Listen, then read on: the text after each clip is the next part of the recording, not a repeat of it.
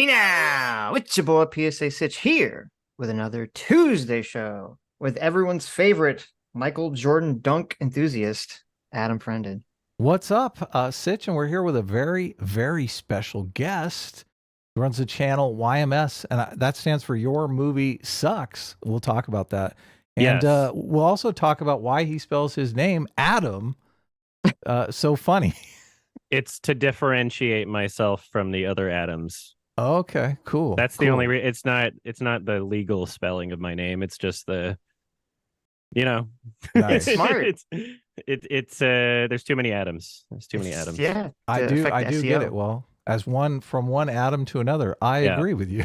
So, So for the sake of not getting confused, you might want to just only refer to me as YMS, and I'll try to remember not to respond to Adam if somebody says no, it's Adam. cool. Look, if you hear my voice say Adam, you know I'm not talking to Listen, if myself. I say So. Adam, you fucking idiot, we'll just let it up Okay. to interpretation who I'm talking Oh, Okay. that's awesome. That's awesome. Mm. about. So we basically took some notes. I was interested because you were on EFAP and you were talking hmm about critical drinker. And I've watched some of your videos on hmm movies and movie reviews and stuff like that. I largely agree with you. I listened to some more of your live streams before this. It seems like hmm you're interested in independent film. So maybe we can start there. Maybe like, Sure. do you have what kind of independent films do you like? I'm always pitching the movie Rubber, and everyone's always getting Oh, very mad at me. God. Um, Rubber is definitely the best movie that Quentin Dupieux has ever made. Really? Have you seen his other ones? Hell, I've seen them all. Yeah, of Oh, course. damn. I can't stand him, but I think that Rubber was kind of like its own little lightning in a bottle, like because of how, there's a scene where the audience gets bored and falls asleep, right? That's how So Yes. I I think Oh, felt that watching yes. level of Rubber. self-deprecation and self-awareness kind of Yes. makes it okay, even though it's not a movie that I love personally, but I think it's like good in a kind of Well, begrudging way. it's interesting because I like a lot of independent films, and this I think one of your critiques of Critical Drinker was that Critical Drinker is just basically critiquing big movies, and that there are a lot of independent movies that you think are possibly should be as big as these big movies. Look, I love Rubber personally myself, but I can understand Ugh. why that's not a big movie, right? Oh, I it's not like it's not necessarily that he's only talking about big movies. okay. It's that it's very loaded with this, I guess, over encompassing idea of like modern movies suck, right? And so Mhm. even though there are other smaller medium to small films that he's recommended on the channel, the you click on the front page, like I don't know if I should right now. The overall vibe of the channel is very much kind of culture war-y, which I don't know if that is necessarily the best, most substantive way to view like movies as a whole. Like, sure, there's room for that sort of conversation. But I just there's something kind of weird about just like the entire branding more or less being that. And I guess that there's people that would argue with me about whether or not that's even the case. Because I know in a lot of circles that type of branding and that type of language is like very normalized. Mhm. So I guess I Well, guess if there's anything that I try to get forward as a perspective or an ideology, it's just to add a bit of nuance to a conversation. I often don't go with hard like, oh, this is 100% true or this is 100% false or like I usually just if I'm interjecting in something, I'm usually just trying to maybe more or less say, is there something more to the conversation? Is it a bit more complicated than what this simple answer might be, right? Let me ask a follow up on this. And so how would you describe, just in movie review terms, your style next to Critical Drinker style? Um, well, my style, I think that there's a bit more in terms of like the editing. I think that a lot of people gravitate towards my videos for, editing jokes. That's not exactly as present in Critical Drinker's style. Critical Drinker also talks about a lot of movies that aren't out yet. Critical Drinker will make entire videos or several videos about, someone said, like an actor or a director in charge of a new Disney project said something that was woke, and that's worth its own video. I don't know if that's not really how I do my content. In terms of, if you click on like the most viewed videos on my channel, most of mine are like dunking on things. They're critical comedic breakdowns. But I mean, like, I'm also happy to say that, like, on my channel, like the most viewed videos of mine, what was that, like Cool Cat, Kimba, like Old Boy. These are all things that I have like such a deep personal connection to and so much to say on the subject that they turn into like 6 months, year-long projects of like, not only shitting on a movie, but like really praising a movie. Like Old Boy, it's a love letter to the original. The Lion King review, it's a love letter to the original. And to really sometimes to get a better appreciation for the original, you need to see someone else attempt it in a way that just falls flat on its face. And I don't know, if you go to my channel right now, like the past, I would say every year, if you were to count like how many movies that I review in video form in a year, if there's like 100 movies, I would say probably over 50 of them are like independent film festival movies. I do them in batches, right? So my Toronto Film Festival video is like 20 some movies or whatever. My Fantasia one is 20 some movies. I'm doing a bunch of screeners for Vancouver Film Festival. That'll be its own video. So I guess there's a difference there, but I don't know. It's not necessarily that my channel is objectively better or correct or anything. It's just a different approach, right? No, I totally agree. Hold on one sec. Okay. So on the dunking on movies, like obviously Critical Drinker is dunking on movies, but he's dunking on them for wokeness.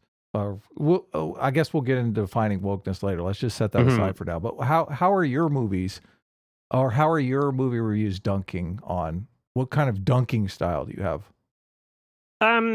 Well, it really depends on the movie. I am a very big fan of like cringe and awkwardness and okay. So just bad movie stuff. Well, I mean that's kind of that's not specific enough. It is a bit more complex. Okay.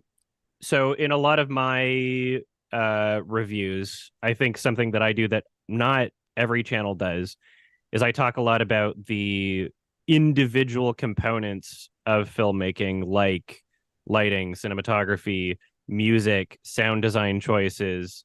And that's not to say everybody has to, not everybody has the ear for music, or not everybody has the ability to articulate why they might enjoy a certain aspect of a movie. They might just know that they like it, but not really understand why. And that's fine. I think a channel like Critical Drinker focuses primarily on story elements. Not to say that that's not like an invalid criticism. I know some people are like, you can't criticize plot holes. I don't agree with that. I think that that's a perfectly valid criticism. But yeah, to differentiate between our channels, I would say that that's one of the differences. Also, I have so many different styles of videos. There's a big difference between like a quickie review of like a movie that I'm actively trying to recommend and I only want to talk about for 2 minutes because I don't want to spoil it and because I want to have my audience watch the movie and I want their experience with the movie to be with the movie, not through my video, versus I'm going to talk about The Lion King for longer than the runtime of the movie, and here's every single detail as to why it's wrong, and it's wrong in ultra meta ways that you don't even realize a movie could possibly be wrong. There's like commentary tracks. Do you evaluate on story? You mentioned story, but I'm not sure. Yeah, I do. Okay. So like in my Lion King video, they're in the way that characters were introduced in the film. In the remake, a lot of the information that was given was essentially done so in a way where it's really kind of impossible to go what's on and understand the characters' relationships unless you've already seen the original. So it existing as its own separate product is just like an utter failure. And so there's a scene where like Zazu gets introduced. In the original film, you know everything about their relationship in the first 2 lines of how they interact with each other. Nice. In the remake, it's like, you know, Zazu introduces himself in a way where he could just be doing it towards any other line, like the king approaches, blah, blah, blah, blah, blah. Like that means nothing. Whereas in the original, he's like, you know, they're having this playful banter. Scar's like, what do you want? And Zazu's like, you know, there's an implied history, and all it takes is just how you're communicating these bits of dialogue. Mm-hmm. And you can have a 90-minute long film that says so much more substantively than like a 3-hour long film, just depending on how you write it. So I talk about writing in that way. There's many ways to criticize writing, but you know, Okay, depends on Sitch, what you're go going ahead. for. What do you got? Well, so are you against a channel dedicated to analyzing like politics and culture in movies, or is there something more specific? As long as it's irks being you? honest about what it is, yes. So is there a feeling that like it's not, if it was upfront, is that the issue? Yeah. Okay. Yeah. That's really interesting. Yeah, I mean, I understand if you think that if you feel that there's someone who's trying to like subtly put something into their content. I mean, I think with Critical Here's the Drinker, thing. it's like pretty clear what his positions are on a lot of this stuff. No, I understand it's clear what his positions are. Mhm. How much did you watch my original video criticizing him, or did you watch the stream on EFAP, or both, or how much what's I the watched context like of what? 3 hours of the 9-hour stream, so I 3 probably hours. got Well, through like 2 minutes of your video. I watched your Exactly, original video. right. Yeah, Right. I watched You your watched the original video? Okay. Yeah, Would and you- I even took some notes. So Would you agree that in my original takedown, my original reaction, my original well, I wouldn't even call it a takedown. I mean, thank like, you. Exactly, yeah. exactly. Would you This agree that I wasn't was like a being like dismantling. very, you know, coming at it from good faith, empathetic, trying my best to understand, not Yes. you know, like I wasn't. Yeah, thank you. It's incredible. It's incredible in the comments to the EFAP stream how like charged people are to think that it's some sort of like epic ownage, or like that I was doing some sort of like detailed attack video, or that I was like poisoning the well by stating my my anecdotal experiences and showing my biases to make my biases known. They're like, you're poisoning the well.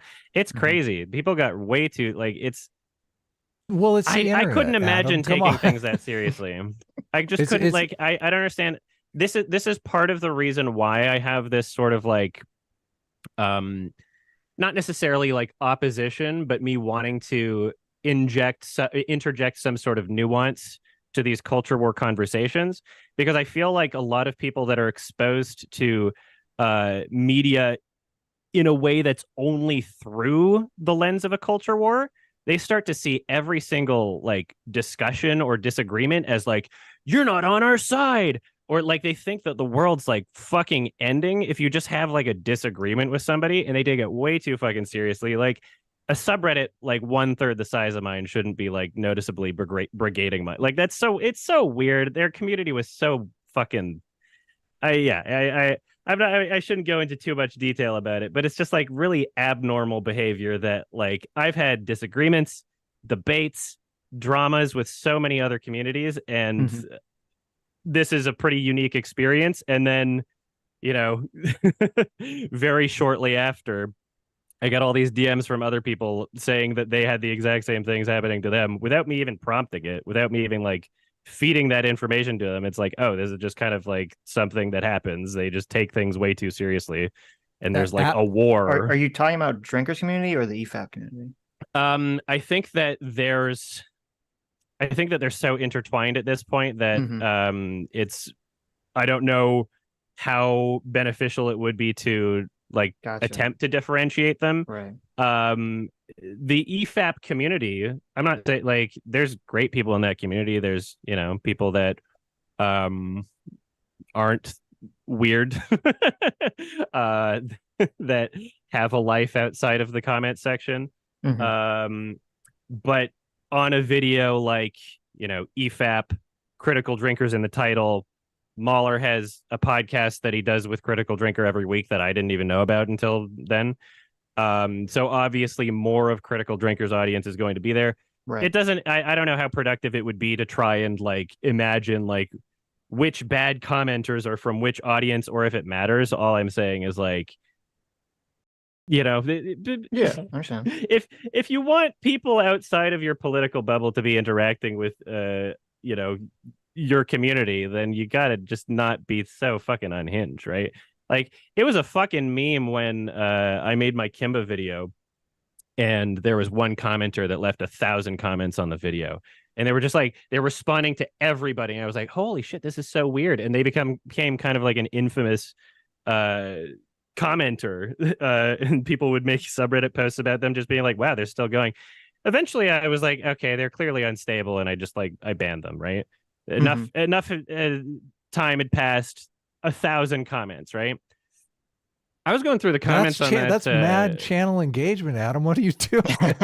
Yeah, I was just, yeah, but you can kind of control, or at least make it clear what kind of things that you're comfortable with or tolerating in your own community, right? Look, I totally agree with you. If you don't do some moderation, your community is just like, there's going to be death threats in your comment section soon. Yeah, and so going through the comments in that EFAP stream thing, who knows? Maybe none of them are from Mauler's or Drinkers community, and they're all just brigading from somewhere else. I don't know, but you scroll you scroll and you sort by new.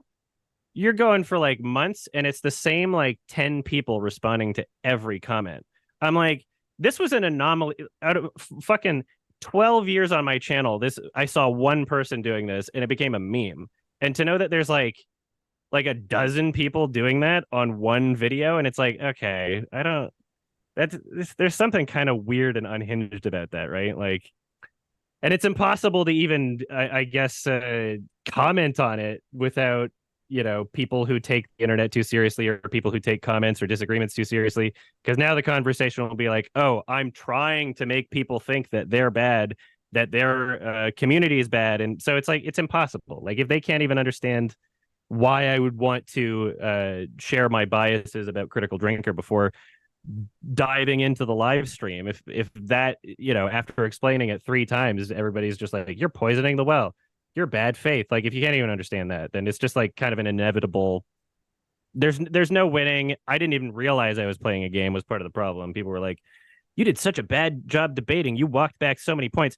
I didn't think that I was debating. I thought I was having a conversation with some people that I thought were friends, you know? Like, I thought I thought the whole point of the conversation was like to understand their position and for them to understand mine. And, you know, if I was to walk back something, like, you know, Critical Drinker had a playlist of Drinker recommends, right? And I thought that was the extent of the films that he's recommended on his YouTube channel. And so, you know, I made the mistake of not realizing that there were a bunch of other recommendations that weren't a part of that playlist, right? So if people are going to argue about like how many independent films he's recommended, or what even constitutes as an independent film, or blah blah blah blah, it's not like, oh, I walked it back as in I lied about it and now I'm caught and now I'm admitting I lied about it. It's just, I'm not going to argue about it, right? It's something that, like, again, there's no 100% true or 100% false answer. I'm fine to have nuance in a conversation. And if the people I'm talking to want to argue about it, you know, I didn't think I was in a debate. I didn't realize the whole point of the conversation was to win. But apparently I was not there the same understanding that other people in the conversation were, which sucks, but whatever. You learn something every day. Going back to the political stuff, is it, I'm trying to figure out kind of like where you're coming from, because I think I understand it, but I want to make sure.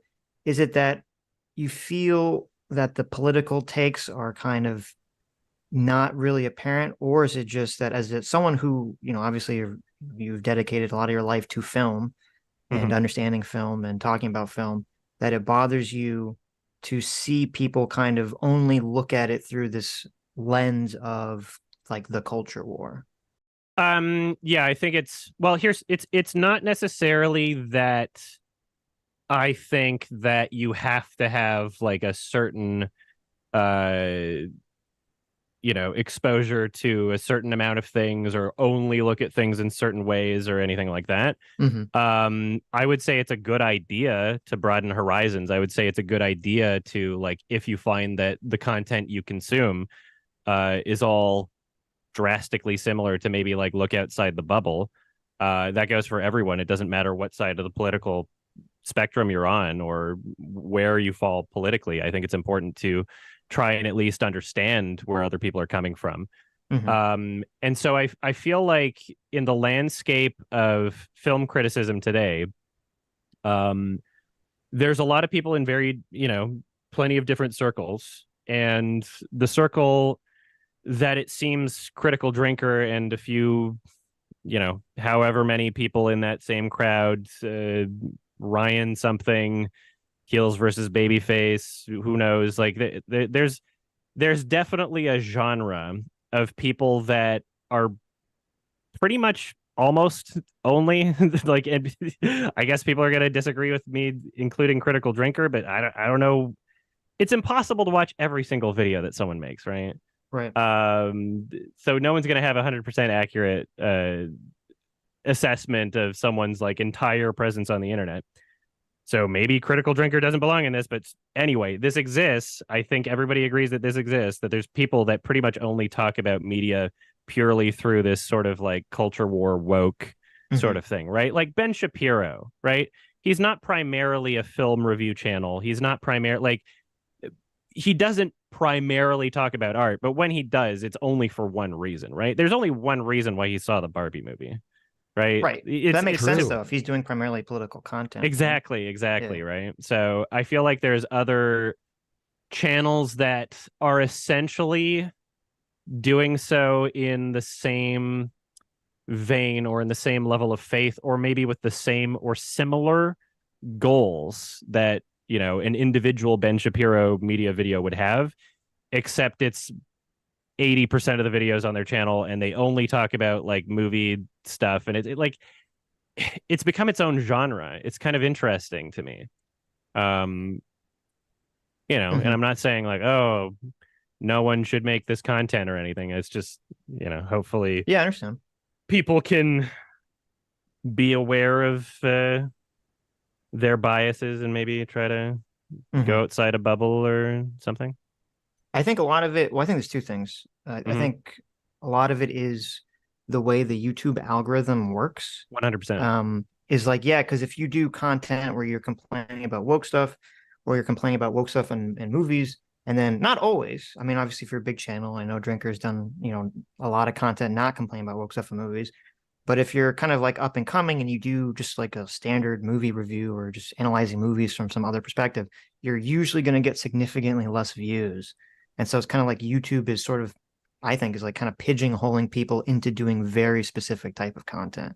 Like it is easy content. It is. There's the reason why there's so many channels exactly like it pumping out the exact same video every day is because it's easy content in the algorithm, and getting people upset about, it's one thing to talk about a movie and your experience with the movie. It's another thing to talk about a movie and act like it's the end of civilization because of a greater narrative of, right, feminizing men and eating bugs and whatever we want to attach to it, right? Like right. when you attach these like your world is about to be crushed and society is under collapse, and like, whether regardless of varying degrees of truths or half truths or lies or whatever in any one of these subjects, it's that's how you get people to pay attention. It's how you get people fired up. Like, what do you think like advertising in the US is like, hey, you're gonna fucking be ugly forever unless you get this product, you're gonna be fat for like a lot of just algorithmic things that get our attention are fear and anger based. What do you think Twitter is, right? So yeah, it's inevitable. Yeah. CGP But Grey did a very good video on how anger and yeah. outrage is what generates the most things or most clicks. And I think the media's picked up on this, which is why so much of our media is focused that way. And I agree with you that there are channels that I see that seems like they do this sort of very easy analysis of everything being woke, and kind of that's kind of all they talk about. But on the flip side of that, I guess the question I would have is, do you think that filmmakers nowadays are intentionally putting more politics and culture war stuff into movies now compared to the past, or has the type of political messaging in movies and TV changed over the last 10 years or so? I think that it's very likely you could notice a trend like that, in the sense that in the same way that it's easy, lazy algorithmic content on YouTube to be talking about how everything's woke and blah blah blah blah blah, right? You can notice it in your video manager, right? Like everybody who's ever made a YouTube video is like, ooh, this video is performing particularly well, right? And then it's whether or not you chase that. In the exact same way that exists for like fucking Disney, and perhaps maybe it's feeding into itself in the same way that they think they're getting more promotion because everybody freaks out about something when, Pixar, they have this article being like the first gay character for like the 7th time or whatever. Right, and it's just like in the background, the random non-human alien police officer mentions, I have a girlfriend at home, and it's like, I don't even know what gender they are, and that's all there is to it. And you can edit it out for the Russia release, you can edit out for the China release. So in 100%, at the very least, like marketing wise, it's happening more often.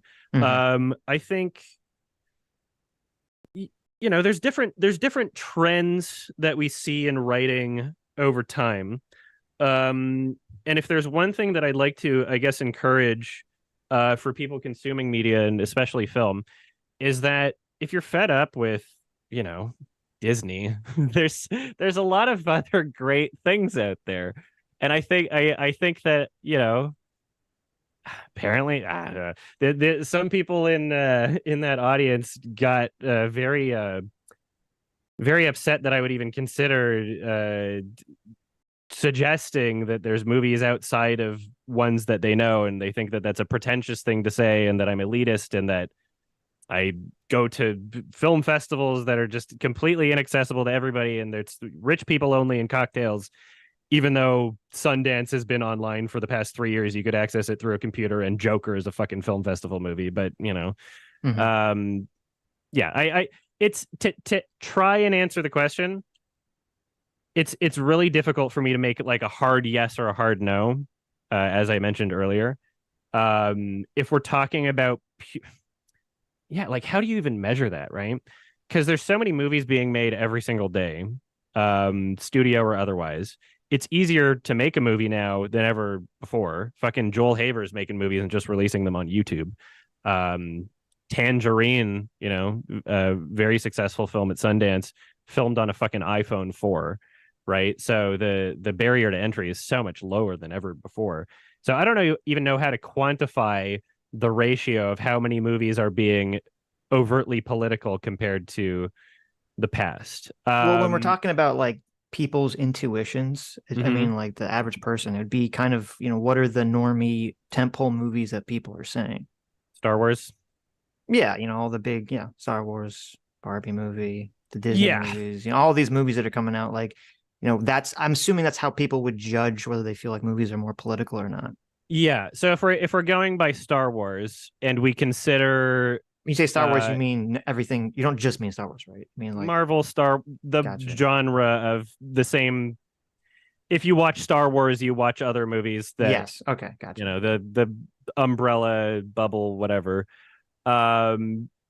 Sure, I think that you could say that, but it would also depend on how we define like political, right? It would also depend on like, is it inherently political? Like, I mean, technically everything is, but how political are we going to say is the way that a male versus female character is represented?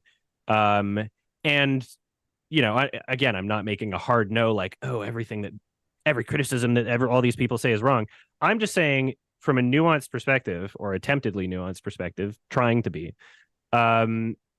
is something perceived as political more so because it is going against the grain and breaking a kind of tradition that we have, right?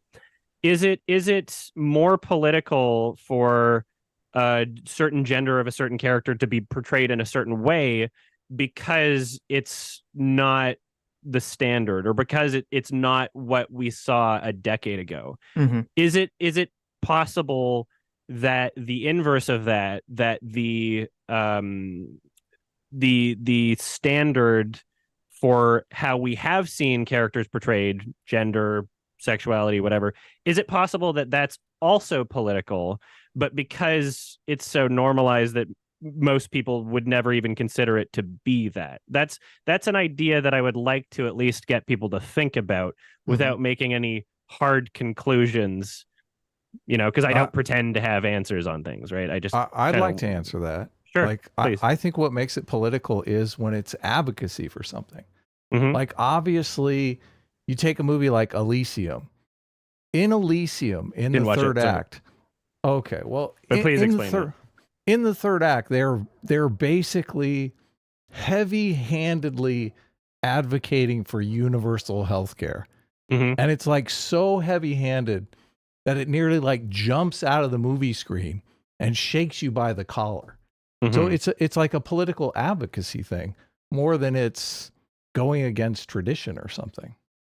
Okay, yeah, in that situation, that sounds like I wouldn't have any disagreement with that, because, you know, Saw 6 is political. It gets into the healthcare debate, but those are things where they're so explicitly political that there's no other way to even like describe them. Whereas I think that a lot of political conversations surrounding movies are ones where it's essentially just like, is this a norm or is it not a norm? And it involves either race or gender or sexuality, when, you know, ideally, maybe in the future, maybe never, but in the type of world that I would like to see, it wouldn't even be considered political for, you know, for, you know, people are just people.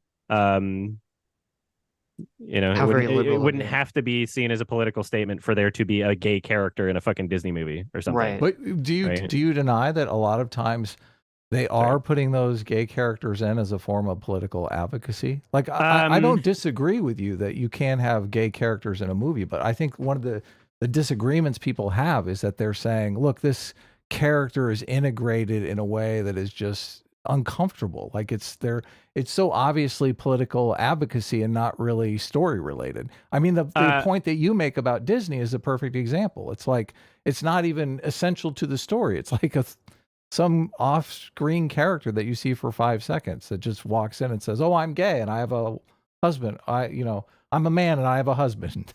I think that there's several layers to this. So in the marketing, they at least very much want you to believe that it's political advocacy, because they think that they'll get more sales and they could pretend to be like a good person, company, corporation, whatever. It's just, it's a corporation, right?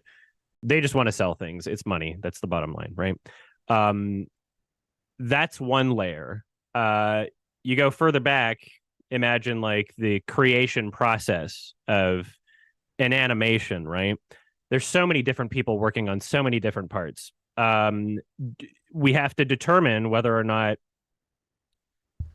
however many writers worked on what was it? I don't even remember what the movie was called. Onward. However many writers worked on it. And was it a part of the lead writer, like the person that came up with the concept or the person that drafted the first script? Was it a part of their checklist to be like, and let's add one gay character? Or was there 1-2 employees at Disney or somebody that feels strongly enough about their own identity that they're like, let's see if we can get away with, like putting a gay reference in the movie? Because that's all that movie really amounted to, was literally just like, my girlfriend, and that was it. And maybe they were like, oh, let's record that line, let's see if we can get it through enough people, and if anybody objects or if they don't object or whatever. That's a potential way that scenario can happen. So it really depends on the movie if we're going to try and be arguing like intent, like the overall intent of a gay character, as an example, being included in something, right? So, you know, there's plenty of movies where that's the whole fucking story, right? Like the whole story is like, oh, this is a gay character. It's about their experiences as a gay character, right? Philadelphia, like obviously you're gonna have some gay characters in that movie. Fucking yeah, there's, you know, some every like couple of years there's like an Oscar movie about like a gay or trans person, and that's like that's one of the 10 movies or whatever. So yeah, you'd have to hear it from the writer, and depending on what type of project it is, you know, like something that's like a fucking 20-person crew or 1,000-person crew, or like is it an A24 thing where the writer and director has complete creative control, or is it a Disney thing where they're like trying to micromanage everything and there's certain rules that you have to follow, blah blah blah blah blah. It's there's no simple answer. And so when I criticize and try to bring more to the conversation on, you know, let's just say the overall umbrella of culture war related movie channels, it's not to say like you're wrong. It's not to say you know, there's no truth to anything you're saying.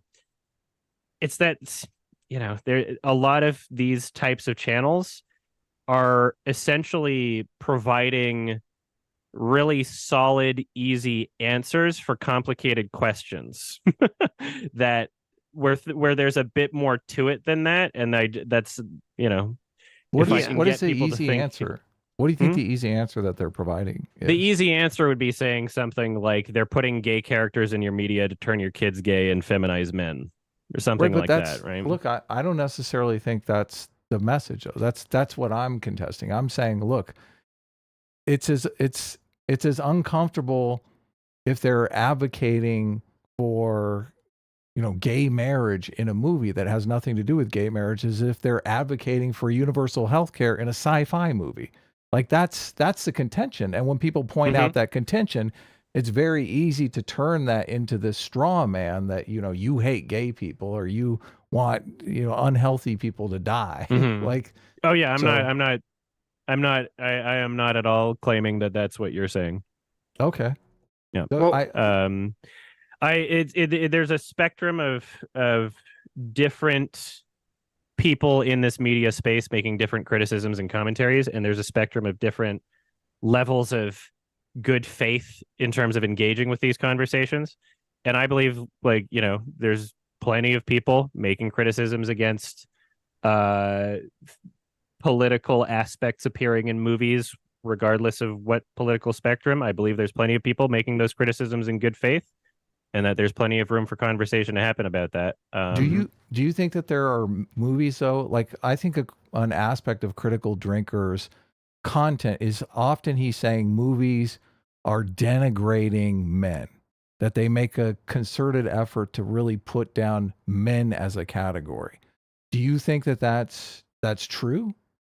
It probably is, depending on what types of movies you watch. But right. Yeah, I mean, look, I don't necessarily think that those movies are like those movies shouldn't be made, or that, you know, if man-hating feminists want to make movies about how men suck, they should definitely be able to make them. But I do understand that this is a part of Critical Drinker's popularity, is that he's pointing this out. He's saying, look, this filmmaker hates men more than they love filmmaking, and that is hurting their style of filmmaking. Would you agree that what's your perspective on Barbie? Because I'm not saying that doesn't exist. I've seen plenty of movies where I would completely agree with you. And the most egregious examples I've seen of them have been like independent fucking festival movies where it's like just somebody I'm like, you had a bad date and you're taking it like nobody wants to fucking talk to you. What are you even doing making movies, right? I don't disagree that that's happening, and I don't disagree that can be found, and there's examples of that in large budget mainstream movies, right? What is your take on Barbie? Because a lot of people were making those same criticisms against that movie, as if it was coming from a man-hating place, but I really did not like that was such there is a lot very of nuanced movie. there's a lot of man Well, hating. wait, before you talk about whether Barbie it hates didn't men, come from a hateful place for me. Do you agree that Barbie is overtly political? There's politics within Barbie. Oh, because I'd say that's one of the most overtly political mainstream movies I think I've seen in a long time. Some people's videos, I think Critical Drinker's video, they were their perspective was that the movie tricked people into watching a political movie and that it wasn't going to be political. But it's like, I don't know, like if you know anything about the fucking like the people who made it, like if you're watching a Greta Gerwig, Noah Baumbach film. Yeah, but the typical moviegoer doesn't know they don't know who anything about the filmmakers. Yeah. Look, and I want to bring it back to a point that you made. You said, wait, but you agree? Hold on, about a girl's one doll, second. Though. Like you can't like that. Of course, it's gonna be like somewhat feminist, right? One second, because we're in total agreement here. You have already said the thing that you don't like about these channels is that they're not clearly marked, as anti-woke. Right. They're not clearly marked as political. It's the exact same argument with Barbie. Like if Barbie is not clearly marked as political, it's the same thing. I necessarily agree with that. I don't know if I necessarily agree that you should have a warning about the content of the movie that you're going to be watching unless you're explicitly trying to like go for that. Like if maybe you want to add like a section on IMDb right next to like the parents warning of like, does this movie have like sex in it? If you want to have like another website that tells you whether or not there's like talks about feminism or anything political, maybe there's a market for that website. But me, I like to go into movies blind anyway. Otherwise, just knowing who the directors are and Well, I don't think it'd be about like a warning. It would be that the trailer intentionally didn't show any of the political elements to it. So people would go into it thinking, oh, this is like a silly Barbie movie and be like, what is this? I don't know if I agree with that. I think that because you're acting as if the I don't think that the trailer was misleading in terms of what the core of the movie was. The movie had politics in it, and in terms of like the narrative, there were political statements being made that I thought were honestly pretty nuanced. I didn't think that it was coming from oh, men are the worst, and that was the whole point of the movie. Like it was equally critical against women, and it showed like toxic feminine behavior, and it was even the criticisms of men and women. The criticisms, they do exist, but they were not like malicious. They were not like needlessly combative. Like if Amy Schumer got her way and directed the movie, then we would have seen some, then that probably would have been the movie that where I would feel like a lot of these criticisms would be more accurate. But in terms of marketing a film, it's saying a lot to the same reasons I have these issues with the overall umbrella of culture war oriented easy answers and trying to attribute intent in a certain way to more complicated questions. Perhaps, maybe there was someone in the marketing department that said, don't let people know there's any feminism in this movie or any gender commentary, or else no one will see it. That's possible, but I don't know if it's difficult to just say that confidently, when there's so many different reasons why a movie can be marketed in a certain way. Like so many movie trailers are vague, right? There are other movie trailers that spoil the whole movie. Like when I think of the experience of Barbie and I think about what I liked about the movie, when I see it again, I'm not seeing it again to go like, I can't wait until they talk about how some women feel like they have to live up to difficult standards. When I see the movie again, I'm thinking about the set design, how funny fucking Ryan Gosling was with Ken. I'm thinking about that great song that they had in the middle of it, right? Those are the selling points of the movie. those are what I enjoyed about the movie, and what I think most people enjoyed about the movie. It was universally like it broke records. It's not like it was a polarizing movie in terms of people enjoying it for the most part. So yeah, when they make a trailer for it, they're showing those parts. They're showing the selling parts, right? What like it Well, so the you said a lot. the Yeah. experience of the movie was accurately represented in the trailer. When I Right. think about the movie, I think about those parts. Right. You said a lot of things I want to touch on. Yeah. But regarding the trailer Sorry. specifically, I mean, yeah, I can't, we can't read the mind of the marketing department where they, did someone correctly say, okay, I think, Ken is going to be the big draw here, because obviously I think he was for a lot of the audience, and the song is great and all that stuff. Or was it to like whether it was intentionally to hide the political or not? I mean, I don't know. I think you'd have to acknowledge that whether it's intentional or not, they did hide the political stuff. I mean, me and Adam, well, let me just finish it. Me and Adam, we cover a lot of woke stuff on the channel, and we're kind of involved on the culture war stuff. And when I saw the trailer for Barbie, I saw all the trailers leading up to it. It didn't even occur to me that this movie was going to be political from the trailers I saw. And I would think I would be kind of more sensitive to those things. And I remember when people were watching the trailers, people were really hyped for it. There was no one, I don't even remember like, when Mario was coming out, people were like, oh, it's going to be woke. Like when all these movies come out, people were complaining it's going to be woke. I feel like Barbie kind of blindsided a lot of people. And that's kind of what also led to the reaction. So I think regardless of the intention, the trailer definitely did not show the political stuff that was going to happen in the movie. Even if the film was not directed by Greta Gerwig and written by Noah Baumbach, I think that the idea of having a film made in 2023 about a girl's doll not saying anything remotely about gender like is not a reasonable assumption to make. Well, I just think that's like that if you're alive in the universe right now, like I don't know how you could not expect.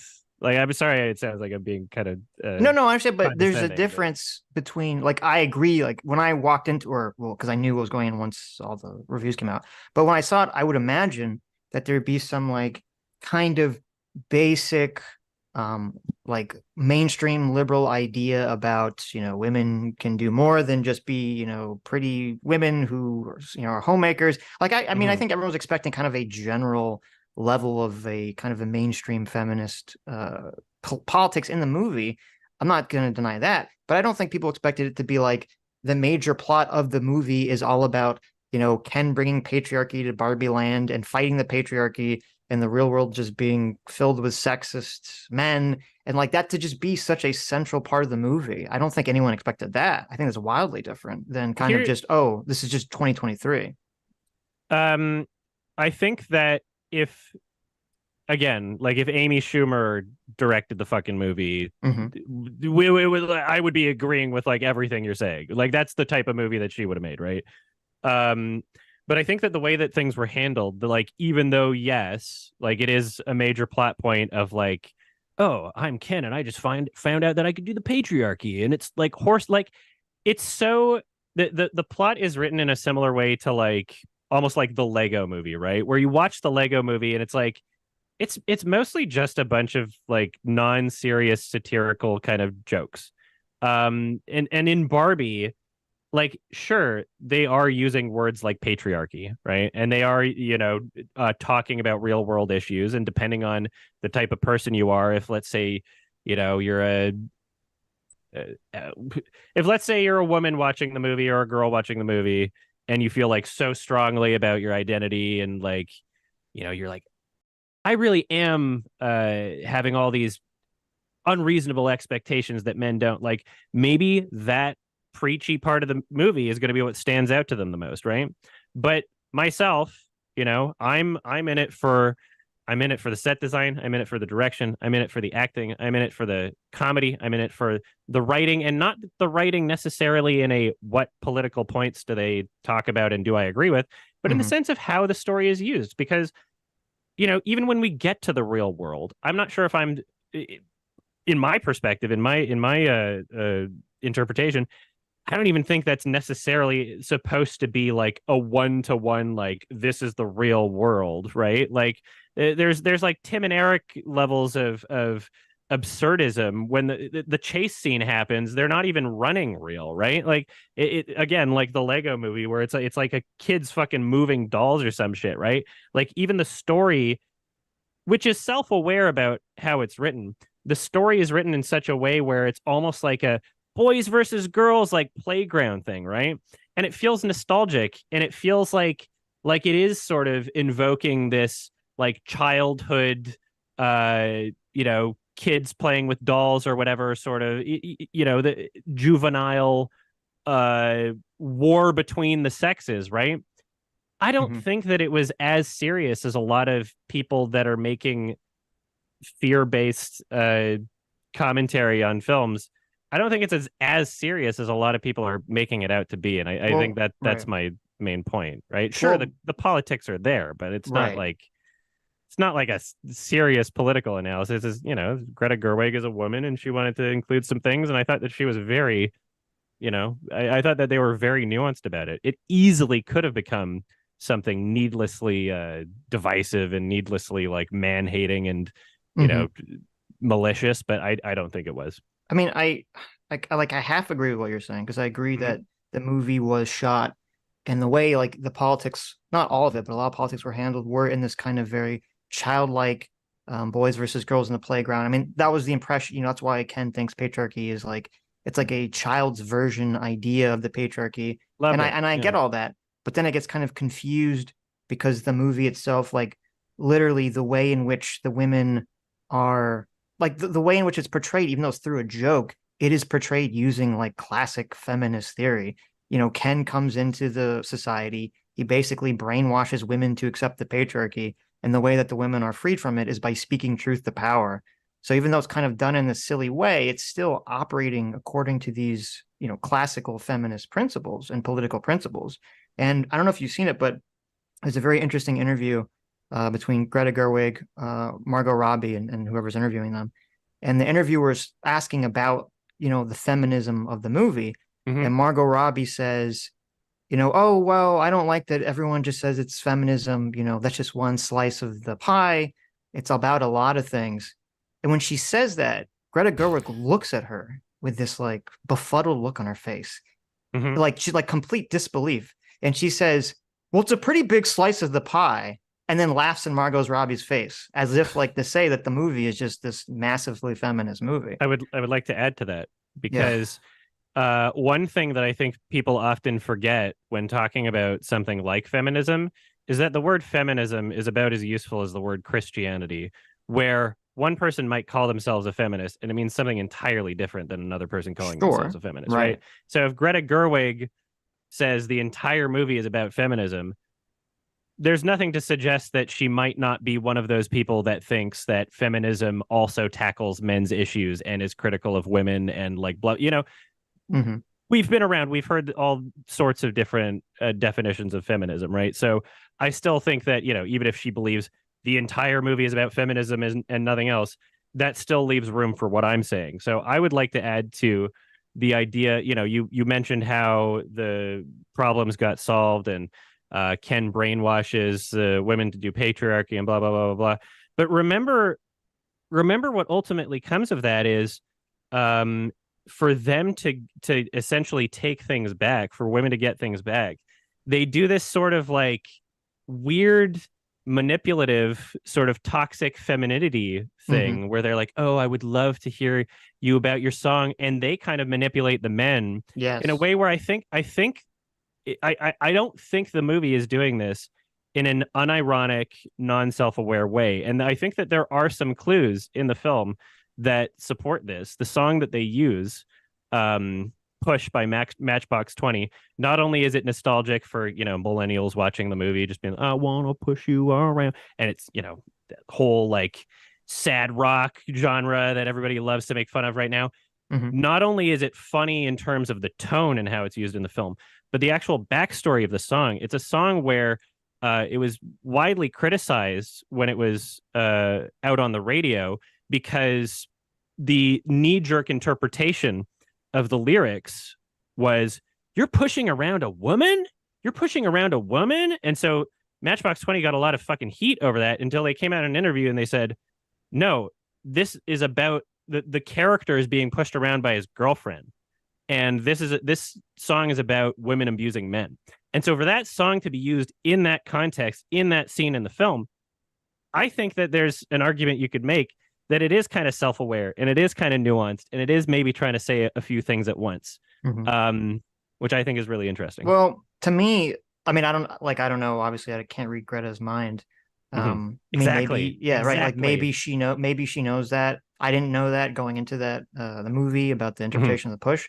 But I know when I was reading articles and people talking about it, I mean, I didn't see for all the articles I saw praising it, I didn't see a single article mention that interpretation of the song or the intention of the song.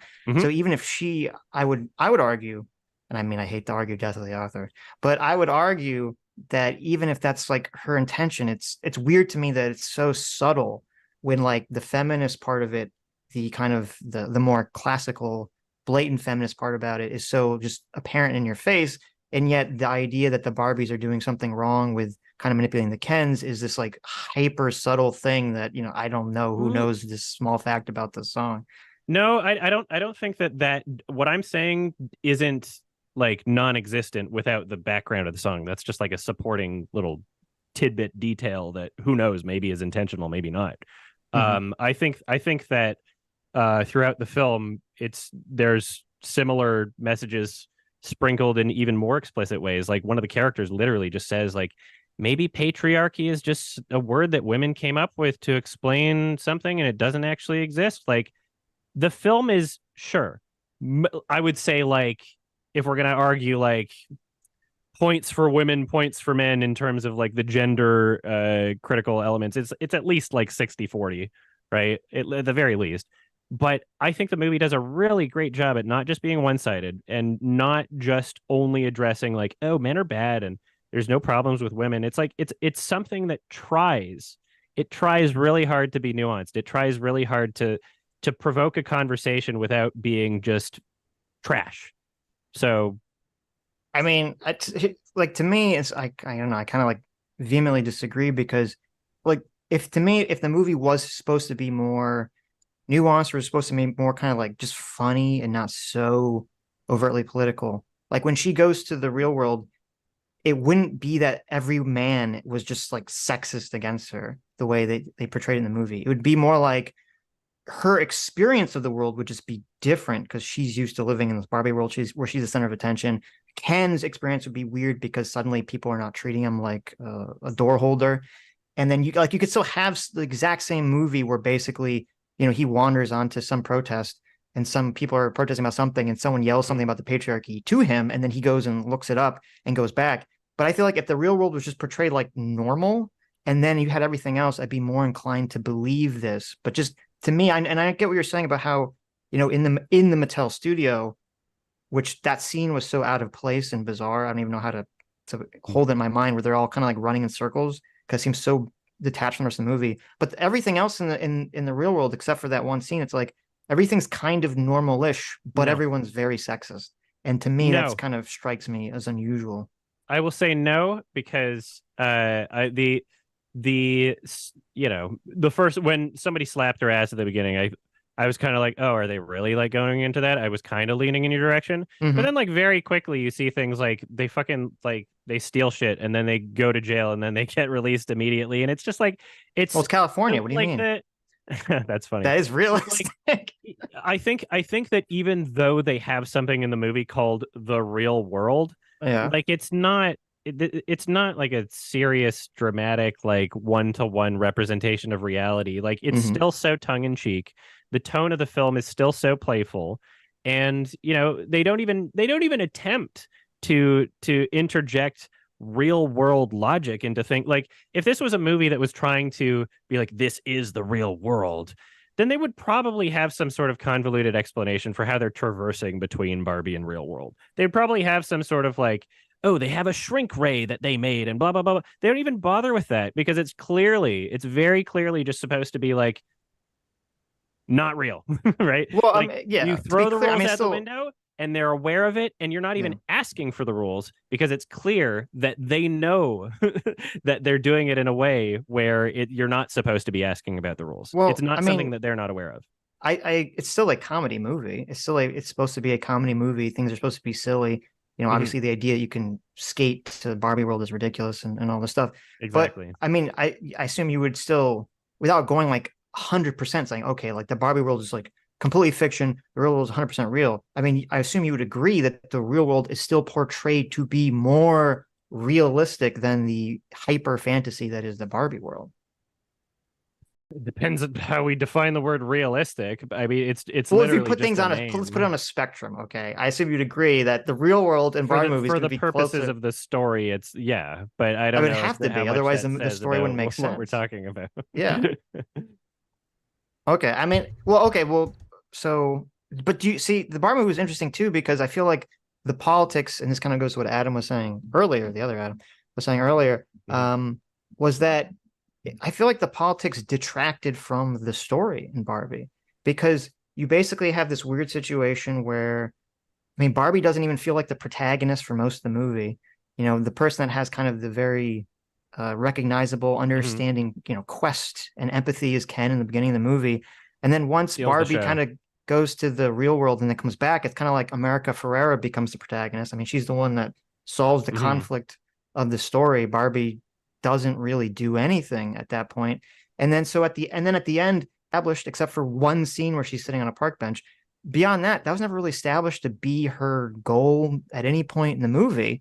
And I feel like if they had kind of, instead of like got rid of a lot of the feminist politics stuff and instead, you know, have Barbie being in the real world, and maybe, you know, you can still have that scene where she gets bitched at by the kid and she's sitting on the park bench, instead of her just like looking at people and just seeing them and having some kind of epiphany, maybe that old woman like actually has a conversation with her and seems very wise or something. And she's like, oh, wow, like you're so wise. And, you know, Barbie can't go over like having an actual real conversation with a person for the first time. And there could even be a joke there about like, oh, well, how old are you? And the woman says how old she is. And Barbie's like, well, I'm even older than you, but she's like an immortal child. And so like, she kind of understands that maybe there's more to life than these like vapid plastic, you know, conversations and experiences that she had in the Barbie world. And to me, that would have been a much better movie than just what this was. Gender politics. Yeah. Yeah. I think that the level of which someone is going to be affected by the political angles or the political presence in this film is probably going to have to do with two things: whether or not it's like you think the movie's agreeing with you, and also whether or not you're like particularly sensitive to it. Because I don't know, I watch I don't believe in God. There's plenty of movies where it's like God exists in that universe. I don't go like, oh man, can't enjoy this movie now, you know, like it's operating on those principles of, you know, or like there's certain given realities that I disagree with that in the context of the movie is a reality in the film. You know, there's sometimes I'll watch a movie. Hold on a second. Adam, what if it's like a kid's movie that smuggles in this concept of God and is really trying to sell people on, you need to believe in Jesus or your eternal soul is damned? Because you're an adult, obviously, but you know, if it's a kid's movie, it's a completely different scenario. If you're traumatizing children, whether it's religiously or otherwise, I would say that that's probably bad, and maybe people should be a bit more responsible with. Well, that's kind of the critique here, is that and this is why Ben Shapiro is Ben Shapiro's basically providing a service here. He's saying, look, the movie system doesn't tell you how politically charged a movie is, and maybe you don't want to send your kids to it if it's too politically charged, if there's all these subversive messages in that we don't actually agree with. I'm going to review the movie and give you a scale on wokeness and tell you whether or not you should send your kids to it. Which I mean, if people want to use Ben Shapiro's metrics for whether or not your kid could see the movie, that's perfectly fine thing to do if you want to raise your kid that way. Well, you know, you can homeschool your kid. You have, as a parent, you have whatever rights you want to expose your kid to whatever sort of political ideas or You know, Look, Christians do the same thing. Like Christians rate movies. They have like a Christian scale, the Christian whatever. They watch the movie and they give it a certain number of doves, a certain number of dove ratings. You oh know the scale. So I know look, exactly what that is, and it was so funny because Cool Cat got rated on that, and they listed bestiality because Daddy Derek is dating the fucking mama cat. It was so funny. That's fine. So, but look, I don't think there's a lot of disagreement between us as far as the different what some people would call woke, the different aspects of the movie that are woke. You would say, look, we're all adults, we can see it, we can understand it, you know, it should be allowed in movies, we shouldn't keep it out of movies. But at the same time, people should be aware of it, it should be properly labeled. And if the filmmakers are not going to label it, there are other people out there like Critical Drinker, like Ben Shapiro, who are going to label it. Sure. And that's fine, right? Okay, so Sitch, can we move on to something else, or do you want to continue? I would love to move on to something else. Sure. I would just like to mention right at the end, you know, I don't know if you were trying to like attribute Barbie to that conversation, but it was a PG-13 film. As I just wanted to make sure that was. Well, I know there were, but the point of it though is that the politics is not in the PG-13 rating. The politics are being smuggled in without the rating. I don't think that there are very many movies that have a lower than PG-13 rating that are as overtly political as the Barbie movie. And I don't like if there's the existence of a gay character in one line in a Pixar movie, I don't know if that's, you know, if you want to shield your children from that, you have every right to, but I don't think that it's something to be concerned about on a level other than personal. Well, I don't either. Look, I think you should be able to send your kids to R-rated movies. But different people have different, different appetites for that kind of thing. Yes. So one of the other arguments that I think, and you guys kind of touched on it in the writing portion of what you were saying, is I think Critical Drinker is making an argument, and a lot of these other, you'd call them woke channels. I guess we still haven't even really defined woke, but who cares? Exactly. They're making an argument that these bad writers are being promoted because of their ideology over their ability to do good storytelling or entertaining movies. So do you agree with that? What's your take on that argument? I would agree with that in the sense that it's a part of a greater problem of the people funding the films not having any idea how to create art. So when the metrics that they have is like, okay, is this person, going to say something on Twitter to get themselves canceled or whatever, and they choose someone that they think is politically safe over someone who isn't. Like, I don't know who's even in the list of people that are being hired. I don't know how many applications are being sent. I think most people working in fucking Hollywood is just a result of nepotism and social climbing and shoulder rubbing, right? That's the biggest problem, right? Basically. So yeah, if you voted for Trump, you're off the project. Yeah, maybe, but like I think I don't know, if you look at the demographics of Los Angeles and that's where most movies are being made, then it's kind of inevitable that would be the case either way, right? So so this is like a common critique that Critical Drinker will make that you actually agree with then. I think like every one of his critiques, I think that there's some truth in it, but I wouldn't agree with necessarily the overall framing or conclusion. Okay. So I'm again doing my classic yes and no answer at the same time. Look, I guess it's a little unfair for me to I don't look, there's a like a kind of pro-felicity thing that goes on in this as well. Like, is it bad for you to agree with Critical Drinker? Is it? No. And you watched my whole 2-hour long stream, 2.5 hour long stream. It seemed and I was like, you know what? There are points where I was like, I agree. Right. Okay. And, like there were points where, someone in my chat would say something and I'd be like, no, I don't think that he doesn't love movies. Right. I was defending him so many different instances, and I somehow Yeah, I've already said this, but like that audience in that 9-hour stream, which I'm not even sure they watched, he came out with some very different interpretations. Well, kind of going back to what you were saying, which was true, or part of it's true, the idea that how people determine whether movies are political or not can be derived from whether something violates a norm. And I think the Lego movie is kind of an interesting example because, even though the Lego movie does have political themes, we don't perceive it that way because the political themes were like anti-conformity, finding your place in society, individualism. And I mean, these are all kind of like classic American values. So we're not really perceiving it that way. But I think that has a lot to play with why people will look at, Little Mermaid and say, oh, they get upset because it's race swapped, or some other movie that has the gender swapped. And I actually, I made the very first YouTube video I ever made, which is awful, and no one should ever watch it because it's awful. No one should ever watch anyone's first video because it's usually really bad. But we're bringing it up in the watch together. Yeah, no. It was about this topic, and I think it was sort of about the female Ghostbusters movie. And I was saying how, if that movie had come out in like 2007, no one would have cared about like complaining if it was woke, or SJW was the term at the time, or anything like that. They'd just be like, oh, they just gender swapped the Ghostbusters. And like people would see it and they'd still hate it because it wasn't very good, but they wouldn't complain about like the politics of it. It's only that because we exist in this environment where there's this perception that there's this culture we're going on, that people see these movies where there's the sex swapped or the race swapped, and it's seen to them as like, oh, well, there's another, feather in the cap of the woke.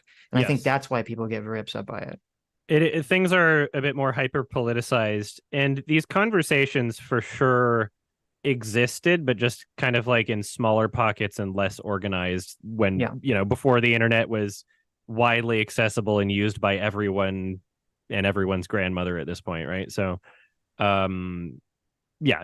things have become way more hyper politicized in a way. The way I kind of see a lot of these conversations, and a lot of these, again, I'm just going to talk about this vague bubble that Critical Drinker may or may not be a part of, but I'm not going to say because I don't know, because I haven't seen every single one of his videos, and people are going to, heels versus babyface or something, right? Or that other guy that, I can't remember every one of their names, but we all know that it's a thing, whether or not we want to say an individual channel's name, right? We all agree that it's a thing. I see it the same way that I would see a channel like talking about movies, essentially gaming the algorithm. I don't know if that's a fair word, gaming, or, exploiting the algorithm or using the algorithm to their benefit. If every single video, let's say 80% or something, if 80% of their videos and their conversations about movies and art were about like, and this is how conservatives are destroying the world, right? Like you can have political conversations in media, media analysis, but there's something that irks me in the same way that a lot of these people that I'm criticizing would say movies are too political now. I would say, the entire sphere of movie discussion is too political now. And then they would argue that that's a direct byproduct, and then blah, blah, blah, blah, and nothing ever gets accomplished, and blah, blah, blah, blah. Well, do you feel that the left and the right politically have changed over the last 8 to 10 years and what they used to be? How do you think they've changed? Well, I mean,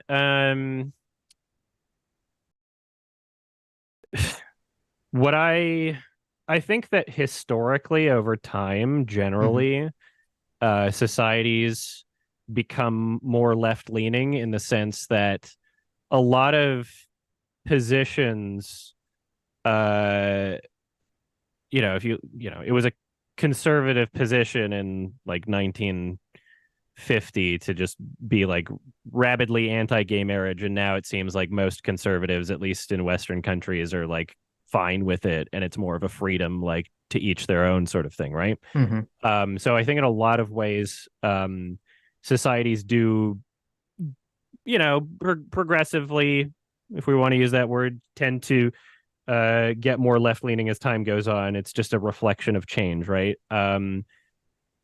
I feel like in the past 10 years, perhaps as a byproduct of the internet and the hyper politicization of conversations and just the Twitterification of conversations and how no one has real conversations and everyone's behind a fucking computer screen and 200 character limit and everybody's just incentivized to dunk on everyone else. Perhaps because of that, I feel like conversations have gotten more charged in like weird ways where I wish people would just like calm down and realize like, hey, you can disagree and not like think that it's like an actual war. Mhm. I think that conservatives, not every conservative, there's plenty of reasonable conservatives, but I think that the threshold for what is considered mainstream conservative political discussion 5 years ago was like fringe conspiracy shit, right? A lot of some of the shit that we, when Tucker Carlson was still on Fox News a year ago, Mhm. and some of the stuff that is in like actually being parroted and repeated by like Republican politicians in the United States is something that would be considered extreme fringe conspiracy nonsense. Like Marjorie Taylor Greene talking about like Jewish space lasers and shit. Like she's walked that back, but like there's a very, from at least what I can interpret, and no one has an objective interpretation of anything, but like from what it seems to me, it seems like the things have gotten a lot more I don't know if extreme is the right word, but like just where's the standard? Where's the standard? Mhm. It seems like it's decorum's gone out the window. It seems like there's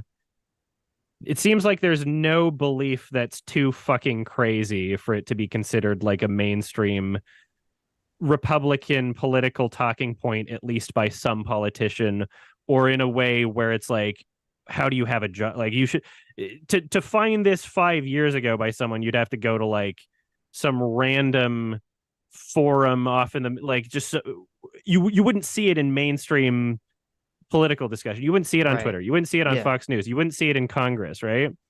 You had Rush Limbaugh though forever, always talking about how liberals were destroying society and hated America and all that. It seems like that's as old as time. That's not my example. I'm talking about like actual. I'm talking about like you're talking about the marrying of Rush Limbaugh. I'm talking about the people that like are fucking think that the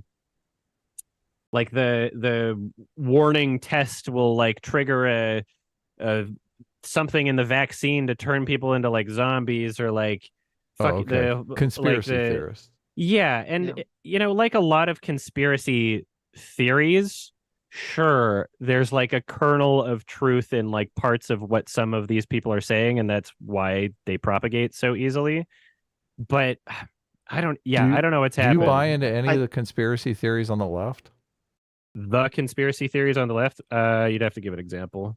Well, I mean, the left used to be the ones that were super vaccine hesitant. Like the whole vaccines cause autism, I think, started on the left. I mean, I don't know how you feel about white supremacy being like a systemic force in society. I mean, that seems a little conspiracy to me.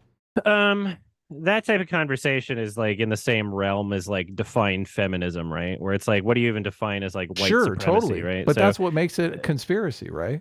Is the patriarchy a conspiracy? Do you believe the patriarchy exists? It depends on how you define it.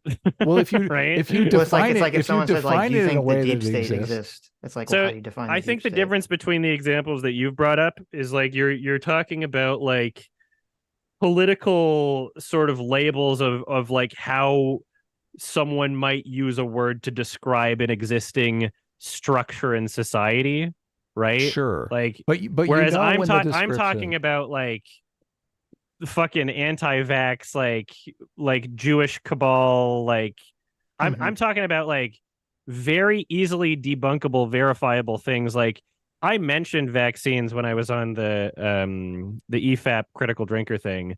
They didn't want to go into it. Perfectly fine. They're not wrong for not wanting to go into it. But because I mentioned vaccines in the initial critical drinker video, and I talked about how Russell Brand is like kind of like an anti-vax conspiracy theorist. immediately in the comments section on the EFAP page, even though, I don't know if their channel is branded as apolitical or whatever, like at least they tried to be, I think. But it seemed there's like top comments on that where people are like, oh, Adam trusts the science, he trusts the vaccine, let's hope he's not one of the 1 in 35. And so immediately, because I'm a person with a brain and it's really not that difficult, I go, okay, what is this thing they're talking about 1 in 35? And I copy the text and I paste it into my browser, and I use a search engine, which everybody has access to. And I go, what is the 1 in 35 statistic COVID? And I find immediately myocarditis debunking of that information. It's a misinterpretation of data. Like if you want to go like, oh, 1 in 35 people had an adverse reaction to the vaccine, right? That's very different than saying 1 in 35 people are going to like actually die from the vaccine. Look, the data that existed, I just want to make this absolutely clear. Okay. The data that existed was that I think it was 35. 1 in 35 people reported some adverse effect of some kind, in a way where how the information was collected, they were supposed to report anything, regardless of whether or not it was related to the vaccine. Somebody stubs their toe, right? Somebody gets in a car accident, right? Like, and if we look at the amount of vaccines that were rolled out, I'm pretty sure at this point in time, it was like mostly old people getting it anyway, that were like a year away from dying, right? Like, it's so frustrating how easy it is for people to misinterpret data in a way. And Adam, we're running out of time, and we'll move on. I don't want to get sidetracked on. Well, no, but wait, I have to respond to this because I mean, I please agree. Be quick. Please be brief. No, I'm not going to be quick. Don't we have another half an hour, 40 minutes? We have another guest coming on in an hour, and I have like 5 other things. Okay, but this is very important. Okay, which is, I mean, I agree. I don't think it's a left-right thing. I don't think anyone interprets data correctly, or they interpret data in a way that pushes whatever argument they want forward. And I think the reason that we're in the situation that we're in is, I've said this a million times, is because of the housing crash basically destroyed people's confidence in the American system and the American economy. And, we saw that's where kind of the Tea Party started. And then the lefts, though, they still had confidence, with Obama. Obama was going to come in. He was going to bring in hope and change. He was going to change everything.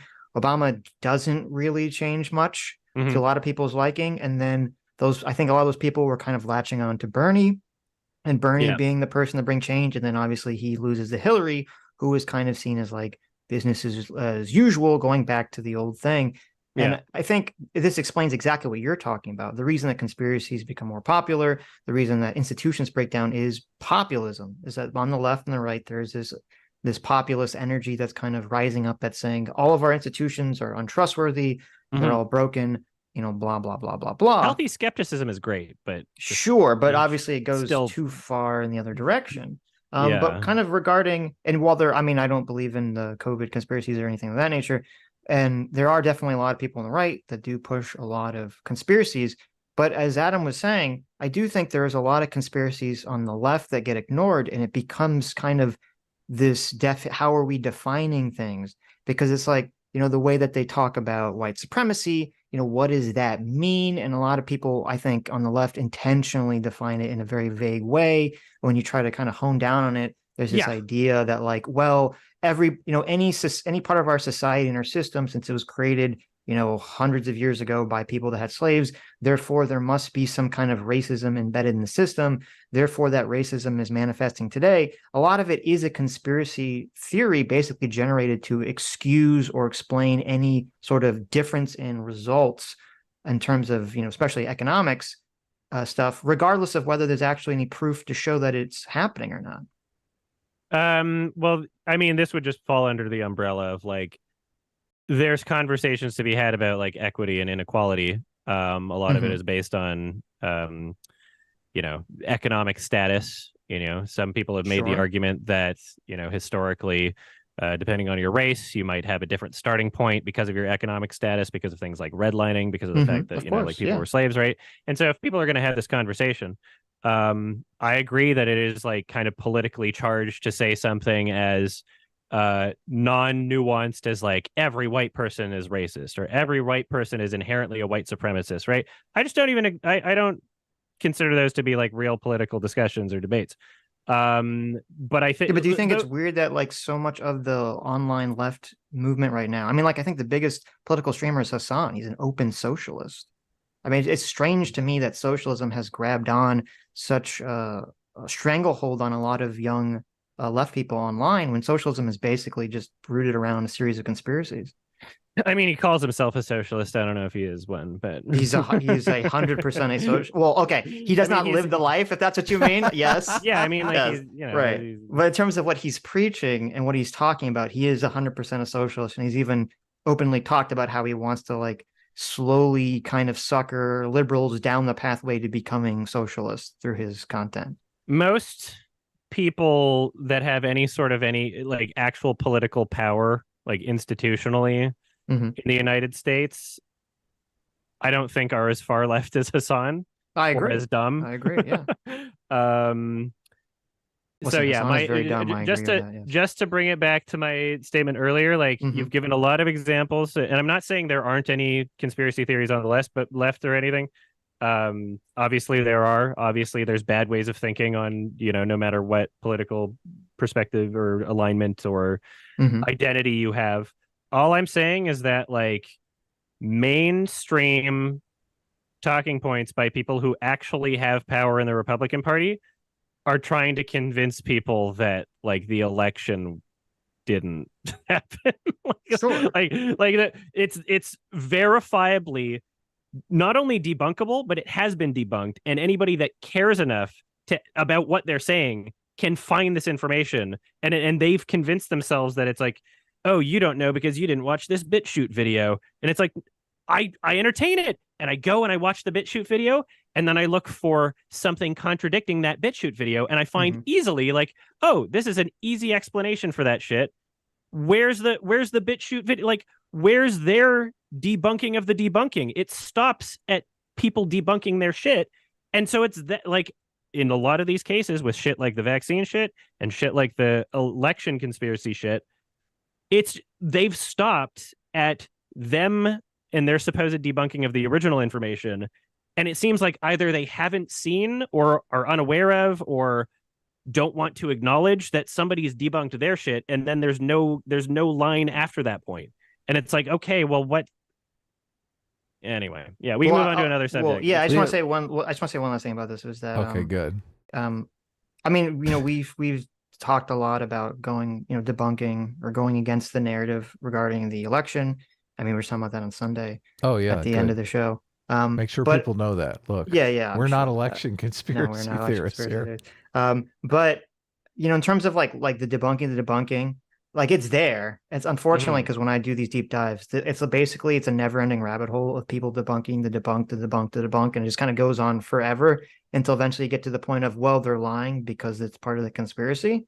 But I just want to say, in terms of like broader conspiracies on the left, I would say that I mean, I agree with you because there is a lot of different conspiracies that exist on the right that exist more in politics, where I'd argue a lot of the left conspiracies exist more in academia. There was one that did have a pretty profound impact, and I would say that was the BLM idea, which was that, oh, the police are running around shooting all these unarmed black men, when in reality, when you actually looked at the numbers, very easily debunkable, there was like, I don't know, it was like 11 or something, 20. I don't know. It was 11. Like it was a very low number compared to what like the perception was when they would poll people. People assumed, majority of people I think thought it was over 100 or 1,000 unarmed black men had been killed. And it's like that conspiracy, that idea, you know, led to all this unrest and rioting and et cetera, et cetera. And also that was during COVID, and people were like fucking pissed about a lot of things. That is true. And there was so much going into like that moment in history that Sure. And I mean, you probably remember at the time, it was really weird because it was like there were a bunch of people protesting the COVID lockdowns, and they come out and the media would be like, oh my God, these people are outside. They're spreading COVID. They're so responsible. And then when the BLM protests started, they're like, listen, we did the research and it's actually totally fine for people to be outside protesting. I will 100% agree. There was a lot of needlessly and also admittedly intentionally contradictory information from government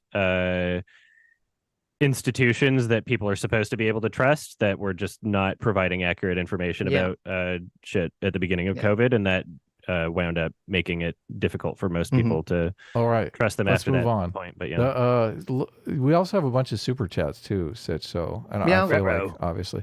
So, but I look in your video, you were making you basically said you don't know why people like critical drinker. You were hypothesizing why people like critical drinker. So I just like I go ahead. Sorry, I was essentially I was going down this path, being like, here's what I heard about him. Here's my anecdotal experience with somebody. You know, I've seen maybe a couple of videos, and then the purpose of the live stream is like, let me just hear him talk. Why let me just see what's up. Yeah, why? Well, you said it several times in the live stream, like, why do people like critical drinker? And so I was thinking, hey, I know why people like critical drinker, but I talked. So basically, I set aside three things, and we talked about one, the hidden political content in movies. I think they feel like critical drinker is exposing this hidden political content that a lot of people are on the left, and they don't necessarily like. It's not really hidden political content to them because they agree with it in the same way that a Christian is not going to be offended if a movie is overtly selling Christianity, because they're like, I like Christianity. Christianity should be sold. Like, no big deal. Which I think you and I are of the same position that, you know, it's like it should be labeled. There are different institutions that are labeling it. Like, it's not really as big a deal as people are making it out to be. And people should be able to make movies however they want to make movies. So there's that one. There's the bad writing. The second reason I think critical drinker is popular is because he's pointing out that bad writers are being promoted because of ideology over good storytelling. So he's saying the product itself is tangibly suffering from this kind of political ideology where people are promoting their friends, which we talked a little bit about, but I really want to go on to the third thing because it's like it's like a huge thing. The degrading of beloved characters. You yourself said, you know, you have a very a deep personal connection, I think you said, with film. And I do understand that there are a lot of people, they have a deep personal connection with these films, like Star Wars, like, you know, Marvel. They grew up with these characters. They feel like they know them, like they're best friends with these characters. And then these characters are being reimagined in a way that they feel is degrading to the characters. So let's talk a little bit about that. And look, I'll let you give your perspective first. Well, I mean, so there's examples that I can come up with where, you know, the character's in Unbreakable. By the end of Glass, like that, I couldn't have imagined a more disrespectful and unceremonious way to end their story, right? Is that a character that's beloved, though? Is that a character like by me? I was talking about my own personal. Oh, okay. Well, I'm talking about specifically like characters like Luke Skywalker that's been around since 1970. Okay, yeah. So I think where we might disagree, I haven't really heard your take on this, but it's something that I kind of like was starting to realize in the conversation with EFAP is that there is, with many people, a very strong sense of like, I guess the idea of these characters is almost kind of like an institution, right, to be respected, when I'm not sure I view characters in that way. And like, I have emotional and personal connections with art and characters within art, in ways that I feel are like very significant and important. But I'm also not really of the idea that there's much that is like sacred, I guess, anyway. So if I see a character, let's talk about like Neo from the Matrix, right? Would that fall under something similar? Because I felt like the new Matrix, well, let's the Matrix... get it started or whatever. It's that was just an absolute terrible, awful film. You know, whether or not it like disrespected the character, it was just like, it was so cringe. True. And I hate it, but I can still, you know, I still can just rewatch the original movies. And when I look at something like that, sure, I made a video about it. Sure, I dunked on Lana Wazowski and, you know, the people that made it. But at the end of the day, I'm kind of just like, that's a missed opportunity. If you're going to make another film, here's how you could have made it better. Sad that we'll never see that other film that could have existed. But I don't feel like attacked in a way where like some sort of sacred institution is being violated, which is the kind of the impression that I get from people at this point, or kind of what I'm learning is how some people think when a character in that they love is not handled properly. Yeah. Is there any character that you would feel that way? Like if they, like, I don't know if they ruined Lion King or something that you really like. I mean, they did. Yeah. Well, did that affect you? Did you feel it, have that feeling? Well, I made a big breakdown about what they did wrong and how they could have done it right and what didn't work about it. But here's the thing, like, even so, seeing The Lion King 2019 and just how much they it's like my least favorite movie ever, right? Seeing just how much they disrespected, my favorite characters, right, gave me a newfound love and appreciation for the originals in ways where I was able to be like, not only does this new thing suck so much, but I know now what works so well about the original in ways that I didn't before. Not saying I didn't know anything about why the original worked, but now I know more about it. Now I can really like appreciate details in terms of like how characters are revealed in the like the thing I was talking about with Zazu, right? Like I didn't notice that before I was doing that side-by-side comparison of the scenes. And so I was able to get a newfound appreciation for the things that I do love. Now, in some alternate universe where, they made a Lion King 2, 3, 4, 5, 10, or whatever, and they were all fucking just as good as the original, that's ideal for me. Right. Sad that that's not the universe that I live in, but I don't know. I still, that's just kind of existing on the planet and understanding art is not going to, trying to replicate lightning in a bottle. And, especially what I was saying earlier with just like the money not going to the artists and blah, blah, blah. Is it wrong that people... Let me just say, I agree. Like obviously it's like a healthier attitude to kind of try to not be so affected by those things. But I think another element too is just that for a lot of these characters that people did like, I mean, I don't personally have any of these attachments to this stuff because I'm autistic, but for the people that do have these attachments to these characters, I think it's not just that they see that the character is kind of like murdered or, brought back and, they desecrate them. Luke Skywalker is always the classic example, but then it's like they see a bunch of people cheering that on and then saying like, oh, if you don't like this, it's because you're, immoral in some fashion or some kind of bigot. Oh, which I'm assuming that didn't happen with Lion King. There's so many. Well, you could argue actually. Did it? Did that happen? There's certain arguments that you could make about that. They did replace a lot of white actors with black actors, not the other way around. That's not really something I focused on in my review. But if you wanted to get into that genre of commentary on film, that you could make those commentaries on the Lion King. But I agree with the word you used. It's like, what did you say? Healthier? It's probably healthier to not. Yeah. And I'm not saying, people can't really. I mean, yes and no. People can't control their emotions all the time. You can try to.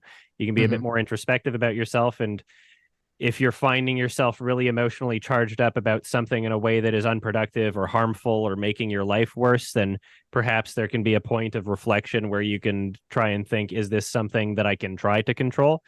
I think that when we're looking at characters as institutions, not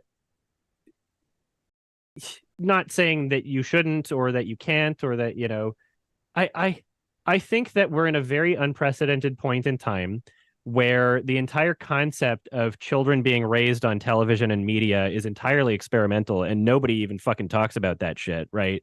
Like how many years back do we have to go before we realize like, oh, kids didn't just grow up watching movies and like Pokemon and all these like advertisements telling you that you need to love something and that it's the most important thing in the world, right? Like we've all been fucking brainwashed. We're all part of this generation where we're brainwashed essentially to have unhealthy emotional attachments to brands and to characters in ways where like I would hope, I think that it's probably healthy to, even if you love a certain brand and love a certain character, there's characters that I'm obsessed with, right?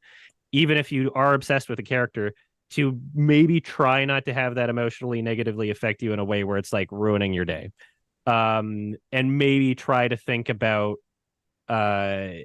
whether or not it's productive or helpful. To it's fine if you want to make a criticism. It's fine if you're passionate enough about it that you want to make a video yelling about it or whatever. But you know, and again, maybe this is more of a commentary on communities rather than it is about like individual content creators. But some people, it feels like everything that they see is through the lens of some sort of war, right? Whether that's the culture war or whatever we want to call it. And I'm like, just calm down. Is it look, I think they would say the same thing about the content creators, the people who are making these movies. They feel like they're seeing this property through the lens of some chess piece in a political war. I mean, that's why they want to put these messages into these movies. I will say that there's so many things going into, there's so many people working on different movies. Like it's difficult for me to say that that's the answer of like that's why any particular movie is like it would have to be like a case by case basis. Sure, right? sure. And obviously, you know, we can't read their minds and stuff like that. So, but you would agree that like it's not really right to get mad at these people who are angry about, as you call it, you know, the degrading of these institutional characters. Like they're well within their right to be angry. People shouldn't be mad. This. Yeah, okay. I mean, I'm not saying that at all. Look, people, yeah. So I feel like that's what's going on with Critical Drinker. So, do you have anything you want to add? Well, I mean, that? like, here's the thing: is like some people take it so fucking far where they're like, you know, like look, harassing the actors maniacs. And like I just don't. I would just look again. This might be more of a commentary on like communities rather than it is about individual creators, right? But I don't approve of any of that stuff. I felt like I live in a world where I think Critical Drinker makes great content, and I'm glad he's making content, and YMS makes great content, and I'm glad you're making content. So a lot of times it felt as though, I mean, you're kind of making this argument that Critical Drinker content is somehow kind of nefarious or something, and I don't see it like that. I wouldn't use that word. In the live stream, you know, I made sure to say out loud, like, I don't believe that he's saying things that he doesn't believe, and I don't believe that, you know, I believe that he has a love for art, and this is just how he views art, right? I don't see him as being necessarily the source of a problem. I see him as essentially being a byproduct of an existing cultural phenomenon that we're all seeing, right? Well, there's like a chicken and an egg thing going on here, though, because like he would easily say, look, I wouldn't be making this kind of content if they weren't shoving overtly political messages into the movies. Like you're basically saying that there's this lens of reviewing movies that's only political. Well, that lens doesn't exist if all of a sudden we don't have this political conflict over content. Like if all the movies that came out were just acceptable to all sides of the political debate, then there would be no need to have this conversation. So, but I want to move on to something else anyway. You said in your live stream that you don't believe in free will. Like, what is your position on free will? I mean, well, yes and no. We sell free will on the show. Yeah, we sell free will. You're undercutting our market here. I mean, it's depending on how you define it, you know, we, through our perspectives, the way that any individual sees the world, you are making decisions, but those decisions are ones that there is no alternative to making because you made them. So there is no alternative timeline. Unless you want to believe in alternative timelines, at which point, even if there are alternative timelines, that's not the same timeline anyway. So if we're talking about one timeline, there's only one line, there's only one version of yourself that's happened, right? So we it's have weird. a different take. We have a different take on free will. My take is that most people are driven by animal intuition, instinct, and that many people don't really turn on their reasoning, rational brain and are driven by instinct their entire lives. People who do get out of that pattern and go against their instincts, I think those people we can say have free will. So that's a little bit more nuanced position. I don't believe in free will, but I don't believe that people should be living their lives as though they don't have free will. Okay, that's good. Back to one. Yeah. Oh, you want to ask on free will? Well, no, I mean, we used to remember we used to have the long argument, Adam, about local versus universal free will. Yeah, but we don't really have time for that. Okay, we won't get into that. Another time, next time. Yeah, next time. The last question I have, and then I guess we'll ask any super chats that you have, Sitch. Yeah. So this came up with Mauler on a stream. There's a hierarchy. I'm sure you agree, as someone who likes movies, there's a hierarchy of what is most important in making a movie. I think conflict is at the top of that hierarchy. Mauler believes consistency is at the top of that hierarchy. Where do you fall on that debate?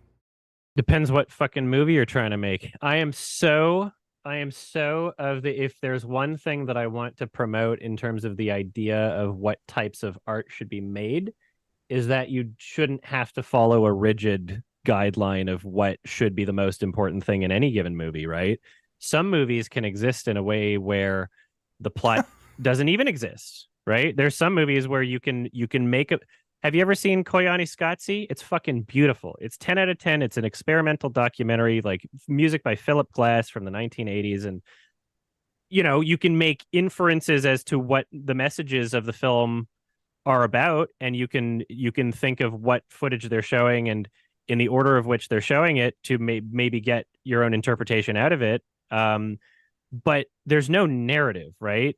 There's no narrative, and it's not even a documentary with like voiceover. It's literally just images and music, right? But would that be look? If you're writing a movie, if you yourself are going to write a movie, you have a hierarchy in your head of what is most important to you as a person. Yes. What would be at the top of your hierarchy? A genuine reflection of myself is the most important thing to me in terms of creating any sort of art, or even this conversation or my presence online, is to just portray an honest reflection of me, and for, you know, maybe someone who's not exactly like me, but maybe enough like me in certain ways, or someone else who feels like, you know, they don't align with every movie perspective that exists, or have gone through like similar things or have similar ideas, to just look at what I'm doing on the internet or in my music or in my film review videos or anything that I do. And maybe they don't get it, but maybe they can think that they get it. Or maybe I'm the closest thing that they've ever seen towards someone that they think gets it. And that's kind of what my presence is. Have you written any stories or movies or anything? I've written some, well, I mean, like I made some fucking like shit, like school videos on like another channel. Technically, yeah, but they're all from like when I was like 18 below. You're not proud of them, or? I am proud of them, actually. Yeah. Okay. Well, not for the writing. Not for the writing. I'm not proud of them. Okay. But I think that they're very well. There's a great sense of vision in terms of how things are shot for like a 15-year-old. I think that you don't see a lot of stuff like that. But not saying you should see it and you'll enjoy it, but I'm saying that I appreciate certain things about it. Anyway, I have things that I want to do, but I'm of the mind that artistically, the way that I've made things, like the way that I might make my music and the way that I, you know, sometimes even write some of my videos, is it's important for me that the art piece takes the form of whatever it needs to be. And so it can change over time, right? So I have a bunch of ideas written on my phone of things that I would like to include in a movie. And maybe out of the 500 notes on my phone, I can look through it and be like, okay, these 14 of them work really well. And I'm going to include that in the same project. And then maybe from that, that'll inform the type of character that I want to showcase. Or maybe I'll start in one direction and be like, that was all bullshit, but I like this tiny thing about it and I want to keep it, and it'll turn into something else. So I'm actively thinking about these things, and I haven't made like a full feature or anything, but I'm really trying to. The first step towards getting the ball rolling is to completely restructure the amount of time that I'm spending working in ways that I could even begin to properly put in the time and effort that would be necessary. Do you want to make a film someday? Is that something that you want to accomplish? I would like to. I would like to, but I think I'm also of the mind that like I'm trying to figure out what the best approach would. So I have like trust issues when it comes to working with people, and not just in terms of the movie industry is going to be that on steroids. Yeah, right. So it's obviously like it's stranger trust issues. What genre would it be? What genre movie would you do? Oh, you don't know?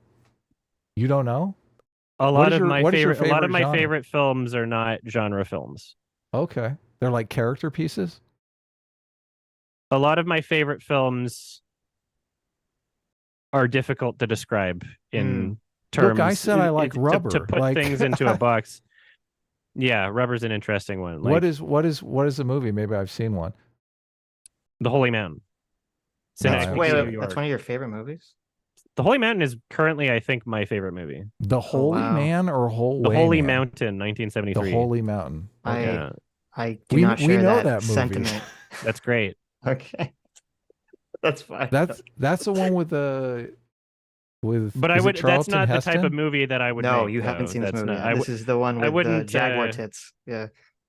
Oh, okay. Oh, Jaguar the Shrine tits. of 1,000 Testicles, right? This is there another one? See, I liked. Have you seen?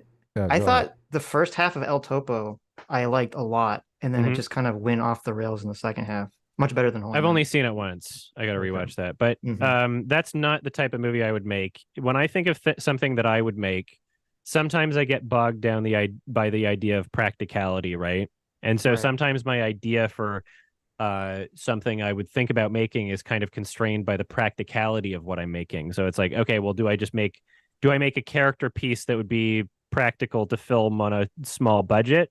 Or should I be thinking in larger terms where if I had $50 million and an actual crew and a bunch of talented people that I could trust to do their job and not be shit, like what would I make then? And so that's just kind of something that I've been reflecting on and trying to actively pinpoint and figure out. Otherwise, I have just a lot of notes of, not necessarily scenes, but like moments or like character types or like scenarios or feelings. Maybe there'll be a song that I'm like, damn, I really want to use this song in a movie in this way. Quentin Tarantino does that a lot, right? His songs are like very much playlist movies. Oh yeah.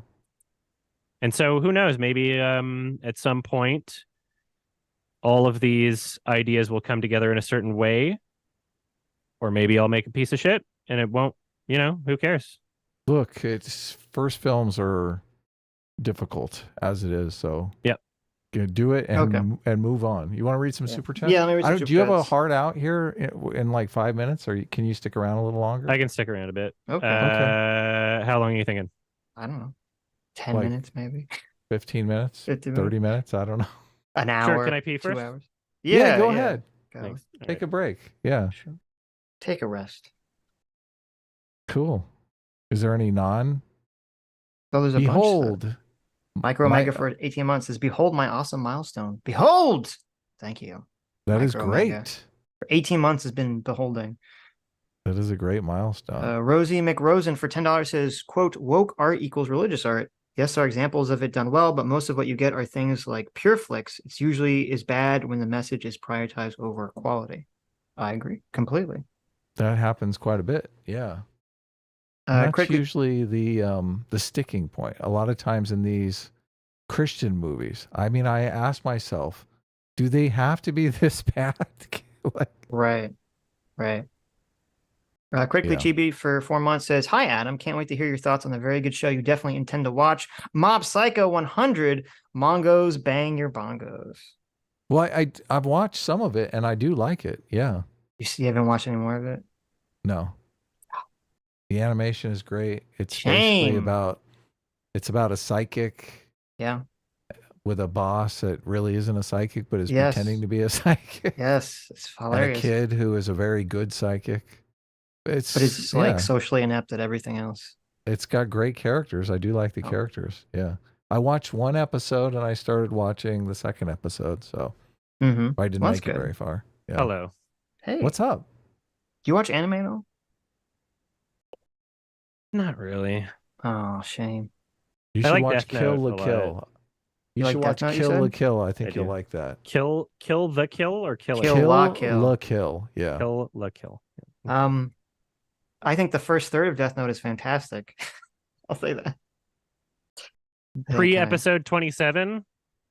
I don't know. Well, before the memory wipe comes, I think it's great. When the memory wipe comes, I think it's kind of it's good, but not as good. And then obviously once the event happens, I think it goes downhill. But though the end is great. Okay. CT for 2 Canadians says, "I'm gonna just say I fucking love YMS. Been a fan forever." Thank you. Yes. Rosie McRose for $5 says, "I'd be curious if YMS would be critical of the Bread to movie critics like Maggie May Fish." Oh, that's a good question. Don't know enough about them. Okay, you should check them out. Probably make you crazy. Alex Stewart for $28 says, "I like YMS's videos a lot, but let me re-ask a question that was asked on EFAP. Why should normal people have to go watch film festivals and trudge through massive sludge of indie films and TV to find good media?"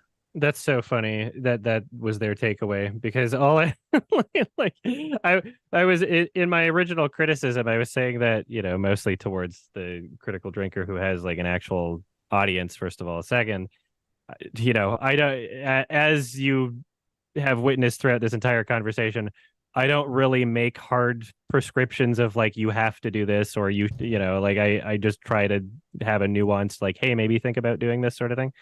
And even beyond that, like, Joker's a fucking film festival movie. It's not like it's not even just film festivals. It's like, hey, there's an entire wealth of media being created. The bar is lower than ever before for people to be creating things. Most people's problems is that they don't have the actual proper tools or know-how to be able to pick things that, like, if they looked at like a film festival lineup, the average person, regardless of political affiliation, is not going to be able to look at that whole thing and being like, what movie do I even want to watch, right? And if you decide random ones, like, it doesn't even matter what film festival you're going to, like, probably going to be a bunch of bullshit, right? What I do is, when I'm gearing up for a film festival or something like that, and because it's my job, I look at every single film in the catalog. I look at their IMDb's of like, who wrote it, who directed it, did they do something else that I liked? Those are the surest fire ways to know whether or not you might enjoy something, is just who's involved in it. And if, especially director and writer, I would not say so as much for the actor, unless it's somebody who, like, you have to see. Did it have any buzz at like a previous film festival? All of these things that, I can already tell. I'm not even looking at chat or future comments or anything, but people are obviously going to say, like, that is so much of a barrier to entry, like, that is unreasonable to ask a normal human being to do. And that's why I'm not saying that a normal human being should do that. I'm saying I make fucking videos about film festival movies. I make fucking videos about indie movies. If you want to find some good things that you might enjoy that are a bit like out of your element, or maybe some things that you haven't heard before, maybe look at one of my end of the year list videos. I show clips from the movies. A lot of the films that I recommend, I make sure to not spoil the experience in my review, but just give you enough of a taste so that you know whether or not it's something you'd be interested in. Mauler, he found the movie The Hunt from 2012. with through one of my year list videos. He loved it. He recommended it on his own thing, right? So, you know, all I'm saying is like things exist other than fucking Disney movies, and I think a lot of people would be a lot happier, and I think the industry would move in a more positive direction if people made the slightest of efforts by, you know, just clicking on a video and maybe seeing if there's some recommendations. Yeah, that's it. So. Silence You Idiot for $20. Thank you. Says, should I be so lucky for Sitch to read this to YMS? Give him some trolley scenarios. The poor guy missed the EFAP segment and did some on his own, but wussed out on being culpable to any intentional murders. Oh my God. You wouldn't kill people with the trolleys? Come on. No. Shame. Good for you. What, so for everyone, did you just not touch the lever? Because unless it will, because one of them was like my friend, and then I was like, yes, I will murder people for my friend. Wow. Okay. Terrible. That was my exception to the rule. Thos Apprentice says, how does YMS feel about Lion King 1.5? I've been watching you since junior high religiously. Glad to see you here and on EFAB watching Saw. I remember it was bad, but I haven't seen it in a long time. Maybe I'll see it at some point as an adult, but I remember it was bad. Fondue says, has YMS ever heard of waifu culture? It's kind of self-descriptive, isn't it? What do you mean? I don't know. That's all. Is there more to it than what I could imagine it's about? I think there's nothing more to it. I think that's okay. Well, now I've heard of it. Thank you. Okay. Well, this is great. You have to come on again so we could talk about Free Will and Holy Mountain. Maybe you can I would love change my mind on Holy Mountain. See, I don't feel the need to. I don't feel. Well, I just want to understand why you like it, because I don't understand. Okay, cool. Did you do a video on it? I talked about it on my podcast. We did it was recommended on the podcast, Sardonicast. So there's like a huge, like 30-minute chunk where we're talking about it. You should just be able to search Sardonicast, the Holy Mountain. You'll hear me talk about it with a couple other people. You don't want to read these Bricknose super chats? Did I miss them? Well, they don't seem too. There weren't like questions, but I can read them. They're like basically about the topic. And they're like Bricknose, thank you, Bricknose. Says the challenge is the status quo isn't seen as political, while any deviation stands out. Even if the film isn't necessarily about the thing, it does become exhausting when messages like racism show up in every film. So go ahead. And they also said it's tiring when every film has woke messaging. What sucks is they often tell instead of showing, or they show the same thing over and over, like showing white people microaggressing or having heavy racial and sexism themes. But to play devil's advocate, the anti-woke can be as cringe as the woke, especially when every female character gets auto-bashed. Gay, female, and non-white characters isn't a problem. Bad writing and condescending messages is. Yeah, those are great. Okay. Yeah. So you agree with everything he just said? I don't know everything, but probably most of it. I basically. Oh, you said and it's funny because I know you followed me on Twitter like a long time ago, and you said before the stream that you watched some of my old YouTube content back when I used to make actual content. You watched some of my old content. What do you remember? What was the thing that you're like, I like this guy? I don't remember a specific video or topic, but I remember the animation style, and I remember enjoying the humor. Well, thank you. I appreciate that. So, yeah, that's hilarious. Awesome. Anything else, Adam? I mean, Adam? we can say goodbye. I mean, if you want to talk more. Was that all the super chats? Well, there's like a bunch that aren't addressed specifically to you. But I mean, if you want to hang around for longer and talk to us, fine. Why not? Look, if he wants to hang out, hang out. Sure. Look, we're arguing with some people next about some idiots. I'm sorry. Wait, what? Nice people. Look at that. You shouldn't do that. Poisoning the well. Exactly. We're arguing over the Speaker McCarthy being ousted thing. Like, do you follow politics? I mean, I am addicted to American politics. Okay. So you are interested in politics. Okay. So, Sitch, you want to lay out your Speaker McCarthy argument? Should we talk about that? Should we talk about Israel? No, let's not talk about. Is that too? Let's not talk about spicy. Israel. Yeah. Well, I mean, it's just look. We want to have fun here. Like it's just. I know. I want to get YMS to say something that will get clipped and get him in trouble. That will get a lot of views. That's what I want. No, that's I not mean, really our style. that's how to make a good show. Yeah. So, What's your Adam, most controversial political opinion? Hmm. We should cancel women.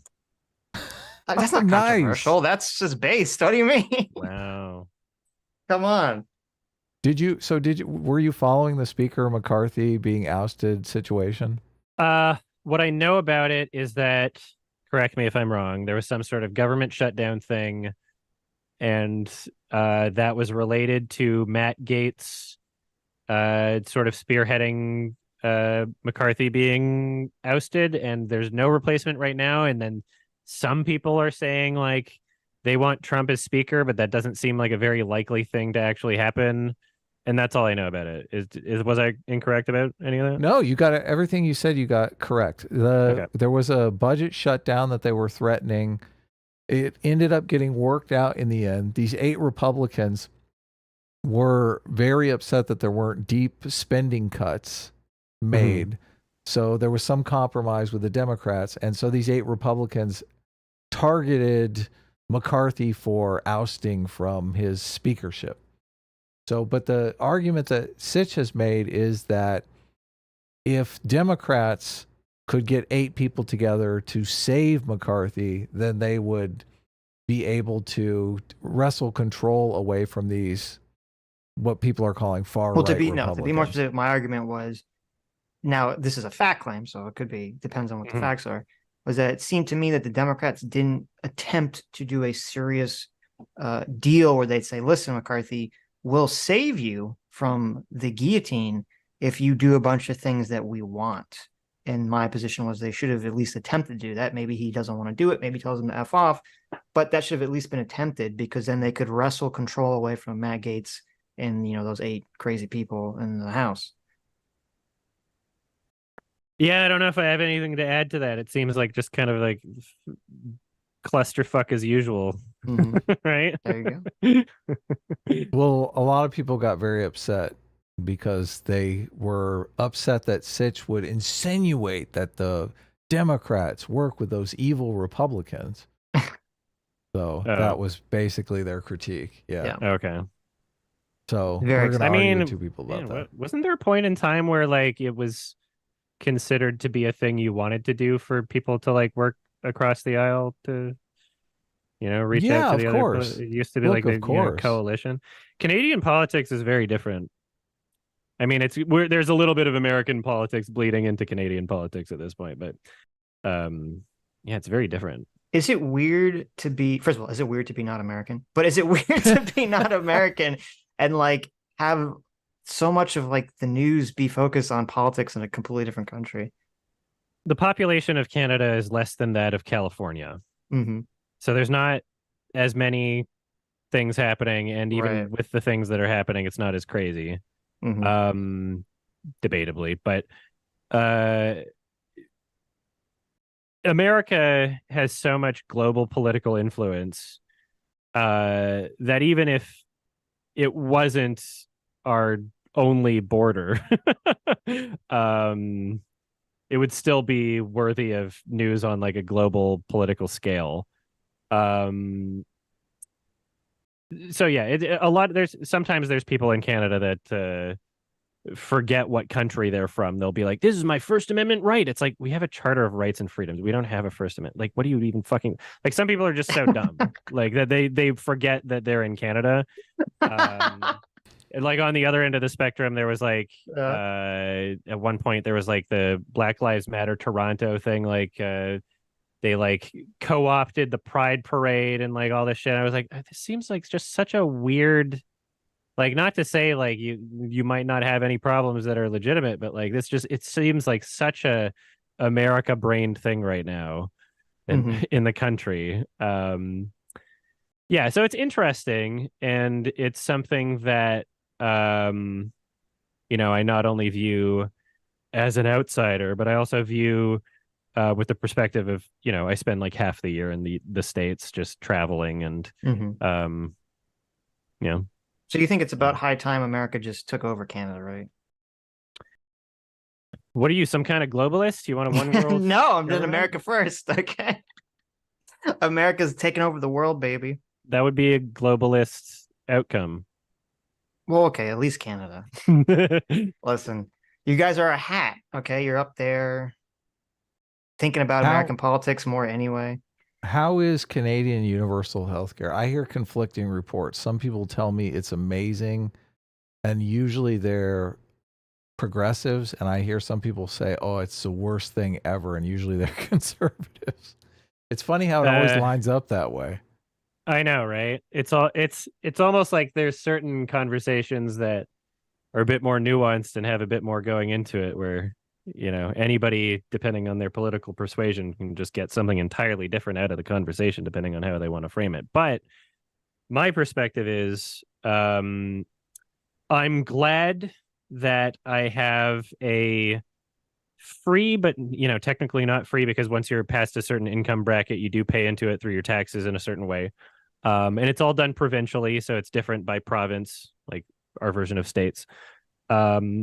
I'm glad that I have something that exists where if I have any kind of like medical emergency, or like need to call an ambulance, or like I dislocated my knee, like a visit to the doctor, a lot of these basic things, I'm very happy that I don't have to pay for that as much as I might have to if I was in the States. But at the same time, we're facing a very unfortunate point in time where the institution of our medical system in Canada is slowly, I guess progressively faster, just kind of becoming dismantled, where doctors aren't being paid enough. There isn't enough of the budget being allocated to things like that. And so now you have all throughout the country, this is not even just in one province, you have a bunch of doctors that are just like retiring and then not being replaced by other doctors. And so then the existing doctors are now in charge of more patients, which causes, longer wait times. None of them are, you're not able to find a family doctor anywhere. Wow. Like pretty much every major province in Canada, if you want to find a family doctor, you have to be put on a wait list, and most places just don't even have a wait list because there's so many people trying to get one that they just gave up, which I think is bullshit. It's one of those kind of unfortunate realities of just an institution exists and it served its purpose and it was very nice, and I like that it exists, but you have to maintain it, otherwise it's going to crumble. And people are asleep at the wheel for too long, then it crumbles. And now we have kind of like, some pros and cons. Like if I need to call an ambulance, I'm going to the hospital, I'm not getting charged. That's nice.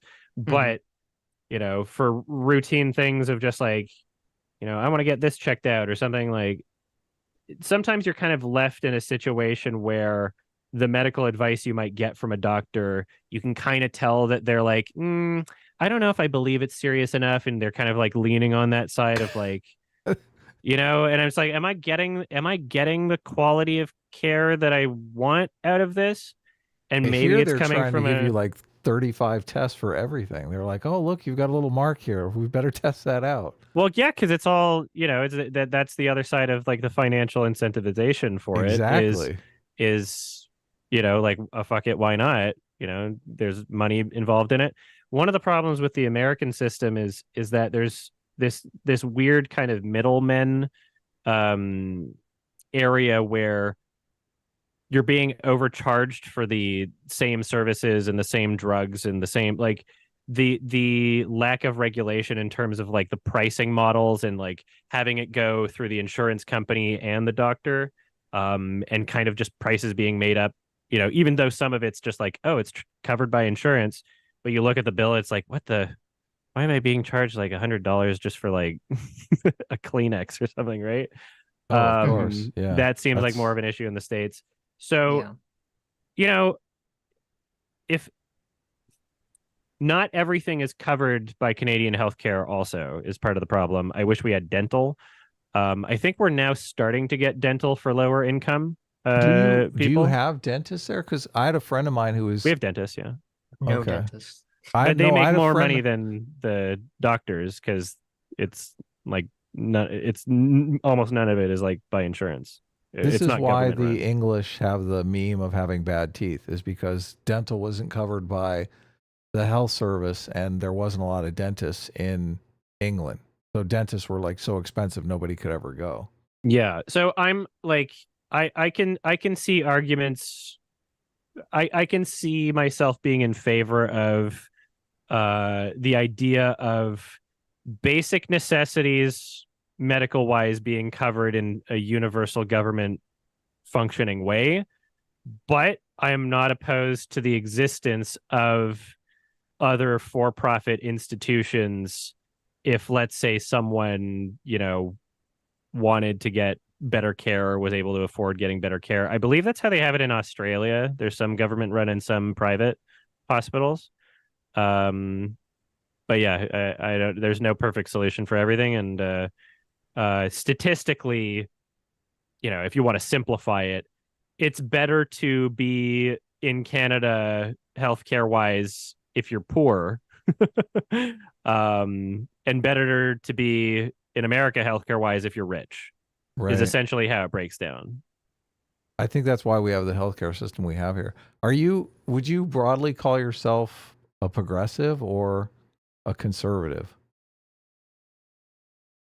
Are those the only two options I get? Well, I guess libertarian. Yeah, I mean, Whatever sure, pick option one. you want. Liberal, Enlightened centrist. What do you want to call yourself? If I were to describe my political ideology, I would use one word: based. based. I knew you were going to say that. That means you're a conservative. That means you're very conservative right-wing, is the yeah. based word. Yeah. I find myself How would you left-leaning. describe us? We've had a conversation here for a couple hours. What would you like if your wife asked you later? Well, were those guys liberal or conservative? What would you say? I mean, I would say like from our conversation, I would say like center-ish. Oh, But good. this is also under that. I would also like to add to that. What a lot of people don't realize is that when you have, I guess, if we're going to call it like the political spectrum or like even the Overton window, it's very different per country, right? So, Right. you know, I think from an American frame of reference, center would make sense based on the conversation that we had. Mm-hmm. Yeah. So you're saying that's for cool. Americans That's we're cool. center, but for Canada we're like right wing. Right. The word wing sometimes is loaded.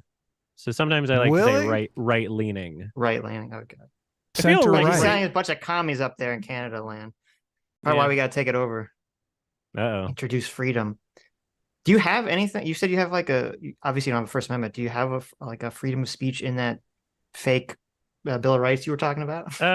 Charter of Rights and Freedoms. I mean, like, I don't know if you could argue that there's no absolutist free speech in America, by the way. I just want to point that out. Well, there's no, obviously. Yeah. There is not, obviously. Yeah, defamation. That and- wouldn't make sense if there was. Yeah. Yeah. So in the Charter of Rights and Freedoms, I believe that there's something of like similar wording, but not as, you know, not as strict. We don't have the right to weapons, I don't think. Bad. Oh my God. Yeah, I'm trying to remember what's in it. I sent You the don't link even out to know? those other guys, by the way. I don't even Just to let know you guys because, know. well, like I said earlier, like I'm not that huge on like institutions in general. Not saying like burn everything into the ground. I'm not an anarchist.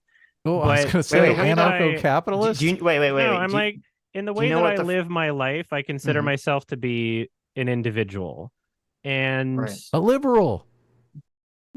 if you want to say that, sure. Wait, Yeah, do I you know like what it. the First Amendment in America is? The Bill of The Rights? First Amendment is freedom of speech, isn't it?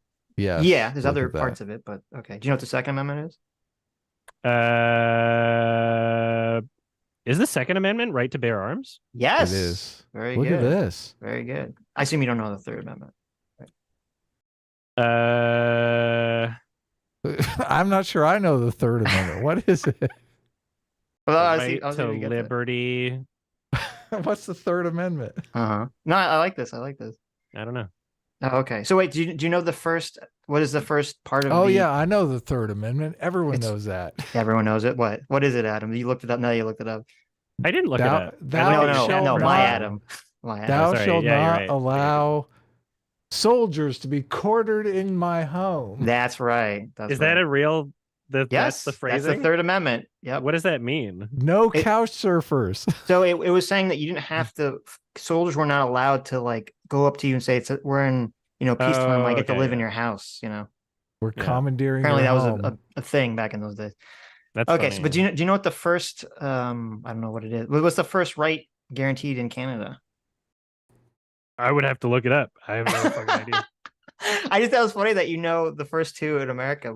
Because it's fucking 24/7. Like people treat the Constitution like a different version of the Bible, right? Like people treat this. It's a sacred text for a lot of people, whereas the Charter of Rights and Freedoms are like, if you're getting arrested or in legal trouble, you might want to look it up. Wow, right? Like nobody like talks about the Charter of Rights and Freedoms in Canada in the same way that people talk about the Constitution. That's a problem. They should listen. Why? Because that's what protects us from the government. Okay. What's but it's all like, aren't there like these government institutions and documents are like constantly being like amended and updated and shit anyway. It's like, do we really have any guarantees? I think what's protecting you more than the Constitution is just like the people in the country that would freak out if you tried to remove something like, right to bear arms, right? Well, like, I would say, it's less about the document itself and more about like the political culture of people. It's very difficult to amend the Constitution. It requires like 3/4 of Congress, and I think like 3/4 of the states have to sign off on it and ratify it. So it's like very difficult to change that. But I mean, obviously, there's always a threat of a military takeover. Like, who cares what the law says? But I think the culture in America, since it has such reverence for the Constitution, that's what creates like the protective element in our society. You could argue that, yeah. But so I looked it up I looked up the Canadian Charter of Rights and Freedoms. The second fundamental freedom. You must be gay. Yeah. It says you must be gay and trans your kids. And then the third one, it says everyone has the following fundamental freedoms: freedom of consciousness, and religion. What does that even mean? I don't know. Freedom of conscience and religion. No thought crimes. Yes. And it does say freedom of thought, belief, opinion, and expression, including freedom of the press and other media communication. So I don't know if that means freedom of speech, but it sounds close enough. Freedom of expression. Okay. There you go. All right. I can say whatever I want. There you go. You can put all the black face art. I'm want. playing a character. Is it weird that that's who knows? It's all like so interpretable, and like there's always going to be ways for it to be malleable, right? So who knows? Right. Yeah. Anything else, my Adam? Well, yeah, we can let you go. I sent the link to those other guys. But this has been a great conversation, Adam. So I really enjoyed this. I hope you had fun. Like if you want to come back and hang out, if you want to come back and hang out, let us know. Like if you want us to come on your show, we owe you. So I don't know if I have like much of a show in terms of a. Do you have? I don't like EFAP always invites a bunch of guests on. I don't know if you do the same. So I know that you stream. I don't have. I usually stream. Don't do like Discord hangouts. The closest thing to that would be like I have like a Sunday game stream, and sometimes someone will join long distance or something. But beyond that, I don't. I'm very good at Magic the Gathering. That's my. He is not. Yeah, invite me on again, and as long as we plan very far in the future, we can make it happen. Because I like to write things in my calendar.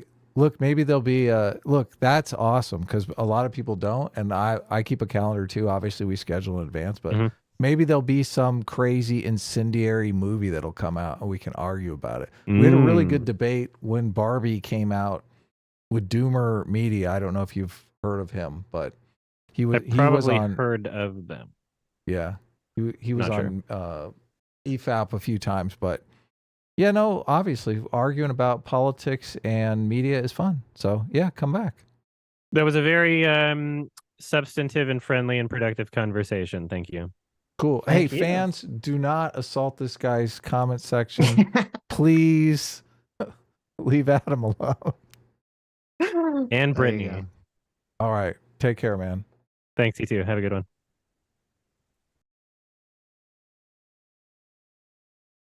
And then there was 2. I was going to be 4 in a little bit.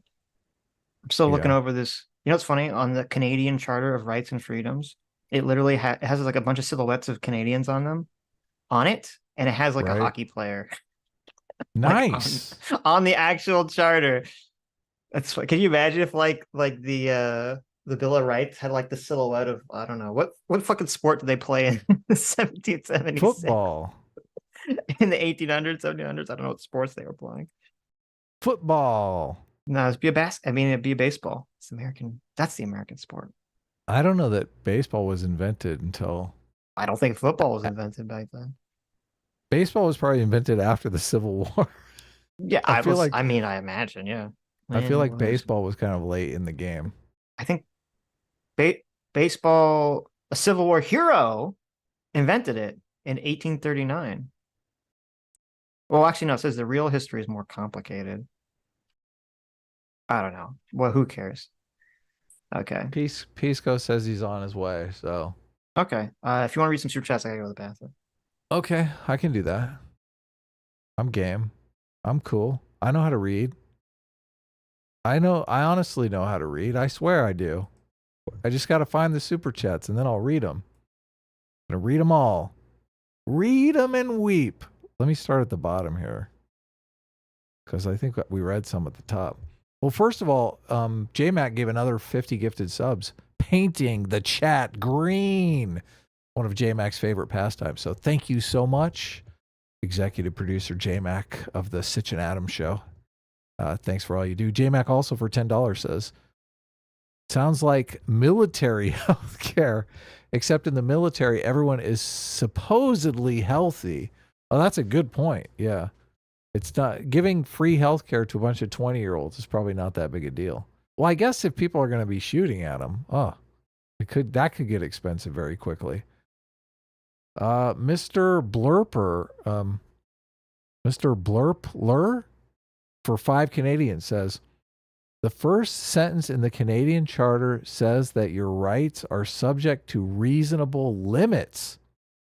Our charter is a joke. Wow. I guess that my problem with that is, what is reasonable, right? One person's reasonable is another person's extremely unreasonable. Okay. So I would like those articulated a little bit better than that. I agree with whatever you said. I just did a couple super chats. Caffeinated Tweaker for 2 Canadians says, Sitch just made Canada is his power top. Sitch is just mad. Sitch just mad. That's it. Right. Sitch just mad. Canada is his power top. Canada wishes. Is Canada your power top? Is that what's going on here? Canada wishes they were America's power top. We're live, Mr. Important, just so you know. Mm-hmm. Oh, I still connect. What do we got here? Dumb username for 2 Aussie dollars says, read Catch 22. It's a guide to living in this world. There you go. Hey, can you guys hear me? Yeah. What's up? Okay. What's sorry. up, man? How do you feel about Canada being the power top to America? Good one. Oh, okay. I agree. I agree. It's laughable. You don't even have to comment on. True. It's Canada. Come on. I know, right? You got Let them have CT. it. Do you even know? Did you even know that you had like a charter of rights and freedoms, CT? Did you even know that? Not. Canadians are used to not having any freedom. It's so fucking cold they can't even go outside. Right. I'm sorry, Mythos Infinite. Did we not read your? It's literally a house arrest up there. It is. How do you feel about the Barbie movie? I'm really important. I haven't seen it. Super chat. Oh, okay. Don't have any plans on seeing it either. No, but you have to see it if you want to like be on the left. I thought. That's what I heard. Mythos Infinite for 20 Canadian. I think one of the issues with the push me around scene is that the toxic femininity used to manipulate the Kens was used as a girl power-esque moment for the Barbies to drive out the bad guys and fix Barbie land. Sitch as a resident. Oh, okay. For another 20, he says, in that context, it almost seems to endorse the toxic femininity rather than criticize it. However, I do understand there are other scenes, such as the Ken's lies at the start and the fascism scene that criticizes it. Yeah, I mean, I agree with that interpretation, Mythos, obviously. But I would imagine that YMS, from his perspective, he thinks that it was used, that you're not supposed to look at that scene as girl power.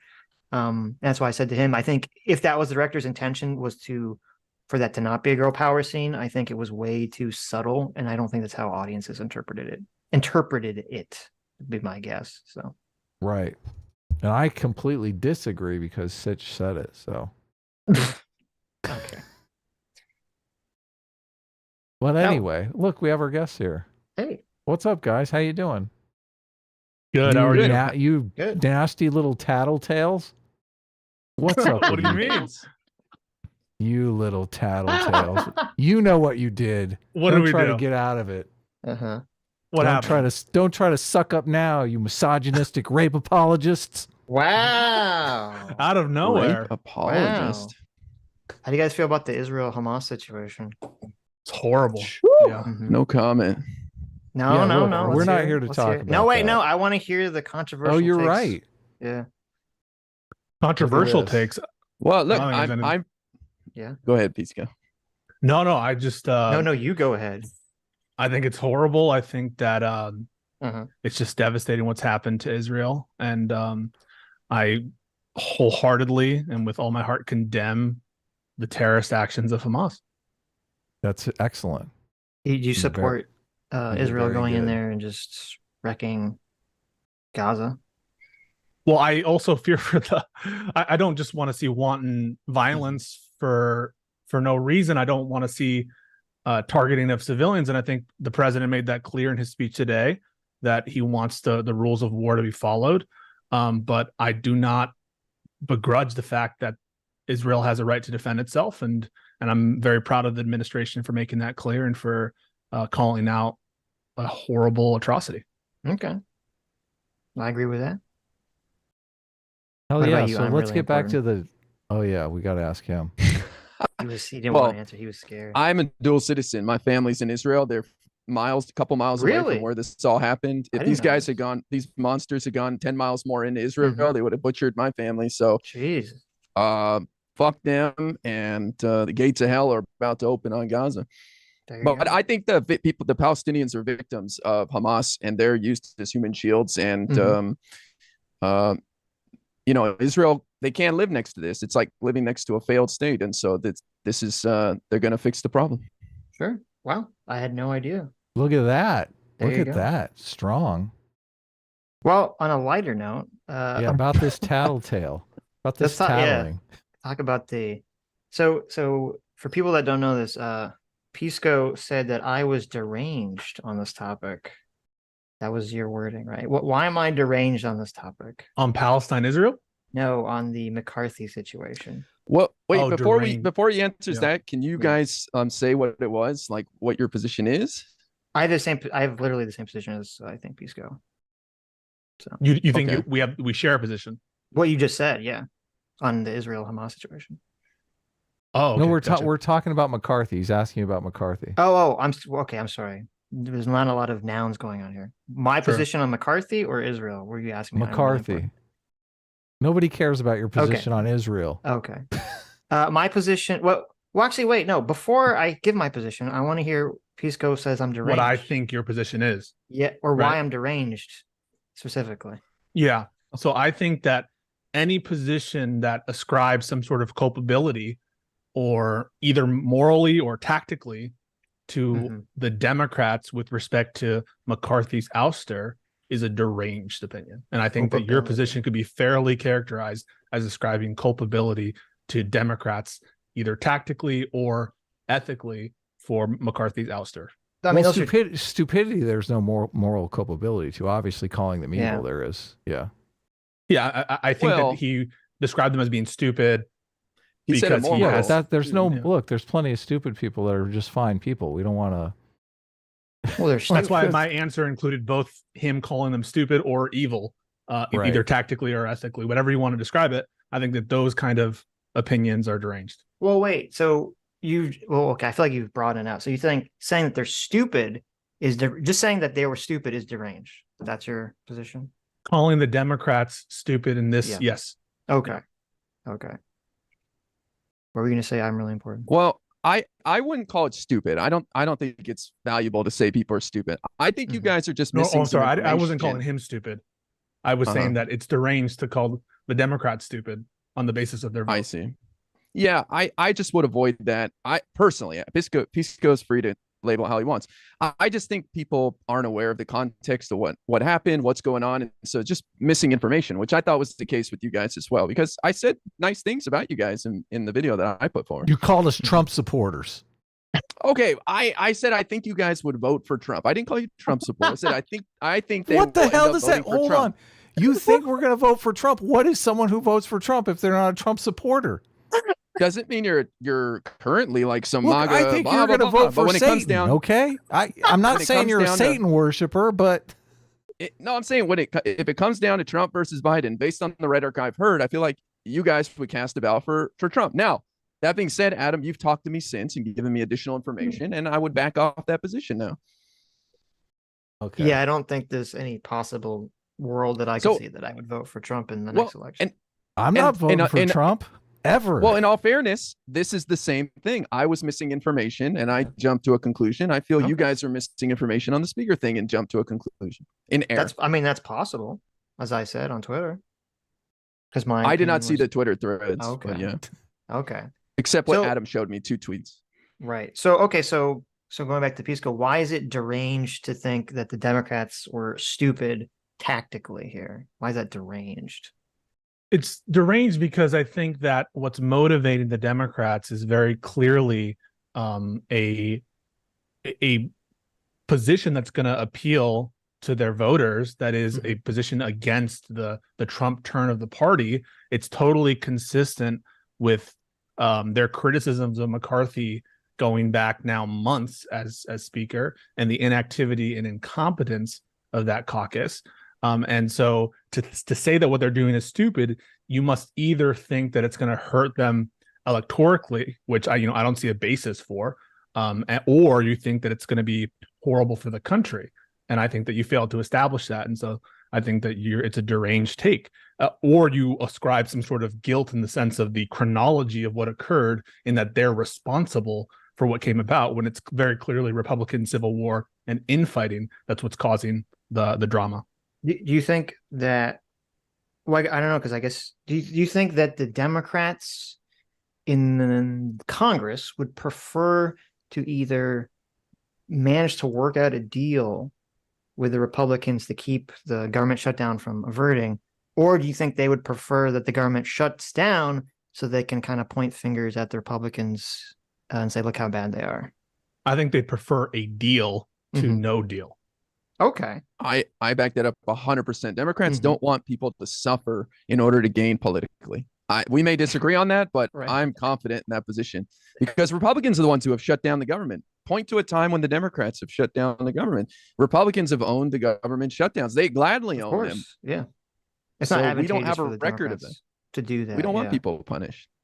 Well, I would disagree with you, the rationale, but obviously it wouldn't make sense really for the Democrats to want to shut down the government, from how the rhetoric is sent around.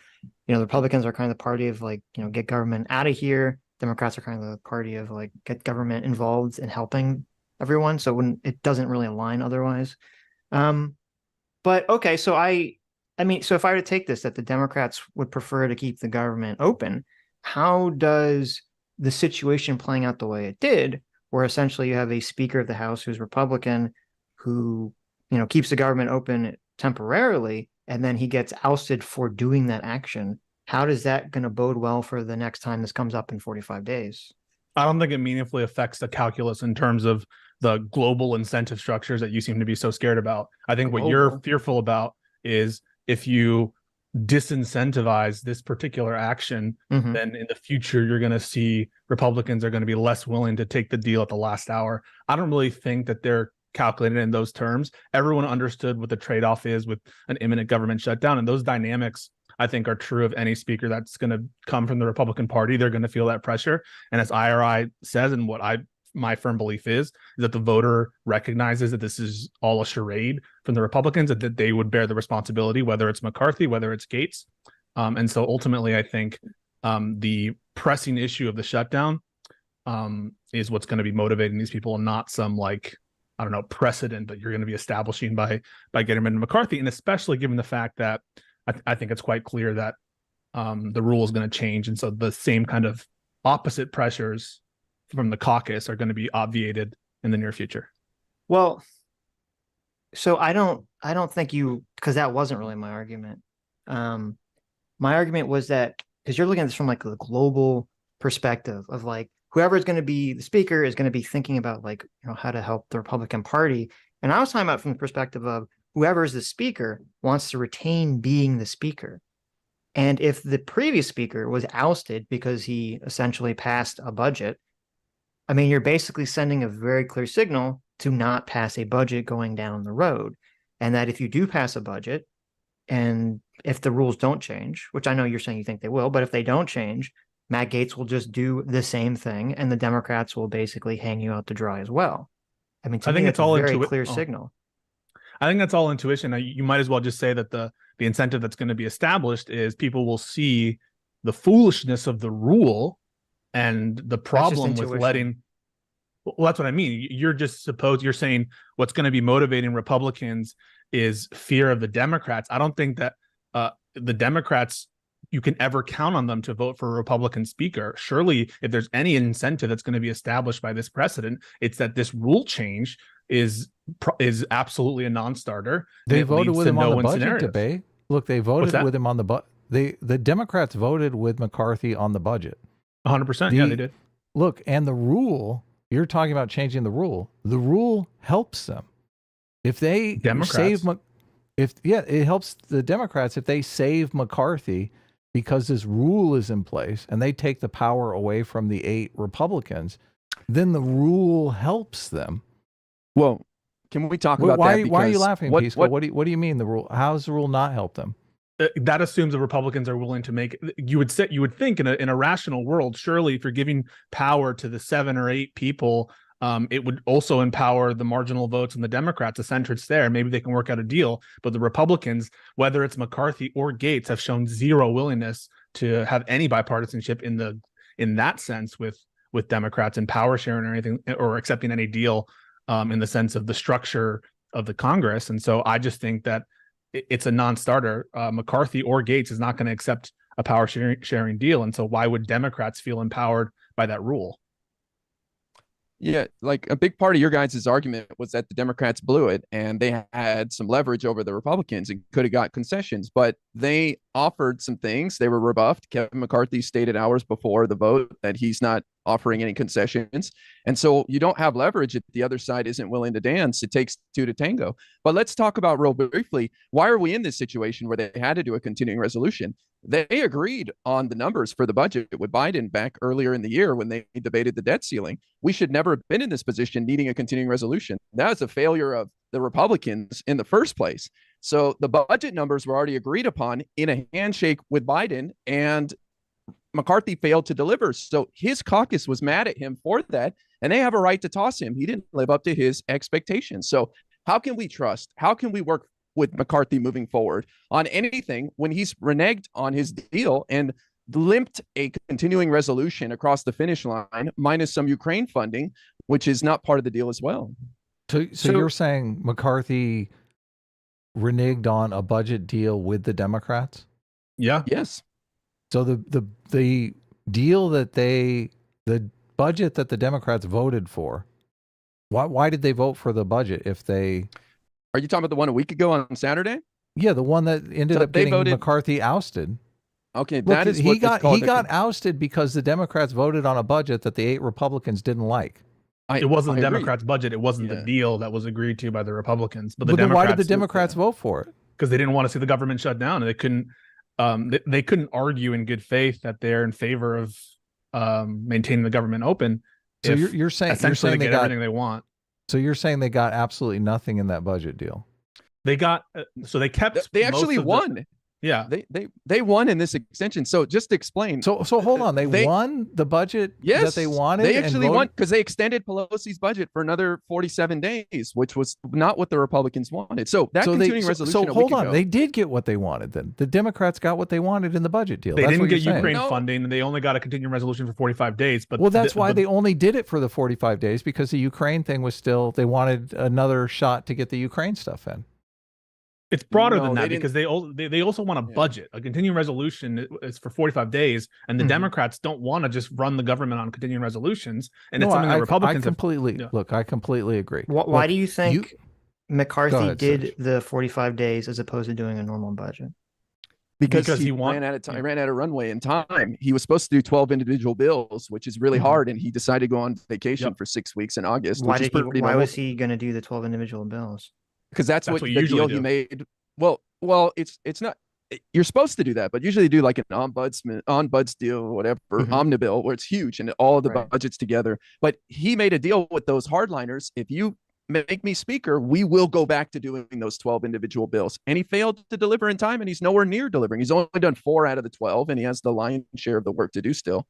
So my understanding was what you're saying is that, so the reason he did the 45 days as opposed to the continuing budget is because he had to appease Matt Gaetz and the hardliners, right? 100%. I mean, there's no way in which we have ironed out the issues with the deal that the Republicans made with the president months earlier during the debt ceiling negotiation, and there can be no other reason unless you're just going to say negligence and sheer incompetence. There's no other reason for the delay or pushing it to the last hour. What else would explain it other than having problems within his own caucus? I agree completely. Right. Laziness. And so this is why I don't understand what you guys are not seeing here. Okay. Yeah. Because so you have a situation where McCarthy agrees to the budget, but he only agrees to it for this 45-day thing because he knows the reason he does the 45-day thing is because he's afraid of pissing off Matt Gaetz and all those people, which, I mean, he inevitably pissed off anyway, but he's trying to do that to appease them in the first place. And so McCarthy's obviously did work with the Democrats to some degree to get this budget, but he tacked on the 45-day thing to try to get this appeasement. It didn't work. So what that's telling me is that, hey, the way that I don't think you guys are conceptualizing this correctly. The way that this is kind of set up is that McCarthy and Gaetz constructed a guillotine, okay, that was over McCarthy's head at all times. And Gaetz is standing there and he's holding the rope that's holding this guillotine that's going to chop down at him at any time. Matt Gaetz keeps going to McCarthy, says, hey, if you don't do what I say, I'm going to let this rope go. I'm going to chop your fucking head off. And so McCarthy has to keep, doing what Gaetz wants. But what you're kind of ignoring, and what I feel like a lot of people are ignoring, is that Matt Gaetz is not the only person holding that rope. The entire Democrats in the House are all holding that rope.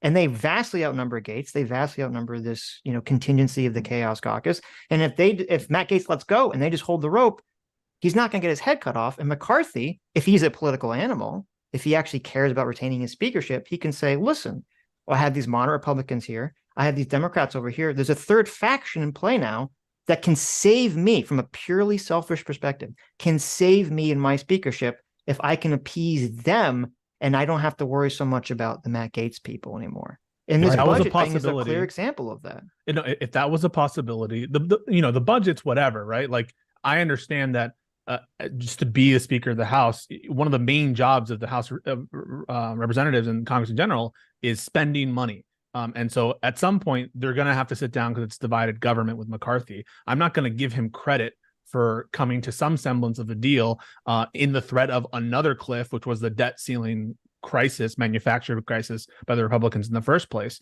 I don't understand why, in the presence of a failed negotiation and a failed promise that McCarthy had not living up to earlier, he should be given any credit for that. I mean, why should we be praising him? This is why this conversation is weird. I don't personally like McCarthy at all. I think he's slimy and has no principles at all. Okay. So I don't care about him as a person. I'm not trying to give him credit. I'm just saying this is how power works. And you guys are ignoring how power works because I feel like you're too emotionally attached to like not liking McCarthy and wanting to see him ousted. If that was the deal, why didn't McCarthy, if that was available, if the third way was available for McCarthy, why didn't he make a deal with Democrats? Look, hold on. Let's first establish that we all agree that the third way would be based and super smart for the Democrats to do. I think they'd be willing to do it. I think that would be smart. I want more bipartisanship. I want stuff to be done. So the argument that Sitch is making, we all agree on. That's the fucking player does move. IRI agree on it? Yes, because Jeffries, the Democratic leader, offered a bipartisan coalition, governing coalition.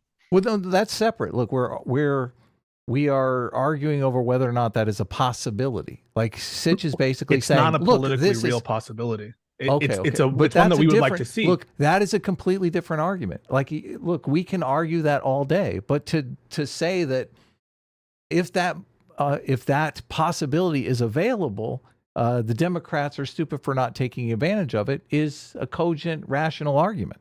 But what IRI just told you is they tried. That's why he brought up Hakeem Jeffries. Right. Yeah, they like, it takes two to tango. So if Kevin McCarthy's not interested in that, how could we? Yeah, but that's a different. That's a different debate. Right. We're just having a different debate. We're just trying to solidify so you both agree hypothetically what I said is true. Now we can move on to what the facts. We would be in favor of a deal between Democrats but like they have to give something. They don't get it for free. Obviously, and Democrats shouldn't be expected to do it for free. Maybe they can get Medicare for all. It's a hypothetical. Okay, Jesus. Yeah, agreed. Listen, sure. They were asking for very little, very little. I can. Yeah. Obviously, I would never suggest, and it'd be stupid for the Democrats to just agree for no reason. They'd have of course. That's the whole point of what I was saying, is that they would have to try to get something out of it to their favor. So Pisco, why are you saying that this is such an irrational take? Why are you saying that this is such an irrational take? Because he said Democrats are stupid when the truth of the facts, as laid out and as IRI will explain to you, or I can explain to you, but he has a better command of the facts, is that the Democrats did offer. There was a meeting on Monday before he was ousted in which Hakeem Jeffries and McCarthy spoke. And after that meeting, McCarthy categorically ruled out a deal. And so to put that, we would be fine with a deal and for Democrats to support McCarthy if they get something in return, but we are not going to unilaterally. Okay. Before we move over to arguing, well, that's a very important claim, but what did you want to say? Before we move on to arguing those facts. Right. The second claim that Sitch made, the Democrats are evil. That claim that claim assumes, let's say Speaker McCarthy says, look, you've got me over a barrel here. I want this guillotine off my neck. I'm going to give you Medicare for all if you save me. And the Democrats go, well, we could get Medicare for all for our constituents, but it would be fun to see the Republicans running around with their like chickens with their heads cut off. We're against that. Let's do that. We're both against that. Would that be evil? Would you consider that? That would be evil. Okay. Yeah. Yes. Okay. Well, but that would be evil because people would suffer. People would suffer because of the government shutdown. People would lose their lives. People would lose their jobs, their livelihood. Look, it would be a disaster. Why are you disagreeing with Sitch then when he says they're because fucking Sitch evil? said the Democrats are at fault and they're stupid for not making some offer. Okay, so in the hypothetical. No. Sitch went hard in the paint. He assumed a lot in that. Okay, he did not assume any ill will from the Republicans. He thought that they were perfect patties, and the Democrats screwed it all up. I mean, come on, Sitch. You were go ahead, Sitch. Okay, well, first of all, I would never assume the Republicans are perfect at any point in my entire that's what's life. Infuriating. So I would never do that. But you would put all the blame on the Democrats. No, because the way that I was looking at the story was the Democrats had an opportunity here that to me looks like they just completely pissed away. Obviously, what the Republicans are doing with all this shit is retarded, and I would hope that would go without me having to explicitly say that. But it's clear they didn't have an opportunity. What did you base that? There's two different claims here. Right? I can only address one at a time. Okay. So do you acknowledge that I acknowledge that the Republicans are retarded in this whole situation? Okay. Now that you're saying it, yes, but you were emphasizing the Democrats' stupidity and evilness in that context. And I think a reasonable person looking at that, because I thought that was an interesting thing to talk about, because that's not what I was. Everyone is saying when I listen to the news, everyone's saying Republicans all suck about this, and it's very obvious to me that that's the case. And it's very obvious. This is such a cop out. Anyone looking at that stream, If anyone looks at that stream and asks, who do you think Sitch thinks is more responsible, stupid, at fault, whatever you want to call it, for the shutdown? 9 out of 10 people except for, I don't know, one crazy would say the Democrats. Democrats would say that, Republicans. Okay. So you let said me, evil. You know who's evil? Hamas is evil. You said evil. Let me address this. Okay. Look, you said evil in the hypothetical, man. Right, there you go. You agree. It was but not anyway, a hypo. That's such cope. No. It's this. Stop. Everyone stop. Okay. If there was a person who has never seen any of my content ever in my entire in our entire thing, and that was the first video they saw, I can agree that maybe that's their interpretation. People who regularly watch us understand what I'm talking about and understand I don't support the Republicans and McCarthy and all that shit and Matt Gaetz and all this stuff. Okay.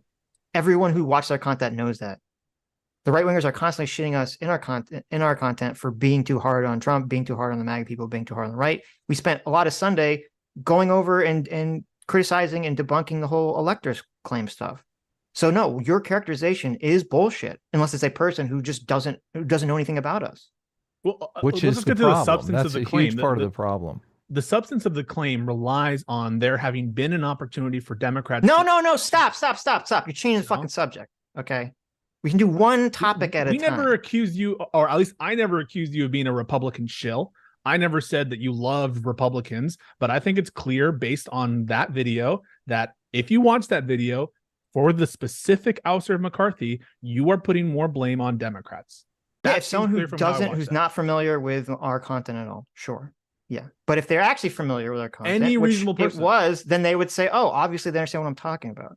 So you think that someone who watches your content usually would take away from that video equal responsibility for what's going on? No, they would take away like, oh, Sitch is making a very specific point about how the Democrats wasted an opportunity that they had. That's what they would take away from an opportunity that the Republicans didn't have to waste. It's to me, it shows kind of like the tribalization and moralization that you're putting into this, which is blocking you from being able to look at it clearly, that you think I give a shit about who's responsible for this action. Like, I don't care. That's irrelevant to what's an interesting part of the conversation. The interesting part of the conversation for you is tactically what could Democrats have done to improve their position, but then you're just wrong on the facts and you're just whiffing on the facts. Which that's fine. We can have a conversation about that, but the other part is retarded that you're bringing up here. The other part is that I think what a reasonable person would assume is that you think that the Democrats did the wrong thing. That's what I think. Anyone who watches that video, I do think they did the wrong thing. Right. Okay. So they did do the wrong thing. Yes, that was my position. How can you say they did the wrong? So you're saying that the Democrats, what should they have done other than what they did? Wait, you understand that saying someone did the wrong? Okay. Since you don't watch us, you don't know this. We very often talk about Dictator's Handbook and about how power works and about the trappings of power and how people make these sort of political deals. That segment was literally entirely about that. I don't give a shit about who's responsible for ousting McCarthy. That's a stupid fucking question. I don't give. Obviously, it's his fault and Matt Gaetz' fault. Okay, that's not interesting to me. All right, it may not be interesting for you, Sitch, and I respect it. Listen, I love Sitch and Adam's show. I think it's a great show. I think you guys are funny guys. I don't hate you. I actually don't even think that you guys are big Republicans or whatever. Why are you saying this on Destiny stream? Why are you saying? No, I said you were fans are already here. I didn't even say you, Adam. I said only Sitch. So none of but look, next time you're on Destiny stream, it would be nice if you said, "Look, I love Sitch and Adam's show. I watch it all the time. It's amazing." Look, our fans already watch the show. They already know this. They already love the show. I like your show a lot, but let's get to brass tacks. Sitch, you say that the Democrats made a mistake. They did the wrong thing, and however you want to interpret wrong or mistake, what should they have done other than what they did? Okay, so you or IRI talked about how there was a meeting on Monday where Hakeem Jeffries met with McCarthy, and then afterwards McCarthy came out and said that he wouldn't be what did you say? What was the word you used? Ruled out a deal. He ruled out a deal, right? So the article that I believe you sent Adam, which Adam sent to me, which talked about this, McCarthy said two things. He said he wouldn't accept terms, but he said none were offered. Okay, so I don't understand how you're using this as a piece of evidence for your case when this is a piece of evidence for my case. So this is where I would love to mention that Kevin McCarthy has no trust even within his own caucus.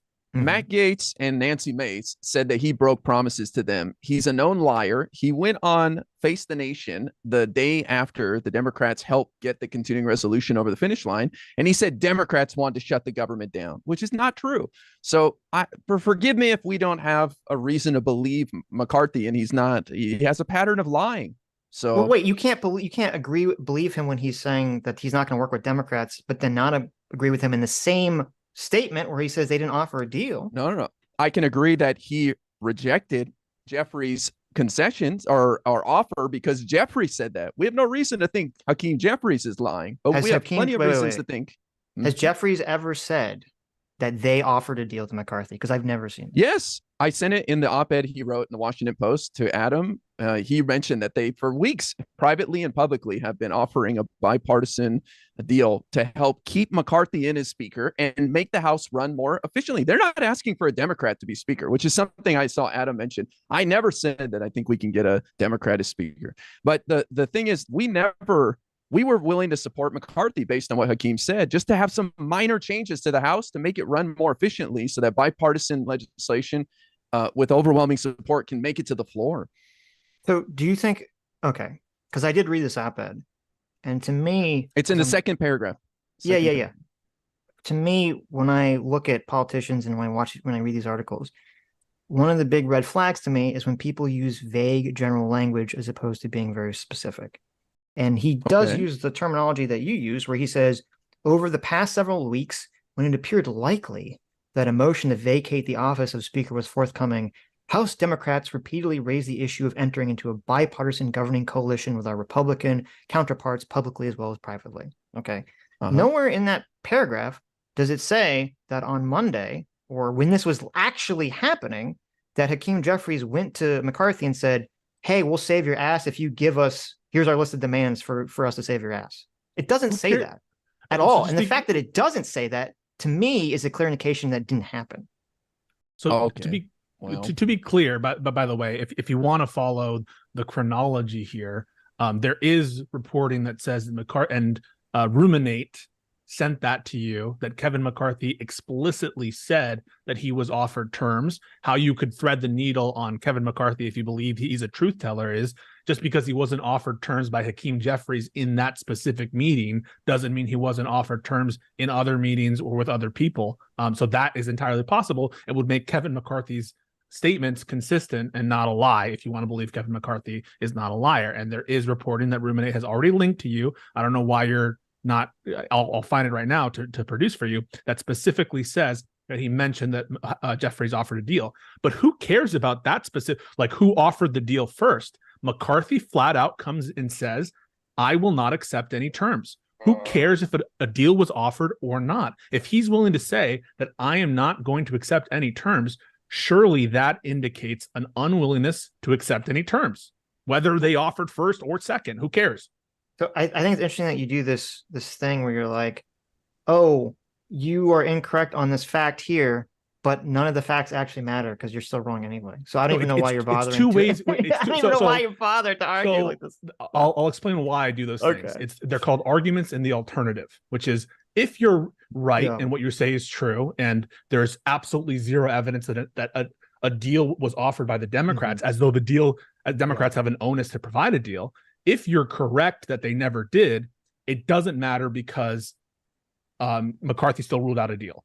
However, here's information that shows that you may be wrong, that the Democrats never offered a deal. There's nothing inconsistent about that. There are arguments in the alternative. No, there is. It's completely inconsistent and nonsensical. What about it is inconsistent? I'm about to tell you. I'm about to tell you. I want to point out something too. I don't like the word onus here. Look, you can be walking down the street and see $100 bill on the ground, and you don't have an onus to bend over and pick it up. Okay. His argument is that it would be smart to bend over and pick up the $100 bill. Right.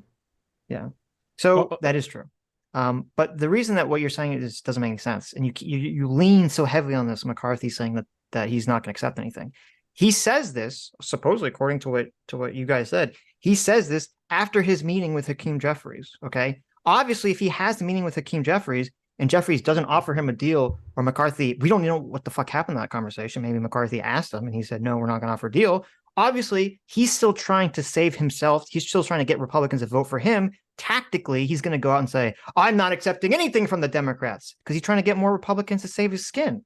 So that's not evidence of your claim. So this is how your world makes sense in your head.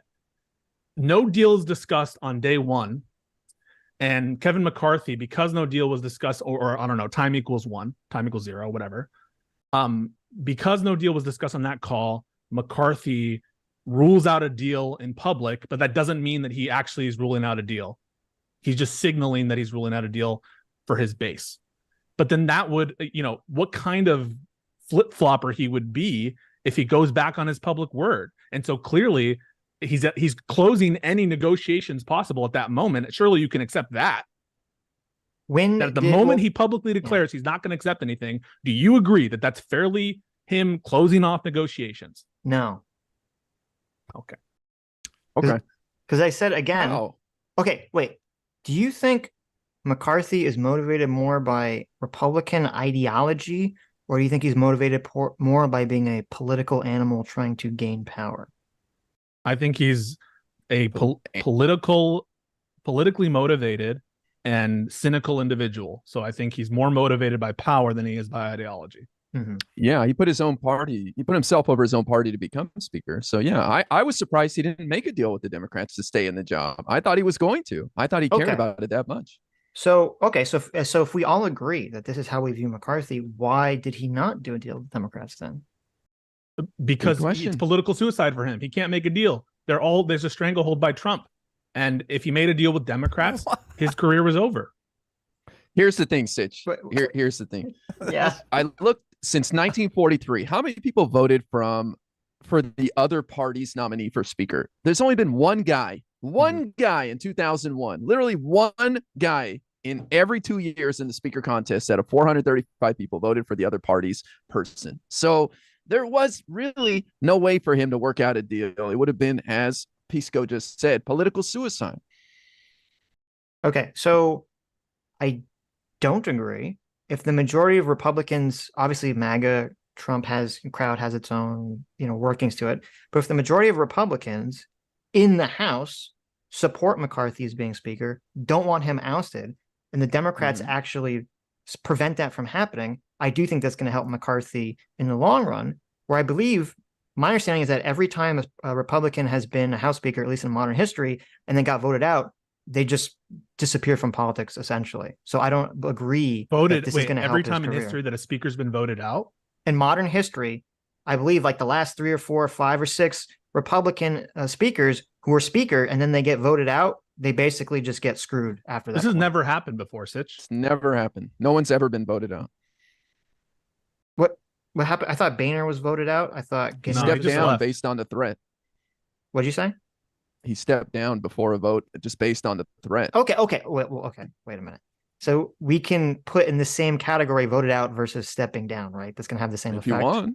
Okay. Sure. So for when you so if we have a bunch of Republican speakers who all step down instead of being voted out and they all disappear into the void after that part, or they, go on TV and they become political pundits on TV. Why would you think that this action would help why would McCarthy think that this action and losing this vote would help his career politically? You tell me. I have no idea. Well, I don't know. But this is why you want to go on Fox or CNN as a contributor. Maybe, I don't know. Maybe he's just sick of it. Maybe he hated the job. So your argument is that McCarthy's just incompetent and stupid. Is that the argument? Oh, yes, because he failed to corral his caucus to get the budget passed. He failed on promises he made to these guys. He made so many promises that you guys haven't even mentioned, like putting up certain bills, like on term limits and all sorts of things. He didn't do any of these things. He promised them he'd never bring a bill forward that didn't have more Republicans for. Right. So he's a total failure. He's a mess. But we're talking about the Democrats taking power, though. There's no power to be taken while Republicans have more seats in the House. Period. Unless there's 8 Republicans that are going to defect. That's literally not true. Right. That's my whole argument, is that because of the way Matt Gaetz structured this thing, where any one person could call the vote against the speaker, it created a bizarre situation where, since the Republicans were split into these 2 coalitions, they actually that McCarthy personally actually required Democrat votes to maintain power. Then why didn't he ask for them, Sitch? I mean, Sitch didn't give him anything. I'm the one saying I'm saying I think he did, and the Democrats said no. You have no Okay. proof But of he that, didn't. just like you have no Okay. proof of the Democrats offering anything, but yet you lean You're right. heavily into You're the right. idea that the Democrats Wait, Sitch, failed. I You actually- didn't mention for a second that McCarthy didn't. You're like, well, maybe, but here's the way the Democrats screwed up, Because and they're it's so- evil and immoral and Because monsters. listen, Come I'm just a fucking idiot on the internet. Okay, so And you if were I doing could theater. see- You were playing to your audience. You were doing theater, trying to be. Yep. the No, I'm no, above wait, stop, everything guy. wait, That's what pause. you were doing. You don't know what I'm saying. Okay, because I'm not Okay. saying what you thought I was about to say. Okay, Okay, I'm just an go ahead. idiot on the internet, and I could very clearly see how they could use this to leverage power. Okay, and I would imagine that people that actually exist there could also see it too. And if they didn't do it, it's because they didn't want to do it. Wait, so answer the question that I asked you before. I Which was asked you, what? what should the Democrats have done other than what they did? You found a way to dodge, and I'm asking I didn't you find a again. way to dodge. Yeah, You, what should they have done? you He's are already told claiming you. that you think the Democrats went to McCarthy when this was going on and said, here's a deal we're offering you. And McCarthy said, fuck you, I'm not going to work with you. And I'm Yeah, saying so- I haven't seen evidence that's convinced me that that's true. So, except for right, and then- vague statements I about, well, remember we now. sort of maybe reached Yeah. out to him over the last 3 weeks or whatever is not what I'm talking about. Yeah, I remember now, because then you got all butthurt when I said in the alternative, even if they didn't, it wouldn't matter. So just to be clear, Very Democrats homophobic, didn't Pisco. I don't I know. know. that about the Democrats didn't butthurt comment. initially offer terms does not at all discount the fact that publicly afterwards McCarthy ruled out a deal. So even When did if he it rule weren't- out this deal? when he publicly said, Hours "I will not before. accept terms"? No. When? What is like the The timeline here? day was the Monday or Tuesday. And when think did it the was- vote happen? Tuesday. Okay. So what you're saying, and I don't know why you keep bringing this up because this is evidence of my point. As I said early in the conversation, after he has a conversation with Hakeem Jeffries, and then he says there's not going to be a deal and I'm not going to accept the deal, that's evidence of my position. That's not evidence of your fucking position. That is delusional. So I just want to be How is it clear. delusional? so Obviously, I the just wanna- Democrats didn't offer him anything. He's going to go out there and say What? that. And So Hakeem first- Jeffries, wait, you have to acknowledge that if in that meeting, Hakeem Jeffries offered him something and said, we're willing to work with you and to get you to retain office if you do some blah, blah, blah with us, he would just fucking say, Jeffries would just say that. There's no reason for Jeffries to hide this information. He did. So No, he so didn't. Jake Sherman, who is a reporter who contributes to MSNBC, contributes to NBC News and Punchbowl News. He's been doing a lot of whip counts and all that stuff on Twitter. He says that McCarthy, in a closed GOP meeting, said that the Dems came to me and made a deal, but I wasn't going to make a deal. That's Jake Sherman's reporting. And that what's been presented to you now like 4 or 5 times. The link, I know because I'm on these threads. You've been presented with that reporting, okay? You can say that's not true. Right. What I'm So- telling you is, Mhm. even if it's not true, Right. it's bizarre to think that the Democrats, based on the statement that McCarthy made, that just because the Democrats didn't offer a deal, that Kevin McCarthy afterwards ruling out a deal isn't showing a willingness not to have a deal, or sorry, a desire not to have a deal. But just to be clear, that reporting exists and you have to deal with it. Yeah. Okay. So there are 2 questions about that reporting. Was that also something that happened on Monday? Why would it matter? It's McCarthy talking about what did occur. Well, you know why it prior matters. to his I'm asking ousting. you, did it happen on Monday? After This he had is a conversation with Hakeem This is Jeffries. reporting from October 3rd. I don't know when he was ousted. Okay. Kevin Right. So McCarthy. He was ousted on October 3rd, that day. Okay. So it's that day he tells Republicans that they offered a deal and he turned them down, right? That's the claim. So McCarthy says, I was offered a deal by Democrats, according Right. to Jake Sherman. Yes. And he says, I didn't want a deal. This Right. is him talking to his own conference behind closed doors. right before they go vote. Yeah. And I think Jake it Sherman might is be a after, big but he's reporter. You could see him Go ahead. standing next to Kevin McCarthy in most of his like press conferences. Jake Sherman is very close to the Republican. Well, wait, is this? Well, this is very important. Is this? Actually, I guess not that important. But is it before the vote or is it after the vote? I believe it's after, but McCarthy is relating what happened before the vote. McCarthy is stating what occurred, just like, Okay. technically at any time he has to say it after the conversation happens, but that's just temporality. I don't know what you want me to do with that. No. Wait, what the fuck are you talking about? I asked if this was before. Was this a conversation you had with Republicans before they voted to oust him or not? I believe it was after, but who cares? Okay. Right. So here's the issue here. Number one, you're still in this problem where why is Hakeem Jeffries not saying this directly? He loses no political capital for just explicitly saying we offer them a deal and he told us to fuck off. Number one. And number two, you're again getting this problem where you're accusing McCarthy as being a big fucking liar, except when it helps your argument. No, at what point did I say that he was a liar other than going back on his word on the You impeachment both said that he was a liar that couldn't be trusted, and you were criticizing me for trusting what he said, and now you're trusting what he said. So in the main, he doesn't follow through on his word. I don't know if you want to characterize that as lying if he knew in advance when he shook Biden's hand that was I said McCarthy said he wasn't offered a deal, and you both said he's a liar. Why am I trusting what he said? No. Sorry. Yes, that is what happened. You could play back the conversation. I specifically, you tell me if you remember this. I said the way you thread the needle on McCarthy not being a liar is just because he wasn't offered a deal. I never said McCarthy wasn't a liar.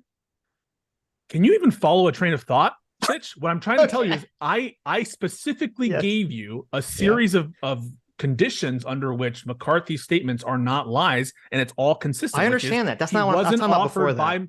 He wasn't offered in that meeting, Jeffries, a meeting, but that Democrats came to him with an offer. And none of that is inconsistent with any of McCarthy's statements. I understand that. I'm talking about before we had that part of the conversation. Okay. Before that part of the conversation, you both agreed, and now maybe you changed your mind. You both agreed and said that it was stupid of me to trust McCarthy because he was a liar. And now I'm just saying it's weird that now you trust him, that it helps your argument. Wait, hang on a second. So I need the whole basis of my information about McCarthy ruling out a deal comes from McCarthy's mouth. And you're telling me is my position that McCarthy is an ineffective and not following through on his word globally means that I can't rely on him later on when he says that he's ruling out a deal. Ruling out a deal is almost like a verbal act, right? The fact that you say, I'm ruling out a deal elicits the response in the people you're now not negotiating with that they should not approach you anymore. And so it's almost the assertion that we're not open to a deal is the act itself. And so it's a false comparison. And I can also just say, it's not necessary that he lied to Biden. He could just be ineffectual and not be relied upon. And none of that's inconsistent with what actually happened. Okay. So, maybe this is the way to solve a piece of this puzzle. Is do you acknowledge that, or agree, I guess I should say, that if McCarthy and Jeffries had this meeting, and in that meeting, just hypothetically, McCarthy says, he gets on his hands and knees and he says, please, Jeffries, help me. I'll do whatever you want. Just don't let me get voted out. And if Jeffries spits in his face and says, no, bitch, you're out of here, right? Okay. If that hypothetically happened, would you agree that strategically it would make sense for then McCarthy to then go publicly on television and say, they didn't offer shit and I'm not going to give it to them even if they did, motherfucker? Would you agree that that's what he would do? Well, that would back up our argument that he was lying about what happened. Or No. Saying he didn't get a deal. I understand. I'm just saying, do you agree that's what McCarthy would do? If that's what happened. I don't know. If he went on his knees, he probably just wouldn't comment on it. He'd just be, I'm not going to characterize the nature. That's what Jeffrey said, by the way. So why? Okay. So why do you think McCarthy? Okay. What were you going to say, IRI? Well, I think it is kind of pride on the line too. So of course he's going to go out there and say, well, they didn't offer me anything, so I'm not going to offer them anything. I mean, yeah, I do think that somebody could be prideful and go out there and claim something else happened. Sure. Okay. So why do you think McCarthy went out there and said, I'm not going to accept anything from them? What was his motivation? Because he was all out of ammunition. He was done. He had nothing. He wouldn't accept what they offered, and he was all out. So of course he's going to point a finger at them and try to blame them for what happened. Do you agree with that, Pisco? Or do you have a different take? I think the reason he came out and said, I'm not going to accept a deal from Democrats is because he knew that accepting a deal from like IRI said, he had no more options. He wasn't going to accept their deal. And doing a deal with Democrats that gave any real concession is a death sentence. And so he didn't do it. Okay. Because I agree that he's out of options. I'm just agreeing that, or I'm disagreeing because I think he's out of options because he didn't get a deal from Jeffries. And so he's trying to do a last-ditch effort to try to get the So Republicans answer to the vote question: for what him. should Democrats have done differently? They should have had some realistic deal that was something that they thought that the Republicans could live with, and say, and have Jeffries himself in his Monday morning meeting with him say, we are offering you, if you agree to these terms, we will save your ass. That's what they should have done. Well, we're not privy to their conversations, but in Jeffries' that. op-ed, he says that he offered a bipartisan governing coalition, which my understanding, based on further reporting, would just be like splitting the Rules Committee, which is the committee where all bills come through before they make it to the floor. Instead of being 9 Republicans and 4 Democrats, it would be split evenly so that bills that have a large consensus on can make it to the floor. He wasn't asking for a Democrat to become speaker. He wasn't asking for subpoena power, as far as I know, for subpoena power for the Democrats. He wasn't asking for the world. Right. So before, because I do want to get back to this specific fact claim because we're hanging up on it. So, so I understand your claim. So the only reason you think that McCarthy didn't accept this power sharing agreement was because he felt that if he did, it would ruin his further political career because he would have ended up working with Democrats, right? That's your argument? That's where the base is at, in my opinion. And this is your argument, IRI? It's tough to say why he didn't take the deal. I'm amazed he didn't, but I imagine he decided that being kicked out, at least he'd be in the history books forever, as opposed to being shit on for the rest of his life. You worked with the Democrats. You know, he stood the line. They voted me out. Those scumbags removed me. Instead of I bent over and I took it and I worked with the Democrats. He didn't want to be known as that he guy. already worked with the Democrats to get the This is 45-day different. budget. What are you talking about? This would have been way different. Yeah, this would have been a whole new level of working with the Democrats. Well, the whole situation is different because you said this never happened where someone's been voted out. Yeah, exactly. Like, think about a power sharing agreement. Imagine this were to happen in like some other parliamentary system where, the conservatives win a majority in the House of Commons in England, and there's a power sharing agreement with the Labor government or something because they can't get their house in order. That's like a major thing. That's like undermining the will of the electorate in some capacity because if you agree with mandate of the voters, the voters gave us a Republican House of Representatives in 2022, right? That's what they voted in. And so any kind of agreement with Democrats that undermines the authority of the Republican legislators, that's a big difference than, regular negotiations on a budget deal in a divided government that always happens. And so to equate the two and say, well, clearly McCarthy was willing to deal in some capacity. Yeah, he just wasn't willing to deal in the totally unprecedented way that would have been necessary to save his gavel. Right. So the disagreement is that you're looking at from the perspective of he did what he did because the alternative of working with the Democrats would be too damaging to his political career. So you're assuming that he's acting in some kind of logical, pragmatic way. And I'm assuming that he would have acted in a pragmatic, logical way to protect his speakership because that would be more beneficial for his political career. And that's why we're coming up with having these two different worldviews about the likeliness of what happened behind the scenes. Well, I think this is a man who cares about himself above everything else. I agree with you. Political career. So I think that he can, if he's no longer speaker, he can go be on TV. He can be a consultant. He can be respected by the party for standing the line. But if he works with the Democrats, then he's screwed. He's going to be gone in less than a year. The Republicans are going to lose. The party's going to hate him forever. Someone might even threaten. They're going to hate him already though, because he's out with the MAGA crowd. Well, then you're saying he's screwed no matter what, and then it doesn't matter. And then you're saying, okay, Sitch, if he's screwed no matter what, why did he take that path instead of dealing?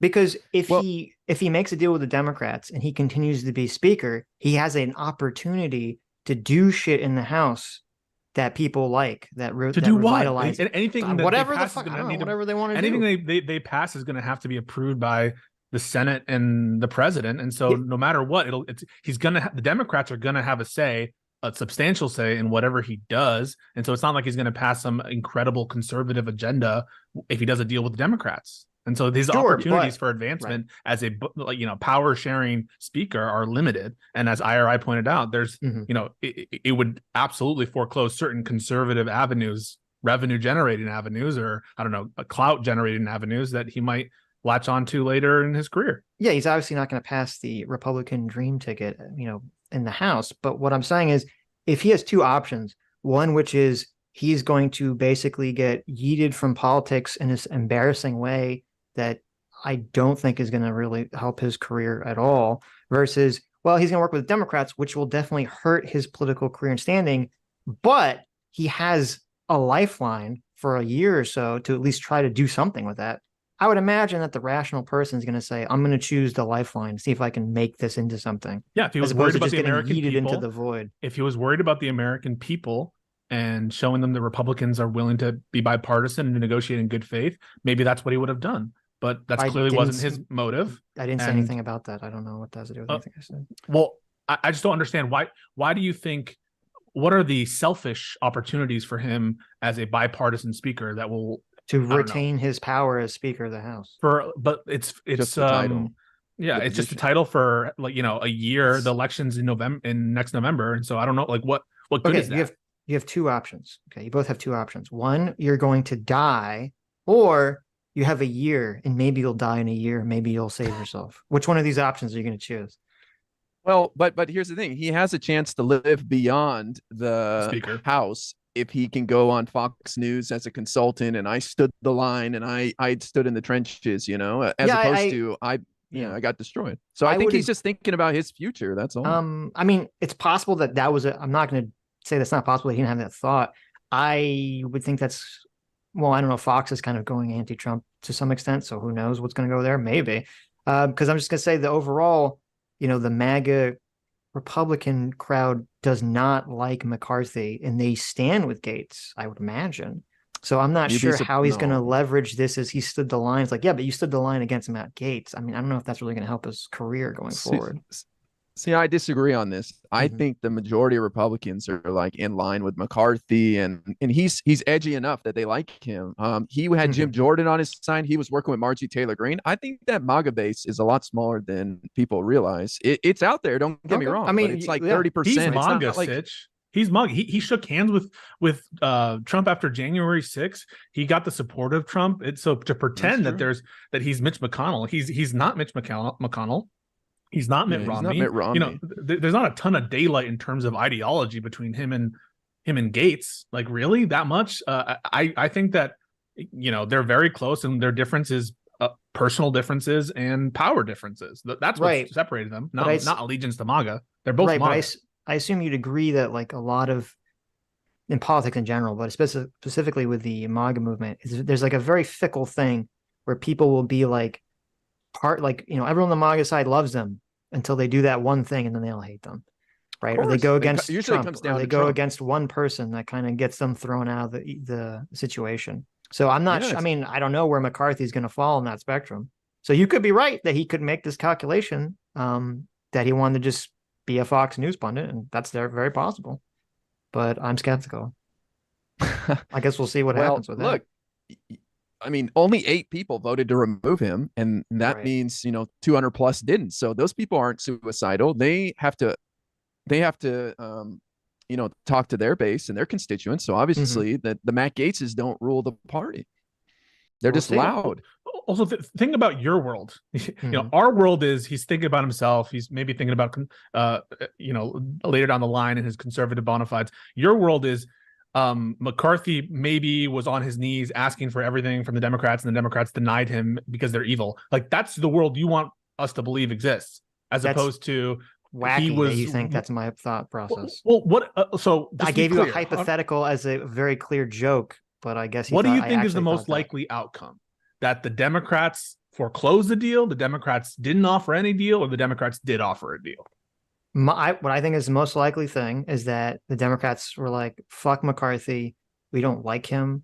This is going to cause, what I think actually happened was they said, listen, should we help McCarthy? Should we float something?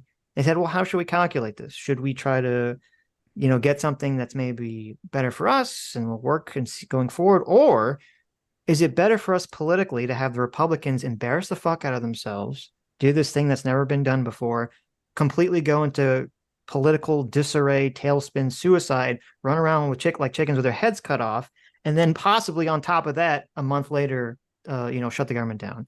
Which is Hey, going I to look said better that. for us? Okay. So what do you think is the stole most my likely? thing, The Sitch. Democrats I think that's offered exactly what I terms? just said. And the Democrats said Wait, that's going to look better for us. So we're Did going they to do offer that. terms?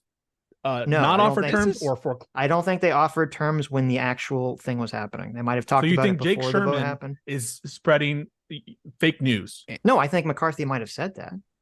You I think don't think McCarthy actually is happened. lying? So about McCarthy what the lied to his Democrats own offered Yes, you? I don't think McCarthy's a He lied to trustworthy his own fucking caucus. person. Okay. So he lied to his own caucus behind closed doors. And Yes, but I here's think the thing. McCarthy's These- a all these fucking people are slimy weasel. I liars. don't know why you think Okay, anything so then else. let's believe Hakeem Jeffries, like Pisco and I do, that he made an offer and McCarthy rejected it, and he's a moron. I'm glad we can go back to this. Okay, you keep saying, and we could bring this article up if we need to. And I read the passage. Hakeem Jeffries does not say that at that time period he made any offer. He does not say that. You acknowledge this, right? Why would it matter that What? it was Monday or 2 weeks before Monday when they saw it coming? Why would that matter? Because 2 weeks before Monday, McCarthy doesn't have his head on the chopping block. I don't know why you're at. Like, how does that don't all change the willingness? So what the Jeffries are you statement really shows- going to ask that Yeah, question? No, hang on. Ask Let me- it, let me Pisco. finish. Ask that question. So Okay. what is the reason IRI is citing this Yes. is to show the Democrats' state of mind. Namely, their state of mind is willingness to negotiate, willingness to deal. The fact that you're willing to negotiate 2 weeks before you're quote on the chopping block or whenever the time period is shows that the Democrats are not foreclosed from a deal. And so surely if they're willing to deal when the pressure is not as significant, they'd be willing to deal when the pressure is more significant. Well, I don't agree with that, and I'll get into that Okay. in a second, because I think it's a good question. Why are the Democrats not willing to deal? But you acknowledge that the closeness of the deadline has a massive impact on McCarthy's willingness to deal, right? Like when they go to Ned Stark and they say, "You're going to say Joffrey's king," he says, "Fuck off." But then when his head is on the chopping block, he's like, "Oh yeah, Joffrey's totally king," right? Like, we Especially understand for this. McCarthy. McCarthy's a procrastinator. That's Yes. clear. So I don't deny that the incentive structure changes the closer you Right. are. But the Democrats seem open to a deal at all times. And just to be clear, before the actual vote, other Democrats are signaling, we would be willing to work with a reasonable deal of power sharing. They're signaling publicly. They're making AOC's making statements like that. Members of the squad are signaling willingness to deal. And so it seems bizarre for your conclusion to be given all that evidence that the Democrats are the ones who are saying we're never going to deal with McCarthy under any circumstances. If the most liberal representatives are, floating and saying, maybe it'll happen, maybe not, and flirting with it, why is your prior that they're all lying and McCarthy's also lying about his, in closed doors to his own conference? It just seems weird. So to answer that question, why would the Democrats be willing to offer him a deal before he's going to get his head chopped off? Is because they don't have a crystal ball. Okay, they're going to try to do what the Democrats are going to try to do what they're going to do to gain power in their situation, which is what everyone's doing in politics. And so they're going to say, how do we convince McCarthy to work with us? And we say, listen, McCarthy, they're going to chop your head off at any second. You better work with us, And they're saying this, and it's possible. It's definitely a possible outcome, but they're saying this to try to get McCarthy to deal with them. And McCarthy keeps saying, no, fuck off. They're not going to chop my head off. I'm going to keep trying to placate them. It's safer for me to try to placate the base and the Matt Gaetz, blah, blah, blah, blah, blah. And so the Democrats are doing that because they're trying to gain leverage. But then once the situation occurs, once his head's on the block, it changes all the political calculations. And the Democrats could very easily, as I laid out 5 minutes ago, could have said, you know what, we think it's more politically advantageous for us to just let him get his head chopped off and not offer any deal and act exactly the way they did. Well, this is you're filling in a lot of information that doesn't exist, but you were quick to judge. And this is my bigger argument. It's like how far you were willing to lean in that the Democrats screwed this up. You said they're evil. They want to shut it all down. And you didn't even they're stupid or evil, this is rational what you're saying here. This is great. I'm with you on this stuff. But this is what he said in the original video. No, well, I said it very animatedly. Okay. No, oh come on. Look, I think you guys have to be called out on this because both of you guys were so quick to jump on the Democrats and go nasty, hard in the paint on them, saying they're evil, immoral. They didn't take the deal. They want the government to shut down. And I have to ask you guys, why were you so gleefully saying those things and so passionate about that? Well, okay, why? Because I don't think you bring that fire to the Republicans. Wait. Okay. So you acknowledge that I said they were stupid or evil. I didn't say they're just all evil. I said they're stupid because they didn't do this. Does it even matter? It does. Wait, it does matter because Why? I'm sitting Why? here and I'm seeing this in real time, and I'm just baffled by why the fuck the Democrats passed. Then this is what I think is completely lost, and why, like, I'm kind of baffled by your guys' take on this. Literally, the beginning of the clip is me complaining that this is going to give Matt Gaetz more power. So you should very obviously understand, and this is like, how do you not understand where I'm coming from this? That's literally the beginning of the clip. It's me saying this is just going to give Matt Gaetz more power. So obviously that's not what I want. But there's a whole other argument that he's going to lose power because of this. No, that's fine. You could you weren't even aware of. I'm aware of the argument. I don't necessarily believe that's going to happen. And you can disagree with my assessment of the predicting the future. Okay, that's fine. We're all making predictions here. But just from the beginning of the video, you should understand I'm not sitting here simping for Matt Gaetz. I'm criticizing the fact he's going to get more power. That should show you where my headspace is. Yeah, why are you guys should be mad that the Democrats passed an opportunity to get some policy prescription that you guys want? Because we don't think that they did pass on that opportunity. We think that the Republicans passed on that opportunity. And by the way, Matt Gaetz was enabled by Kevin McCarthy and the Republicans, which they could have cleaned this mess up anytime they wanted. It's not the Democrats. This is a desperate attempt by the Democrats to help out the Republicans, if anything, to get rid of this problem. Republicans could have dealt with this on their own without the Democrats removing McCarthy. So, okay. So wait, Sitch, I want to clarify something. Oh. So what we just told you is both I'm Really Important and I both agree that we would be in favor of a fair deal. We would be in favor of Democrats dealing in a bipartisan and genuine way to save McCarthy. But our priors are both that they weren't the ones refusing to deal. We believe the Republicans were the ones refusing to deal. Right. In that circumstance, if it is true that this reporting is correct, and if Kevin McCarthy is telling the truth, do you agree with us that the Democrats were not stupid and were not evil? Yeah, I'm glad you asked this question. You read my mind. I was literally about to ask this question. Okay. And I was going to say, as I said on Twitter, and as I say here, yes, 100% I agree with you. If the Democrats had a real deal that they offered to McCarthy at the time that this was going on, when his head's on the chopping block, they said, here, we will save you. And McCarthy told them to fuck off, which I think I said earlier in this conversation. Then yes, the Democrats did everything right. They're not stupid. They're not evil. McCarthy is probably just a complete buffoon at that point, or as IRI pointed out, he just thinks that he's going to turn this into Fox News punditry. Okay, then yes, if that's true, then yeah, that obviously completely changes my opinion, right? And what I will say is the vast majority of evidence shows that that's the case. It doesn't. But let me ask you the inverse of that, okay? Yeah, sure. If it turns out that the Democrats didn't offer him a deal, do you think the Democrats are stupid or evil? I think, yes, if the Democrats did not offer a power sharing agreement or ruled out a power sharing agreement or some kind of agreement where they would save Kevin McCarthy, then I think that that's a wasted opportunity and that was therefore stupid. Okay. Well, and to be clear, while this is happening, not 2 weeks in the past, not a month ago, while this is happening. Yeah. You mean like hours before even? That's what you're saying. Wait, yeah. So hours before, if it's the case that the Democrats have an opportunity that they're not exploring or that they close themselves off to, that's foregoing a beneficial opportunity to themselves and the country, and therefore it would be stupid to forego that opportunity. My strong belief is that the Democrats were willing to deal, which is almost always the case, and Republicans were the ones who weren't willing to deal, which is almost always the case. And Sitch, just so I understand, you're saying, like, you've created this scenario now where Kevin McCarthy was playing hard to get by rejecting their advances for weeks. And then the day of, he's like, oh, okay, fine, I'll take a deal. And they're like, no, you're done. We're going to screw you. Is that what you're saying? I feel like that's what you're implying now. That's the fiction you've created. That's what you think happened. Right. Is that true? Is that what you're thinking now, Sitch? Well, first of all, that's you are dancing so hard to try to create some scenario where the Democrats are bad and made a mistake. And I feel like they're planning in advance the story. Okay. They're getting AOC to say all this stuff to lead them off. So, okay. Well, first of all, your characterization of this is fucking insane. Okay, I don't know where you're getting this from. The idea. That's your words. That's your idea. No. That's not what I'm talking about. You don't even know what I'm talking about. Okay.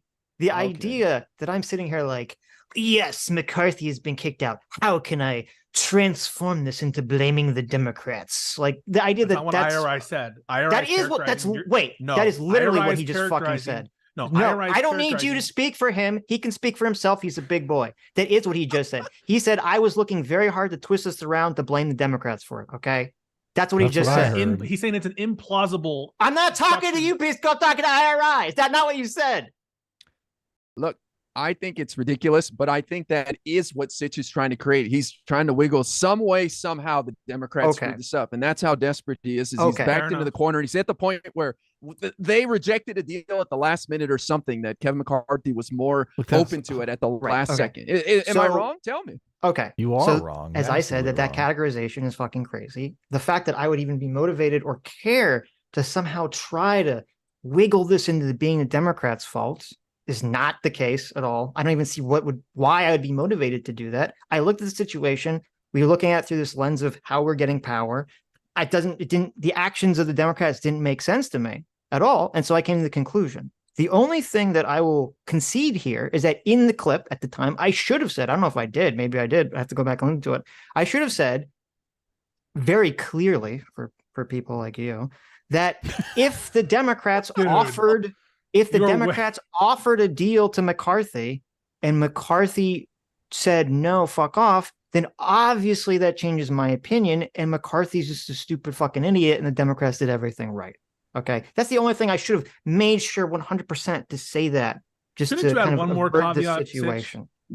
I mean, shouldn't there be one more caveat, which is if Kevin McCarthy is not actively pursuing a deal with Democrats, then isn't he also stupid and evil? Isn't that a necessary caveat? McCarthy, my baseline assumption is McCarthy is stupid and evil. So that didn't need to be said. That doesn't need to be said. And why? Because that doesn't need to be said. This shows how you guys are so fucking tribal brained on this shit. That's all you care about is we got to blame McCarthy. Okay. I don't get my whole thing is why and you said it was deranged for Sitch to bring culpability here because what you really are operating under. This whole conversation is bullshit. What you're really operating under, both of you, is that Democrats good, Republicans bad. No. And I said Democrats in this situation are bad. And you guys got fucking triggered. And the fact that you keep honing in on this useless part shows that, okay?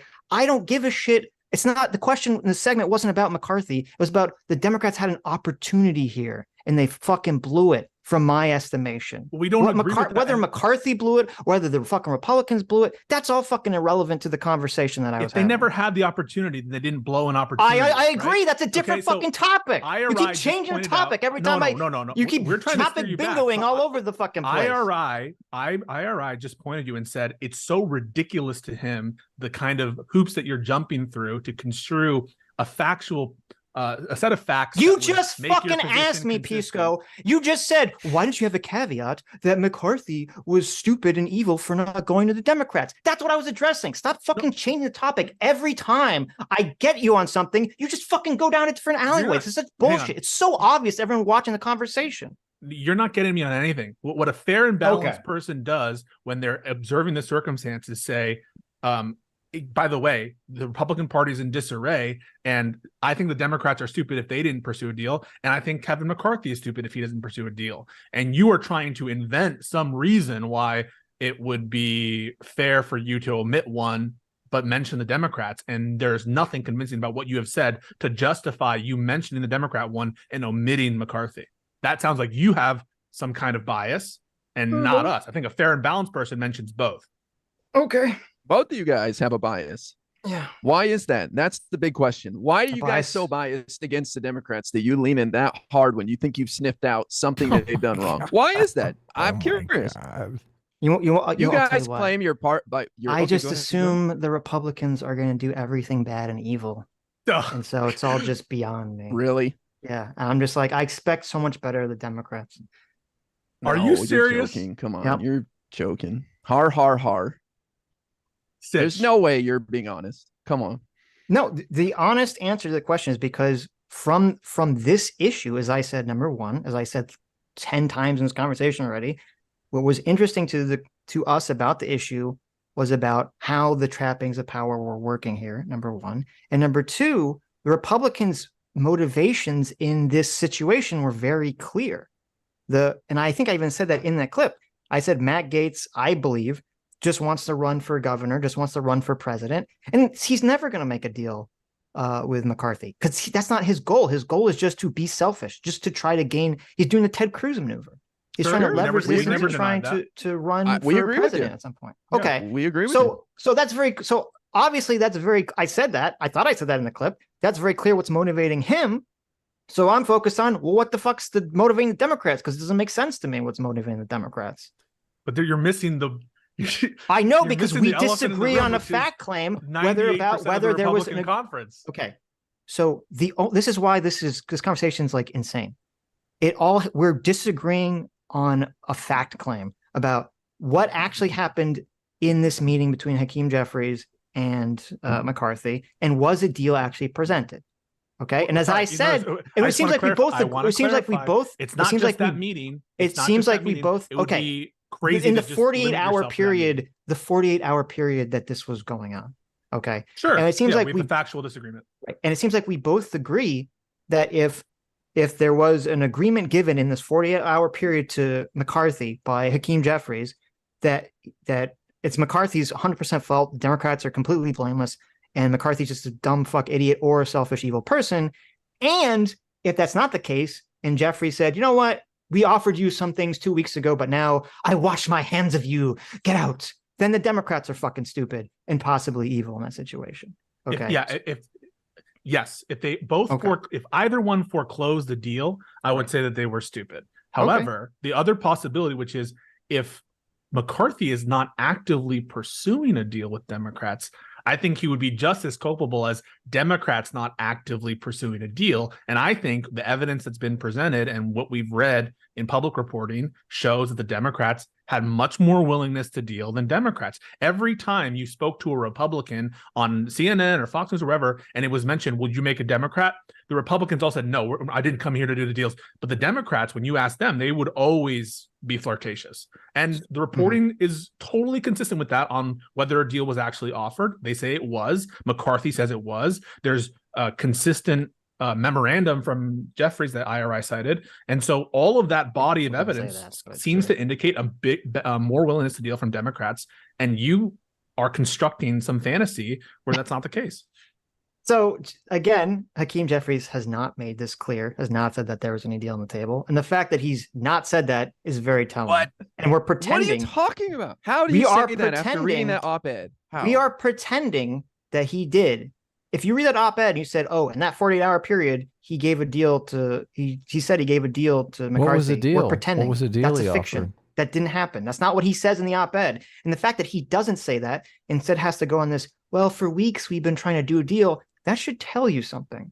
Okay. If it literally said that, Sitch, if it literally said what you just said, you know what Sitch would be saying? He'd say, well, we don't know what the deal was about. It could have just been for Alfredo and what they're going to serve in the cafeteria. I'm glad. Or, you know, if they had a deal that said like Pisco can read into my thoughts and he sees everything that's going on there. Yes, of course. That's why.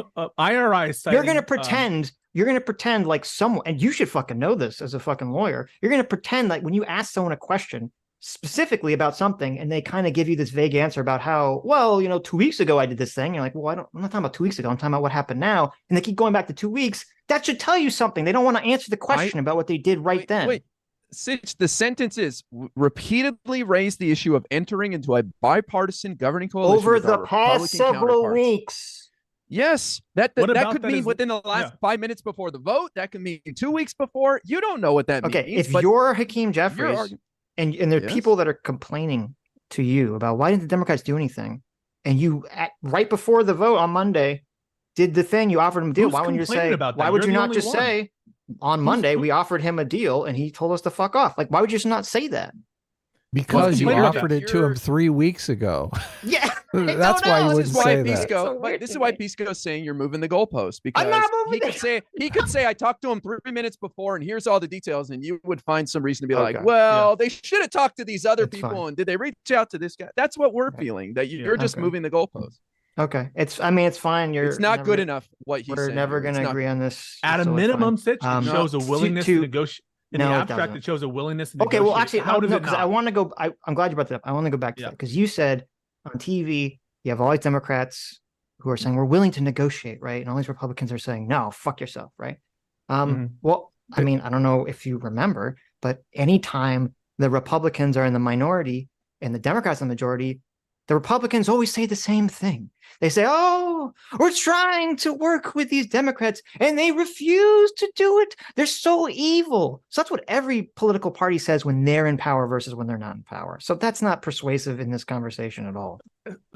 I do not know how you could possibly compare the regular angst of a minority party in that they're not being heard by the majority, how you could compare that to an unprecedented proposal for this kind of power sharing in the actual structure of how the House is being run and the rules. They are so different. And you're saying is like the Democrats signaling that they're open to voting for a Republican, or at least making it so that a Republican Speaker of the House maintains their power.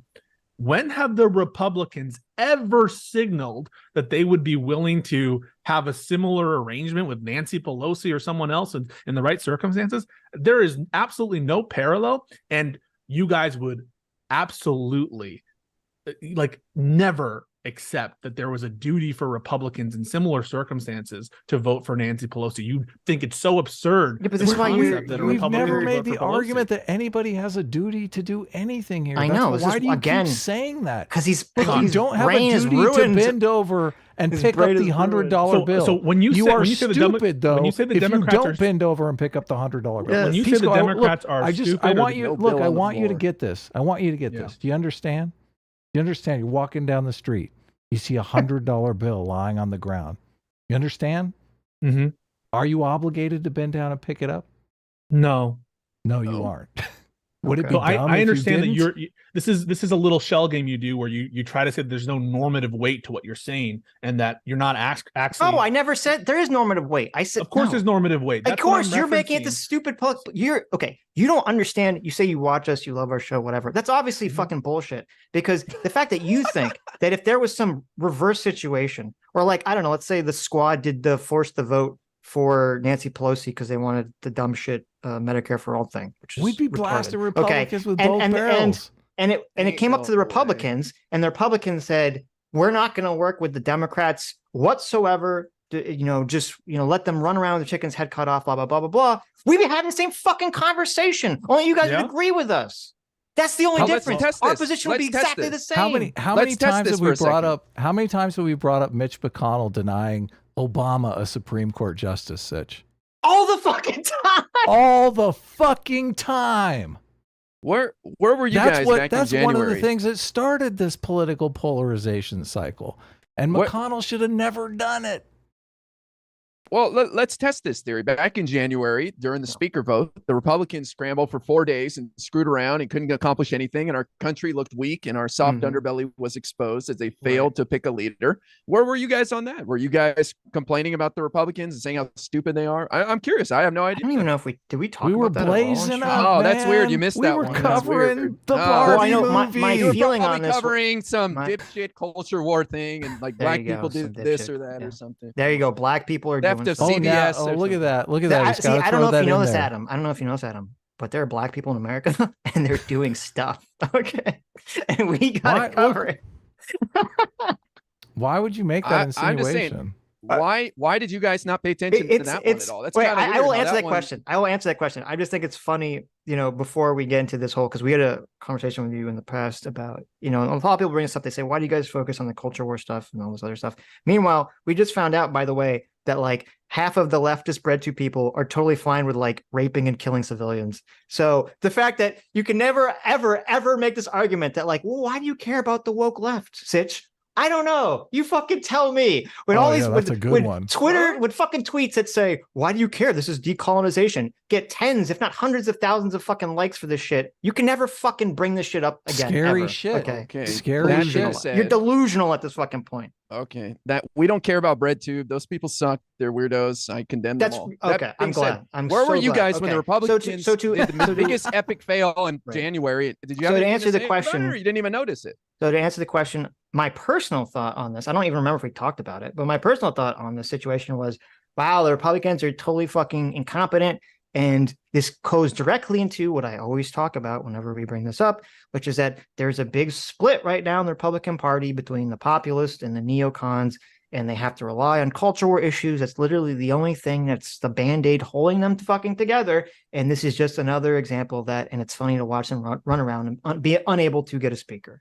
Perfect. Sitch. Okay. So just to be clear, that was our position then. IRI in my position was exactly what you just said. And it's our position now. Nothing has changed. You're the one who's changed and said the Democrats are now responsible. Absurd. Why are you not blaming the Democrats for not making a deal and helping out McCarthy then, since Matt Gaetz was so in control and got all the power at that moment?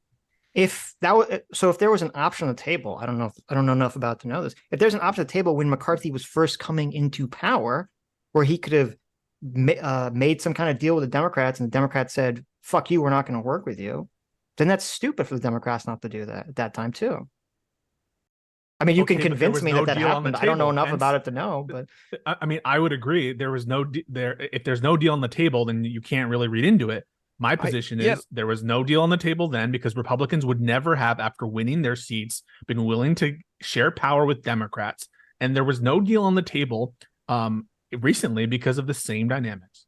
I would argue, and I would think that when McCarthy was first elected the speaker, that the rest of the Republicans in the House would not be willing at that moment, since, as you said, they just won their seats, even though there was no red wave, that they would not be willing to work or elect any speaker that was willing to give any concessions to the Democrats at that time.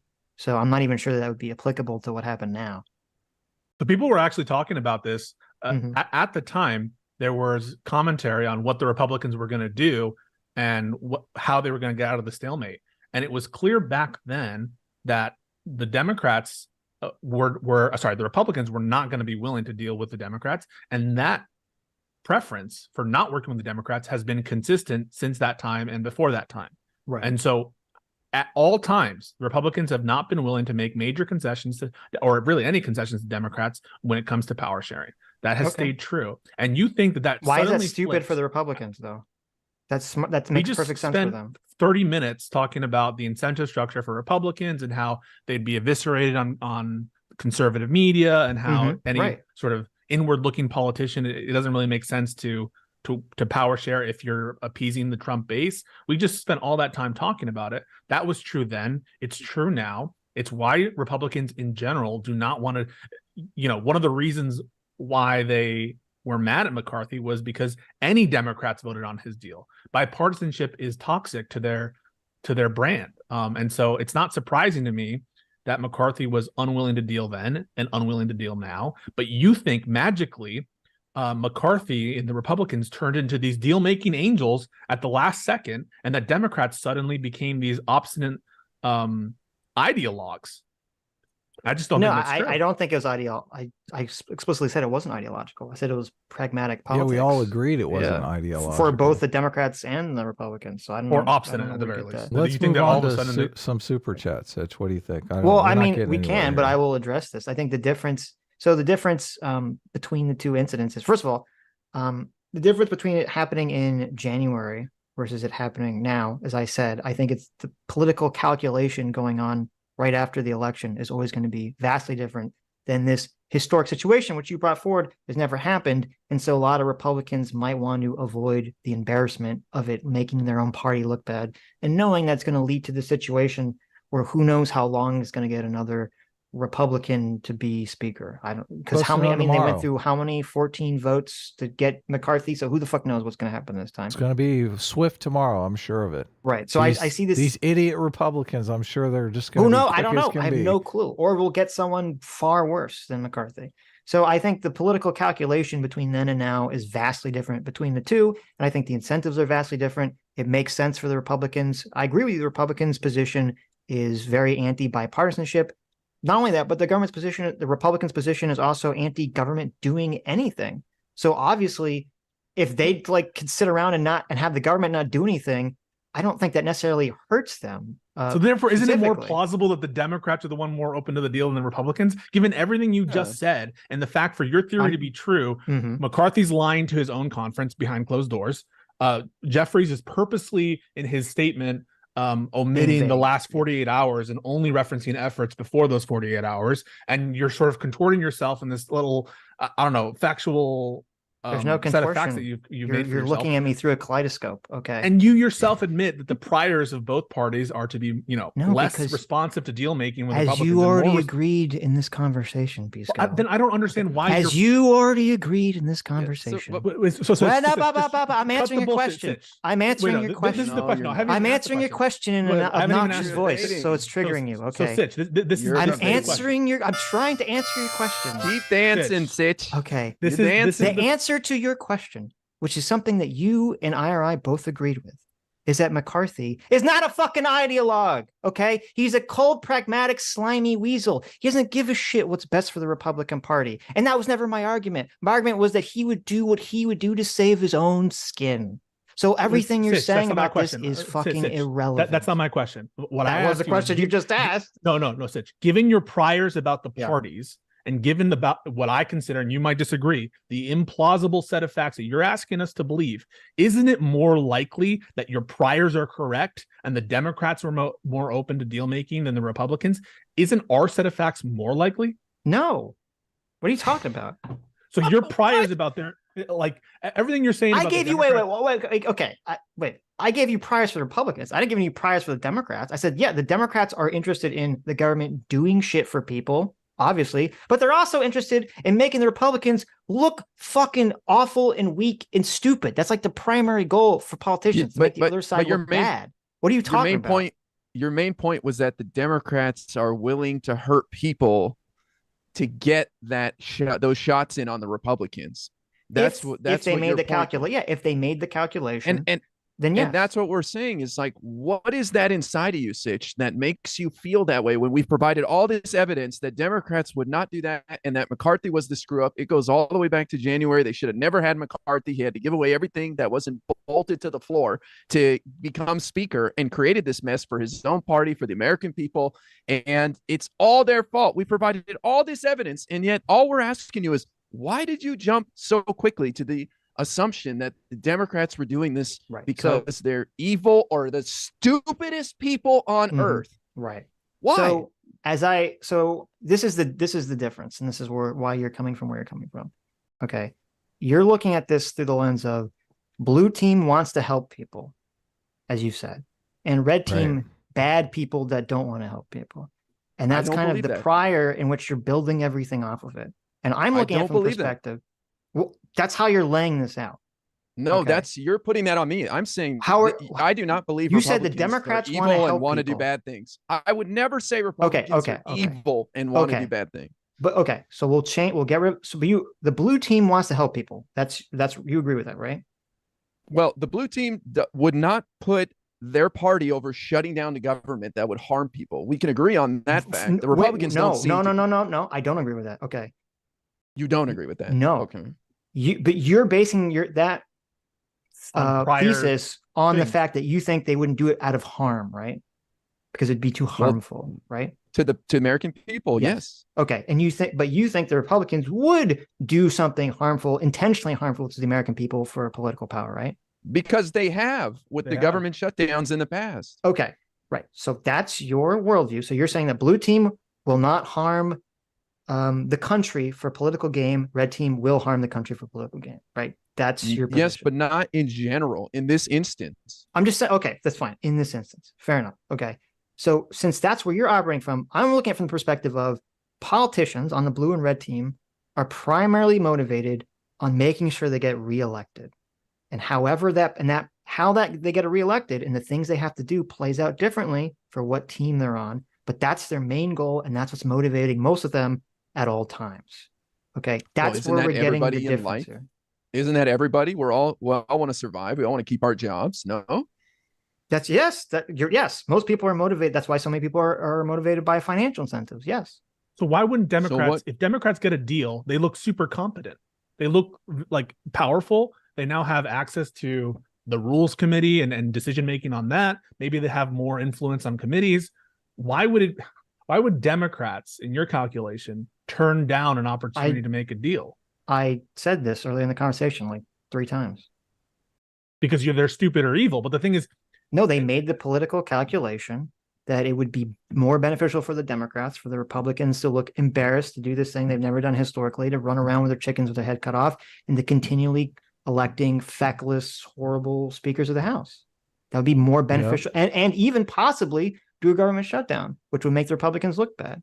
But you have no evidence to counteract the reporting that says that they did offer a deal, correct? That's okay. just your so gut, right? This is what happens every time I have this conversation with you. You ask me a question, I answer the question logically, and instead of actually just what I say, you just change topics. Because you didn't say, okay, well, that logically answers my question. That you said, yeah, but the reporting says otherwise. Okay, well, that's what you always do. You always go down a different pathway. Okay, this is why I went there, Sitch. So Sitch, this is why I went there. You said, well, I just think they made the calculation that it's better for them if they look incompetent than the Democrats look competent. I said, if how do I respond to that? Stupid. Your gut just tells you that they made that calculation. You don't have any statements that they made that calculation. You have no evidence from any insiders that said that they made that calculation. No reporting whatsoever that they made a calculation. It's not something I can respond to because you're just saying that that's what you think. You asked me a question. You asked me a question. You said, why would they do this? I explained why, and then then it all goes away. And you just but there's no. So that's what was the deal? Pisco. Okay. What was the deal that was reported? What is the deal that McCarthy turned down? So McCarthy is alleged to have. So the parameters of every offer, hold on, alleged. What do you mean alleged? Why are you saying alleged?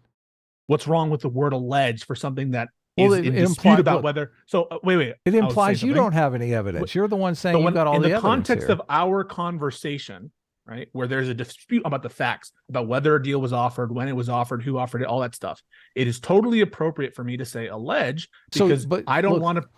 Okay. Look, you're you saying have a problem alleged. with me saying allege in that context when you're making this big claim. You're saying, look, Sitch, you're asserting this and you have no evidence whatsoever. Okay. Then you're saying, I'm asking you, well, what evidence do you have? And you're saying, well, allegedly. I mean, that's makes I a have difference. not seen the deal. I wasn't there. I did not have a conversation with Kevin McCarthy. I did not talk to the insiders or the staffers. When I say allege, it's because someone has alleged that someone has alleged. What is the hypothetical deal that was on the table? Did you want me to explain why I used alleged, or do you want me to talk about the hypothetical deal again? Because you called me out in the middle of that to say to criticize me for using the word allege, and now I'm not getting an opportunity to explain why I used the word allege. I wanted to make a point. He was saying allege because he didn't want me to get triggered and interrupt him. Okay, but also because it's based on reporting what Kevin McCarthy is saying. It's totally appropriate to say allege. What is this alleged deal? So the exact parameters of the deal offered, there's no 100% certainty because it's all based on backroom deals and reporting. But as IRI mentioned, there's whispers from what I gather that a bigger presence on important. Why are you laughing? Look, I'm laughing because we're having a conversation about what the deal was, and you're doing all of this hedging. Like you don't really know. Like the deal may or may not have. It's like there's no document that incorporates the deal. These are that's why I'm deranged, Adam, because there's no document that shows the deal. Well, hold on a second. But you're making these heavy claims that McCarthy, saw this deal and pissed all over it. But then as soon as you're talking about the deal, you're going, allegedly, I've heard whispers. There was some, unverified reporting. McCarthy himself says that there was a deal. Okay. McCarthy doesn't say what the deal entailed. Okay. Is that a fair enough characterization? Well, the deal could have been they wanted Medicare for all. And correct. Then obviously, McCarthy probably said, well, I can't do that. McCarthy clarifies for us in both public statements and in these alleged private statements. I wasn't going to deal with Democrats. I wasn't going to accept terms categorically. And so the content of the deal, which is not public information or widely known or the exact parameters laid out, because of course there's no document incorporated at the moment, isn't as important as his total lack of willingness to deal with the Democrats that has been established by his public and private statements. Well, I just why are you laughing? Because whether or not you're going to deal with someone depends upon the deal on the table, obviously. Like if the deal is a reasonable offer, you're going to say, I'll go with that. If the deal is like a terrible offer, you're going to say, look, can you do better? Or You know, something is not going to happen. So let me weigh in, because look, further down. The reason I'm giggling here is because you keep going to Sitch and saying, Sitch, you have zero evidence for this. And it seems like maybe there's not a lot of evidence for your position either. And it's kind of funny. There are statements, Kevin McCarthy's statements that there was a deal offered. You're saying that is not evidence? Well, he also said, is that evidence, yes or no? Wait, he also said there wasn't a deal. Wait, can I get an answer to that directly by either Adum or Sitch? I don't care. Is a statement by the speaker that there was a deal offered evidence that a deal was offered? Not if there's a contradictory statement stating the opposite. I'm sorry. Are you saying that there is a contradictory statement that a deal was offered? He said he wasn't offered a deal, and also on the call. He said publicly in an article that, and actually he verbally said publicly that he was not offered a deal, and then supposedly in private, according to a reporter, he said he was offered a deal. Okay, so these are contradictory statements. He said that Jeffries did not offer him a deal and that he would not accept a deal. That does not mean, and it does not conflict with the statement that the Democrats generally offered a deal. And so I'll ask again, isn't the fact that McCarthy says to his Republicans, whether you want to, say that there's conflicting statements, you want to stress on that, isn't that some evidence that a deal was actually offered? Of course, right? Where is... Yes or no? Who was the person that I wanted to bring up the actual quote? Who was it? Jake Shermer, you said? Yes. So the quote is as follows. I'll bring it up again.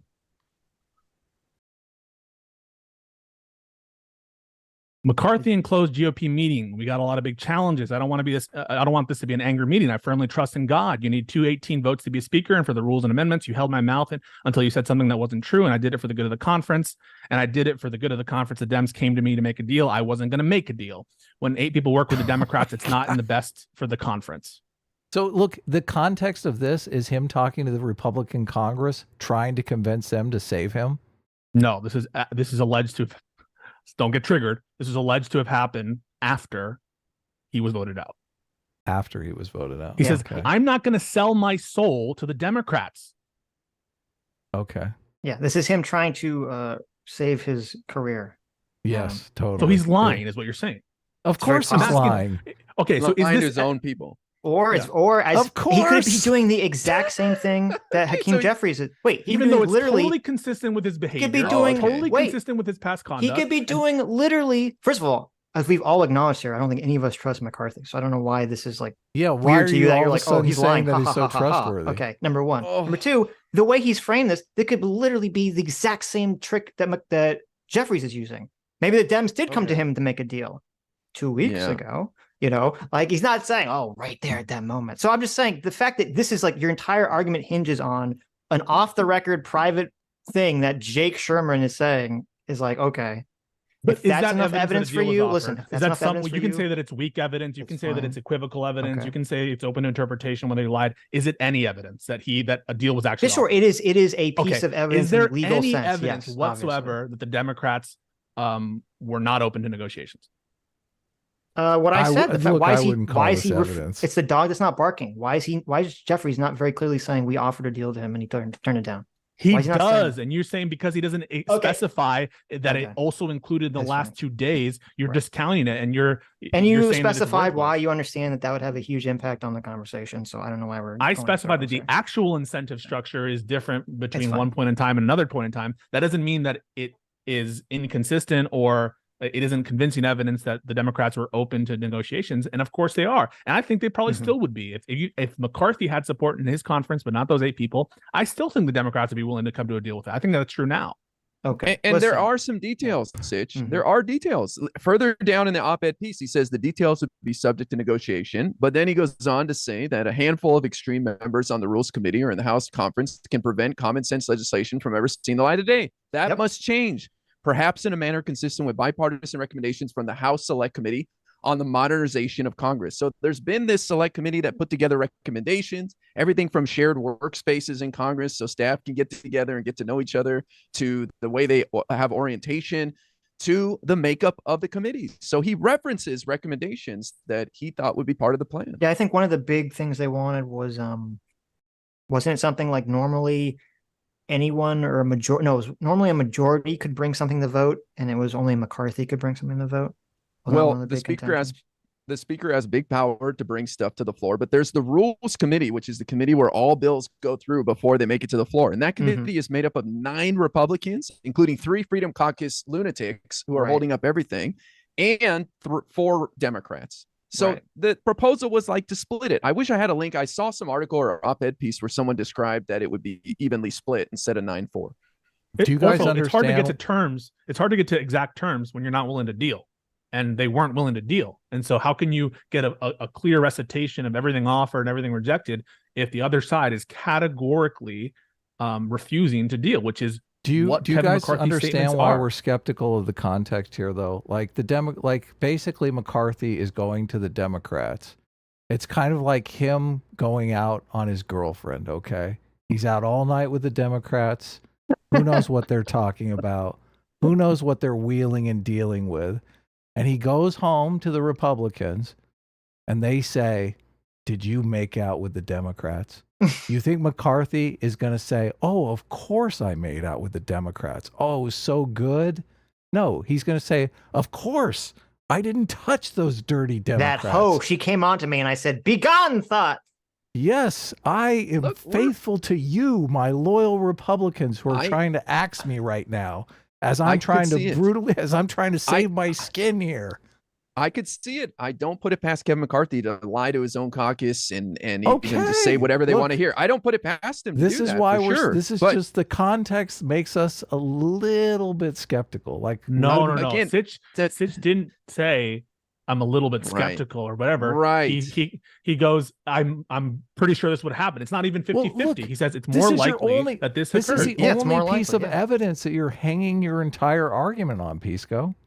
Sorry, let's count out the pieces. Let's count out. He has lots of other vague evidence. So we're just going to keep the only piece of evidence. Well, let's he says it's the only piece of evidence. So I'm going to now count out the multiple pieces of evidence that we have.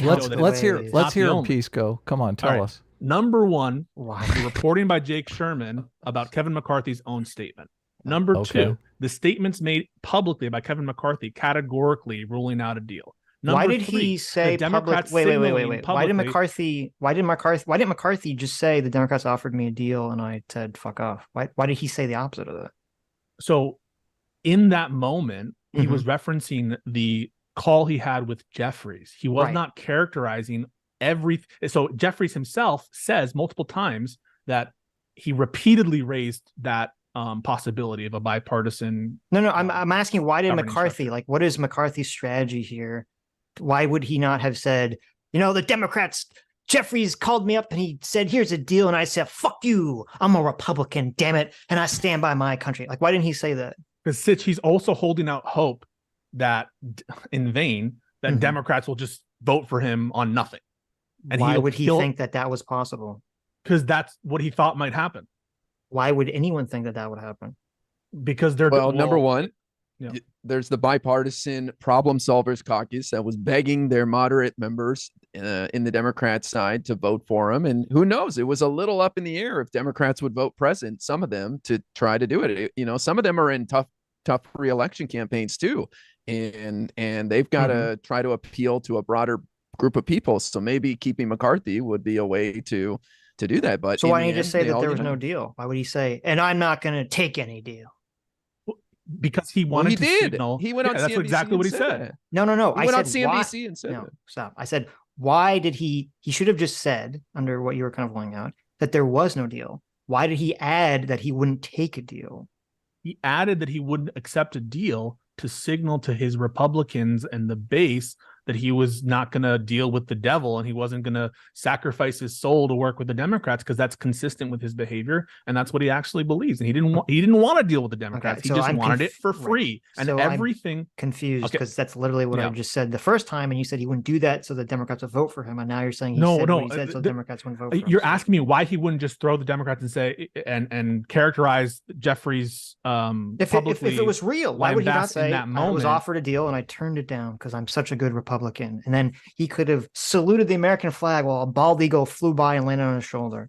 So I'm trying to explain to you why it did not behoove Kevin McCarthy to add fuel to the fire and keep flicking the nose of the Democrats in a situation in which he was essentially trying to get their votes for free.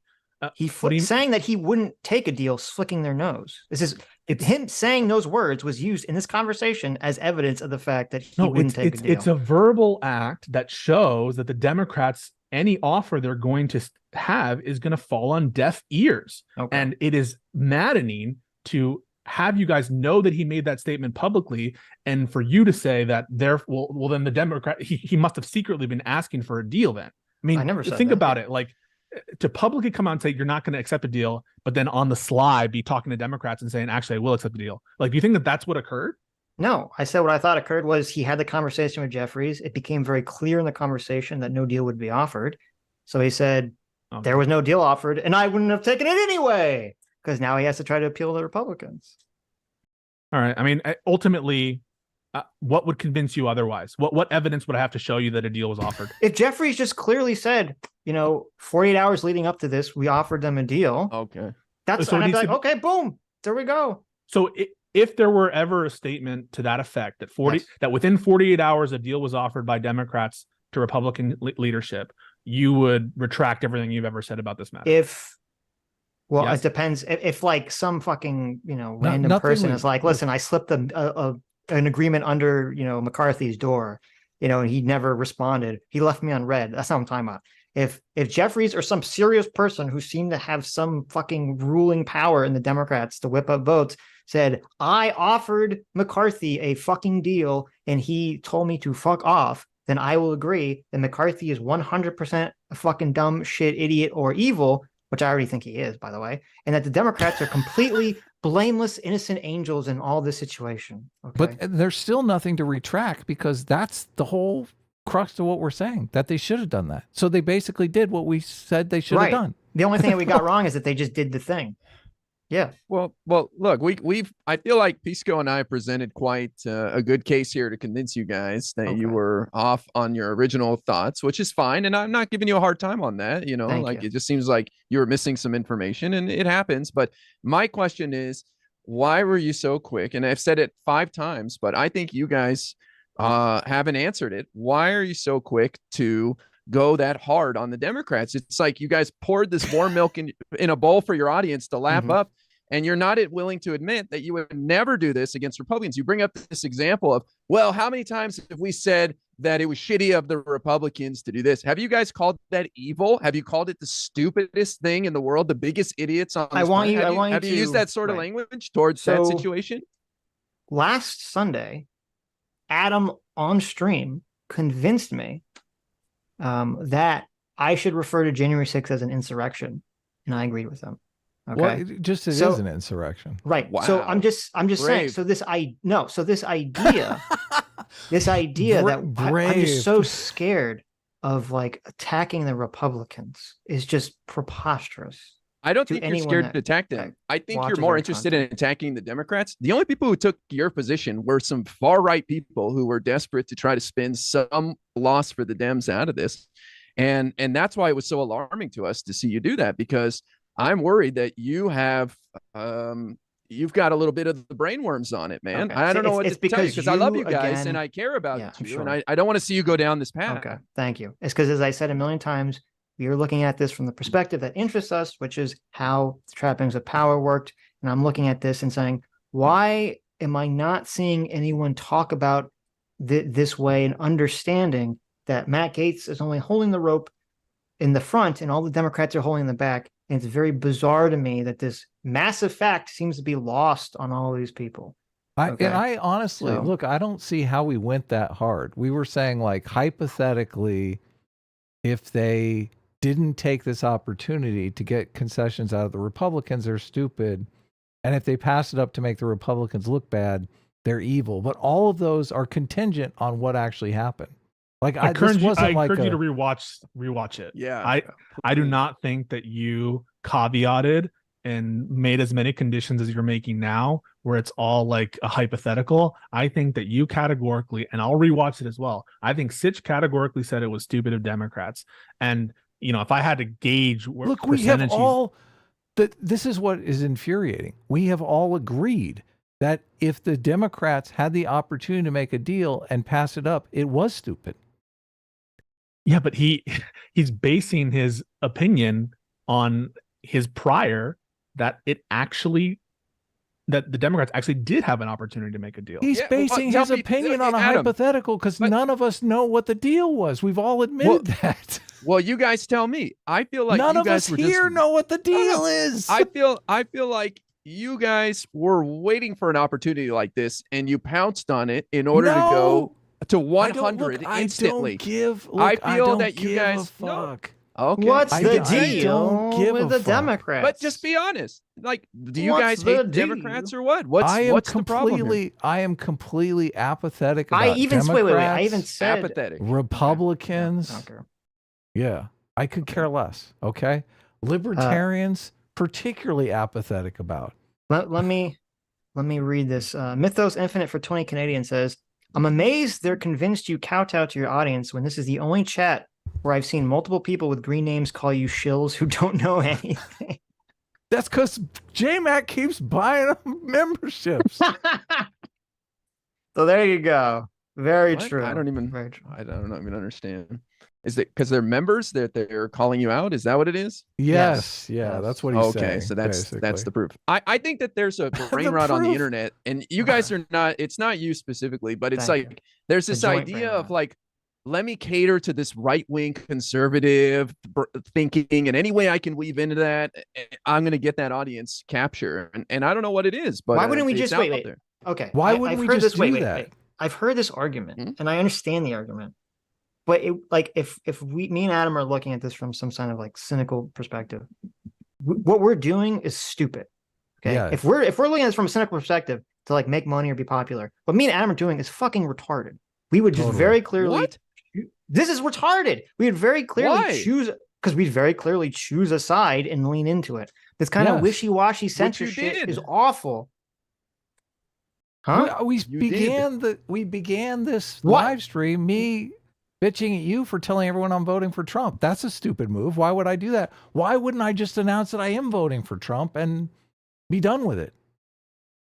Well, that would be the ultimate grift. That would be awesome. And why don't honestly, we do I'm that? An idiot for being a liberal on the internet because you guys you're dancing a little bit on the edge to try. I think you poured warm milk into a bowl for your audience of kitty cats. That's what I think you. So we're willing to sell a little piece of our soul, but not the whole. I think you were, Sitch. I'm not trying to be a dick, but I think you guys, and I don't think you guys listen. I don't think you guys did it like planned it out. I think that there's something in you that made you do that, and I don't know what it is, but I encourage you guys to reflect on that and think about it. That's all I'm saying. Okay. I'll think about it. I think I even said in that conversation in the clip, I said part of what annoyed me was that I don't like when people incentivize people to do they punish someone for doing the thing you want and incentivize people to do the thing you don't want. I think I even said that. That's exactly what's going on here. Probably part of why I was a little bit more agitated than normal. But that's fine. Okay, so now we get to the crux of it, in my opinion. I think that what you were actually trying to say is that the Democrats should have, whether or not a deal existed, unilaterally voted for McCarthy in their own interest. That's what I think you really meant. Bullshit. Come on. That would be that's idiotic. Why that's my position. Your incentive argument works whether there's a deal or not. About incentivizing good behavior.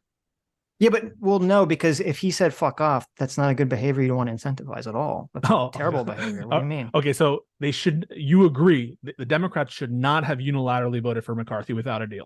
Of course I said that in this conversation. All right, that's retarded. I just want to be clear. Okay. All right. But this is the problem. That both you and IRI have different assumptions about what's motivating my secret thought process here, and they're both retarded and wrong. Look, let's test it. Next time the Republicans do something bad, put out a video blasting them as hard as you did here, and let's see how that goes over with your audience.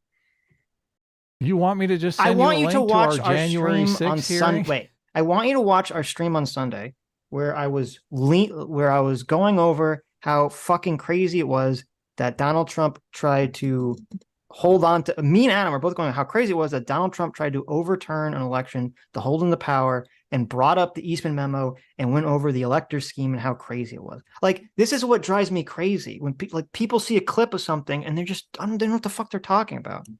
Like, this Yeah. is I watched not your how whole we video. operate. I didn't see a clip. I watched the 20-minute video. That's what I watched. That was a clip from a stream. That was a clip from like 12 A o'clock. 20-minute clip? A Yes! clip is like 30 seconds. Like I got clipped. Oh, Look, this okay. debate is Out of like 4 context. hours long. So you're What the telling me, fuck? wait, you're telling me that I took you guys out of context for watching a 20-minute video? Really? No, stop.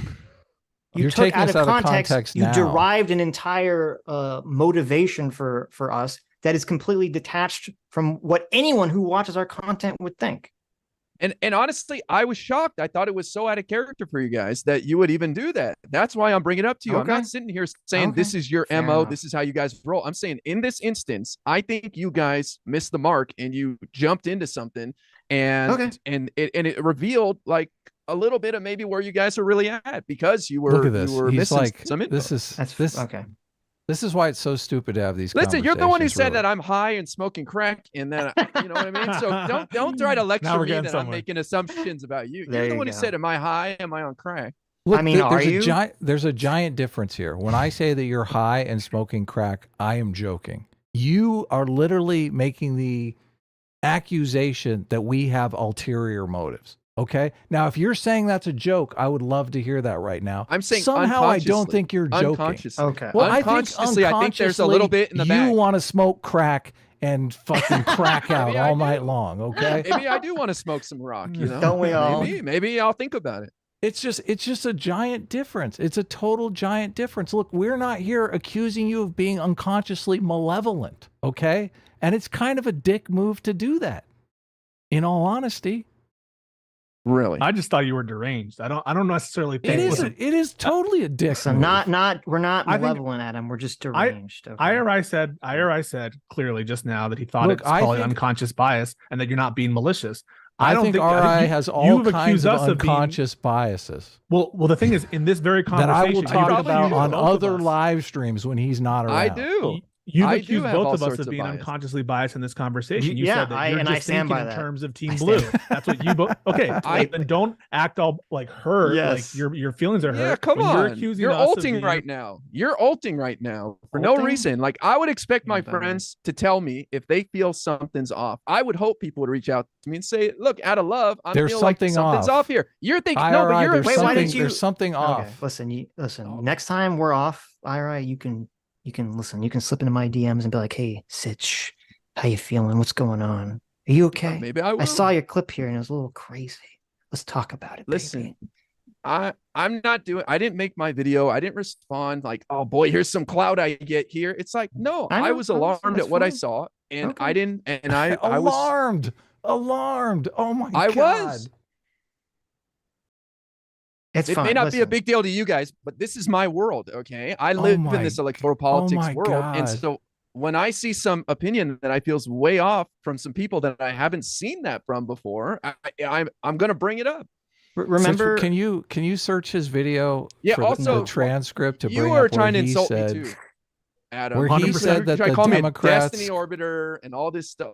Come on, You man. are a destiny You're acting like orbiter. you're just Oh, like wait, I'm such you're a not- nice never guy. mind. You want to talk about being a Pisco, dick? you're a destiny orbiter. So what? But you didn't say it in a nice way. You were trying to be insulting. So come on, you're acting like I'm so mean to you. Come on, you That got is- thick that skin. is- You're he- throwing I- jabs at me too. I do agree with IRI. That is true. You Look, did. they're like I said. Like they went like tattling. I didn't even talk to Destiny about this. You mixed me up with some other people, which is I- fine. I- we you did. know? We did mix you up with someone else. Yeah. And that's I fine. saw But the you video were and I trying to thought be. it was You were trying to be a deranged. I dick still to do. me. You were trying to be a dick to me. So don't cry and ult here in front of your audience. Were we right confusing now. you Like with I'm giving you a Josiah? hard Who time. was I went on the running to stream Destiny and besides I said Pisco? that your video was deranged Yes. because it was deranged and Okay. it continues to be deranged. That's fine. You have Yeah. absolutely It was. zero It was. basis. Look, it was Josiah that was the.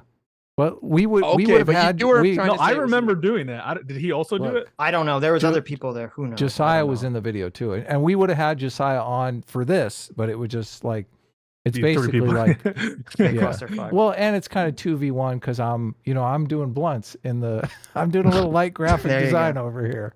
Oh wait, so now I'm going to use Adam against Sitch. Woo! I'm going to use Adam against Sitch. So Yeah. you heard everything, Adam. Yes. On balance, what do you think is more likely? That Kevin McCarthy was never offered Jesus any Christ. terms or approached about a deal, and that he's therefore lying to his own conference? Or do you think it's more likely that Democrats did approach him and he rejected them? Well, I'm sure that they offered him a deal that was something that would present a lot of pain to him, obviously. So I'm sure they offered him a deal that's right at that edge of, oh my God, if I take this deal, my life is going to be a living hell. So hear those words, Adam. And I love, you're honest, and I love Adam. I also love Sitch. Mm-hmm. Adam just said he's sure the Democrats offered a deal. Mm-hmm. And he says the terms are probably on the margin, but he's sure that the Democrats offered a deal. In other words, yeah, why not? He totally disagrees with you, Sitch, and thinks that I don't know, you must think he's insane because you're sure that they offered a deal. Well, look, if they can offer him, you understand what I'm saying, Pisco. If they go in and say, look, let's shoot for Medicare for all, what do we got to lose, right? If they offer Medicare for all, what do you think the chances of Speaker McCarthy taking that deal are? Zero, but then what Sitch is saying about zero, but then what Sitch is saying about like deal is just. So look, wait. The question becomes, what was the deal? Okay. If Sitch Jeffries went to wait. Okay, you asked. Wait. Early in the conversation, you said, Sitch. Okay, if we find out a year from now that the Jeffries actually did offer a deal, are you going to come back and say you were wrong? And I said yes. Okay, I should have added a little asterisk there. If the deal included something insane like Medicare for all, I'm not going to say I was wrong. Obviously, that's a non-starter. Okay, let's not be ridiculous. I thought the question. This is the perfect thing. That you offer them Medicare for all, and then you can come out and say, "Look, we offered him a deal," and they would not play ball. That's good politics. That's perfect. Your thought process about whether the Democrats offered a deal or didn't offer a deal depends on the terms of those deals. Well, this is why they wouldn't say the deal. This is why they would, because the question is, did they offer any deal or not? Not some fucking insane deal. They said, listen, I will give you the speakership if you bend down and suck my dick. That's not a real deal, okay? But what are we talking about here? Your entire premise relies on Kevin McCarthy lying to his own conference and saying the Democrats weren't willing to deal. Or sorry, look, the Democrats after were willing to deal. The Democrats' dick, of course he's going to lie to his caucus. Oh. What if he did suck his dick and he still didn't do it? Then he's obviously going to lie. Yes, of course he's going to lie. So this is what I mean. You're going to caveat. What if he agreed to Medicare for all and then they fucked him, Sitch? Right. Oh my God. He's going to lie about that forever. I think it's just unrealistic to say Medicare for all as it is to say like equal power sharing in the House. There's no chance that. But what if the Democrats, as part of negotiations, the first thing you offer. I just want to make sure you understand. Look, is it good for the Democrats to come out and say they made an offer? Does that make the Democrats look good? Yeah, and they did. Okay. So if the Democrats make an offer that is unreasonable, they can still come out and say, we made an offer, but they know there's no way in hell the Republicans will take that offer. You understand that? I think IRI literally quoted Jeffries, and obviously Jeffries' opinion on what reasonable is going to be different than what McCarthy's opinion on what reasonable is. But I'm pretty sure the words that Jeffries used either involved reasonableness or signaled that it wasn't asking for speakership, but it was like greater proportion on the rules committee or something like that. And so, but until we know what the deal is, we can't judge it by how reasonable. No, because the question I thought was whether or not the Democrats offered any deal. And even if the deal was make Jeffries the speaker, right, then that would show the Democrats did offer a deal. It was just an inadequate deal. In response to that initial offer, as you guys know, initial offers for things are often more than what you're going to get, right? Of course. And so you start with for all, and you get the fucking Romney Care plan. Right. So this is good. I'm glad to hear you say this. This is, as Fondue in the chat brought up.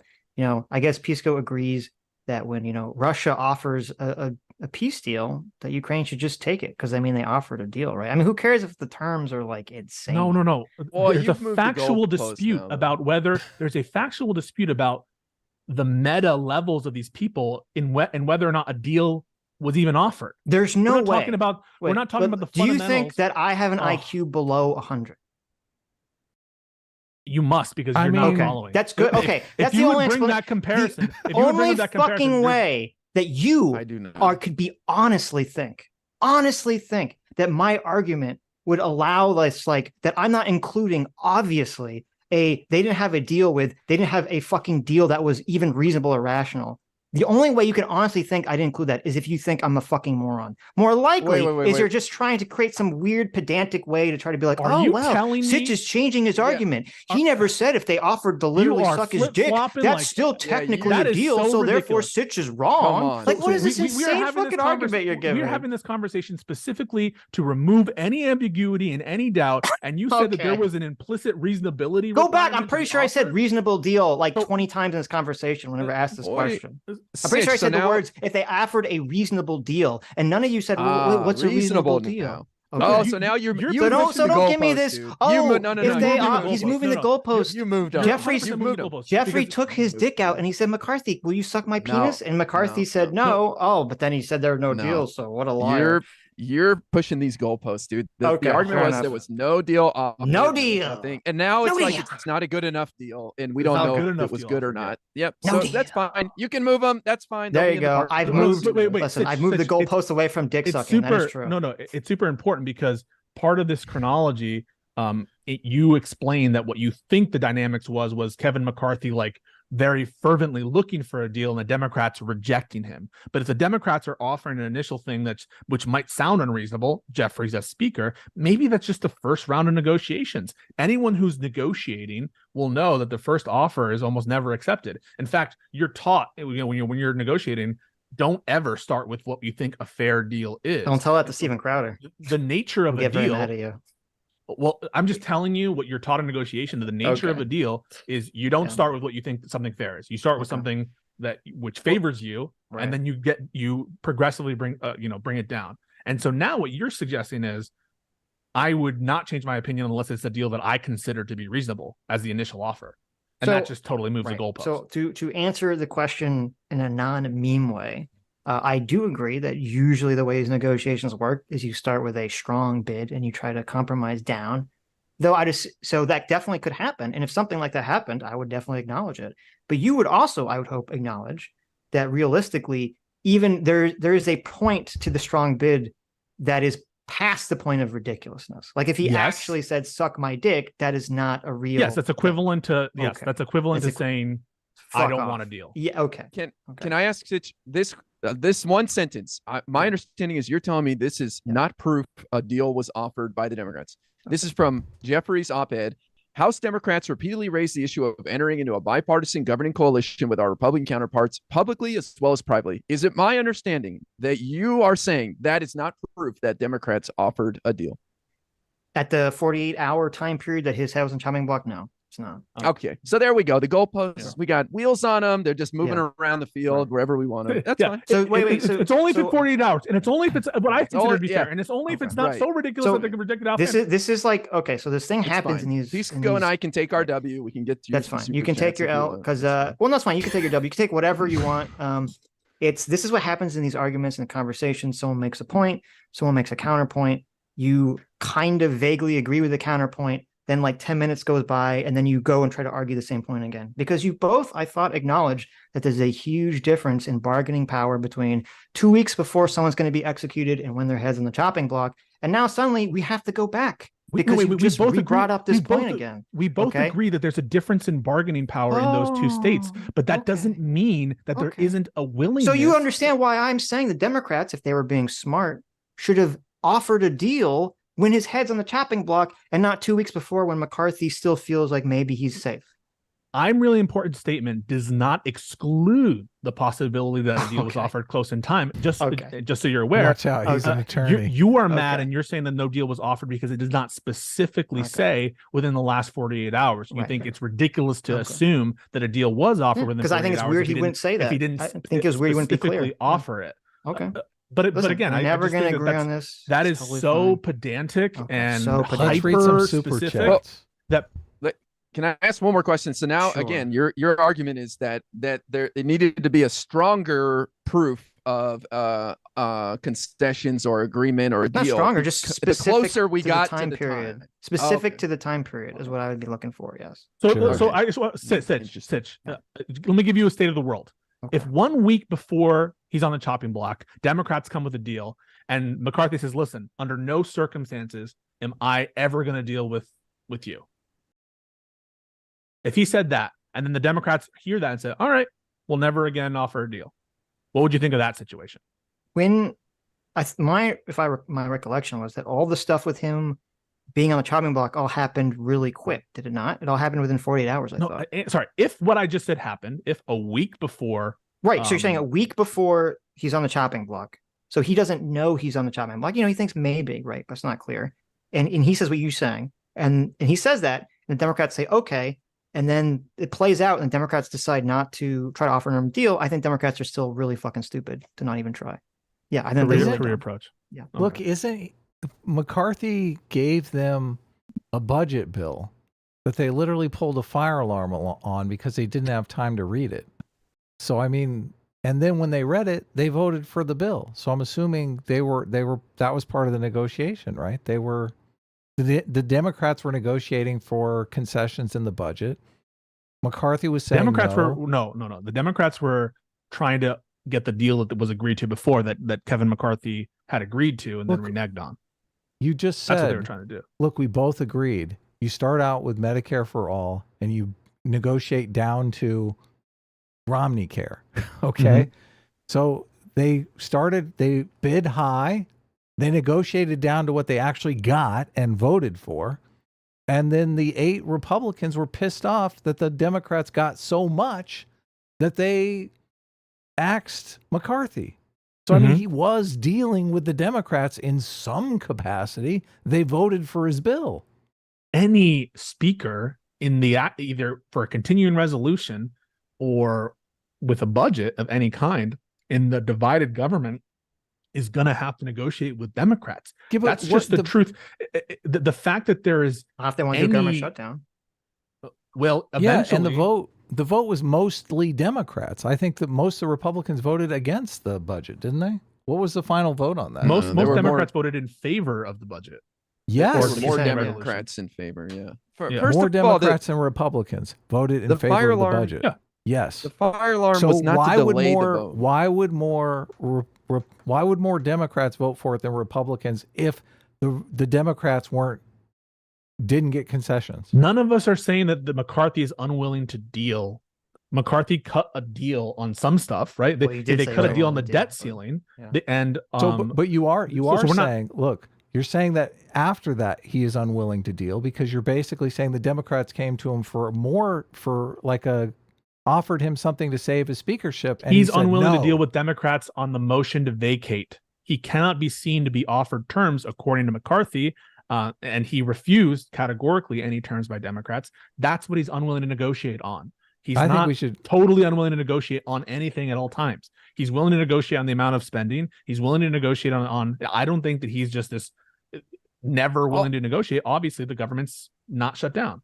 Also, Adam, you're acting like he did him a favor or something. Like 77 Republicans voted for this bill, or 77 senators voted out of 100 for this clean resolution, including 28 Republican senators. Like, this is what the deal was. There was no negotiating on this. There was no offer from Kevin McCarthy. This is what he was supposed to do.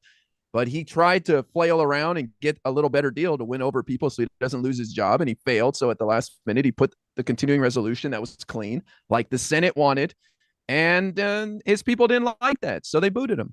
I thought he changed it a little bit. Took the Ukraine funding out. Yeah. That's it. Okay. Who was the one Democrat that voted against the budget? That's the real question. There was one Democrat because he was mad about the Ukraine stuff. What a jerk. Okay, let me read some super chats here, because there's some good ones. Read the mean ones to Mr. Important over there. Oh, I got some mean ones? Let's go. I'm sure I hope so. I hope Twitter sucks for 9 months. You want them to hurt my feelings. You want your people to hurt my feelings because you're afraid to do so? Is that what you're saying? Yes. Listen, I love you, IRI. I don't know if I've ever said this. I'm actually in love with you. Okay? I like you guys. Trust me. I really romantic feelings towards you. I like you guys. Why would you like friends, anyone with secret malevolent intent? I don't Wait, understand. Why you only like me? I said I love you. Anyone, I'm getting denied on Stream Live. He everybody. believes. My heart's breaking. Look, we are honest Abe over here. Okay, we chop down the cherry tree. The IRI doesn't believe that though. Look, if I don't believe someone is acting in good faith, I don't deal with that motherfucker. Yeah, I like. They're dead to me. Okay, but I don't understand. Twitter sucks for 9 months. Twitter Sucks for 9 months says, as a conservative, Sitch and Adum are the least likely to ever kowtow to their audience. IRI and Pisco, you call Sitch delusional. Get a mirror, please. Wow. Ooh. Damn. I think you're delusional Ooh, if you that think, hurt. given the evidence, that there's any reason to suspect that the Democrats are like not opening to dealing with McCarthy. I think that it's very clear that they were. I think that person's delusional if after hearing this debate and Sitch and Adum both agreeing that they were wrong on the evidence, and they seem quite convinced now that Democrats did do an offer. You can say it as much as you want, but none of that happened. Wait, none of that happened. Wait, Adam, you literally said that you're sure the Democrats offered a deal. You're just not sure if they offered to suck your dick, or sorry, the Democrats' dick, or whether or not it was Medicare for all, or what was the deal. But you agree with us. But I just want to be clear. You understand that my position and Adam's position on that is like the same. Like a bullshit deal does not count. I just want to be clear that on the actual thing. Okay. Sitch is on an island, and IRI, Adum, and Pisco all agree that Democrats offered a deal. Okay. Hold on, Pisco. If I'm a Democrat and I say, listen, we don't want to not offer them a deal because we'll look bad. Let's offer them some crazy shit, Medicare for all. Yeah. So this plan follows through. The Democrats go in and they offer Medicare for all. They shoot it down. They say, no way. And the Democrats immediately go to the microphone and say, we offered them a deal. Would you accept that as the Democrats offered them a deal? So, well, it would counteract the narrative that what Sitch was saying. Sitch's narrative is that the Democrats were not willing to deal for anything, and they weren't even open to negotiations. That's my narrative. But to be clear, I would think that is not, that ultimately that ask is not reasonable. But so I don't think there's a basis to believe. So that is, do you think that they scenario offered is Medicare exactly that scenario Adam, is exactly what I said when you asked me if I think the Democrats offered a deal.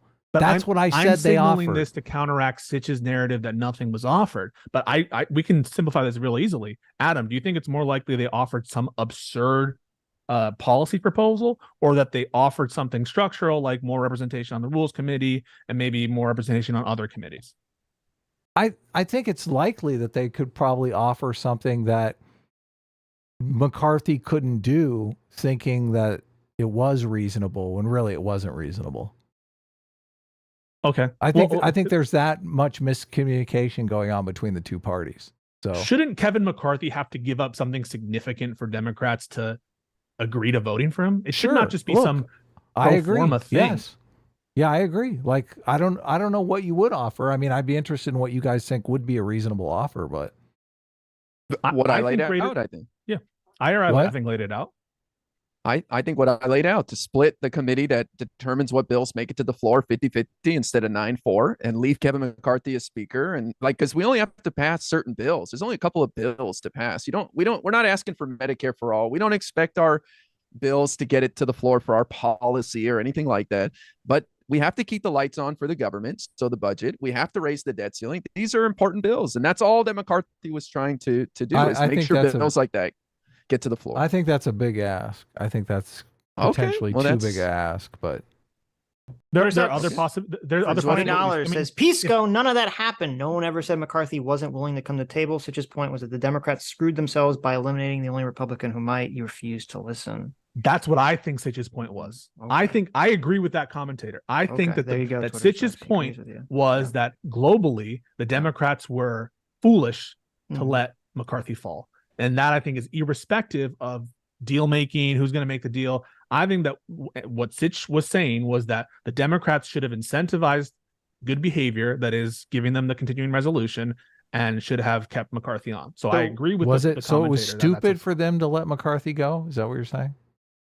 That's what I think Sitch was saying. That Sitch was saying it was stupid for Democrats to let McCarthy be ousted. You agree with I don't think it's this. It's like, well, no, only in the hypothetical in which a deal was possible, but not an unreasonable deal, and only if it was offered within 48 hours of the That's what I think his point was, and I think all of these caveats he's often after are pure cope that he's using to try to narrow and make as specific as possible. You understand, like, even under the super chat that is supposedly you agree with, it says the only Republican who might, work with them. You understand, if McCarthy shows he's not going to, then that negates that and shows that no, they should get rid of him, right? Well, so this whole argument you're making is ludicrous.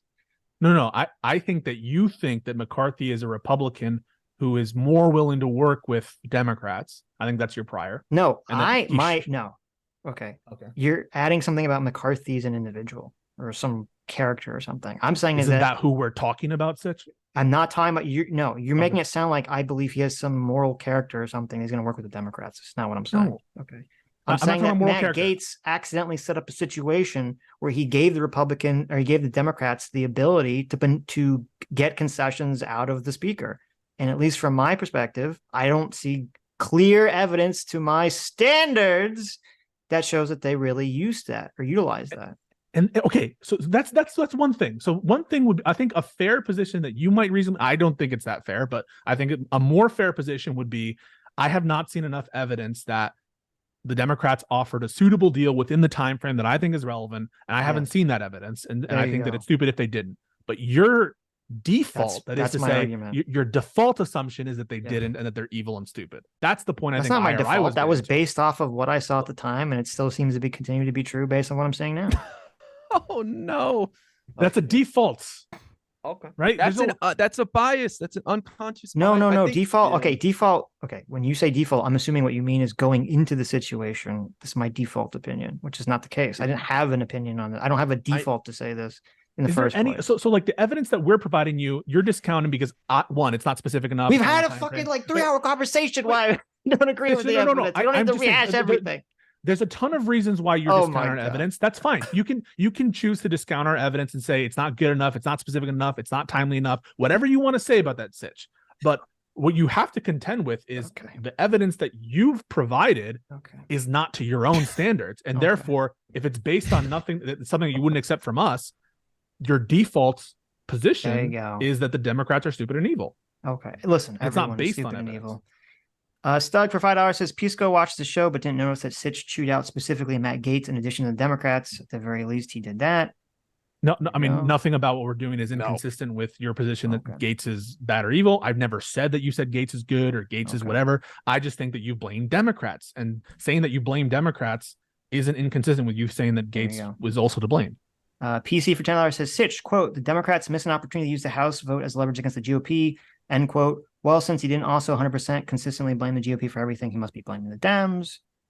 Calvin Pafford. Wait. No. Do we respond to these, or we just read them? If you want to. Yeah, IRI was just bringing up an example, a prudent example, an example that's specifically on point when there was an opportunity on basically the same issue for McCarthy to deal, and to see whether Sitch was singing the same tune back then. And lo and behold, he wasn't. And I think it's not proof beyond a reasonable doubt, but it's just like one example. Prudent. Calvin Pafford for $20 says TDS Sitch being accused of simping for conservatards is beautifully ironic to me. P.S. maybe referencing the Prince instead of the Dictator's Handbook in these debates would resonate with more people as rules to a power book. Well, I could, but I'd be lying because I've never read the Prince, so I don't know what it says. That's Machiavelli, right? I know it, but I've never read it. I don't read books from old dead people. Adam is sneaky well read. I always feel like you know the authors to the books. Adam is sneaky well read. Look, it doesn't help. It's funny to me that the people who are always calling Republicans anti-intellectuals, every time I bring up a book, get super triggered. So true. Wait, do you think I just got triggered? Well, a lot of people on the left do get triggered when I bring up books. Oh, he's bringing up a book. Yeah. Maybe when you're bringing up like books by Nazis Republicans are trying to ban or something. I don't know. They get triggered when you bring up just books. I bring up, I think, Dictator's Handbook we bring up a lot. Why Nations Fail we bring up a lot. Yeah, no. I mean, people do get triggered. Yeah. People do get triggered when you. Well, anyone gets triggered if you make a point they disagree with and you cite a book that they don't like. Yeah. So, Twitter sucks for $20. Thank you. Says Sitch's entire argument is that the Democrats are responsible for not taking advantage of the situation, with all the blame for McCarthy's removal and the 8 Republicans who called for him to be ousted. It's not that hard. Wait, Sitch. I just want to respond to that real quick again. Yeah. At the very least, you have to admit you're unclear. If one member of your audience is saying that your point is something, and the other member is saying it's something completely different that you disavow, then clearly, and we interpreted it one way, you didn't make yourself clear. That's Regarding not what? true, because people can twist your words. You can be perfectly clear, and there will still be one person that will twist. Do you think your we're words. As I said earlier in the conversation, that what I should have added in that clip, I don't know if I did, was that if it turned out that they did offer him a deal and he turned them down, then that's just McCarthy being a fucking dumbass, and Democrats are totally in the clear. So for not being stupid. PC for $2 says McCarthy should have read The Art of the Deal. There you go. That's true. Mason Jordan for $2 says Pisco guy is talking in incoherent circles. There you go. Fan. Genie Payment for $5 says, should the Democrats prefer Steve Scalise or Jim Jordan over Kevin McCarthy? Well, that's the thing. There's 221 members in the Republican conference. There's got to be someone that can do the job, like, so there's plenty of options. Right. And there's another reason why I think that your entire premise is wrong, because whether or not it's McCarthy or Scalise or Jordan, they're all going to be subject to the same incentives and pressures. They're going to have to negotiate. And so I don't really think that there's a ton of daylight between McCarthy and Scalise or Jordan. Like, ultimately, they've even signaled now that they're going to have to come to some agreement because it's a divided government. And so I don't think that they've missed out on some incredible opportunity, because no matter who's in power, they're going to have to deal. So I'm assuming that the normal situation was it would require a majority to call to remove the speaker, right? The normal situation, not one person. Either a majority of the conference or I don't know, actually. Is it a majority of the party that's in power, or is it the majority period? I'm not sure. My reading of Pelosi's rules previously were it was the majority of either party could have brought a motion to vacate. Well, no, with McCarthy, we at least know that he doesn't want to shut down the government, though. He actually put a budget through to avoid that. Right, but let's pause that for a second. I'm assuming it wasn't the majority. Like, when you say the majority of either party, I mean majority like total. They wouldn't say like, oh, the majority of Republicans could get rid of Pelosi. Majority of the conference, Republicans or Democrats. Democrats wouldn't want to bring a motion to vacate and then see the speaker win, because that empowers them. Like Trump getting acquitted in the Senate, it gives them more power. Okay, interesting. I mean, I think if they were to bring that forward, like if Jim Jordan or Scalise becomes speaker and they kind of revert back to those older rules, I mean, it just seems like it's going to make the Democrats have less ability to get compromises done than the way it was now. So I don't agree with that intuition. I think if McCarthy is under less threat by his the insurgents in his own party, he has more room to negotiate. I think that's the channel through which negotiations happen. They need to get the leader on board. And so I think reversing the rule gives the speaker more flexibility. Why does he have less threat under the extremists? Because if he's going to have to deal with Democrats. And if dealing with Democrats produces a motion to vacate, you're going to be less willing to deal with Democrats. And then you're going to procrastinate. And that's exactly what happened. And so, and you go back on your deal because you don't have power. And you open the impeachment inquiry because you don't have power. And so that entire incentive structure where you're always in fear of the insurgent base or the MAGA base means that you're in less of a position to give concessions to the other side. Insurgent base? Because of the one person calling a motion to vacate. If they raise it, then those guys are sidelined, and there's always going to be a couple people mad at you within your conference because you got to like break promises. Like you got to, not everybody's going to be happy. Yeah, but the difference is, so if one angry Republican can call a motion to get rid of speaker, that means every time that comes up, theoretically, is an opportunity, if they're willing to make a deal, for the Democrats to extract something from the speaker to get their votes, which they normally wouldn't be able to do. Right, and that's why everybody's talking about changing the rules now to increase it. The moderates are almost demanding it in order to pick a new speaker. That they I have know, to but commit what I'm to saying is raising. the way it was could have helped the Democrats. You understand what I'm saying? I just don't see that logic. I don't see it. If maybe I agree with you if the Republicans are willing to compromise in the structural nature of the House, but they're not willing to do that. And so they're going to compromise on the budget, no doubt. And I think that you increase the likelihood of deal on time if you're not scared of the insurgents in your own caucus. Okay. Here's a quick breakdown. Kevin McCarthy seems like such a piece of shit that he had to make some unique concessions to become speaker, and that most other people that are respected in the GOP in the House wouldn't have to make those concessions. And so they'd be able to be a speaker much more easily. This seems like a very Kevin McCarthy specific problem with these extremists being in so much power. We'll see. I mean, I've heard people say that in terms of they think someone else can wrangle them. I don't believe That's that. not going to happen. I think Matt laughable. Gaetz is, I think Matt Gaetz is just Ted Cruzing it, and I think he's not going to be wrangled by anyone. But I guess we'll find out going forward. Renault Zero for $5 says, what? I was just going to say, the House might be more functional with a Jim Jordan speaker with the new rule. I can make that argument too. Yeah, we'll see. I hope so, but I'm not. Does he want to shut down the government? What's that guy's take? I don't think he does. He's more inclined. I don't think they want to. No. Well, he voted against the continuing resolution, and he has said that he has some demands, like he wants border provisions if he's going to keep a continuing resolution. So I think he's kind of shot his chances because of that, to be honest. Well, maybe I'm going to clarify. I don't think he wants to shut down the government as speaker when he's the speaker. I think when you're the speaker, you're subject to different kind of pressures, and so you have less of a I don't know runway to be the kind of person that Jim Jordan was, or to be like Gaetz. If you're in charge of everybody and you're in charge of getting Republicans elected, obviously, whether or not you keep your majority in your speakership, that's an incentive structure that isn't necessarily there if you're just like one MAGA caucus member and you don't have any danger or threat to your election. So I just think the incentives are very different when you're the speaker versus when you're one representative. On a completely unrelated topic, do you guys, either of you, think that immigration is going to hurt the Democrats in the next election, and what should they do?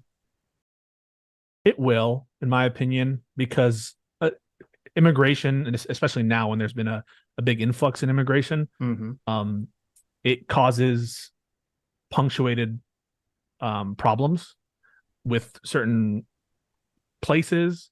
In terms of economically, in terms of fiscally, if you're providing for migrants, especially a lot of the migrants who are fleeing political persecution, and when there's no jobs available. So there can be a lot of consternation and problems caused by sort of a spike in illegal immigration. And I think the priors about which party is more against illegal immigration is that the Republicans are more against illegal immigration or more harsh on illegal immigration. And so I think that that's a consistently pulled issue that's better for Republicans than Democrats. What should they do about it? What should the Democrats do? Well, what the Biden administration is doing is that they're being harsher in terms of immigration enforcement. They're being more willing to use expedited removal, more willing to put boundaries to immigration, to limit temporary protected status for certain individuals. And so that's what the administration is signaling, that they're continuing to, be more harsh on immigration. What should they do? I think ultimately there's not a lot the Democrats can do that wouldn't, in my opinion, cross the line into to kind of not really humane treatment of immigrants without comprehensive immigration reform. And so I think we need to have comprehensive immigration reform, but you're just not going to get a deal on there. And so the Democrats are kind of stuck in a rock and a hard place. If they just copy the kind of Trump attitude towards immigration, then they fail to distinguish themselves from Trump, and they sort of get eviscerated by the allegations of hypocrisy. And so they can't really do that. But if they just, do the most liberal immigration policy, they'll be destroyed by the consequences. So it's a difficult issue for Democrats. What about you, IRI? He left the call. Oh, wait, when did he leave? I'm not sure. Oh, okay. Well, Adam's never already mind then. Let's see. Renault Zero for $5 says, because people that watch Sitch and Adum know that they think Republicans are stupid, it's a given, therefore it isn't needed to be said. That was ridiculous when you said that. Renault Zero is not joking when he says that. He does not agree with me on a lot of things. You're telling me that your base of viewers, that they all think that an implicit assumption of whenever you talk about Congress is Republicans are dipshits? Their implicit assumption would be that all politicians are dipshits, and they know I don't agree with Republicans the majority of the time on things. Yeah. Okay. Unless it's about specifically like woke shit. It's the only time I usually agree with them. Listen, I've heard you be fair on political issues, so I don't want to make this seem like I think that you're generally deranged. Okay. I think, you know, I'm Sitch and just Adam, you guys are generally specifically pretty deranged. reasonable. Okay. Just on this issue, I think you're pretty Okay. deranged. Duke Norton for $20 says, these two aren't here in good faith. Pisco's hyper combative in every panel he's on, and IRI has the most idiotic background I've seen since I've been alive. S class is best class, and today A team also reigns supreme. Woo! I think this is kind of lame. This is like, you know, we're here to discuss and debate. I made an accusation of Sitch. I called him deranged, and I think Sitch has every opportunity to bring me on and like demand. You don't have to stick around for me reading supers if you don't want to. No. I just Pisco, I do like you conversating understand with him. though? Do you understand though? Like Destiny's audience has some irrational hate boner for us that they don't like. They don't treat us in any sort of good faith whatsoever. So what you're doing on Destiny's platform is basically destroying our reputation when we're just a small channel. Like it hurts our growth. It hurts our channel. I will be more mindful about that going forward. And maybe I should have caveated and started by saying that I support your guys' stream. You love and us. I am a fan of your content. I think Adam and Sitch are really funny. Look, we're trying to have good faith conversations too. And I mean, I'm like half joking when I'm talking to RI I'm really important, but like we're here with the utmost sincerity, authenticity, whatever you want to call it. Like I'm not voting for Trump. Look, the January 6th, I didn't vote for Trump originally because he didn't pay his fucking taxes. Like I'm not going to vote for Trump over the January 6th stuff. Everybody knows it. Like it's not a secret. I changed from a Democrat registration to a Republican registration so I can vote in the fucking primary in California if it's relevant when it finally gets here, so I can vote against Trump. Okay. I don't think Trump is good for the country. Oh, you're back. We have a jungle primary where all the parties are in there together. Why would you change your registration? In California? Yeah. Well, Adam, that's like a idiot. You didn't need to change your registration. You could have just done it.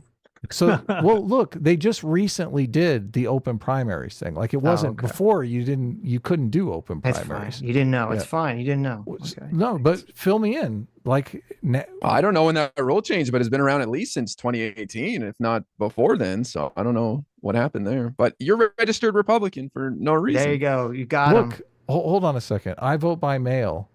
When they send me the ballot, they don't send me registration. They don't send me a ballot so I can vote in either primary. They don't send me two ballots for each primary and say, pick which one you want to vote in. Because there are no separate primaries. Everybody's in there together, and the top two advance to the general. Yeah, but when you got your primary ballot in 2020, did it have? I don't remember. Yeah. Actually, would you not just get one ballot? Well, What's actually, that? Yeah, we have to remember 2020. Did it have the Democrats and Republicans on it or not? You say you don't remember, but in the primary, I don't remember. But anyway, look, if I didn't need to change my registration, that's fine. Look, I'm voting in the Republican primary to vote against Trump. That's the whole reason I brought it up. Look, which primary are you going to vote in? We're all in the same primary. Wait, how does that make Jungle sense? primary is... Wait. That means that the Democrats in California who are going to vote for Joe Biden in the general, because the Democrats are not having a primary, or do you have to put Biden in the primary like we selected? No, they're all together. So when you get the ballot for the primary, it's going to say Joe Biden. Unless I'm confused, maybe I'm messing Trump, this up, and then everyone else. Maybe I'm okay. Maybe I'm totally wrong here. Right. Because then you could have a situation, and unless they have to vote for Joe Biden, which I don't even know why they would. They could, like, all the Democrats could just vote for, I don't know, someone that they think's not going to win, just to kind of fuck over Trump, right? So you mean tactically split your vote or something? Yeah, like all the I think Democrats. The Republicans. I don't know how California runs, but either way, I think you'd have a significant mass of Republicans voting for the Republican nominee that they want. I'll have an answer for this. Okay, this seems weird, but. Right. When the Republican primary I might be totally wrong. Right. I apologize, but I don't know. I just, for me, it's a jungle primary where like everybody's together and then the top two advance. There might be specific rules for the president as well. Sure. the top to advance, even if it's two. Yeah, and this is Even how, if it's like, so if there's too many Democrats, you can split it, and like Republicans can advance, and a Democrat can be asked out. It's one of the dangers of a jungle. So if Nikki Haley and Donald Trump score the two top highest spots in California in the primary, they're going to be the two presidential candidates in the general election in California. No, you can imagine there were like 10 Democrats, right? And then there were 2 Republicans. If the 2 Republicans got the majority, right, higher than the Democrats, there'd be no Democrats in the general. Okay. I think it says so. That It makes says sense? on California's website, I think it says that the party can choose whether it will be closed or not. So that would mean it'd be up the Republicans can make a decision what to do. I've seen that before. Does that make sense? I've So definitely seen that before, where where the Democrat, you go in and they say you can vote in the Democratic primary, and since you're registered Republican, you can vote in the Republican primary. But if you're registered Democrat, you can't vote in the Republican primary. I have seen that. Well, like in 2018, we had 2 Democrats running in the general for the Senate, Dianne Feinstein and Kevin De Leon. Yeah, but that's state politics, so it's different. Look, this is extremely boring. Let's move on. I'm just saying, according to California's website, it says the party has a decision on whether to allow people outside of the party to vote in their primary. Right. So, and somehow I doubt the Democrats are going to open up. You mean the Republicans? No, oh yeah, I doubt the Republicans are going to open up the primary. Okay. Let's see. Mark Twain's Revenge. Thank you for the $100. Thank you. Says, I got suspended from X for telling a DSA member who supported Hamas to kindly remove themselves from this mortal plane. Well, good on you, Mark Twain's Revenge. Okay. Just on that real quick, you know, it should not be controversial at all to just denounce Hamas. And I've seen enough student groups in institutions that I'm very familiar with that have come out and failed to make that critical denouncement. And it's concerning to me. It is concerning. It's not a hard thing to do. And it's like, I try to think about it in any other context. And it just gets, you know, the more I dwell on it, the more angry I get. It is disturbing. And I mean, I expected a lot of sort of the wishy-washy, like, well, it's bad, but it's Israel's fault kind of rhetoric, which we're getting. But I didn't expect some people, big people, to just be mask off like, no, this is fine. That kind of floored me. So, I would distinguish those 100%. Like, first of all, I don't think that there's any justification here, and I think that I don't even like the statements that are, these are the things that happen, because it doesn't always happen in similar conditions. And so I'm not necessarily even a fan of those statements, but those statements where it's like, this is horrible, but Israel should change policy, that's absolutely a take that I think can be legitimate. But the takes where it's either 1, not failing to call out Hamas, or 2, actively supporting it, I don't know. To me, that's gross, and I don't really want to associate with people who do that. Sure. Well, sadly, Palestinians are victims of Hamas as well. 100%. Yeah. Sure. But like, I mean, I don't know, we might watch it afterwards if we still have time. You know, Second Thought, you know, big YouTuber, Hassan was literally in his chat when he was saying this. You know, they were calling what happened based. And I was just what? I just refuse to believe that Hassan was saying the brutality that was being Hassan described. didn't say it. Second Thought does a podcast with 2 other people. One's called Hakeem, and I don't know who the third person is. And they said, what's going on in Israel? And Hakeem referred to it as, it's very base things are happening in Israel. And Hassan was in the chat around the time period that this happened. And they were calling him out and praising him for being in the chat, giving them views. Hassan didn't say this, to be clear. He was just in their chat when this was going on. He might have stepped away, or when they said that maybe line or something. He shouldn't. I mean, he should really not support this fucking guy, because then afterwards, this, you know, Second Thought himself was saying things like, none of these people are like civilians because, you know, they're on stolen land. I always, whenever people focus on the formalities like that in this sort of greater context of trying to define away the horrendous opinions that they're offering, it just makes me mad. It's like when people will say, imperialism is only when Great Britain does it, or racism is defined only as when X group does it, because definitions don't matter until they do, and when they do, I can explain away killing babies. It's just a total failure to comprehend the greater moral question here, which really shouldn't be a question. And also, even if you're looking exclusively from a pro-Palestinian, pro-freedom, pro-liberation lens from the perspective of Palestinians, it's such a destructive thing to do for them, because it's not going to help them. It's going to, as IRI said, it's going to hurt them. Yeah. I don't even understand what unless Hamas is just the leadership is just motivated by religious extremism. I wouldn't think, everyone's talking about like this is going to sink the Saudi Arabia stuff, which probably maybe, but like this is just I'm assuming going to backfire on Hamas. I don't think they're going to gain anything from doing this. Oh, they love it. This is the only thing they have is Israel coming in and killing a bunch of people, and it legitimizes them. Their goal is the destruction of Israel. Yeah, but this is going to just that's not going to accomplish this is not going to accomplish that. Well, they've moved the region this much closer to Israel being attacked. I mean, Lebanon, Hezbollah was thinking about it. And they have 100,000 rockets to the north. So, I mean, and Iran too. That's why the U.S. moved those carrier groups. Like, listen, motherfuckers, back off. Right. I think there's a lot to be said about, material conditions and socioeconomics and, all that stuff can definitely matter for incentives, but ideology also matters. And anyone who discounts that these people believe what they believe when they're broadcasting to you exactly what they want to do to Israelis, to Jews, to all sorts of groups that need to be protected, in terms of, to say nothing like LGBT individuals and everything else that sort of Islamism and this kind of super conservative Sunni Islam provides, you should believe them.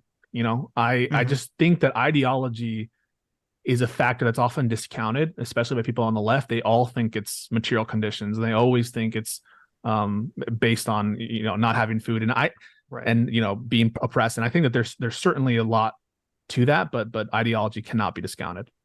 Sure. Totally agree. Yeah.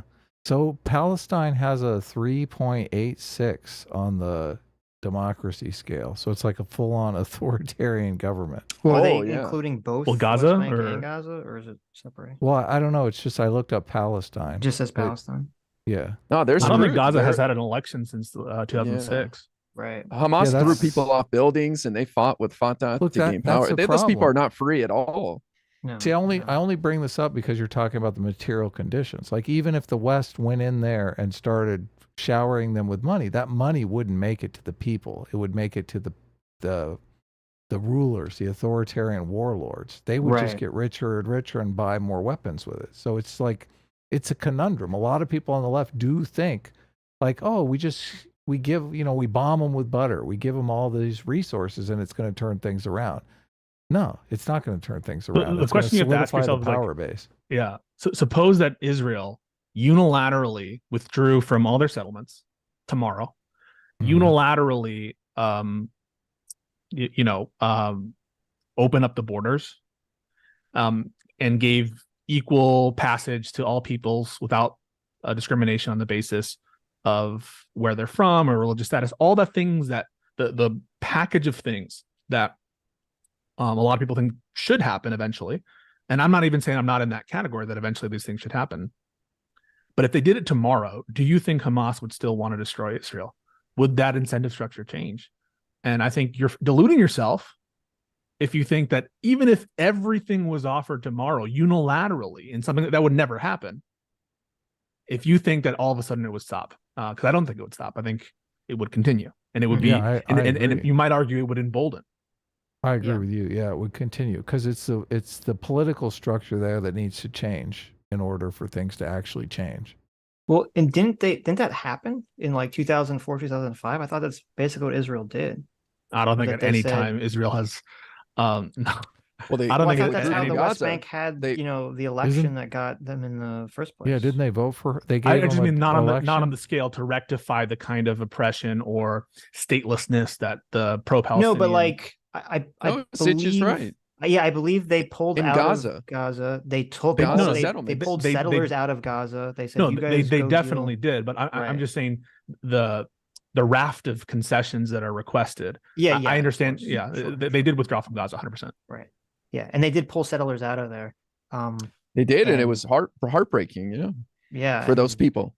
And I mean, I don't know how quickly, like, I would be curious to know when that all happened, what was the border situation like in terms, like, when did Israel decide that they were going to, because one of the big things they always throw up at Israel is, oh, Israel controls what goes in and out of Gaza. So they're preventing them from getting, goods and resources and stuff.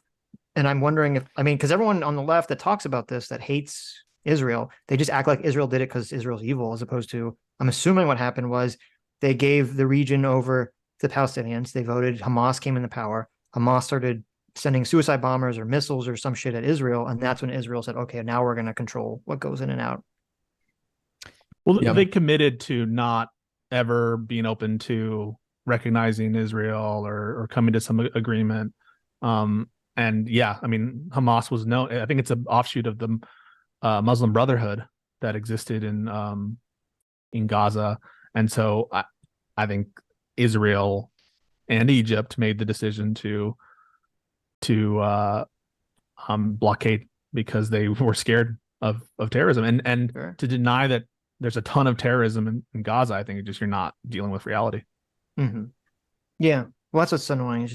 It's like whenever I hear people say like, oh, well, Israel has all the power here to fix it. It's kind of like when I hear people say, oh, the US can just make Russia and Ukraine like agree to peace. And it's like, what are you fucking smoking? Like, that's not how any of this works. That said, it should be stated, and I believe this, that the settlements in the West Bank, to me, I don't see any justification for that. I think Mhm. they've been recognized as crimes, and you can understand a lot of legitimate frustration at the kind of slow encroachment. Now, is it the same as, I see a lot of comparisons to Ukraine and other kind of invasions. I don't know if it's strictly speaking the same, but there are legitimate concerns, serious concerns with Israeli government policy, but Sure. nothing on the scale that would justify, if it could ever be justified, the kind of Right. actions that we're seeing in Israel today. It's sad that we live in a political climate where you have to specify Yeah. that. But no, I mean, I agree completely. And I've said this on the show because, I mean, talking about incentivizing, wrong behaviors, I would think that the best move for Israel to do would be to try to, as long as the West Bank isn't being anywhere near as violent as Gaza, is to try to incentivize that working relationship while disincentivizing Gaza's violence. And I think having settlers encroach in West Bank is not accomplishing that. So Yeah, and it's a real pickle for American administrations, because there are things that America could do to bring Israel more to the table, like leveraging their aid. But again, it seems that for years there have been problems with getting Palestinians to the table as well. And there are a lot of political incentives for politicians from both parties not to do that. And whether it's America's role to do that, I'm not so sure. It's a tricky situation, and I don't know how we get out of it. And I think everything has been made more complicated and worse and terrible by the atrocity that we've seen. Well, just to build on Pisco's point, even if all those settlements were removed tomorrow, they would still want the death of Israel, and Hamas would never stop. So yeah, I agree that the settlements are terrible, and a lot of people in Israel against them. Most people in Israel against them. Mm-hmm. Should we watch the second thought clip, Adam? Sure, bring it up. I want to see what these guys Do you say. guys want to watch those?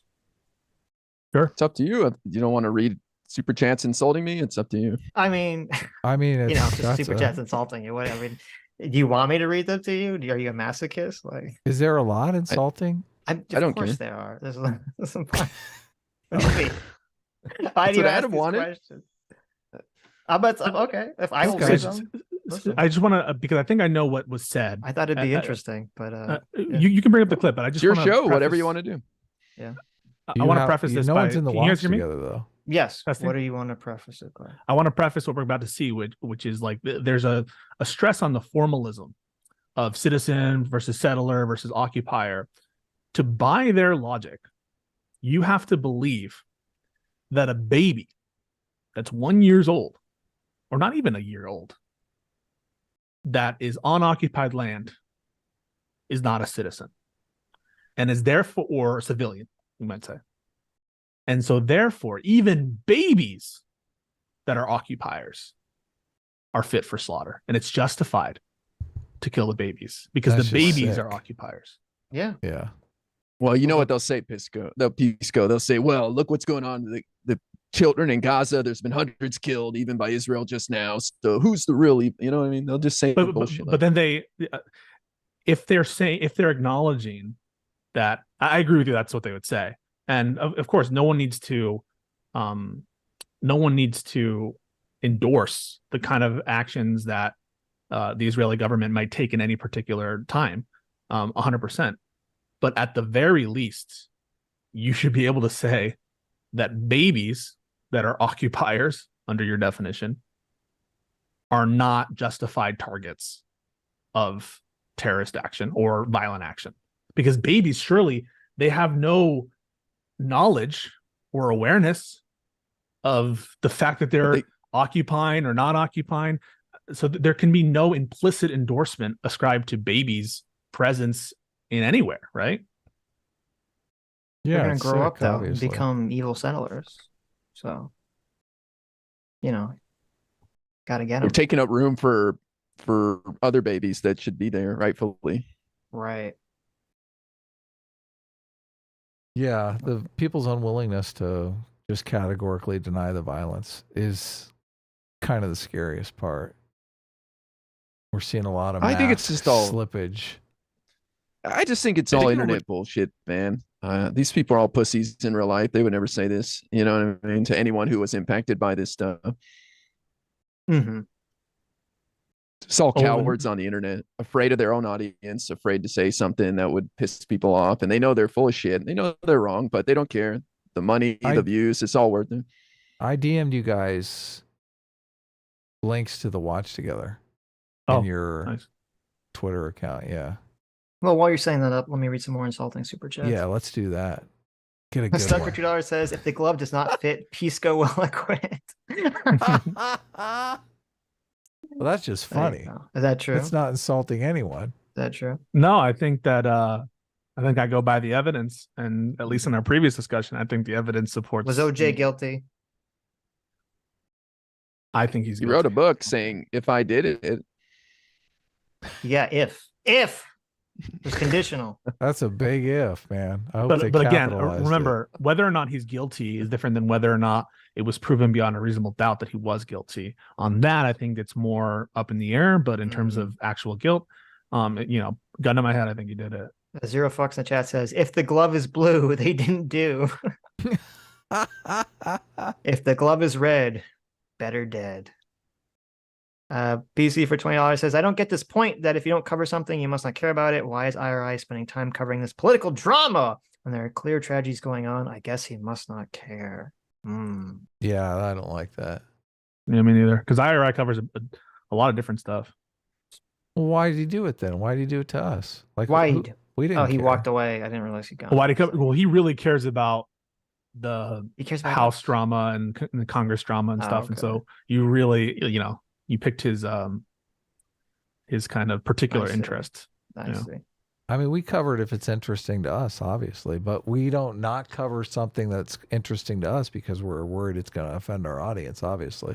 We covered all the January 6th stuff extensively.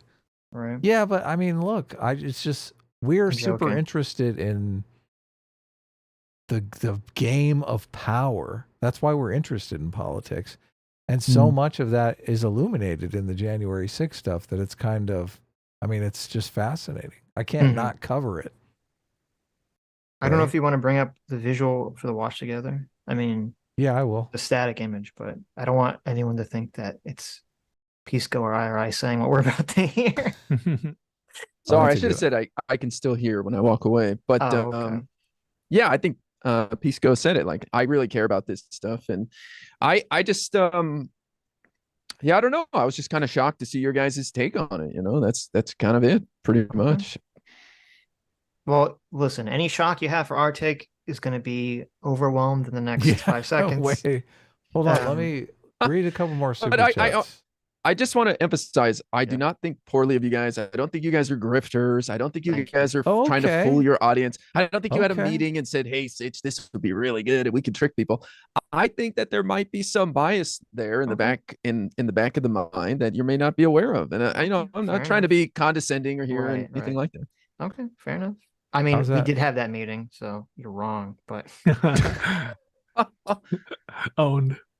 Sammy G for $5 says, Sitch, can you tell us one more time that you're not a conservative or Republican and that you hate Trump? Because we were never sure which team are you. LMAO. Thank you, Sammy. I'll tell you one more time, okay? That's so true. That's why it's so laughable to our audience. I hate Donald Trump. If he asked me to suck his dick, I would say no. You think Biden's doing a good job? On some things, yeah. Biden has done some good things, yeah. Biden informing everyone about the Russian invasion before it happened, like that was pretty big. So let's see. Joe Nick for $5 says, good Lord, Pisco, leave it to a goddamn lawyer to conflate an allegation with evidence. That's just silly. Like, statements are evidence, right? You might discount it for reasons because Sitch brings up a point, it's contradicted by other statements. That could be true. And that's the reason why, a prior inconsistent statement might undermine the weight of the evidence. But that goes to the weight of the evidence, not whether or not evidence exists. And so there is evidence. When I say I had dinner with Jimmy Dore a couple weeks ago, is that evidence that I had dinner with Jimmy Dore? Yeah. It could. Yeah. Well, so the issue is that when people colloquially say evidence, they mean something very different than when you say it legally. And this comes up in a lot of these conversations. Oh, right. Because you could either say there's evidence of something to mean it's been proven. Yeah. Or you can say there's evidence to mean that there's some basis to believe it. Right. And so when people say colloquially, they mean that evidence is a fact that proves something specific. So I would never call, something marginal or something minor, in my opinion, colloquially, that's evidence that, Biden did something bad or Trump did something bad. But if McCarthy states, the principal, the person, one of the people who would have had reason to know whether or not a deal existed or not, if he says that they did offer a deal, I think it's reasonable for me to say that there's evidence that a deal was offered. Sure. If he's one of 50% of the equation there. Sure. Okay. And if you want to pause it and say something, you can click that pause button. Okay. Which tell us, Hakim, you're the closest. Tell us what the fuck is going on. Very base things. This will be incredibly hard to do without getting bleeped or getting the stream taken down. So I'm gonna what's it called? Mind my words a little bit.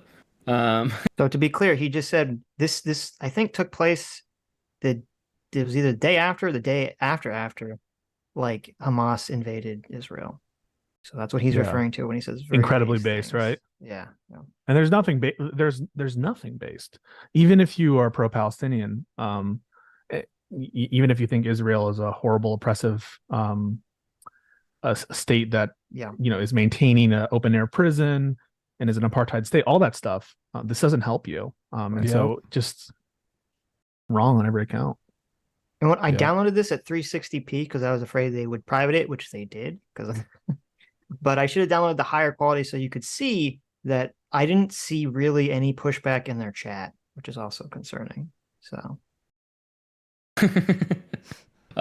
TLDR, basically a unexpected operation from a united front of sorts from Gaza that has launched itself into the neighboring areas, which of course the entire nation's pastime, but for all intents and purposes right now, just to make it more simple, they've attacked certain settlements in what is termed now Israel.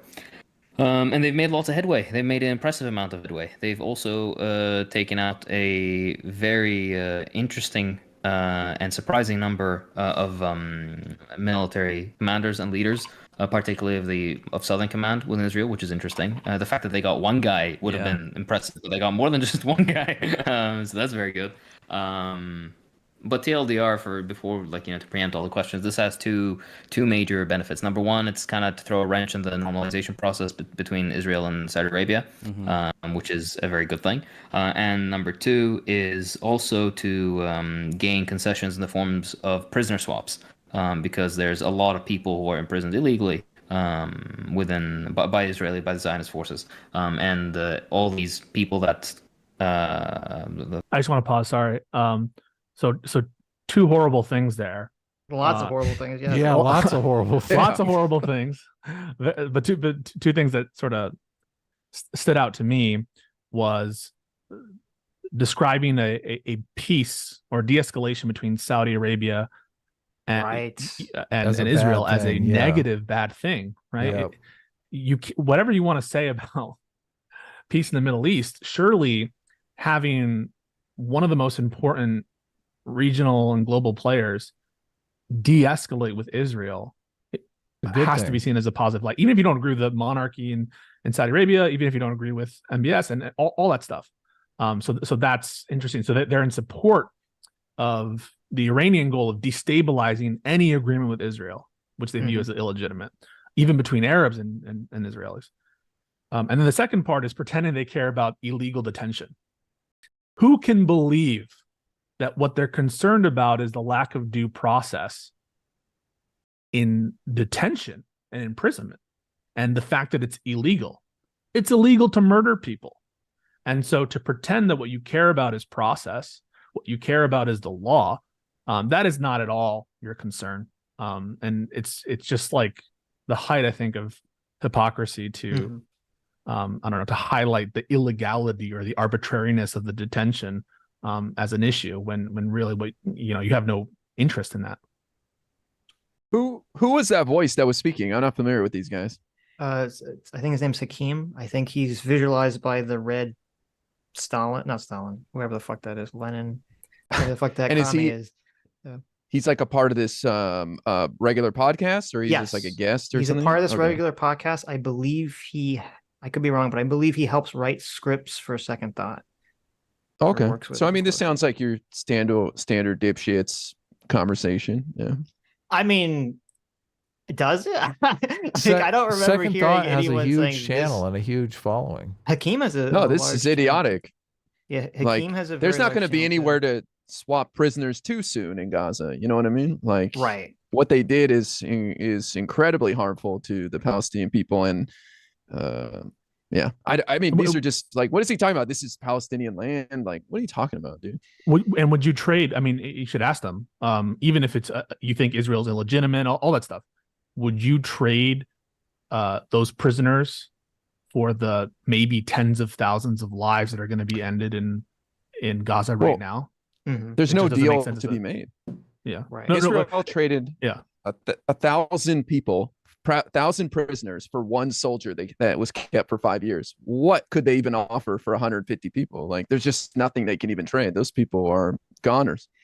But even if there were something to trade, even if there was a willingness to trade, all that stuff, you're going to lose more people in the response. And they know that there's going to be a violent response. Right. And they know there's going to be thousands lost. And so to pretend that this is a trade-off that matters, you care more about those people, the 4,000 or 5,000, whatever it is, prisoners in Israel than the maybe tens of thousands of civilians in Gaza who are going to die.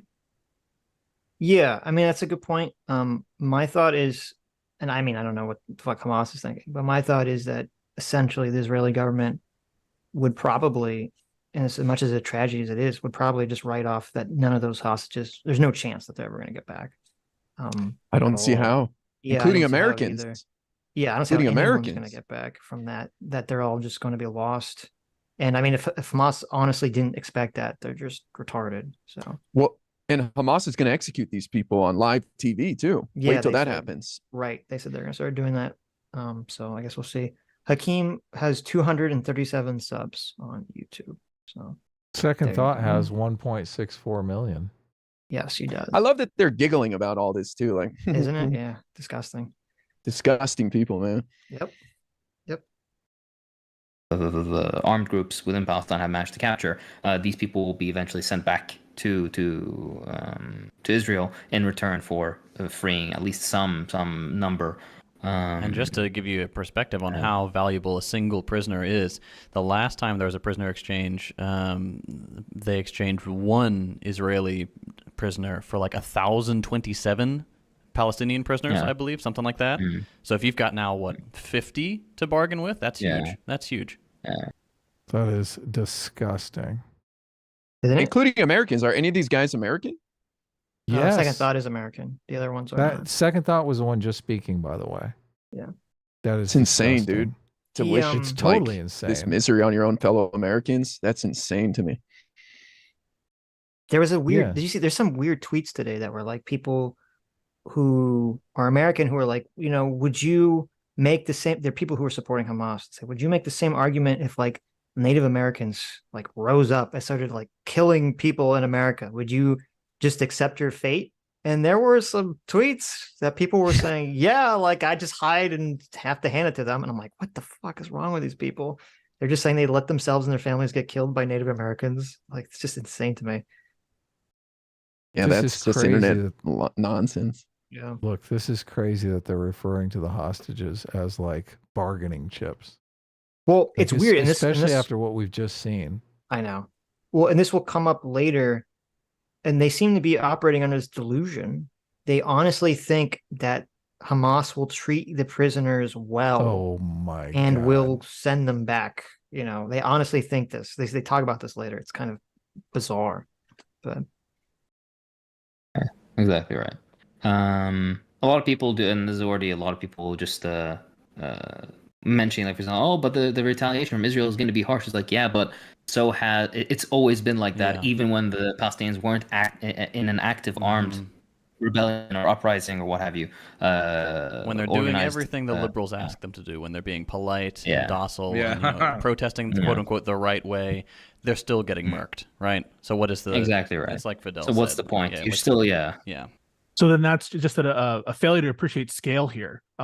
So because at least one or two or a dozen or even 100 or 200 or 500 people are wrongfully killed by Israel, then we have no sensitivity to the scale of harm and destruction that's going to be caused by the retaliation. As long as you meet a threshold of pain caused by Israel, call that some level of unspecified level of unjustified killings by Israel, assuming they're unjustified, I no longer have any sensitivity or gauge to the scale. That is totally bizarre. You should, of course, always be concerned about the magnitude of suffering inflicted upon the Palestinian people. Surely 200 unjustified killings by Israelis against Palestinians, that must be better than 15,000 dead in Gaza, which is, you know, does that seem improbable to y'all that 15,000 people die in Gaza? No, they've already killed. They've already killed like 700 and they haven't even walked in yet. Yeah. I mean, it is weird because they never lay out, you know, beyond what they did. They never lay out what they think good, like how is Gaza going to benefit from this action? They never actually lay that out, except to say that he says later that this shows that these Western countries are really paper tigers. So I don't know if they're just looking at this as like a sacrifice in the steps of revolution against first, you know, like Western democracies or something, which is pretty disgusting if that's how they're viewing this. But in order to think that, in order to think that this is good, you either think that the signal by itself is good, or that it will eventually produce good results for your side. Right. And I don't think that there's a thinking or sane person. Maybe you can make the argument, but I haven't heard it artfully or convincingly done that eventually the Palestinians will be better off because, or more better off than they would have absent this terrorist attack.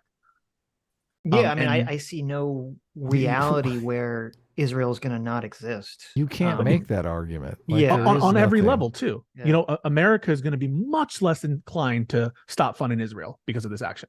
You have AOC coming out and condemning the DSA, or at least members within the DSA, for their protests and for things that they said. You know, aligning with a pro-Israel sentiment. And so immediately the West's response is going to be more pro-Israel. And do you think the Israelis are going to give up on their state or give up on their projects or their settlements as a result of this? Maybe Netanyahu gets thrown out because of the intelligence failure.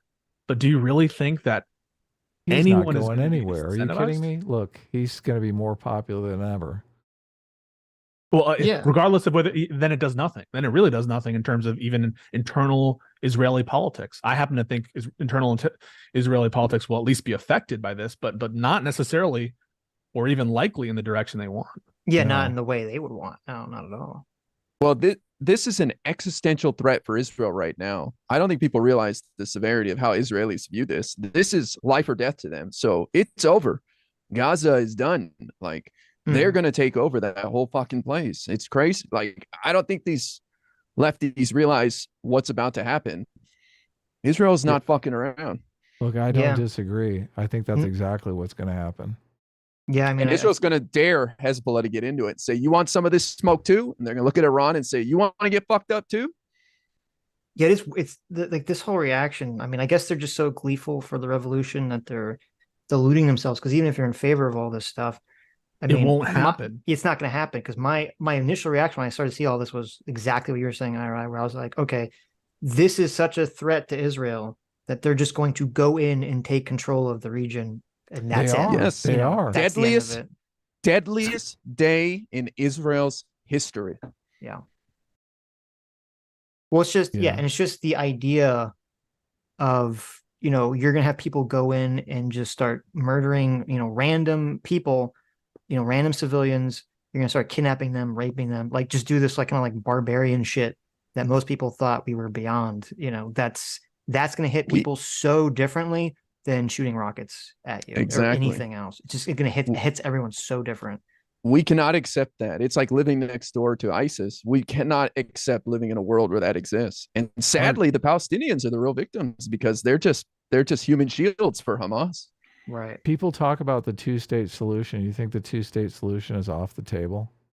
No, I think it actually is more on the table after they clear out Hamas and do what they got to do. It's going to be months and months away, but I actually think that this might be a way for the people of Palestine to get freed of this monster. But it's going to hurt, and it's not necessary. And just because I support a two-state solution, I think that has been the consensus view of everyone who, in my opinion, with a serious opinion on the matter, has been the two-state solution. I totally support it. I think the Palestinians absolutely should be liberated from the current status of what they have. And this may bring about a two-state solution eventually, but it wasn't necessary, and it's going to be way more painful than it needed to be. Do you think the two-state solution is going to include the West Bank, or is it, Gaza, or is it just going to be West Bank and Israel? No, I think West Bank, Gaza, it's the only way. Israel doesn't want Gaza. I know people out there may think that, but they don't want Gaza. They don't want to deal with this problem. Nobody does. The Arab world doesn't, and that's the real sad thing is these people are just completely screwed. But Israel doesn't want to occupy them. They don't want the problem. And also, Israel is 25% Arabs. People don't realize that. I think it's all Jewish people lighting the menorah and stuff. Like, there's 25% of Israel is Arabs as well, and that's growing too. And they're even coming into power. Like, Bibi had a coalition government 2 governments ago where he had the Arab Party kind of involved. So, like, it's not what people think it is. We didn't choose this path. You still have, they still have their water's cut off, electricity's cut off. They can't get to, they're blockaded by air, sea, and land. All the checkpoints in and out of Gaza are controlled by the Zionist occupation forces. And they indiscriminately arrest and kill and do even far worse to people as young as like fucking 6 years old, and sometimes even younger. Right, you gotta love the fucking Guardian reporting. It's like, oh yeah, Palestinians get how the fuck do they bullet word it? wounds to the ankles. Yeah, received bullet wounds to the ankles. Like, oh yeah, no, because that's just what happens. Yeah. So they've accepted this idea in their head, this framing that Israel just evil. Their soldiers are just running around killing, kidnapping, raping Palestinians for no reason. Therefore, I guess everything is justified at that point. So they're kind of looking at like. Yeah, like I'm assuming they're looking at like what Hamas did to Israel, Israel does to the Palestinians like every day. That's probably what they're operating from. Which is and as someone who's, I'm not an expert on internal Israeli politics, but there is I know that there's a lot of opposition to a lot of those policies and incidents. And to like even now, in most recently, you've seen the level of opposition. I think that if anything, it shows that Israelis are committed, or at least some segment, some not insignificant percentage of the population is committed to having checks on arbitrary power. So I, again, don't think that what has occurred is going to improve those incidents, right? It's going to make people more on edge, more willing to shoot, more willing to detain arbitrarily, more checks, not less. Yeah. I mean, that's why this whole thing is so stupid to me, because it's like, when I say like, oh, Israel has all the power here, I'm like, well, what if Hamas, didn't shoot missiles at Israel? What if they weren't spending so many time and resources and money and energy getting weapons and shooting missiles at Israel, instead saying like, okay, let's try to build infrastructure here and, actually work with the Israeli government so that they like become lax on security, lax on the checkpoints, so we can actually have a functioning country. Like, to me, that shows you actually care. That's the you're sad building part trust. I agree. Their main mission is to destroy Israel, Hamas. They do not want Israel to live. And so they're more focused on that than anything else. To be clear, from what I'm gathering, and I haven't listened to the whole thing, that seems to be these guys' intention as well. They don't in favor a two-state solution. They favor a one-state solution. No, they think they're calling it Palestine. Israel. Israel is illegitimate because they have an interpretation of how the Balfour Declaration and World War I and this and that and illegitimate borders, all that stuff. And again, you just point to any example in how far are we going to take this back? Rewind the clock. The Israeli claim in terms of lineage goes back, some might argue, even further than depending on how you look at it. If you want to really play this game, you can play the game. And there's absolutely a historical basis to think that Jewish people existed in this region for a long time. Yeah, I mean, I've never been swayed by the historical, as a Jew, no. I've never been swayed by the historical argument, but I mean, I'm more swayed by, was it like a third of the population was Jewish at the time? There was a deal that was offered. My understanding, the Jewish population was in favor of it. The Arab population was not. They fought it in a war and then lost. And then, all the consequences came after that. So, yeah, it was shitty what happened to the people that were there, for sure. It was real shitty. Mm-hmm. But Jewish people have been treated like shit all over the world for a long time, and nobody wanted them. And the world decided this is where you're going to go. And so that's where they went. And it sucks, but you can't take it back. And it's never going to change. Right. And the British did lie 100%. They promised certain things to certain groups. Now you can make pulled a arguments McCarthy. about they two-faced it. What homeland means versus the promises made to the guy from Mecca, the Sharif of Mecca. And at the time of the British promised both the Jews and non-Jews alike that they would get the land. Yeah, inconsistent promises, no doubt. But par for the course for the British Empire at the time and before. There's a lot of tragedy and a lot of injustice in history, and you got to make the most of it going forward and make the world better for people who are living it today. And to pretend that we should rewind the clock and send 9 million people where do you want to put them? Right. Yeah, I mean, I agree 100%. There comes a time where, I mean, this comes up in American politics too. There comes a time where it's like, okay, like the past was super fucked, but you have to create policies going forward to the future.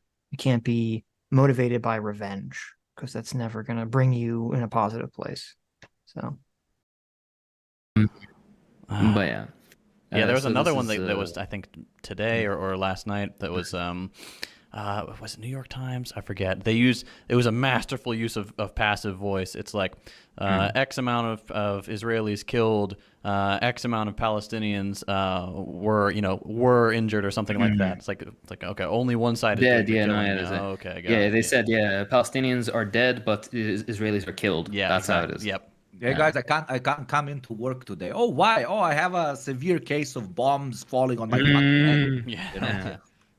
But yeah, the biggest gain from this is to realize that a essentially completely cut off and sanctioned group of people who are residing in what could be only termed an open air prison camp, where they can't, nothing can come in, and it's very difficult for things to even go out. These people have managed to not only stage a proper military operation, but completely catch a country with arguably the highest level of surveillance technology and use of said surveillance technology in blatant disregard and violation of all sorts of conceptions of human rights. They managed to catch this evil entity by complete surprise. This shows that, again. So we care about human rights as relates surveillance. We care about human rights as relates surveillance. We care about human rights as relates arbitrary detention. By the way, I'd be curious about these people's opinions on the Uyghur Muslims in China, and what they think about arbitrary detention in those situations, and surveillance in those situations. But of course, human rights with respect to living and not being killed by terrorism, that's a legitimate military operation. What did he say? A proper military operation? Proper. Yeah. Well, you heard it. I mean, Israel's evil, so yeah, it's okay. I mean, it's just despicable and disgusting to me that these people are cheering on this idea that, like, as you said, proper, you know, it was a proper military action, really, like to just go in and start murdering and raping civilians is a proper military action in their minds, and to hold this up as something to commend is just so insane and despicable. Yeah, to a giant audience. Yeah. Well, what do you do about it though? You know, like there's just these sick people on the internet casting this bullshit. You know, I appreciate you guys using your platform to spread the word. I know Destiny's been pushing back on this nonsense too. What's what you have I don't to know. do this, because the thing that bothers me is that, I mean, obviously not every socialist is this far gone. I mean, most of them are saying shit that I vehemently disagree with on the subject matter. This is like the most despicable, and it's annoying because I know, like, Second Thought, you know, he's got 1 million subs. He's a giant channel. He's putting all this stuff out there. He calls it propaganda himself. You know, Hassan's a big fan of his. Like, people need to understand that there is this insane shit going on in the far left. And if you don't call it out, it's just going to consume and consume and consume. You know, there was Chris Rufo had an interesting talk on Twitter where it was Local Distance was debating, I forget, some other people. And it was this idea of, like, should the right adopt the stance of no enemies to the right? And, you know, Wokel had a very good point about how, like, well, this stance of no enemies to, like, quote, your side, that's what allows the extremists to just take over. And I think that is so true. If you just keep your head down and you allow the crazy people to be crazy, then it's just going to slowly consume the party. And I am glad to see that, like, this, we've reached the point where people are, like, on the left, are like, this is a step too far. These people are psychotic. And I hope this is an eye-opening experience for people to just throw these people and say, we're not associated with you. You're not on the left. You're just fucking psychos. Just get out of here. In the category of left, I totally endorse what you just said, Sitch. But I also think that there's additional wrinkle here, which is I'm not on the same side as these people. You know, yeah, of course. You know, I assume you're liberal, aren't you? Not? You still believe in capitalism? Yeah. In that sense, I would consider myself left wing, right. Not left wing like this, not leftist. Yeah. We're not on the same side, right? Getting everything I want in the universe and having all the power to decide how the world is a very different vision than theirs. And I don't even think, you know, I'm more on the side in this sense with a lot of people. I would say even people on the right in my vision of, I don't know, human rights than I am with these people. You know, whatever side they're occupying, the tanky side, the dirtbag left, whatever you want to call it, that's not my side. Yeah, I worry about labeling these guys even left. I don't know what their views are. I don't know if they consider themselves socialists or something, but this is nothing to do with them being on the left. This is just they are socialist, delusional. But this has, I would argue, this has nothing to do with their political beliefs, unless I'm missing it. This is just delusional. This is, they have this idea of, like, oppressor, oppressee, revolution, like all these evil liberal democracies basically keeping the revolution Marxist energy in check. And so that's kind of the lens at which they're viewing this through. And to be clear, I'm not saying, like, the only reason like these people, first, they identify themselves as leftists. They would look at you, IRI, and say you're like not on the A left. liberal. They'd call you, They would yeah, they'd call say you a you're some liberal, kind of yeah. right And you even heard him. You even heard him but- insulting liberals in But this. the reason I think this is important is because my perception on this is that in America, the only reason these tanky dipshit leftists, dirtbag left, whatever you want to call them, like are able to grow audiences is because there's a lot of normies on the left who don't realize what they are. And that needs to be drawn attention. It's kind of like when there were a lot of people on the right who were ethno-nationalists, but kind of hiding their power level. And then it kind of very slowly started to peak out over the years. And Well, also sometimes just- they're charismatic too. Sometimes I'm not saying these people are charismatic, but there are some people on the dirtbag left who are funny, genuinely funny or charismatic, and Sure. there are people in the Trump wing who are funny. Nick and Fuentes they is have- very funny. I mean, but he's also like a really bad right. person. So I can understand why people can see these creators and like and enjoy them because I they just- can be charismatic. I just worry that calling these guys left bleeds over to people like Pisco and I, and then gets people to be angry at us, right? And Look it's at like, this. no, but I'm just Look at- saying, what are like, we supposed to call them? Right wingers? no, they're nut jobs. It'd be like us calling Nazis right wingers, you know? Like, I don't think right wingers, like Nazis, are any more right wingers than these guys are on the left. These guys are insane. I mean, a lot of people call right wingers Nazis, literal Nazis. Right. That's The alt-right, I you know. disagree. Obviously, I 100% disagree. Like, I wouldn't say that. Yeah. No, I understand what you're saying, Myra. I think. What were you gonna say? Well, again, my point is, I worry that this starts making people hate people like Pisco and I, thinking that we're associated with something like that. Right.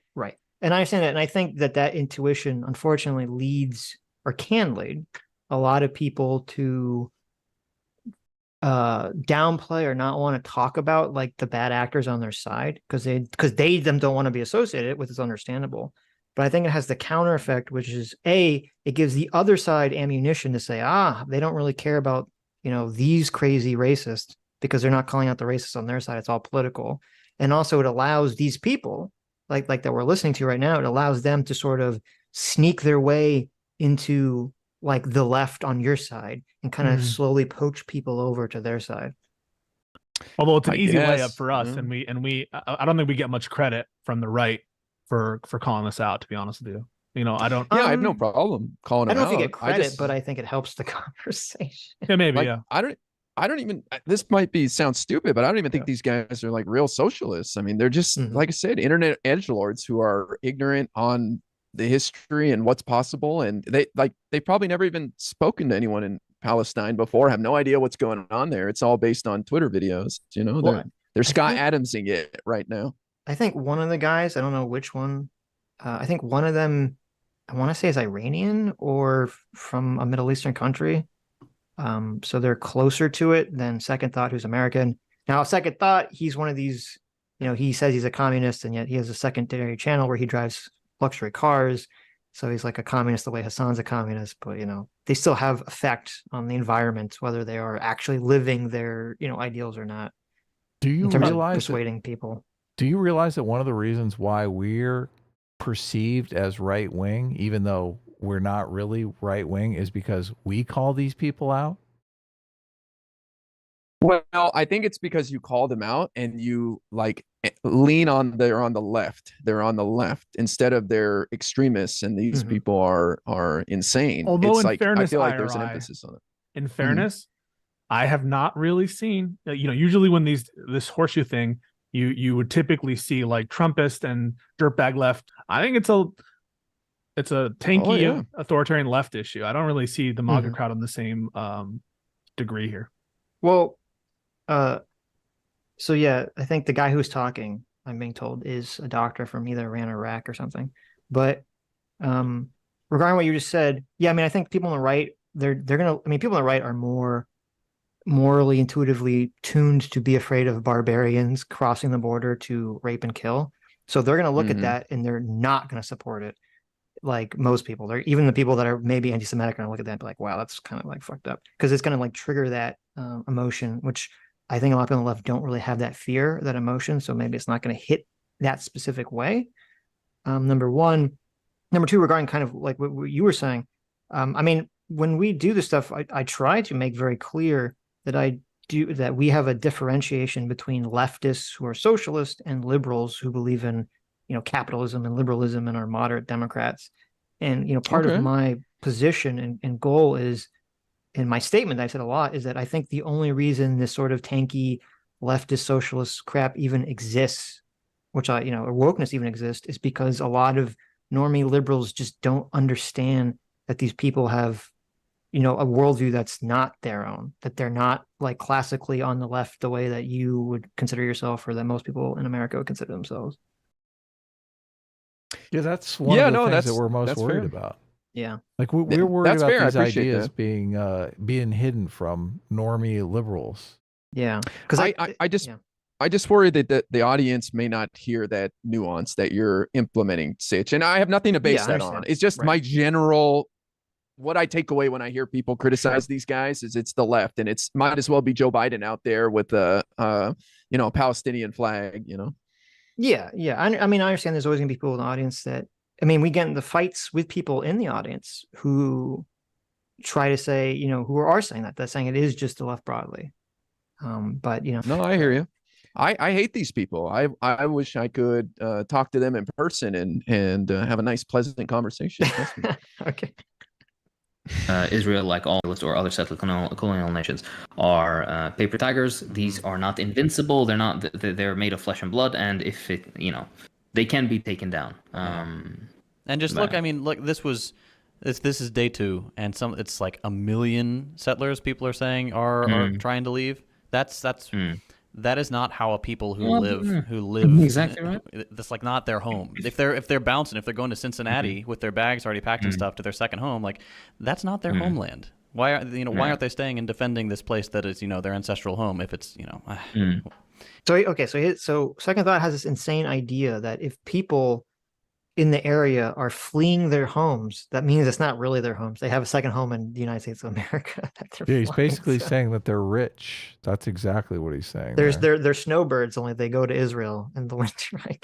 This is like totally disgusting. Sitch. Also, a lot of Israelis are going to Israel. There are a lot of people who are returning there. Yes. And just because they move out of they move in a different part of the country to avoid people who are executing, doesn't, just like it would be senseless to say that if someone from Gaza is trying to avoid the bombing that's occurring, that they somehow have less of a tie to the land. Their claim to the land or their attachment to the land, surely that's been evidenced enough by their willingness to fight it in separate wars for the past over almost a century, right? And so I just don't see, it's not a very authentic or genuine argument. If you really thought they didn't have an attachment to land, why are they fighting so hard over the course of decades to maintain it and expand it? Look, it's just insane. These people are running for their lives. They're terrorists in the street, like beheading people. Like to cast that as, oh, you're just abandoning your property. It's weird. It's totally weird. Yeah. It's just all it kind of just, the facade slips a little bit when in events. By the way, the live the amount of people watching this is the first time we've had such an amount. No, we're up to like 1,450 or something. Hey, nice. Howdy, everybody. I think that's our highest yet. I hate all of you motherfuckers. Hey, that kind of makes me feel better. It's Hassan. You get a kiss from me. in chat. No. Oh, that kind of makes you feel better. Their viewership this is the highest it's ever been, so it's not exactly resonating with tens of thousands of people, Right. I mean, you can look at it the other way though. That's scary that their viewership is climbing when they're saying all of this incendiary stuff. We hate watchers though. Oh, maybe. That's why. I see. So wait, but I want to say, because if anyone says, "Oh, you're being dishonest," so this is edited. This is like a 2-hour stream, and I just took clips out of it and put them together. So I don't know the exact time code. Yeah, I don't know the exact time code to what they said and then when Hassan showed up, it wasn't like super long after. So, and also I don't necessarily read into anything of just being in a chat. People are in chats with channels they disagree with. And, I'm assuming Hassan would not agree with these statements, but I think you could definitely call him out and saying it's irresponsible after he sees this, someone brings his attention, for him to support this channel or any of these people after this. I think that's a fair statement. I mean, does he have a responsibility to say something publicly though? Like, is he responsible because he was in their chat for everything that's said on their stream? I feel like people would use that argument. I think Sitch is saying if you continue to support after this. After it. Yeah. Which is fair for me. Maybe there's other reasons why. Maybe Pisco one day you do a Nazi salute on stream, and I'm like, well, I don't support that about Pisco, but this guy's but there's really popping off. Wow. You have a lot of loyalty to Pisco. I'm impressed. Are you really saying Pisco can do the Roman salute, and you're still going to support him? Support him. There's stuff I could do. I agree on certain. There's a Pisco, bound of things. If you do that, look, we're no longer friends. Okay. I'm being straight. I'm joking. Being straight with you here. Like, I'm joking. Don't do it's that an extreme shit. example. I'm just saying, like, there can be. This is an extreme. Compartmentalize. Look, how extreme is this example? What? Because a couple of Jeez. guys were gloating over something like sophomores in high school they know nothing about. Like, I don't know. But Like, here's what doesn't the second thought guy do like a bunch of socialist videos? He does. It's about Yeah. But all right, let me give you an example that I've thought was helpful for me. There are people who genuinely think a ceasefire is the best strategy right now. That is, there are people who say that even though I'd condemn the attacks by Hamas, I think that we should not support an incursion by Israel, and there should be a ceasefire. That's a position where even if I don't necessarily agree with it, I can understand it, and I think that that's one thing. And that's one where I'm not going to cut off ties with someone who says I would like a ceasefire. But am I going to want to associate in a collaborative mode with someone who says that it was justified, that it was a proper military strategy? Hell no. Well, look, I'm just trying to put myself in the shoes of a Hassan Piker, and there's who knows, maybe this guy has worked with him for years. You're not so quick to abandon somebody. You hear one thing that maybe they pushed it a little far, but is it Hassan's place to come out and publicly have to say something like that in order to keep associating with them? I don't know. I'm obviously I'm not happy with it, but I just wonder, like, are we expecting horrendous? I would personally feel compelled to say that this is despicable, but at the very minimum, I would not associate with them at all anymore. And I think to me, that's completely reasonable. I think it's reasonable. I mean, if Destiny did that, I don't think you or I would like if he stood by those statements. I don't think we would associate with him. Yeah, I guess my bar is so low for expectations of these idiots that I just it's business as usual. It's just another day. This is the guy who said America deserved 9/11 or whatever. Right. It's like people moved on and everybody associates with him still. So it's hold him to a higher standard. Call him out.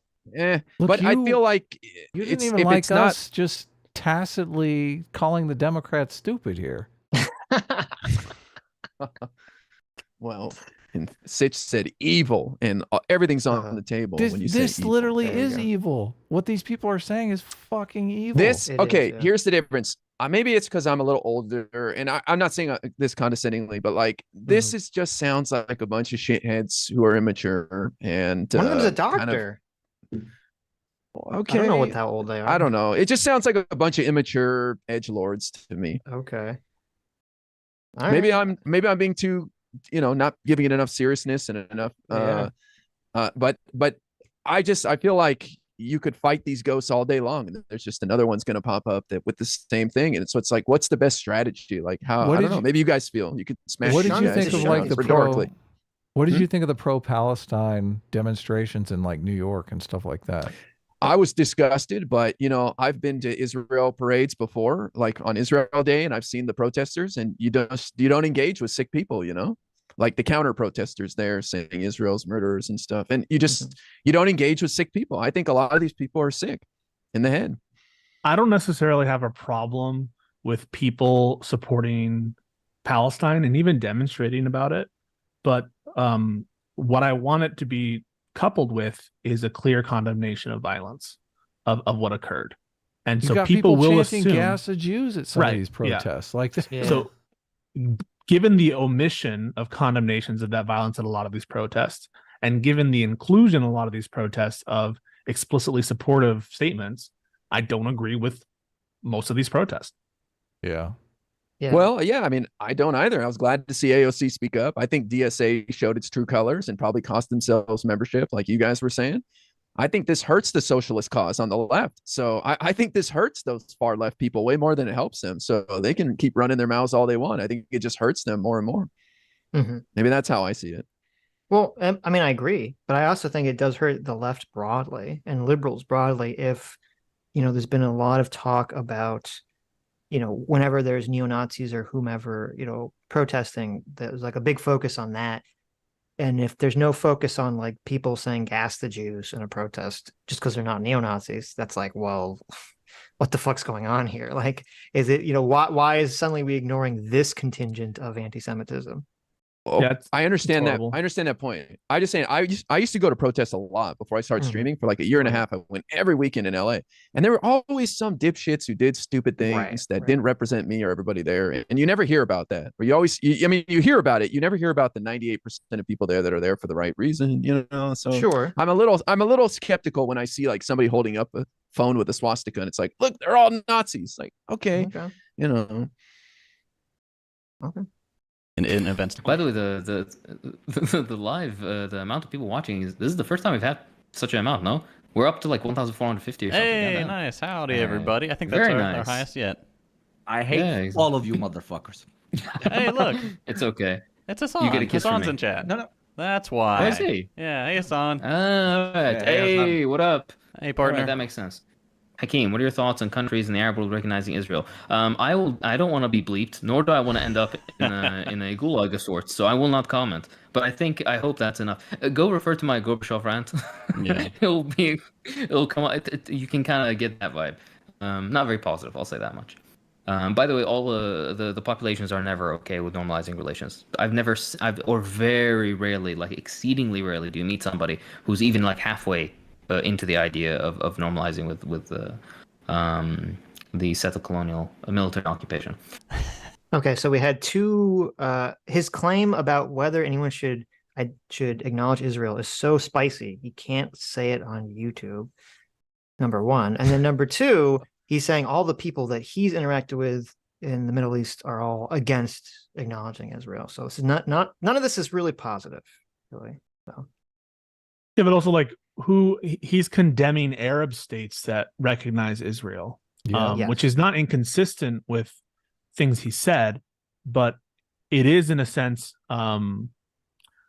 sort of disrespecting the decisions made by those states because you think it doesn't truly represent the will of the people there is what I'm sort of getting at.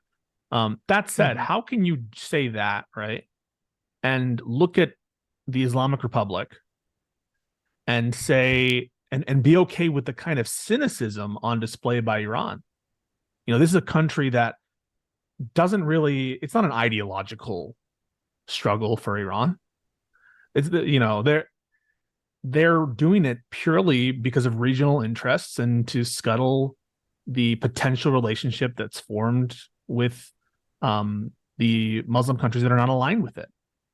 So like, I don't know. I think the kind of cynicism, if you want to call it that, on the part of Arab states that are normalizing with Israel is also true of Iran and their overtures to Hamas. I think that that's a purely spoiler relationship and one in which Iran is trying to cause chaos.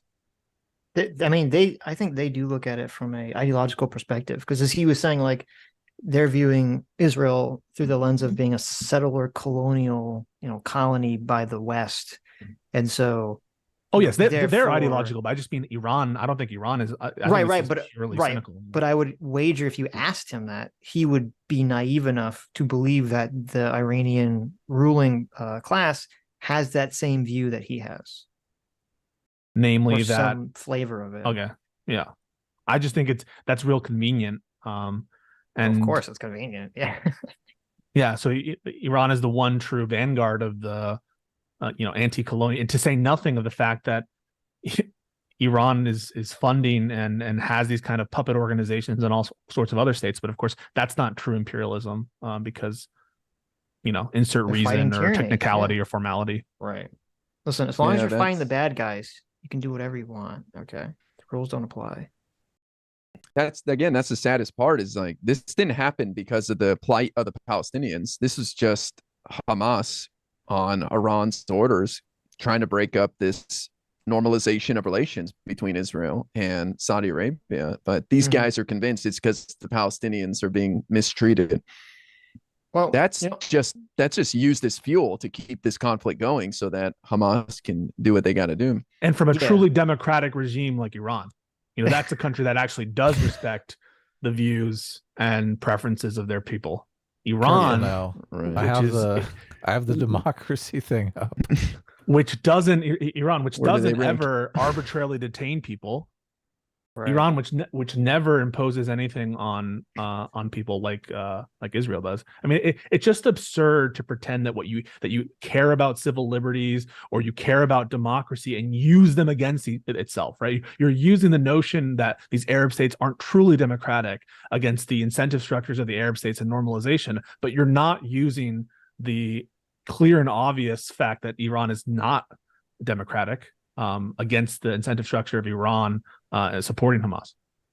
Well, I don't even know if they Iran want. is almost twice as authoritarian, according to the index, 1.96. It's an index of 1 to 10 for The Western authoritarian. Index. Yeah, More so than Palestine. yeah. Yeah. Palestine I mean, is almost 4. right. I mean, I don't know if any of these guys are in favor of like democracy, so that might not even move them. I don't know what Hakeem's thoughts are on Iran. Well, it's especially if cynical, he's right? Because Iranian. that's one measure to discount the Arab states. They're Of discounting course. the decision made by these Muslim countries to recognize Israel because it's not the true will of the people, as though that's what that's what matters to them. Yeah, I understand. Yeah. You don't know the will of the people. Obviously, they don't have a democracy. Yeah. Does Right. Hamas Agree. is that a true representative of the? I doubt it. the Palestinian people? I totally Right. I don't doubt think it. so. No, I don't think so at all.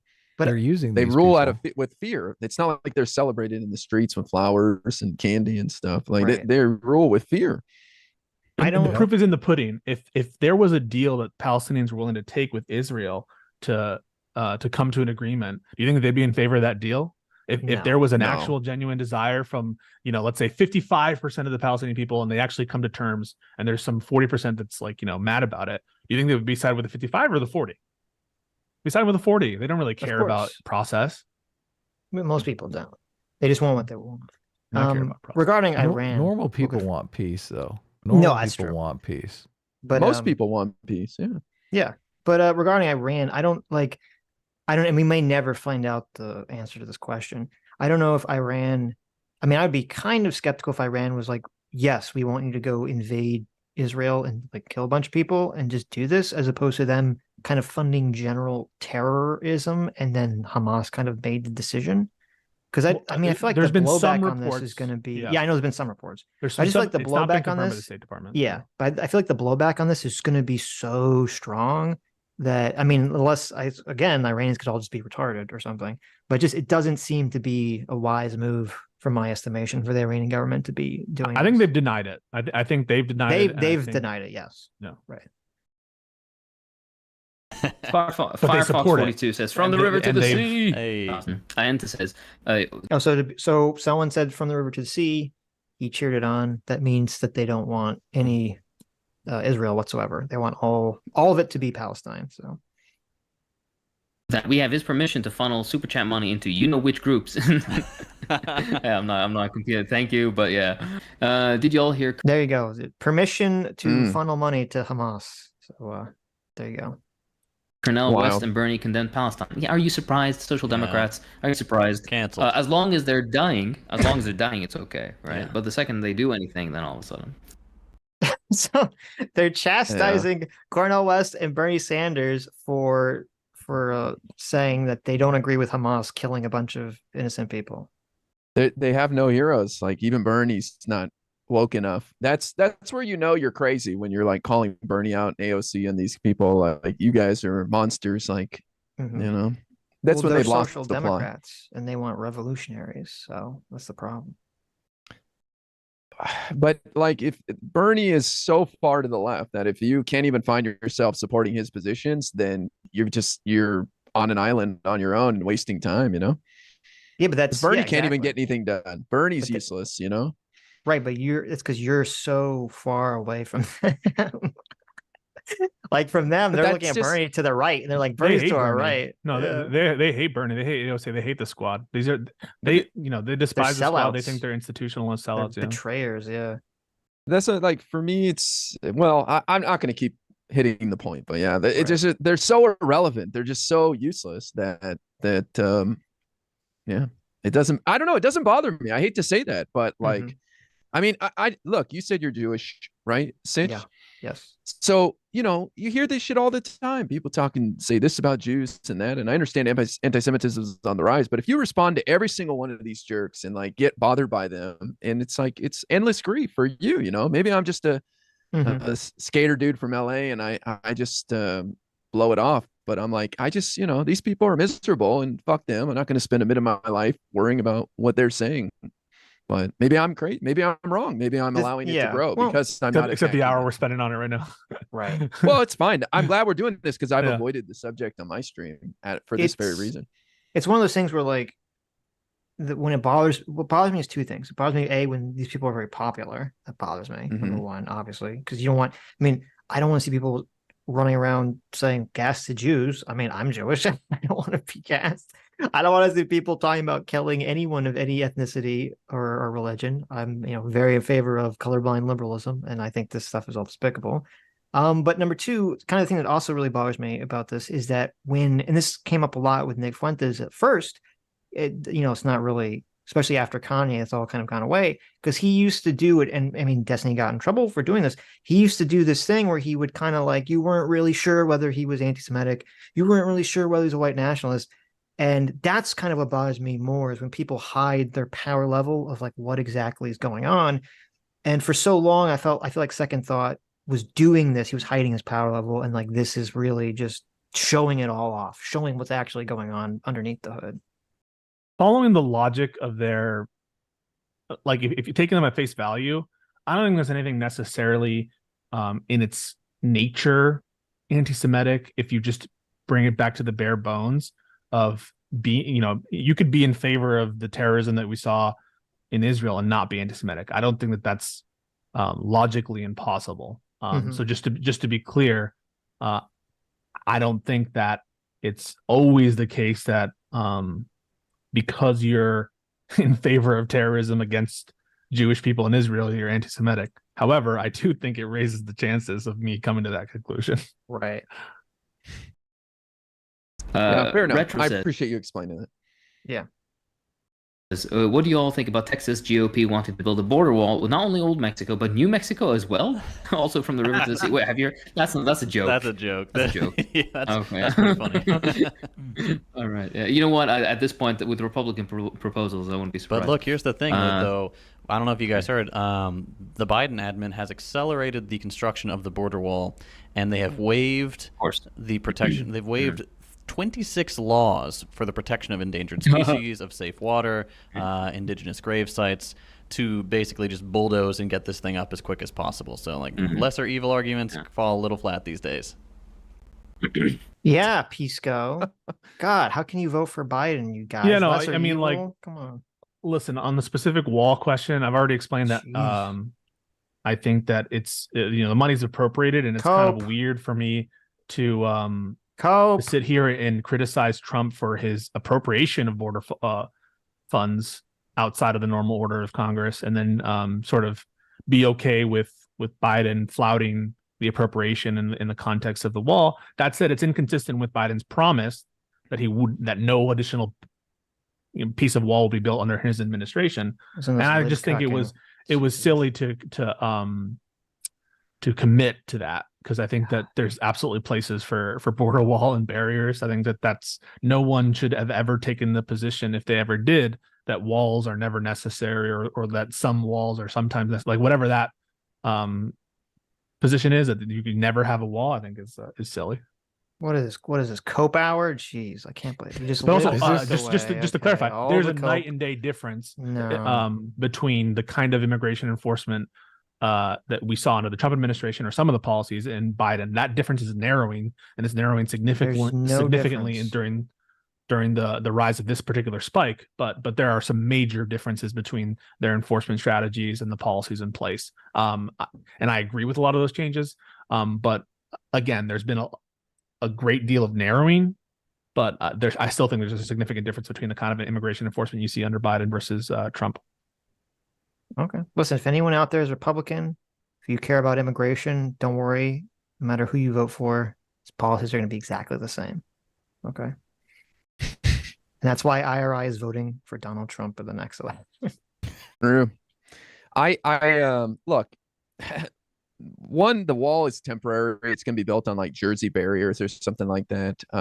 Biden says he has to do it because of appropriations. Okay, you know, it is what it is. But taking away this talking point from the right with this huge surge of people that are coming to the southern border right now is not the worst idea. You know, I almost want Biden to come to some sort of agreement with the Republicans on how to deal with the southern border to take that talking point away from them, because we are getting clobbered with that right now. And in all fairness, there is a surge of humanity at the southern border, and nobody could really handle it. I don't think Republicans are doing great by shipping people around the country in buses and not telling them they're coming, but there's something needs to happen. And ideally it would be the revision of our immigration laws that are dated and incapable of handling this. But he's going to have to do something temporarily. We can't expect these border communities to just be overwhelmed. And if a wall is what they want, then, you know, the president has to respond and things change. So what you're saying is you want open borders. That's what I heard. No, I don't. I believe in our borders. Okay, that's good. Yeah. Exactly. You'll be winning. Liberals will find a way. Yep. Right.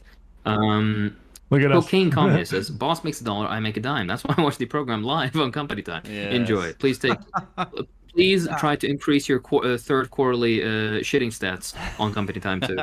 I will put that on a T-shirt. Remember his name. He needs to get some royalties.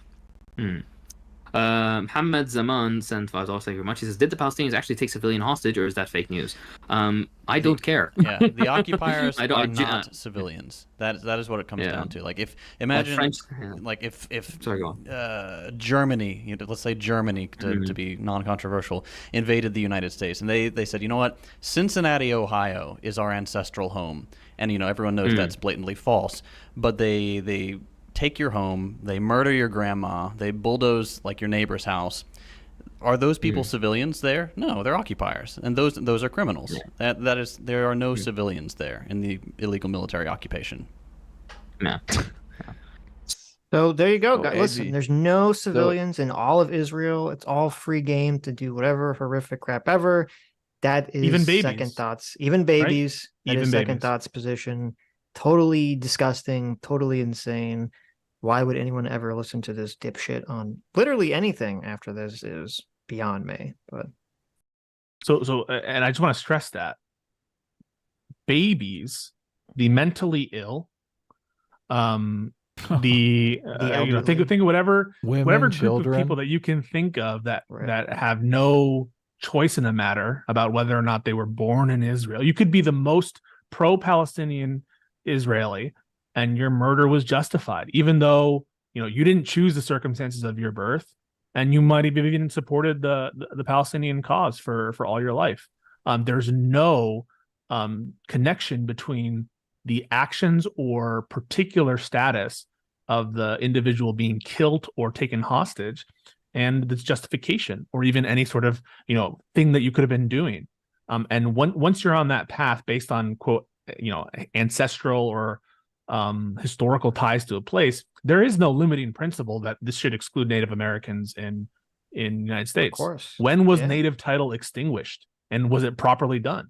Who are you to determine what is proper title or who has a better claim to land or not? We just had a Supreme Court decision a few terms ago, I think, that concluded that there's huge parts of Oklahoma, I believe, that actually, you know, is native land according to certain titles.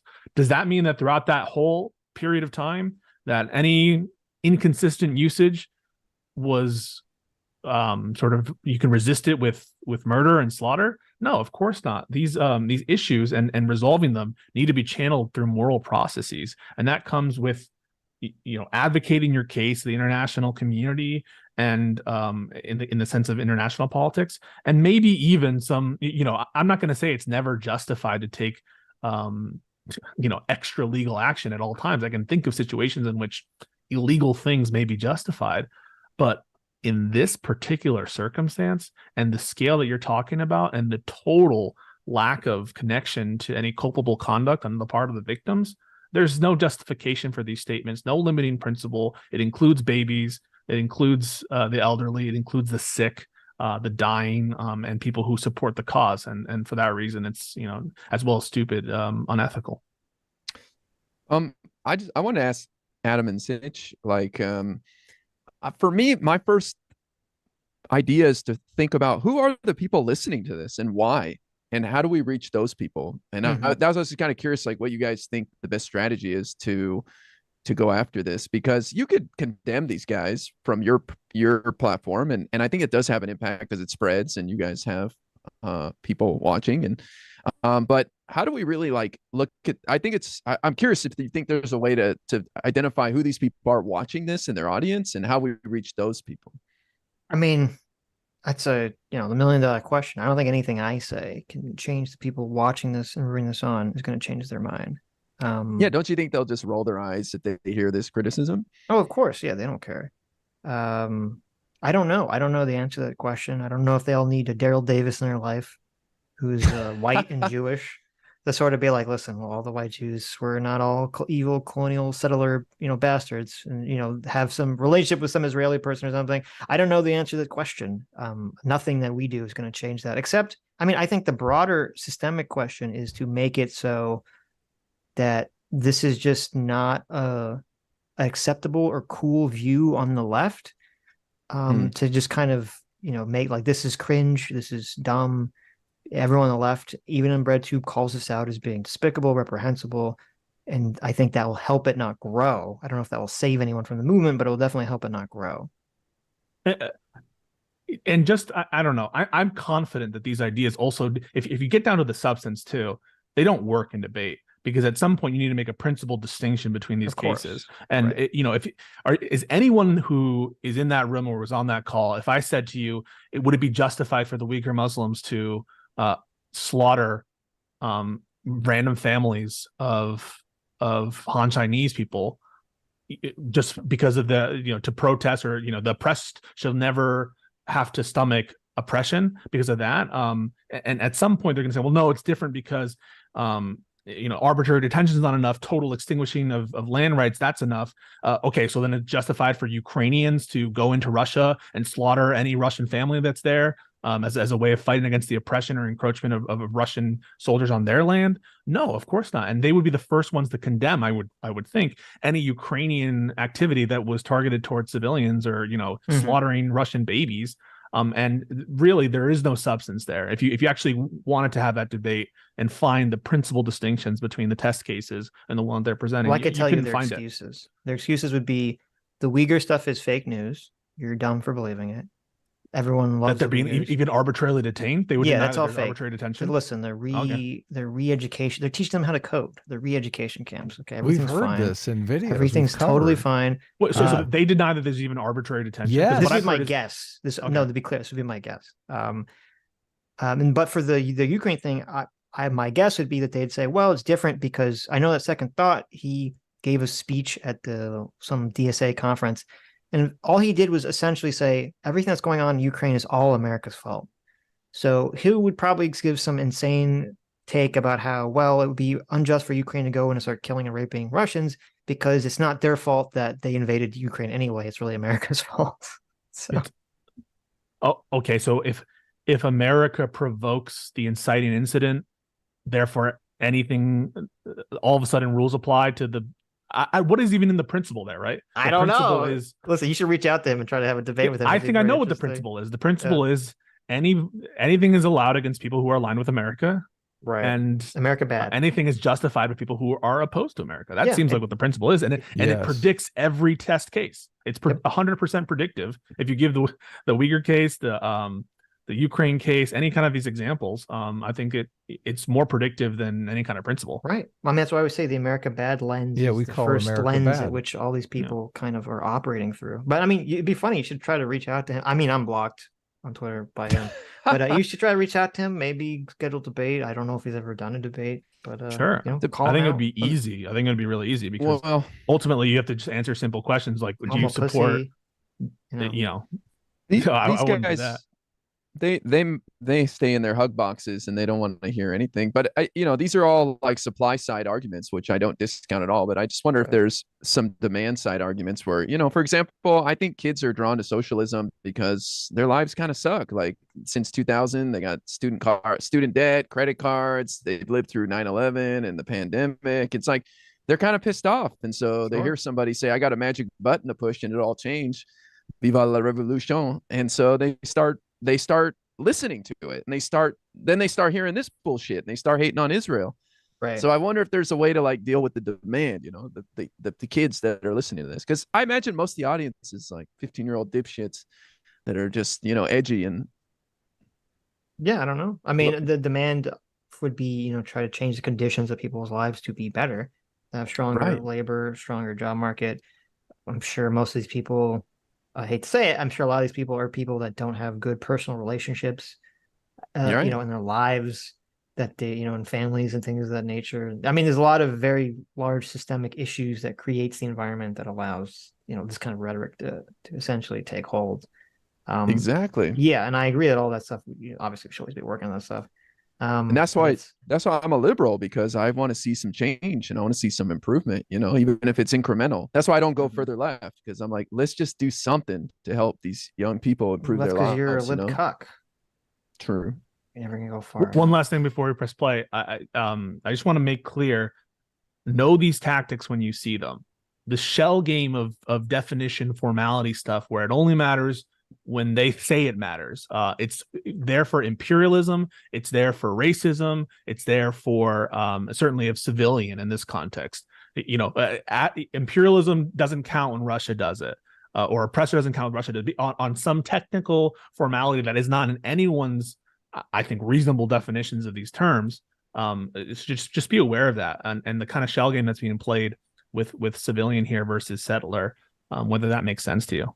Well, no, it's true of a lot of tankies. Right. But that's to me, that's one of the central dangers of socialism versus liberalism. It's because liberalism is operating under a philosophical idea of like, there's objective reality, there's equal principles and equal laws that are supposed to apply to everyone. We're supposed to be adhering, at least in theory, to some sort of like colorblind, race blind, ideological blind approach and say, okay, you all have these natural rights, blah, blah, blah, blah, blah. And we have to have this universal principle. Under communism and socialism, they say that's all dumb and wrong. All that matters is power. So the truth is relative. And so that's, I think, kind of what leads them down this easy pathway to do the shell game we were talking about, because that's not even a principle they even care about. But it's the same thing with free speech, like appealing to free speech, appealing to democracy, appealing to civil liberties. Like, these are the first people who are complaining about free speech when it comes to the Twitter files. They'll never complain about censorship in Russia or People's Republic of China or Iran, America or any other nations. Yeah, but they'll utilize those principles, they'll almost like a virus against people. Go ahead, Ira. Yeah. Oh, what's interesting is these kibbutzes that were attacked and people were killed. A lot of these are collective living with socialism. I mean, I saw it when I was a little kid on kibbutzes, and like the kids sleep together and everybody shares cars and stuff. And so you think that they would actually kind of praise some of this lifestyle at the very least, but no, they're all those hippies have second homes. Is that in Cincinnati? Yeah.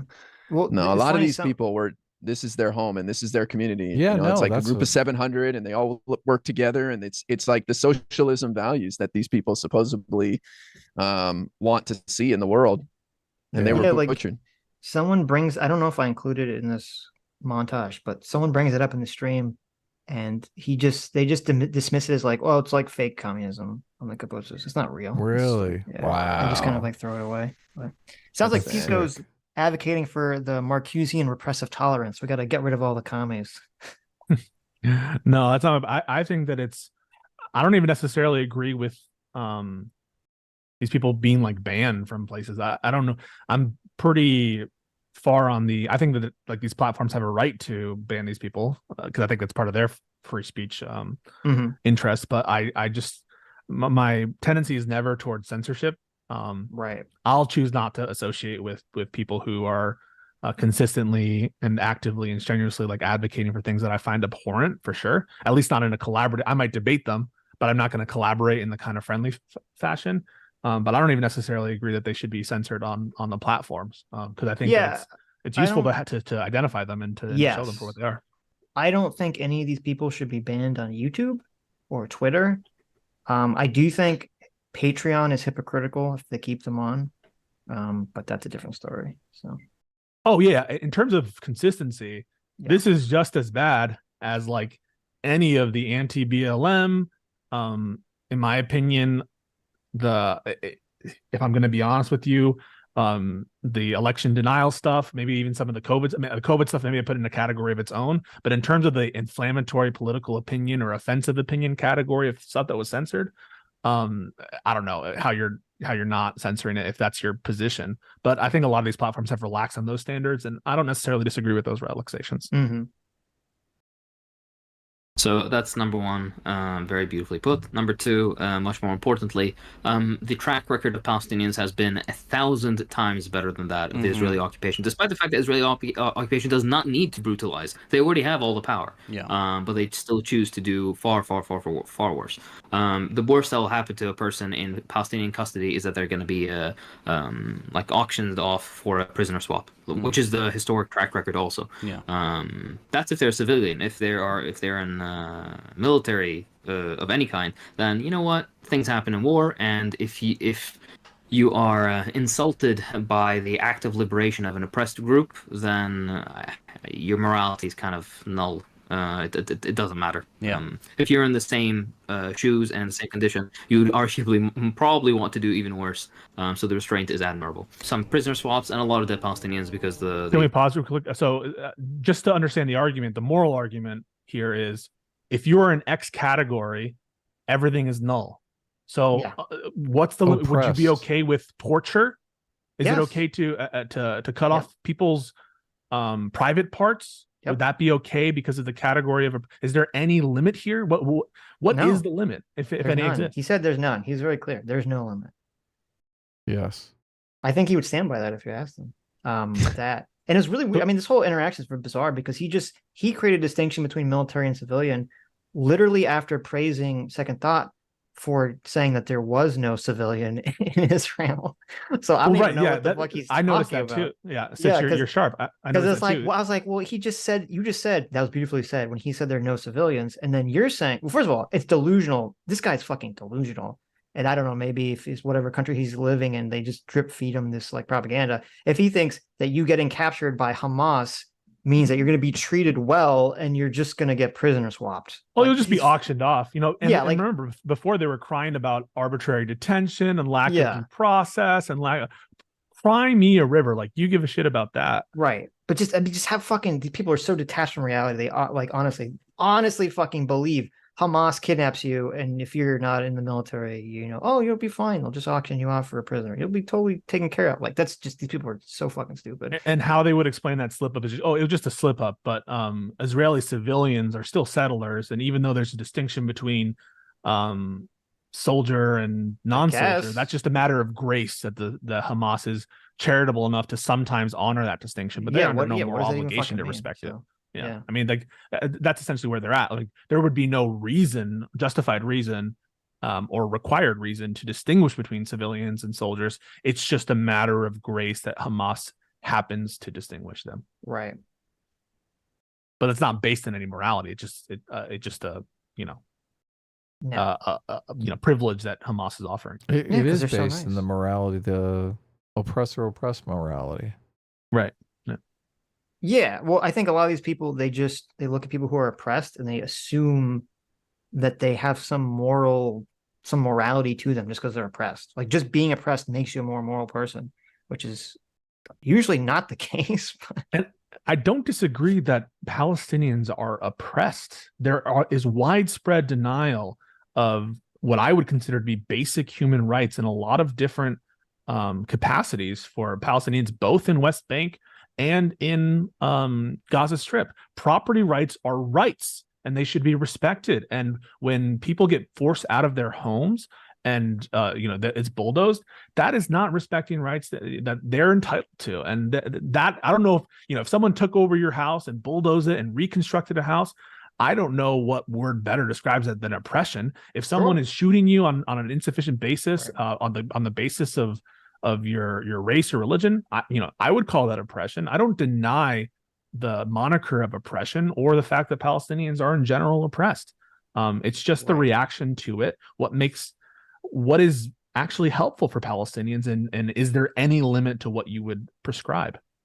Well, yeah, but just to add on that, if you're just because you're oppressed, there's two things. If you're oppressed, number one, it doesn't make you more moral as a person. And if you're oppressed, it doesn't justify you to do whatever the fuck you want just because you're oppressed. Yeah. And that's kind of the worldview that they operate from. But I don't mean to downplay what these guys are saying, but these guys just seem mentally unwell to me when I hear people making arguments that like any violence is justified. I just think this is no different than the guy standing in front of Subway naked pouring a 2-liter of Dr. Pepper on his head. Like these are just sick people who are mentally unwell, and it's like a cry for help, like a screaming for help. So it's hard for me to like take them seriously and like okay, let me pick apart their argument. But I'm hearing what you guys are saying, and I'm hanging in, I'm curious. But Ira, the reason why they have to say that anything is justified, because the minute they put some limit, right? Let's say they put some limit and say, okay, you're not allowed to cut off someone's arm. Then they have to change their position as soon as then they have do to, that. Then they have to condemn cutting babies' heads off. right. Then they have to. So any limit that you are going to impose on the amount or scale of violence that's justified against Israelis will absolutely include some non-insignificant amount of the conduct that occurred. And so that's why there cannot be a limiting principle. But isn't that like a mental, like that seems like a mental misfire at the very least, if not something broke in their head that they can't connect the dots, I guess. Like what's going on there? I don't think it's a property of the morality, though. It's not like, I don't know how you can call it a mental illness when it's literally a property of the moral system. They're basically saying anyone who is oppressed can do anything to lash out against their oppressor. That's the moral system. That seems like a much bigger topic. I have to think about that because I feel like everybody is fixable. And I don't feel like I think you can't fix that. I and believe it's even worse here because people are making these tacit claims to oppression so that they can do that. Well, so are you saying that these people are just broken and there's no like mental health care out there in the world or pills that could fix this sort of reasoning? I think anyone can change. I think anyone can be, quote, fixed, and how we're kind of defining it. I don't think either of these three people, like I might call them crazy and psychopathic, I don't think they're actually crazy or mentally unwell or mentally unhinged, I should say. I think they have constructed a worldview and a moral system that justifies this despicable thing that they're talking about, but that's it. That's what's going on there. They're not they're not psychopaths. Giving them pills isn't going to change any of their opinions on any of this stuff. Well, what if they met some hot chick from Israel or something? Do you think it would that could change? Yeah, that could definitely that might people work real quick. Yeah. Maybe. Okay, so there you go. Right, but I'm just saying I don't think they're like literally crazy. I don't think people are literally. Oh yeah. Okay, yeah. I feel like Dad didn't say he loves you enough or something, and they went down this weird path. I don't know. Well, you have a moral system. Like we all have a moral system, but you seem to be willing to say that there's some limitations. Like you can't just claim that you're oppressed and the gloves come off. You're literally able to do anything to whoever you perceive as an oppressor. Because that's literally what's going on here. I think you just create more problems for yourself if you go down the line of violence. So it just doesn't make sense to me. Right. No, I want to be clear. But I think I'm lucky for having this belief. I don't think that I played a real big role in it. You know what I'm saying? I think I got lucky with my parents and my community and my education. And I wonder about some other people who had a rougher life. I wouldn't be surprised if some of these guys in this podcast were like beat the shit out of them. No, I think this guy. No, I think this guy grew up wealthy. Like he has another chance. I don't know what the other. Well, you could be wealthy and still like, you know. Well, the other guy's a doctor. Mistreated. I mean, well, the other guy. I'm not trying to make excuses for these guys. I'm just saying, like. Right. Well, no, like I understand exactly what you're saying because I have like the same intuition in terms of like, oh, I got lucky to believe what I believe because it has to do with my environment and my family and all this other stuff. That's all true. But kind of the hard realization that I think I kind of started to come to as I got older is, while that's true, sort of the dark element of reality is that there are people who will become evil through no fault of their own. And there's nothing you can do about it. And there's nothing you can do if you're in conflict with them except to, you know, defeat them with violence at some point. Yeah, if a psychopath targets you, you don't have a lot of options. Sure. Yeah, I don't think these guys are that far down the hole, though. Yeah, no, to be clear, I'm not talking about them. I'm just saying in general, like people, you know, people who like the Hamas people, like the people that are doing this shit. Like, I don't think they're all just like, you know, crazy in terms of being detached from reality. I think they've had a bunch of things happen to them that's put them down this pathway that's made them justify these horrendous actions. So I understand why they got there, but that doesn't mean that I'm not going to take out one of these Hamas guys, you know, when they're coming at me. That's a key point, Sitch, that like none of us are denying that oppression can play into the causal pathway of why someone might do these horrific acts. And we can understand why people may be brought to those parts of their life, especially, you know, imagine that you're someone from Gaza and all your life, not only have you had that kind of ideological indoctrination, but you have faced horrible conditions. You have seen your friends who've protested been killed unjustifiably. You know that there's a blockade. You know that, you know, your father, your mother died of sickness and illness because you're not getting the kind of resources that should be available to you. I can understand how radicalization, even horrible radicalization, can occur under those circumstances. I think you'd be kind of a unfeeling monster not to understand that. It's just we can't justify it. You know, that's the only thing. Yeah, no, that's perfect. Well said. That's exactly what I think. I'm constantly looking at the source of the problem. That's all, instead of just the problem. That's your liberal intuition. It creeps into our everyday life, though, when we're interacting with people who are looking at us like we are colonizers of America, like we are the ones that are responsible for killing off the Native Americans, that we are somehow oppressors in the system that we live in right now. Because if you have this moral system that anything is justified if somebody is labeled an oppressor, that's a problem. And it's a problem. The connection you just made is so critical. I want everyone to hear this, because Israel, under their theory, is an oppressor. Yes. America gives material and knowing support to Israel for them to conduct the apartheid regime, so-called, which I might even agree with some labels of that, but suppose that you agree with that.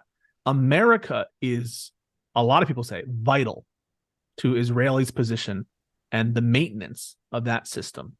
And therefore, they are collaborators in the Israeli occupation of Palestine. They're key partners in the oppression of the Palestinian people. And if they're key partners in this oppression, they are also oppressors. And if America is also an oppressor of the Palestinian people, then it must follow that anything that's justified as against Israelis is justified as against Americans. Yes, all of us. Exactly. Only if they're white, though. It must follow, right? I mean, how can you say America, and the government of America probably gives, I don't even know.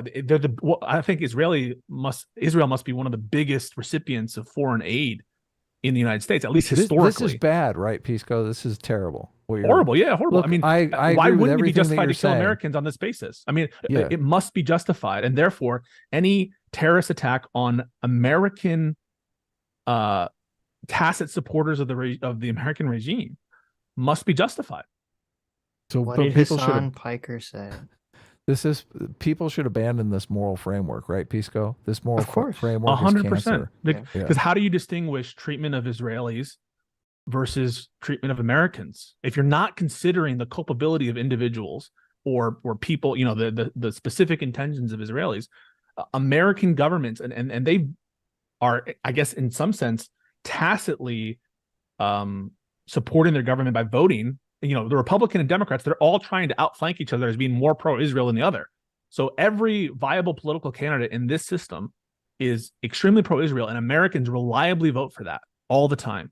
How could you not extend the culpability for which violent terrorism is justified to Americans as well as Israelis? And therefore, what you're saying, I think logically, is that Americans are also proper targets of proper military actions, namely the indiscriminate slaughter. Yeah, but I think what you're saying is completely correct, and I think that's why a lot of these people don't have a lot of sympathy for shoplifting. They don't have a lot of sympathy for when people get their businesses destroyed in some kind of riot. They don't really seem to give a shit about it. I think this is why Hassan said America deserved 9/11, and I question. I know, like, I kind of listened to some of his coverage on this, and he obviously didn't give a take this extreme, but because he said America deserves 9/11, it makes me wonder if this is actually what he believes. If he actually does agree with all this, he just is smart enough to not say it because he knows the backlash will be. I mean, it follows logically. If what Israelis are doing, one of the bases of Al-Qaeda's attack on 9/11, one is it's just mere presence support of Israel in Holy Land, but another one is support of Israel and the oppression of the Palestinians, and that's known. And so, if this kind of violence is justified against Israelis, it must be justified as against Americans, unless you're saying, I don't know what, you know, Americans who have less connection to the land but give huge amounts of support to Israel are you know, less legitimate targets.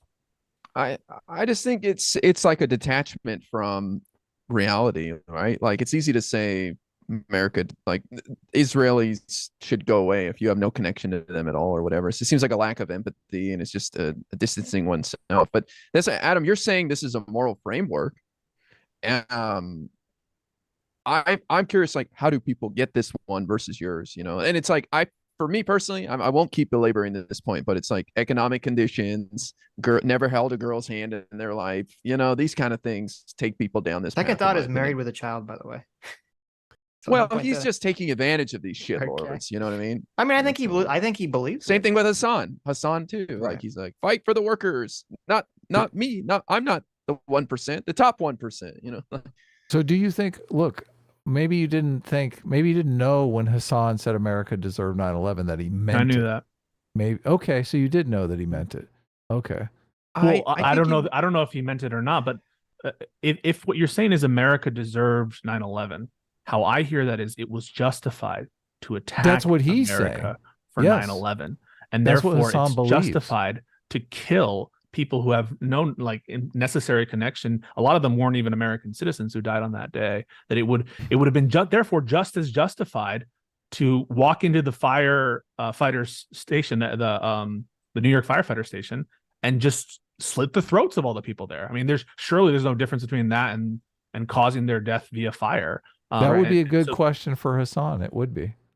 Well, you must I mean, I don't know what is the distinction, because, well, one is more, you know, the plane is different. That's the whole reason why they say Israel is just as culpable as Hamas, is because they're just doing it at a distance. They're not up close and personal. Up close and personal is how Hamas is the only distinguishing factor between what Hamas does and what Israel does. But if that's true, then there's no distinction between 9/11 and just going up to every individual who died that day and shooting them in the head or cutting their throat. Sitch, we got to wrap this up. Mauler wants to come on after we're done with this. So. Oh, okay, sure. But look, you guys should come back on again, and we should have a conversation about morality, because we can finish this video. Sitch and I love to talk about morality. We have a really interesting way to look at morality that's much different than most people do. So, but let's do it. Look, I'm getting worn out, and Mauler wants to come on. So, but let's just finish up the video. Listen. I know Mauler is really desperate to talk about Israel, so I'm curious. He's already said he doesn't want to talk about this. I know. I'm seeing a comment in the chat consistently ask if I think that it's okay to hold America responsible. No, not at all responsible for 9/11. No, I do not think America deserves 9/11 or is responsible Look, I didn't for think 9/11. Look, it didn't sound like you said that at all. Yeah. It sounded like you were disagreeing with Hassan. So yeah, I disagree with that position. I think Okay. that it's a despicable position. well, it's clear for me. I'm glad you cleared it up for the chat. The cowardly regime cannot actually face men in battle. All they can do is carry out the airstrikes on like residential civilian buildings, because that's all they can get away with. I don't think I've ever seen a single image of a Israeli soldier meeting, like, you know, Hezbollah or Hamas or any other group where they haven't all pissed themselves collectively. It's like, I'm not kidding. Genuinely, these people are made to harass old ladies and children and like kill people from afar. They're not men. They have absolutely no backbone when it comes to this sort of stuff. And that's usually what happens with what's it called, colonizing force. These people are coming to steal something that doesn't belong to them. So we have our Brilliant. classic fascist, weak, strong. The Israelis are so strong, they're oppressing the Palestinians, but they're individually all so weak that whenever they fight against a Hamas person, they all just pee their pants. They're all so scared. They're all terrified. Ooh. It's just, I've seen some videos online, and this is my conclusion, you know, like, it's so stupid, man. Yeah, I mean, I've seen so many like videos and pictures of Israeli citizens just like so gung-ho to, you know, strap on their equipment to protect their country. Like this is just so classically like, you're so biased.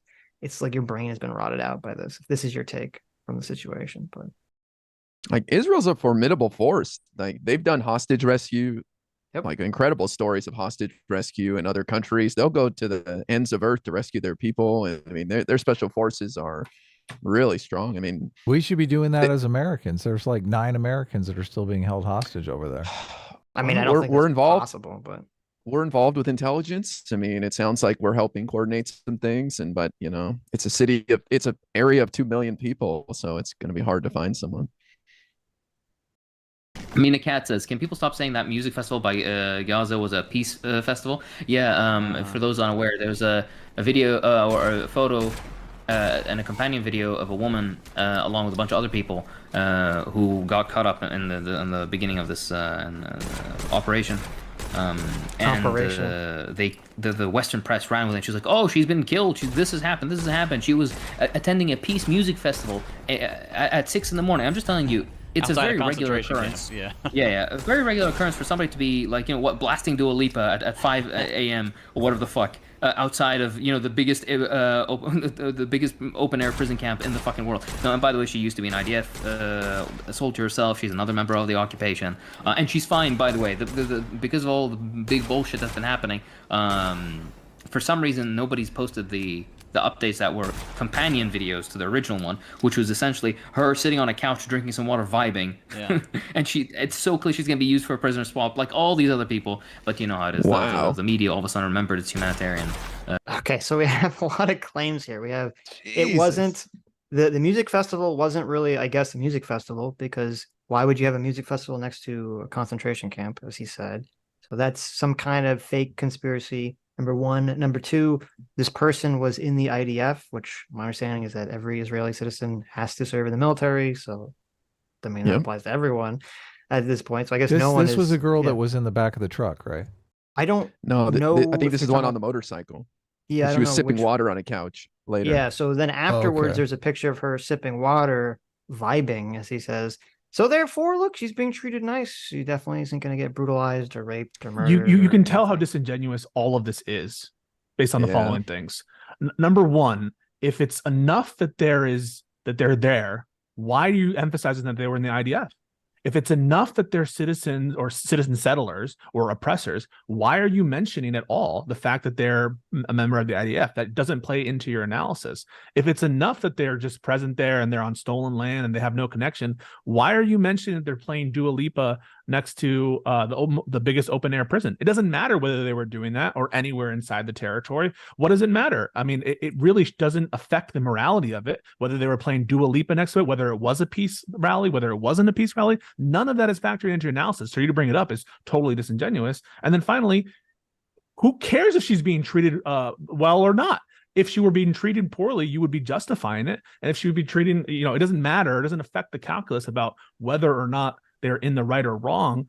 The notion that she's being treated poorly or well or is fine or is not fine, none of those factors that he just listed at all affect in any way the conclusion about whether or not any particular act in this operation was justified. And so for them to bring it up, they know that intuitively people don't, it doesn't appeal, that moral system of oppressor oppressed. There are things wrong with that. And so they are bringing up these factors that are ultimately irrelevant to their conclusion. And it's disingenuous, and I would call it bad faith.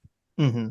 Well, as you said, they know that there are people that aren't going to be able to stomach so cleanly their position. So they're arguing, I forget, you said it earlier in the conversation, I remember what it was called, arguments of... They're arguments in the alternative, but when I offer arguments in alternative, I believe them all. But you should ask them, would it be justified for them to torture there? Would it be justified to torture? Right. And if your answer is no, you'd be like, why? Why would they're it doing for the audience? already is yes, though. Yeah. Right. So then it doesn't matter whether or not they're in good health or not in good health. If they were being tortured, it wouldn't affect anything. They kidnapped her. I mean, to say nothing of the fact that she's not fine. She's kidnapped. Being kidnapped is not fine. She's being held captive.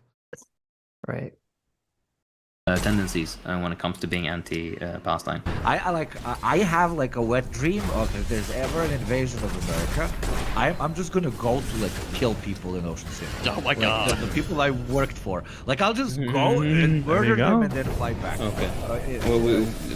Imagine beeps. I wonder what Yugopi just said right now. It was all beeped out. There's interference.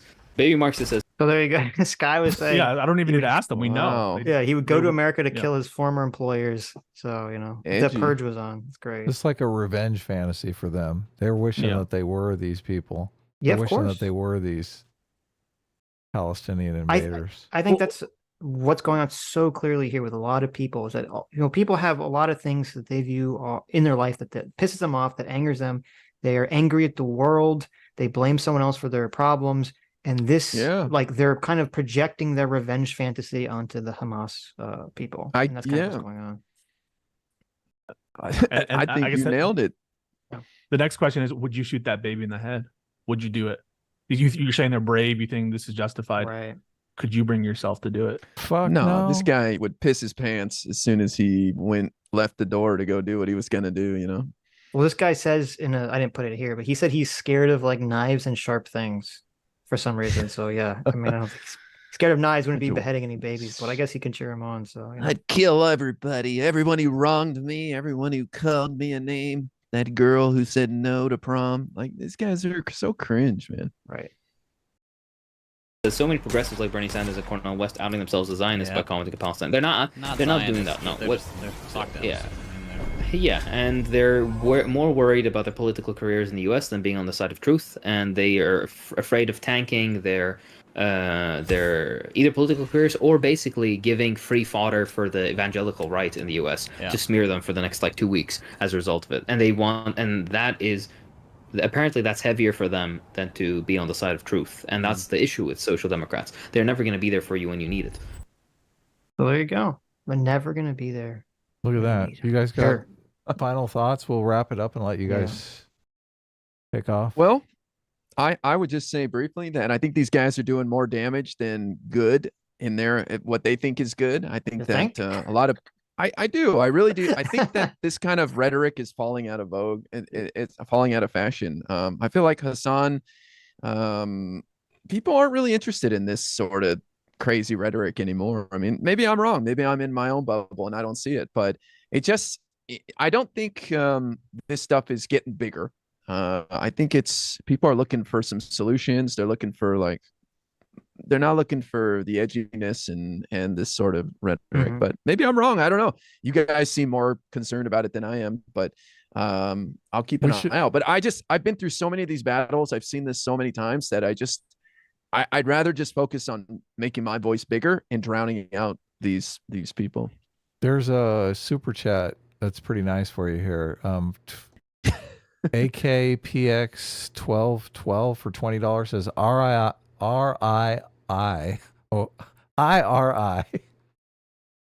That's why you make your name so hard. I'm really important.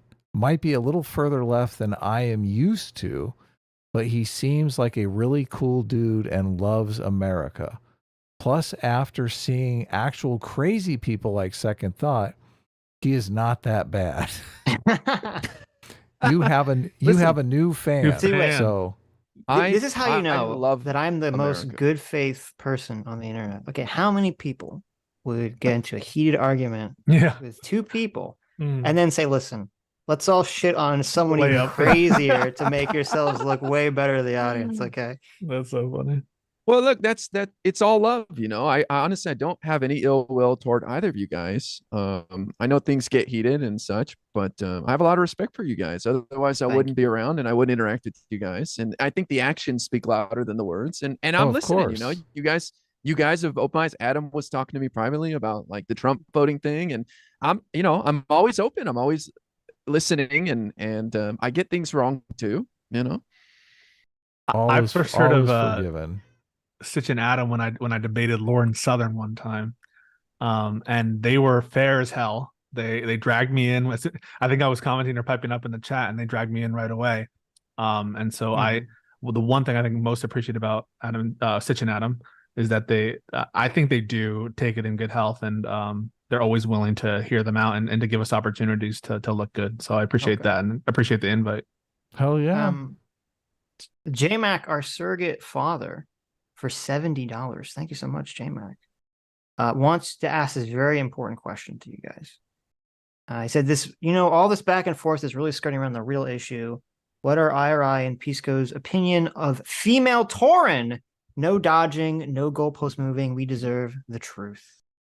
Never heard the term in my life. What's that? What do you mean? What is female Tauren? There you go, JMac. These dirty degenerates don't even know what a female Tauren is because they're bigots. What is it? You guys were Magic the Gathering fans. What's going on here? No. Oh wait, no, it's World of Play. Warcraft.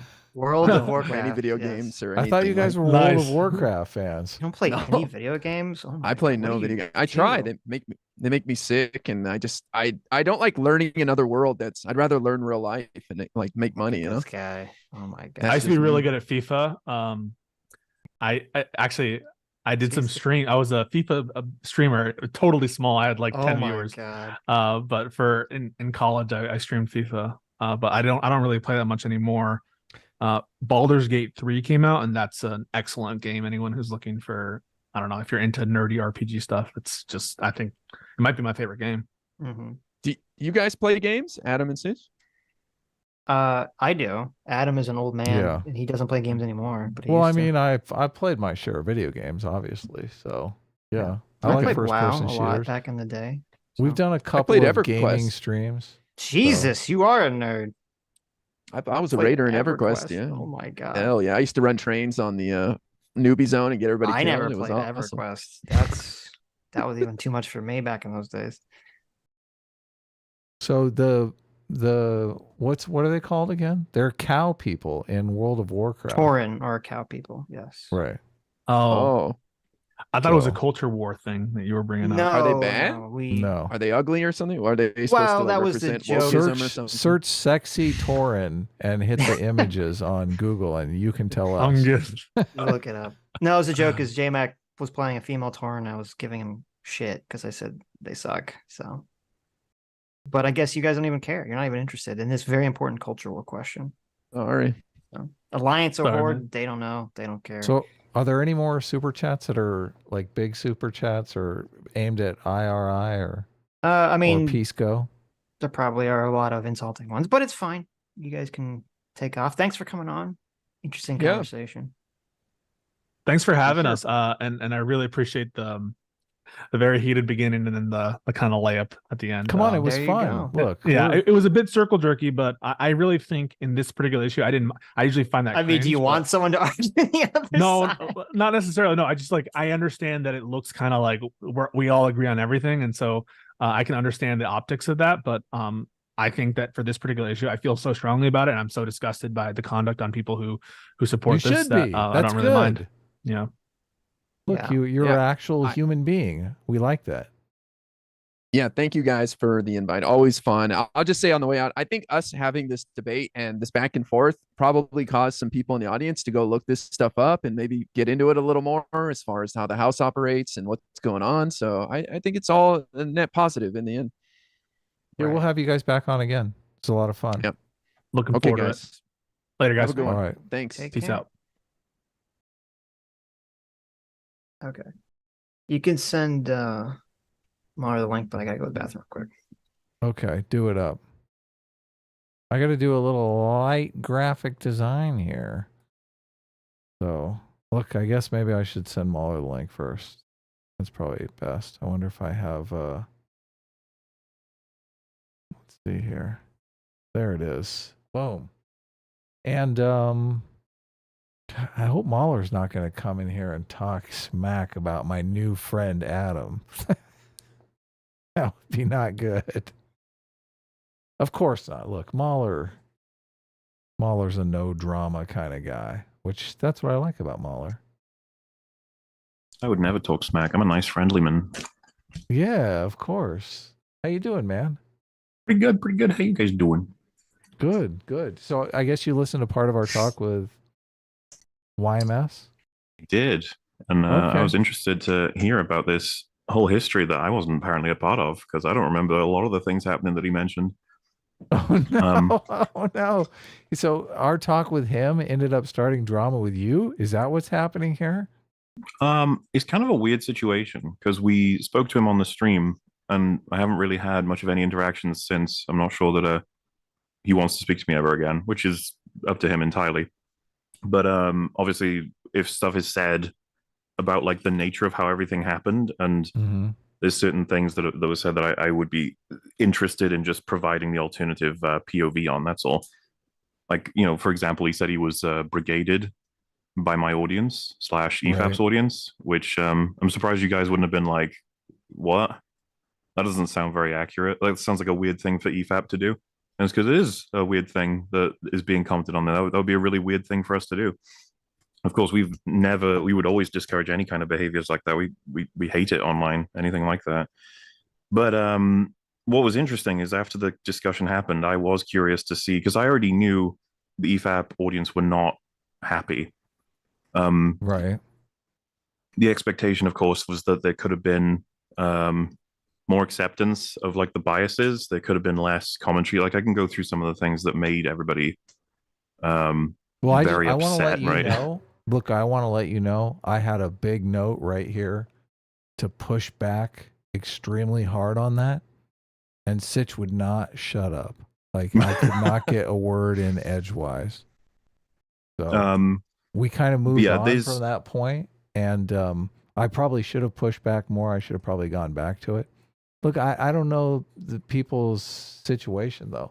Like, he did mention someone commenting a little bit too much or something, but I mean, it didn't seem like stuff none of us are completely used to, and it's kind of like happens all the time. Well, so I was already under the impression that this was sort of expected. I was surprised to hear he was so blown away by it when his audience he knows this, have treated like everything to do with EFAP pretty horribly since the moment he even made a connection. I've chosen to like, yeah, I've decided like long ago, I don't mind. I don't call it brigading when they like send horrible messages, or there's loads of top comments in different Sardonicast or YMS subreddits that discuss EFAP as being like they're Nazis. Like, it's pretty obvious they're hateful. They're disgusting. You shouldn't be anywhere near them. And it's like, okay, that's not, and that's the thing. I've never wanted or asked any clarification on that from him, or even I don't expect him to police it. As far as I'm concerned, I don't know about you and Sitch exactly, but you know, the takes on EFAP are basically like, as long as you don't spam and as long as you don't break TOS, you can say whatever you want. It's totally fine. Like you can say that me, Fringy, and Rags are the worst hosts of a podcast ever. It's a disgusting, worthless piece of shit podcast. Whatever, it's totally fine. You can also say that about the guests. Why you can also we would never say that? Come on, look. No, not you guys. I'm talking about anyone. EFAP. Anyone's allowed to say it. You know, sometimes we respond, sometimes Not we don't. on our we want show. They can't say that on our show.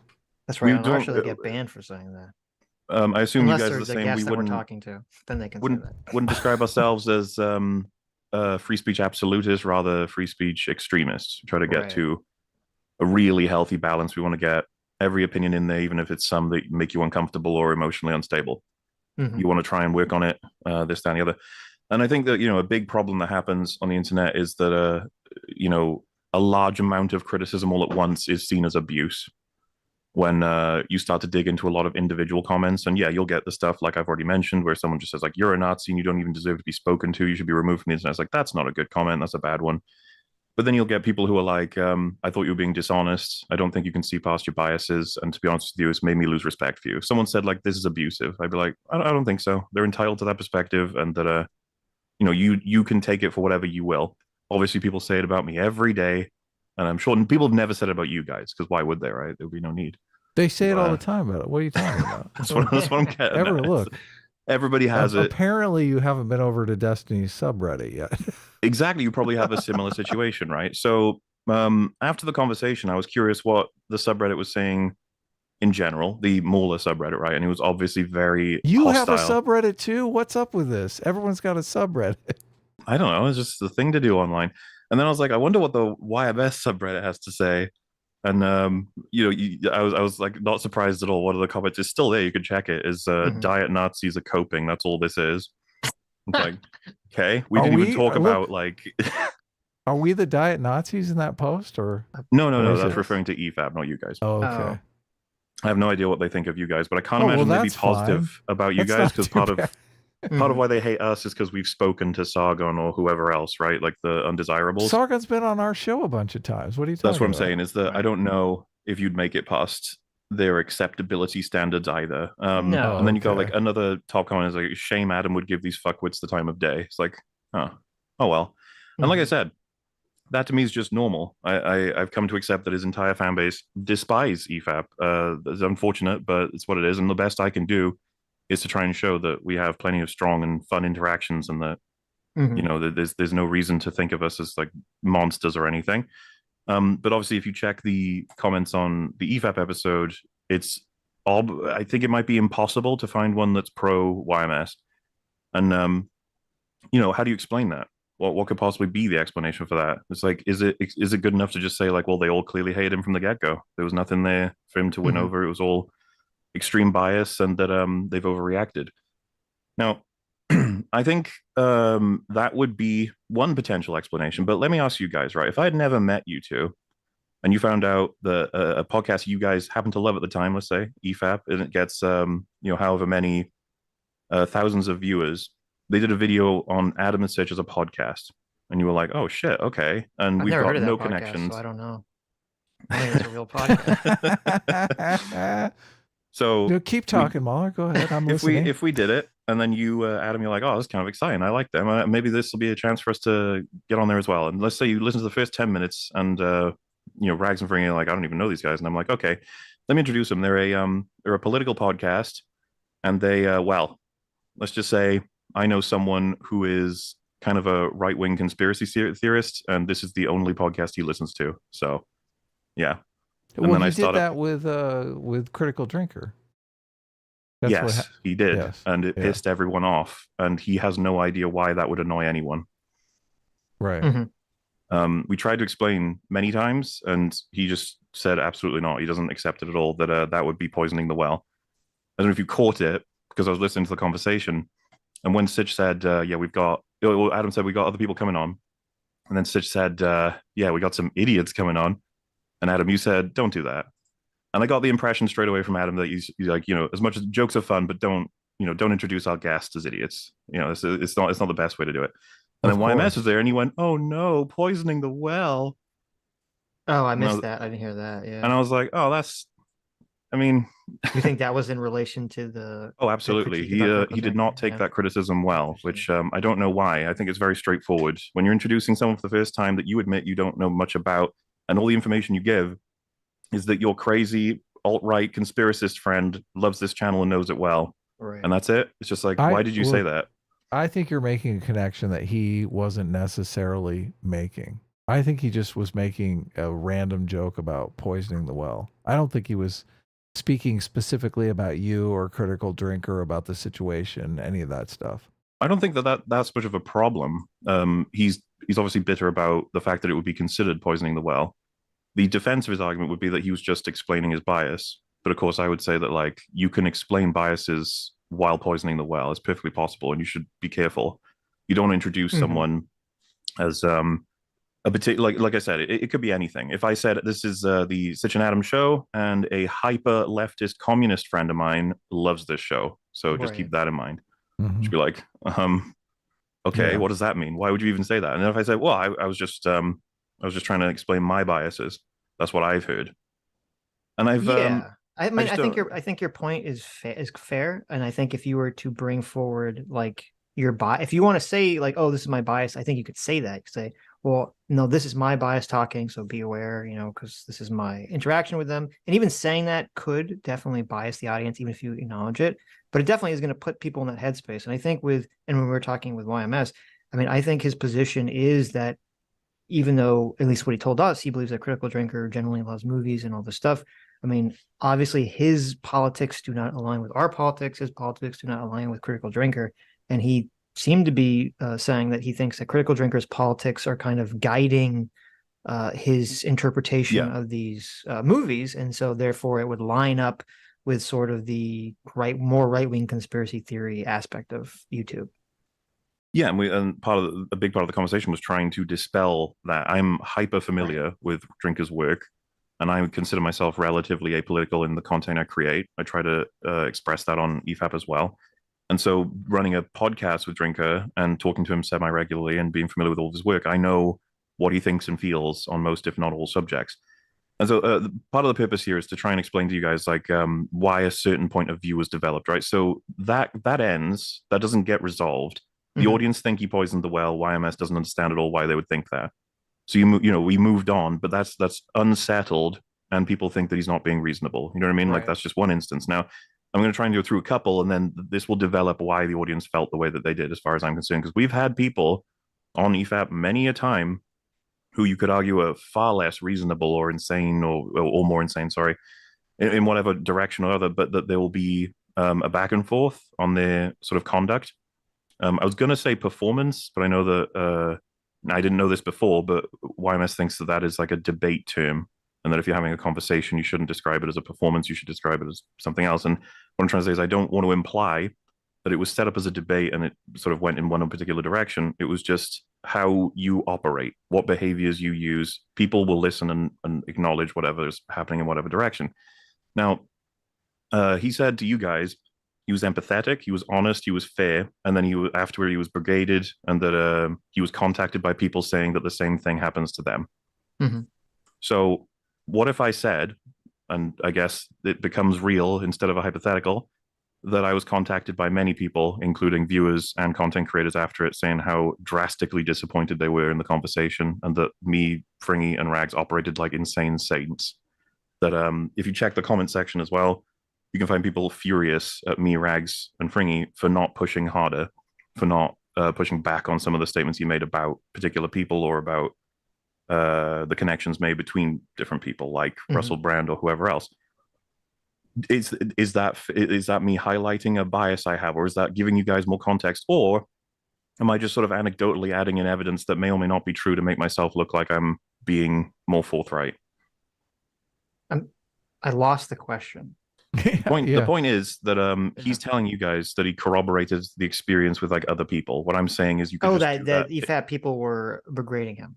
The other people have been brigaded. Other people feel the same way he does after an experience of talking to us. And I was saying, so why couldn't I just do the exact same thing in reverse? Just say that I have spoken to people who've said that he was a very aggressive and impossible sort of conversational partner, not in an overt way, but in more so of a like, I say 2 + 2 is 5, and no matter what you guys say, I repeat that until I say I don't want to keep repeating myself. Right. And you're saying that you went easy on him because you have people in the comments and wanted you to go harder, and you didn't? I'm suggesting that me, Rags, and Fringy probably treated him with much more patience and respect than we ever have with any other guest in history. I mean, I felt I listened to that and I thought you guys did fine. Yeah, and it's sort of being seen as like a grilling or a debate, which I am very confused about. I feel like it wasn't that at all. And I feel like he spoke more than me, Rags, and Fringy put together. Well, do you think that's from I mean, I don't know. Does he do like contentious conversations normally, or I don't know. I don't think so. I think most things are chill, and he was expecting a friendly conversation. That's what I wanted to have as well. Right. I mean, but it's obviously going to be somewhat contentious considering the material you guys are covering. Well, yeah, the whole format there is that I'm trying to sort of mend a relationship that could be potentially destroyed by, misunderstandings between Drinker and YMS. I feel like those two could easily have, made something together. Who knows? Yeah, no, I mean, and I listened and I thought, I mean, I listened to the whole thing, but the parts that I did listen to, I agree. I thought you were, I mean, I listened to the first 3 hours, so I don't know if things got more heated later, but I mean, you were pushing back, but it seemed like you were trying to push back in ways that were allowing avenues of escape or avenues of agreement. So I mean, I wouldn't consider it like some sort of like gotcha, conversation.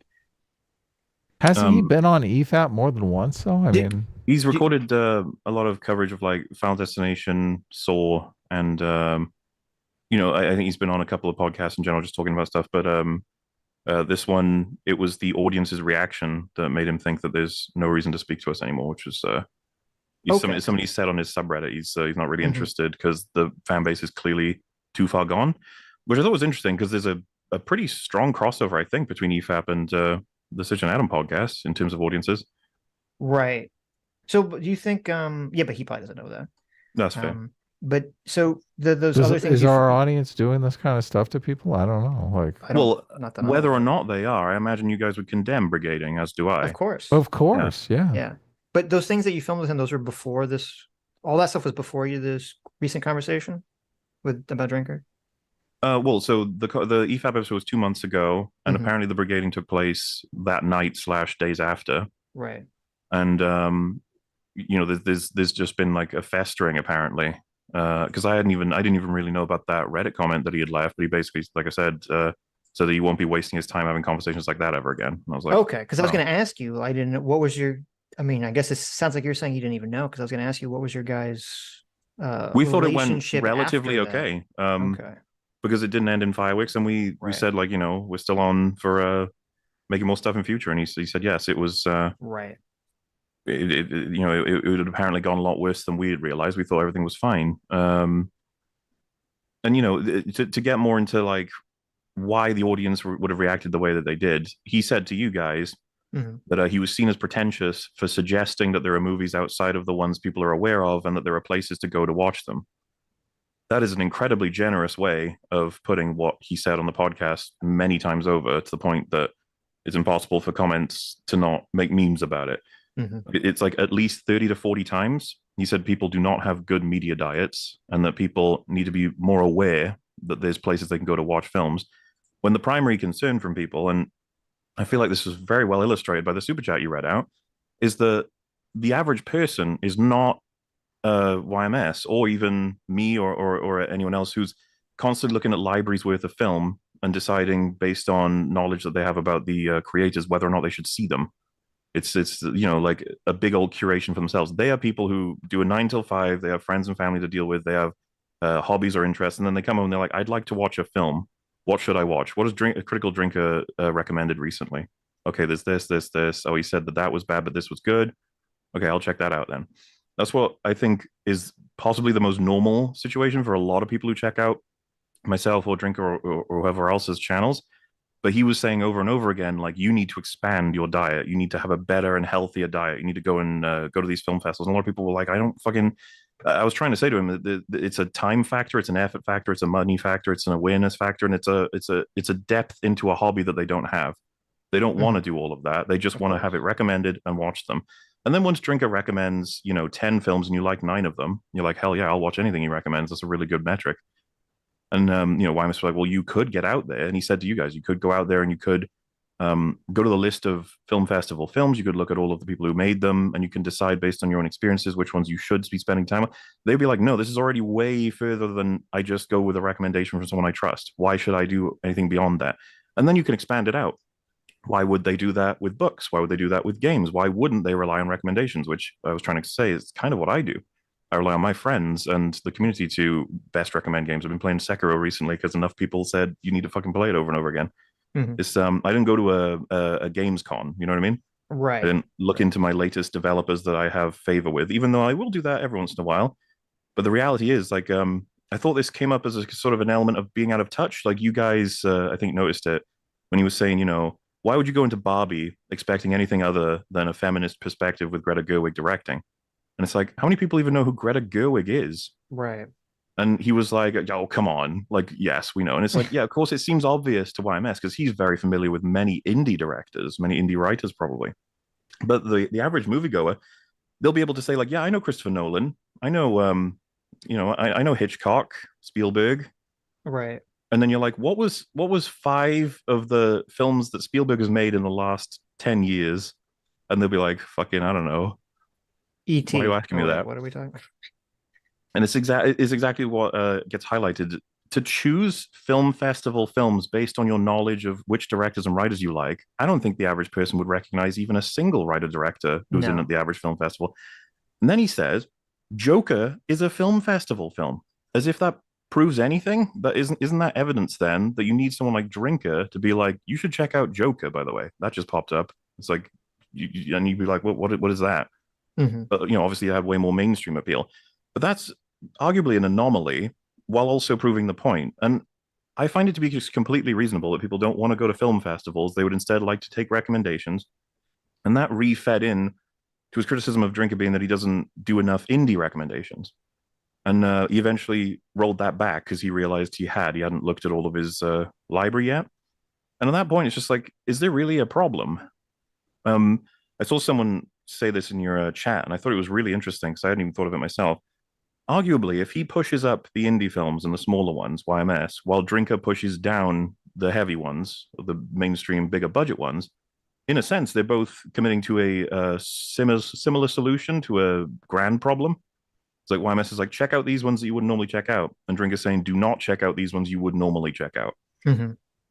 And both of them, you know, in a sense, can be symbiotic in getting more attention to mid-budget or even low-budget stuff. It seemed to me that that could work. Yeah, I see what you're saying. I think, well, I mean, I would guess, because it sounded like from what I was getting from YMS is that he has this perception that, you know, someone who loves movies, that Critical Drinker is like attacking movies overall, and therefore it's going to get people less interested in movies. And so that's why he's kind of like, so that's this part is of why he's against this. This is where it started to get really awkward, right? So it'd be like, Drinker says modern movies suck. Now, right. Adam and Sitch, what do you guys think the statement modern movies sucks means? He's talking about tentpole movies, mainstream movies, yeah. Obviously. Okay, so YMS said that's not clear at all, and it's obvious to anyone who's looking at it for what it is that you'd assume he's talking about all film, including indie. Yeah, I mean, he said some of that in, you know, our conversation. I don't remember what part it was. Something about conversation where he'd say, well, we can't determine every movie is this or everyone's thoughts on this. And I'd said, like, well, okay, I think we can determine, like, there's a spectrum of these things and people are generally talking about the mainstream. Because, yeah, I mean, to me, if someone walks up to me and says, you know, all movies suck, I would just assume they're not talking about literally every movie. Yeah, I think that's sort of a basic, generous interpretation. But the fact is, he's not convincing anyone until they hear his arguments. And as soon as they do, they'll find he's only talking about mainstream.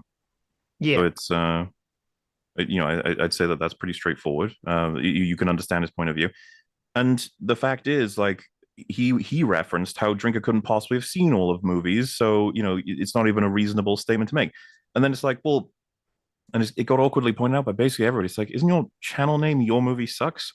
And he mentioned how he's looking to change it to YMS. He'd rather be known as YMS strictly than Your Movie Sucks, because it's awkward to try and maintain that you shouldn't make a video called Mon Movie Suck while also calling yourself Your Movie Sucks. It's like, how could you know that my movie sucks? Because obviously the implication is it's a bit of fun. It's like, hey, I'm going to tell you why your movie sucks.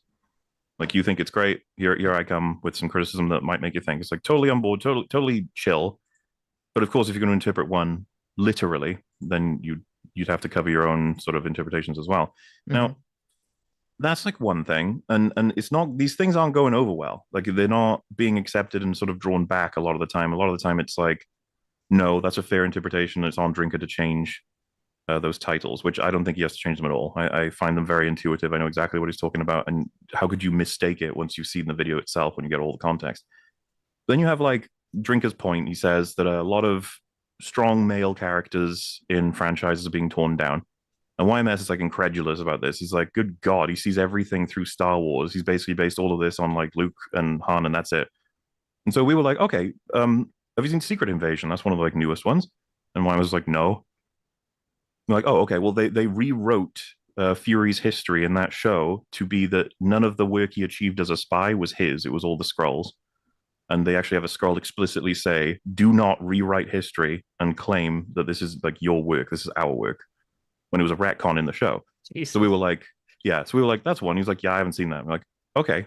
So, you know, what about like examples like Cap, where in Endgame, he goes from being this character who he's a man who will do nothing but fight for what's right and free people and, you know, do this, that, and the other. And this big conversation about how much it destroys him that he decided to go back in time and hang out with the girl of his dreams, you know, indefinitely. And it's like, oh shit, that completely ruins like the whole ideal of Cap. And it's like, yeah, but you know, she's really hot. It's like, I know, but like not quite. Then you have you know, they tell you in Falcon and Winter Soldier that Iron Man didn't look after the team.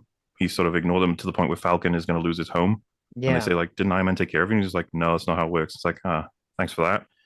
And these you know, all Disney properties though. Oh my God, it's okay. Well, and so yeah, he was like, I haven't seen that, I haven't seen that, I haven't seen that. And then it was like, well, yeah, because your investment in the indie markets or film areas that you think are going to be much more of a hotbed for like creativity and art are the places that you're looking.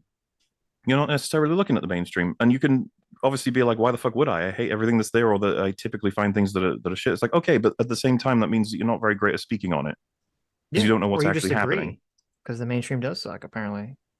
Yeah, like it's because we watch them. Like Andor is obviously the example I'll go to. We watch all the new stuff that comes out with Star Wars and Marvel, and when it's good, we want to point it out. And Andor is something I've recommended many times. I think people should see it. He hasn't seen that as well, and I was like, I actually think he would enjoy that. It's a very heartfelt story. There's great performances in it. It's there's pieces in it that plenty of people will maybe enjoy. I'm not going to guarantee it or anything. It's just that what I'm trying to say is that it's like a watch, you know, keeping watch on how things are going in the mainstream. And then obviously if you follow Gary's work or whoever else, a lot of it is the meta and then behind the scenes sort of commentary. And like Disney is bleeding. Like it's bad. Things are falling apart. They're struggling. They're panicking. The funniest like information I would argue in relation to this is that Echo, the series about a spin-off of Hawkeye, a show that didn't even do that well as part of the MCU in Phase 4, they tried to stop it. They'd finished it. It was ready to release. They didn't want to release it. They tried to stop it, but legally they can't. Produced and created. They didn't want to release it. Because it was a part of an older time where they thought they would just spam, you know, content, and that now they're paying the piper sort of thing. All these things are rolling out, and they're getting awful results.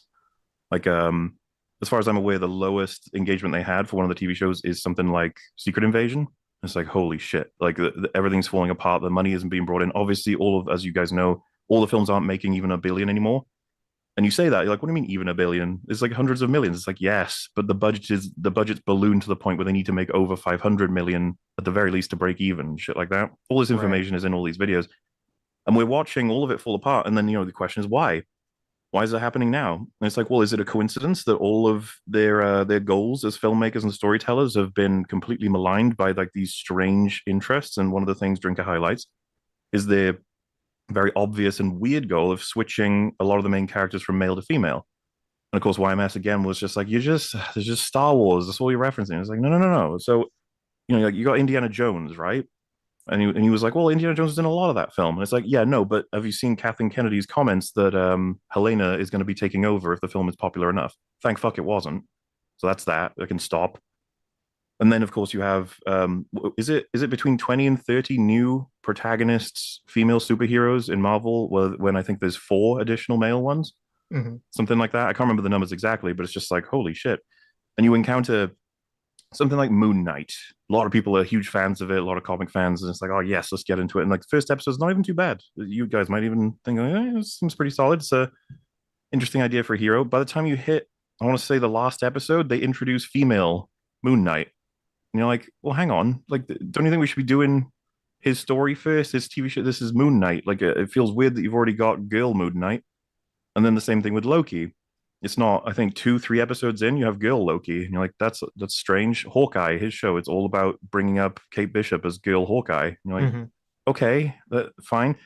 She-Hulk, Hulk didn't even get his own movie beyond the one that came out, The Incredible Hulk, that most people don't even think was very good. It's been what, 13 years since then, and he hasn't had anything really in terms of strong treatment. And now She-Hulk gets her own TV show. It's like, that's okay, I guess. Thor, I assume you guys saw Love and Thunder. Female Thor, here she comes. It's like, why are we? What? Why can't? I'm so confused. We're all like the new female heroes, and then you think about, okay, well, Captain Marvel, Carol, what's her name? The girl from WandaVision that's going to be in the Marvels, and then Miss Marvel. And a lot of these characters, you start to review the content, and you're like, why do they treat them so poorly? They're such planks. They have barely anything. They have barely any interesting histories. They have barely any flaws. Nothing to work on.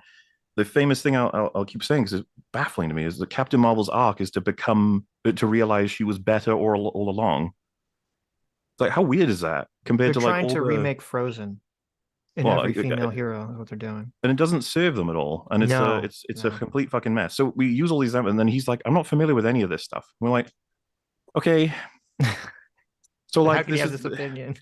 Yeah, and so he admits like he doesn't really know much about Drinker at all. He's seen like 2 of his videos, but yet he'll claim that like Drinker's perspective is clearly marred by his influence with Star Wars, and that he needs to improve his media diet, despite the fact that he's actually pretty impressed with the amount of indie films that Drinker recommended. There was some in there that YMS didn't even recognize that we were like, you got to check it out. It's fucking great. He's like, why would you even watch big budget Disney? It's like always been shit. Even though one of his favorite old-timer films is The Lion King. Obviously, we want to find things that we love from Disney. That would be nice, but we're not in that position, and we're going to keep calling it out for what it is. And you can't even anymore say, like, what difference do you think that'll make other than supporting them? It's like they are crashing and burning. And as far as I'm aware, no claims made, okay? As far as I'm aware, they hate channels like myself or Nerdrotic or whoever else. They're like, I wish you guys would shut the fuck up.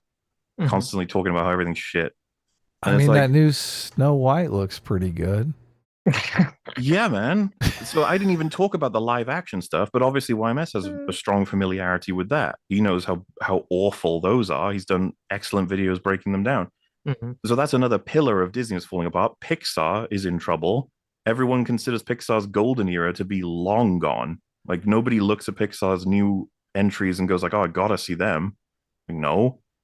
And then, of course, there's smaller stuff. Like when we were talking about Indiana Jones, he was like, Indiana Jones, the trilogy itself, isn't very good, and that Dial of Destiny is bad, but it's not much worse. And that, I don't know if you guys have seen Dial of Destiny, but it's fucking horrendous. And he was like, we said all of our issues lined out with everything that they did to portray Indiana Jones. And he was like, well, yeah, what else are they going to do? He's old. Like, he's gotten on. Like, what story are you going to tell at that point? It's just like, fucking hell. Are you upset that he didn't change his positions on this stuff? No, I think that it's totally fine to have come away being like, you know what, we just disagree. But then to like start claiming publicly that the audience will not listen to you, that there's no point in talking to them, the entire thing was a waste of fucking time, and that you were brigaded, and that other people have complained that this is something that EFAB does to people. I consider that unacceptable. We've done everything we can to treat him very well. And I feel like we made very strong sort of counters that were based in information that he's not familiar with. And one of the things that I was interested in when I was checking out in the following night his subreddit's takes on this was some of his fans were pretty angry with him for going in with limited information. They believed he was right on all claims, but that he didn't bring the information to be able to back it up. Now, of course, he hasn't seen like all of the Marvel stuff. If he did, I don't think he would disagree with the assessment that they have tried very hard to push women, and that it's cost them because they rushed it and they didn't use proper character dynamics. I think you would even get Drinker to concede is there is a timeline where every single film in the past like 30 releases were all female led and that they could be good. It's not impossible. It's just that their writing was so fucking shit that now it's actually like it's doing a huge disservice because a lot of people are like, great, female led, this is gonna be shit again. Right. You know what I mean? Like it's like a chicken and the egg sort of situation. Where you're like, I see all of the hallmarks of what they usually do to make shit films. The Ant-Man video, I don't know if you guys saw it, but it's barely an Ant-Man film. It's more about the new girl Ant-Man, which is his daughter. And it's like, didn't we already have girl Ant-Man was the Wasp? And then we had Older Wasp was also old girl Ant-Man. I don't understand. Why do we need so many girls? Why can't we focus on the characters we have and build them up? It feels like a much better choice. You can't actually juggle this. And then of course you have Star Wars, which is well, being wait, written before you move on with his Yeah, subreddit people like that 20 points here. yeah, no, it's fine. But with the subreddit people who were angry at him for not, they thought he was right, but they didn't think he had enough information. Do you think that they are just like his fans? They want to see him be right, or do you think that they're people that are politically motivated and they're like, oh, we just don't buy that woke stuff is in movies and TV at all? I mean, it's hard to say. They despise everything to do with EFAP, which doesn't seem very reasonable considering that we've done several EFAPs that are like ripping down sort of right-wing assessments of media. You know what I mean? So I'm led to believe that they would never accept that EFAP could be a source of like neutral or dare I say objective information, an attempt to try and assess the situation and see what needs to be done or what's going wrong.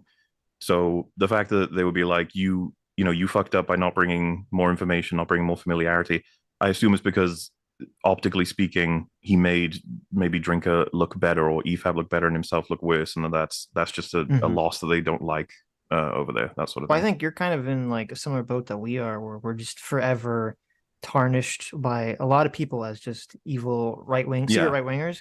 And I think just because like, and for you, it's even sillier because so much of it is just, how do you feel about Star Wars? How do you feel about like insert something that's determined to be woke? And if you don't like it for whatever reason given, it's because you're some kind of right-wing reactionary. And I mean, I'm not super familiar with his audience, but I wouldn't be surprised if there's a large contingency of his audience that operates under that idea. Well, I got a big blast of that back in the day, right? 2018, when I watched Black Panther, and I was like, man, that was shit. Like the story. Yeah, I put it out. Like you racist.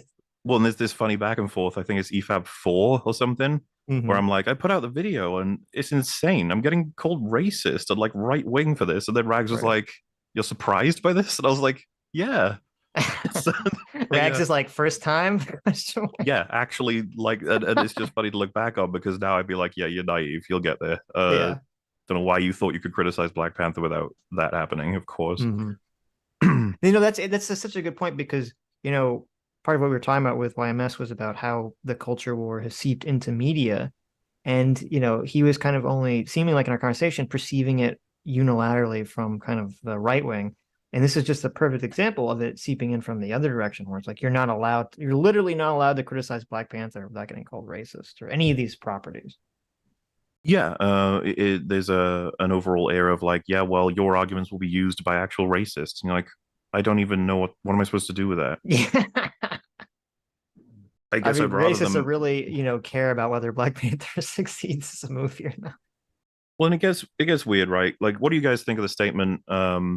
With everything that's happening, it's still kind of good. It's like an affirmative action that's making a difference for females in media. That women need more representation, and the progress we've made, even if they're bad stories, is good progress in general.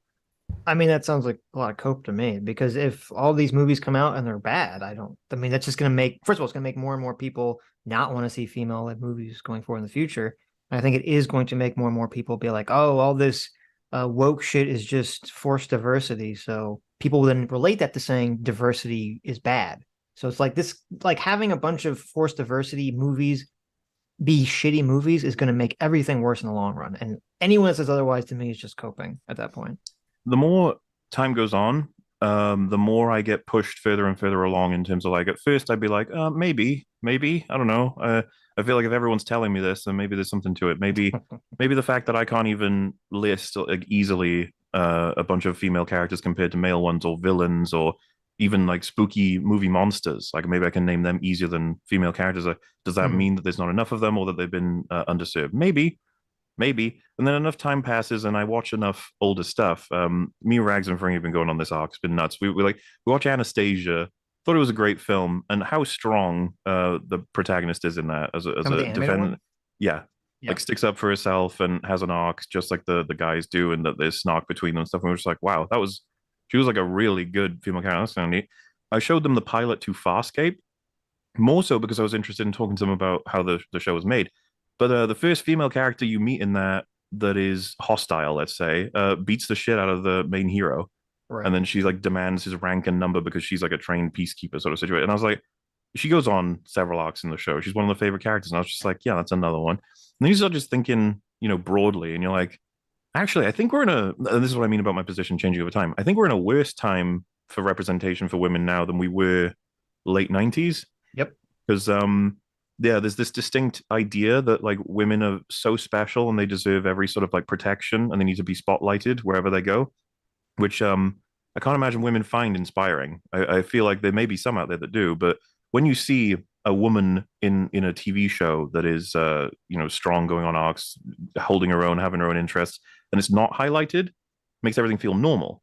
But when you see a woman who is like, Captain Marvel, where it's just like, you're so incredibly special, everyone likes you so much, and then the bad guys try to stop you and you realized you were even more powerful the whole time. It's just like, I don't even know what that is. Like, what am I supposed to think about that? There's a serious difference in the ideology that writers are operating under. Because you brought up Farscape. I know you're a big Buffy fan, and the video you did about Ashika and comparing it to Buffy was great. Ahsoka was great. And kind of going through how like Buffy had the whole thing where she was felt so guilty for what happened to her sister and everything, and how she had like this real character. And it's funny because like I feel like I haven't seen Buffy in years, but I feel like if I went back to it, I would just kind of be like floored with like how well a character Buffy was and how everyone in the show was treated so, three-dimensionally compared to like so much slop that we see today. And I think, back in, we're talking about the 90s and the early 2000s, most of the people, and I hate to make it so overtly political, but I think most people writing this stuff were operating under a very clear liberal idea of like gender blindness or color blindness, where they're like, okay, I think you're right. Yeah, we have like the structure of characters going on arcs in movies, and so we're just going to swap out the male character with the female character, but they're still going to go on this kind of the hero's journey, and that's how you get Buffy. That's how you get all this other stuff. And now it's like, not only is it that they're just trying to remake Frozen again and again and again, but also there's like this whole like new political idea of the self-esteem movement, and like the only women just can never struggle. They just have to be these perfect, powerful angels. And that's going to inspire people to, that's going to inspire little girls to be that strong. And I think like the people writing this shit are all a bunch of like woke lefties who have no fucking clue what actually inspires human psychology. It's the hero's journey. It's to see people go on the struggle. If they start off strong, then it's not motivating to anyone. I was rewatching Farscape because I had seen all of it, but I was like, I should get a refresher. It's one of Drinker's favorite shows. And there's that character. They discover a recording eventually. I think it's season 2 of her torturing one of the prisoners on that ship after she's become friends with them over the course of the first season. Mm-hmm. And they present it to everyone. She was involved in killing one of them as well.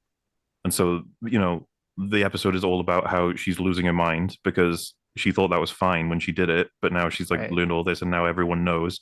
And it's like one of the first times that she's had an overt mistake. She's like very good at her job, but she's very cold. That's like her whole thing. And so, yeah, she even starts to volunteer that she should be like fucking executed or she should just leave. Like nobody would want her around sort of thing. And like the other characters have to struggle to figure out quickly. It's like, got to bring her back, got to keep her a part of this. This is old you've come on. And you'd argue she was incredibly vulnerable and portrayed as doing something incredibly cruel.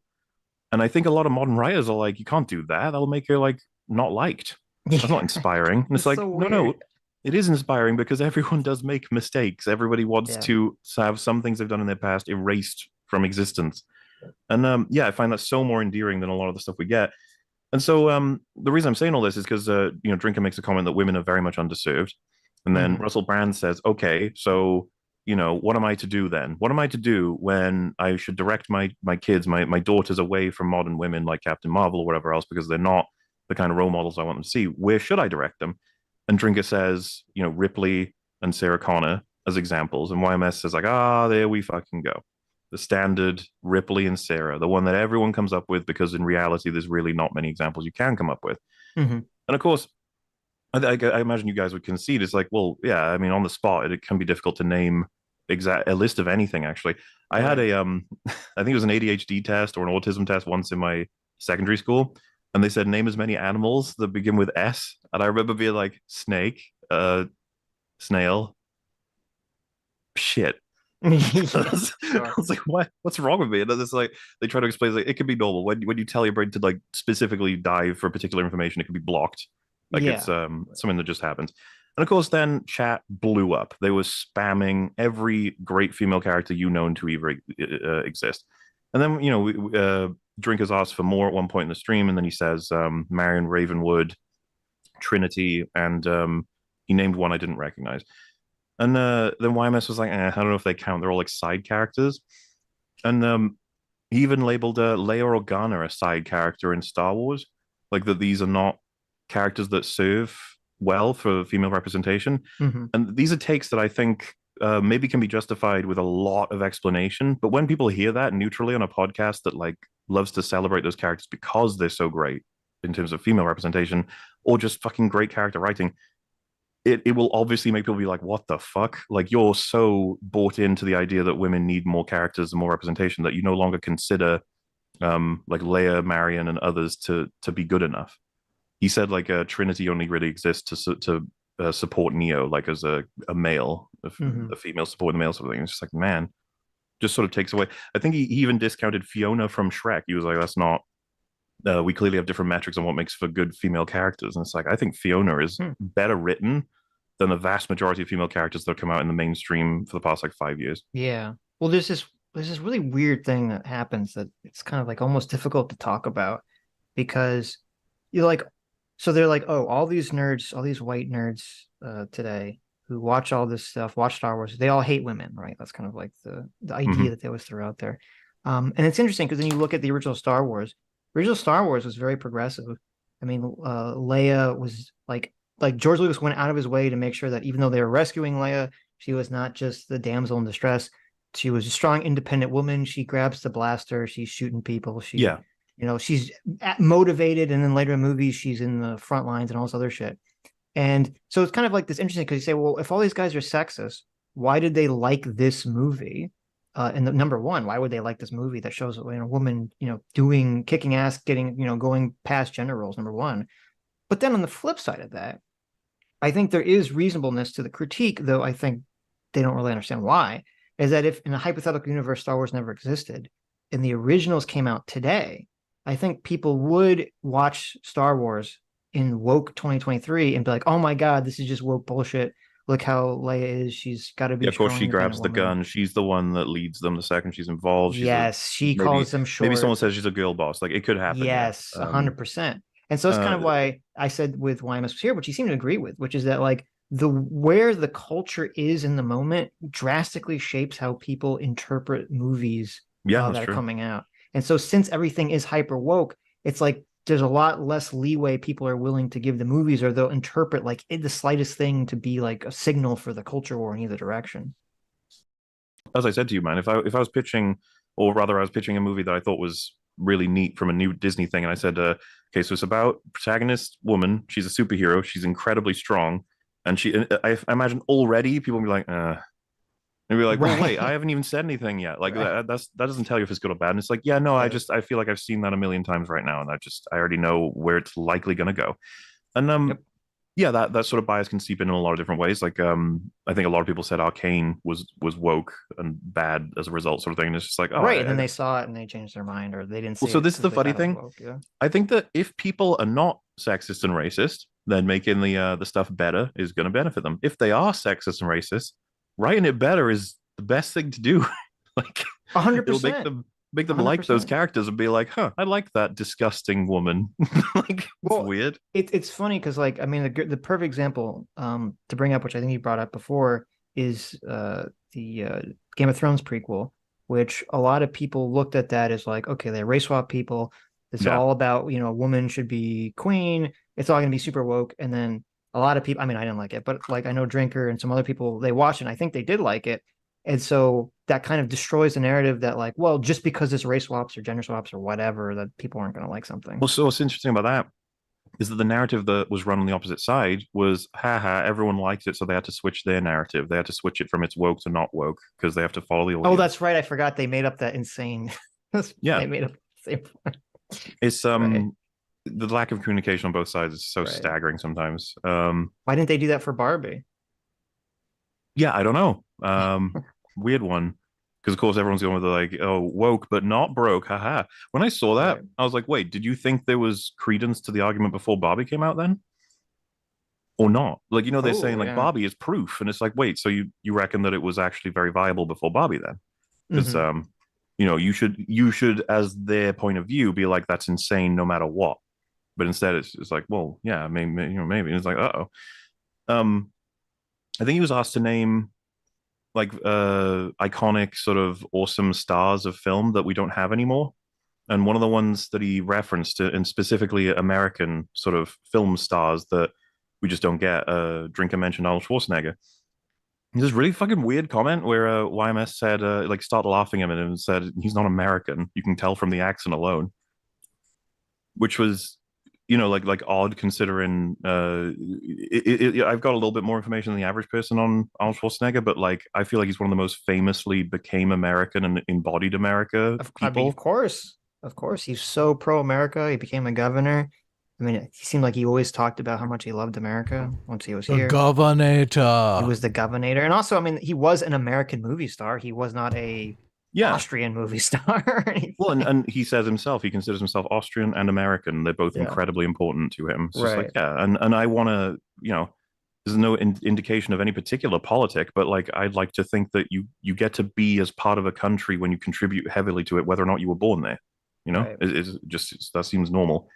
And so on the Ripley and Sarah Connor examples, we try to go over because Rymus isn't the first person to say it. A lot of people, like, whenever they reference Ripley and Sarah, it means that those are the sexist choices because they're like built in. They're the ones you get provided in the name a female pack. But I wanted to explore that a little bit because I was like, why do you think that is?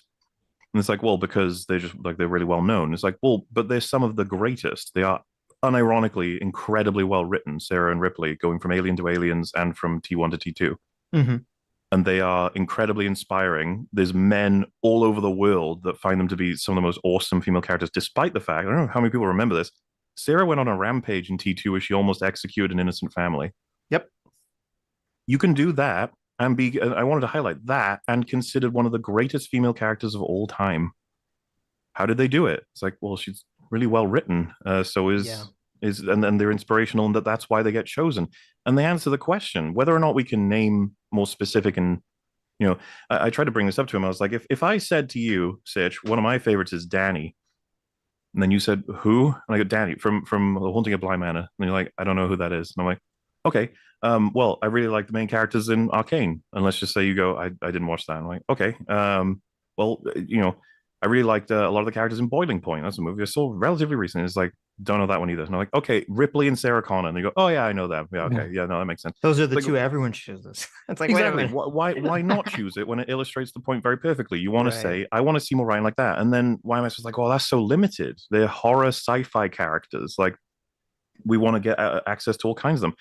And I was trying to explain to him on the stream. It's like, no, the nature, the behaviors, the sort of the investments you have in writing them, why you write them the way you do, treat that with every character ever. Respect them.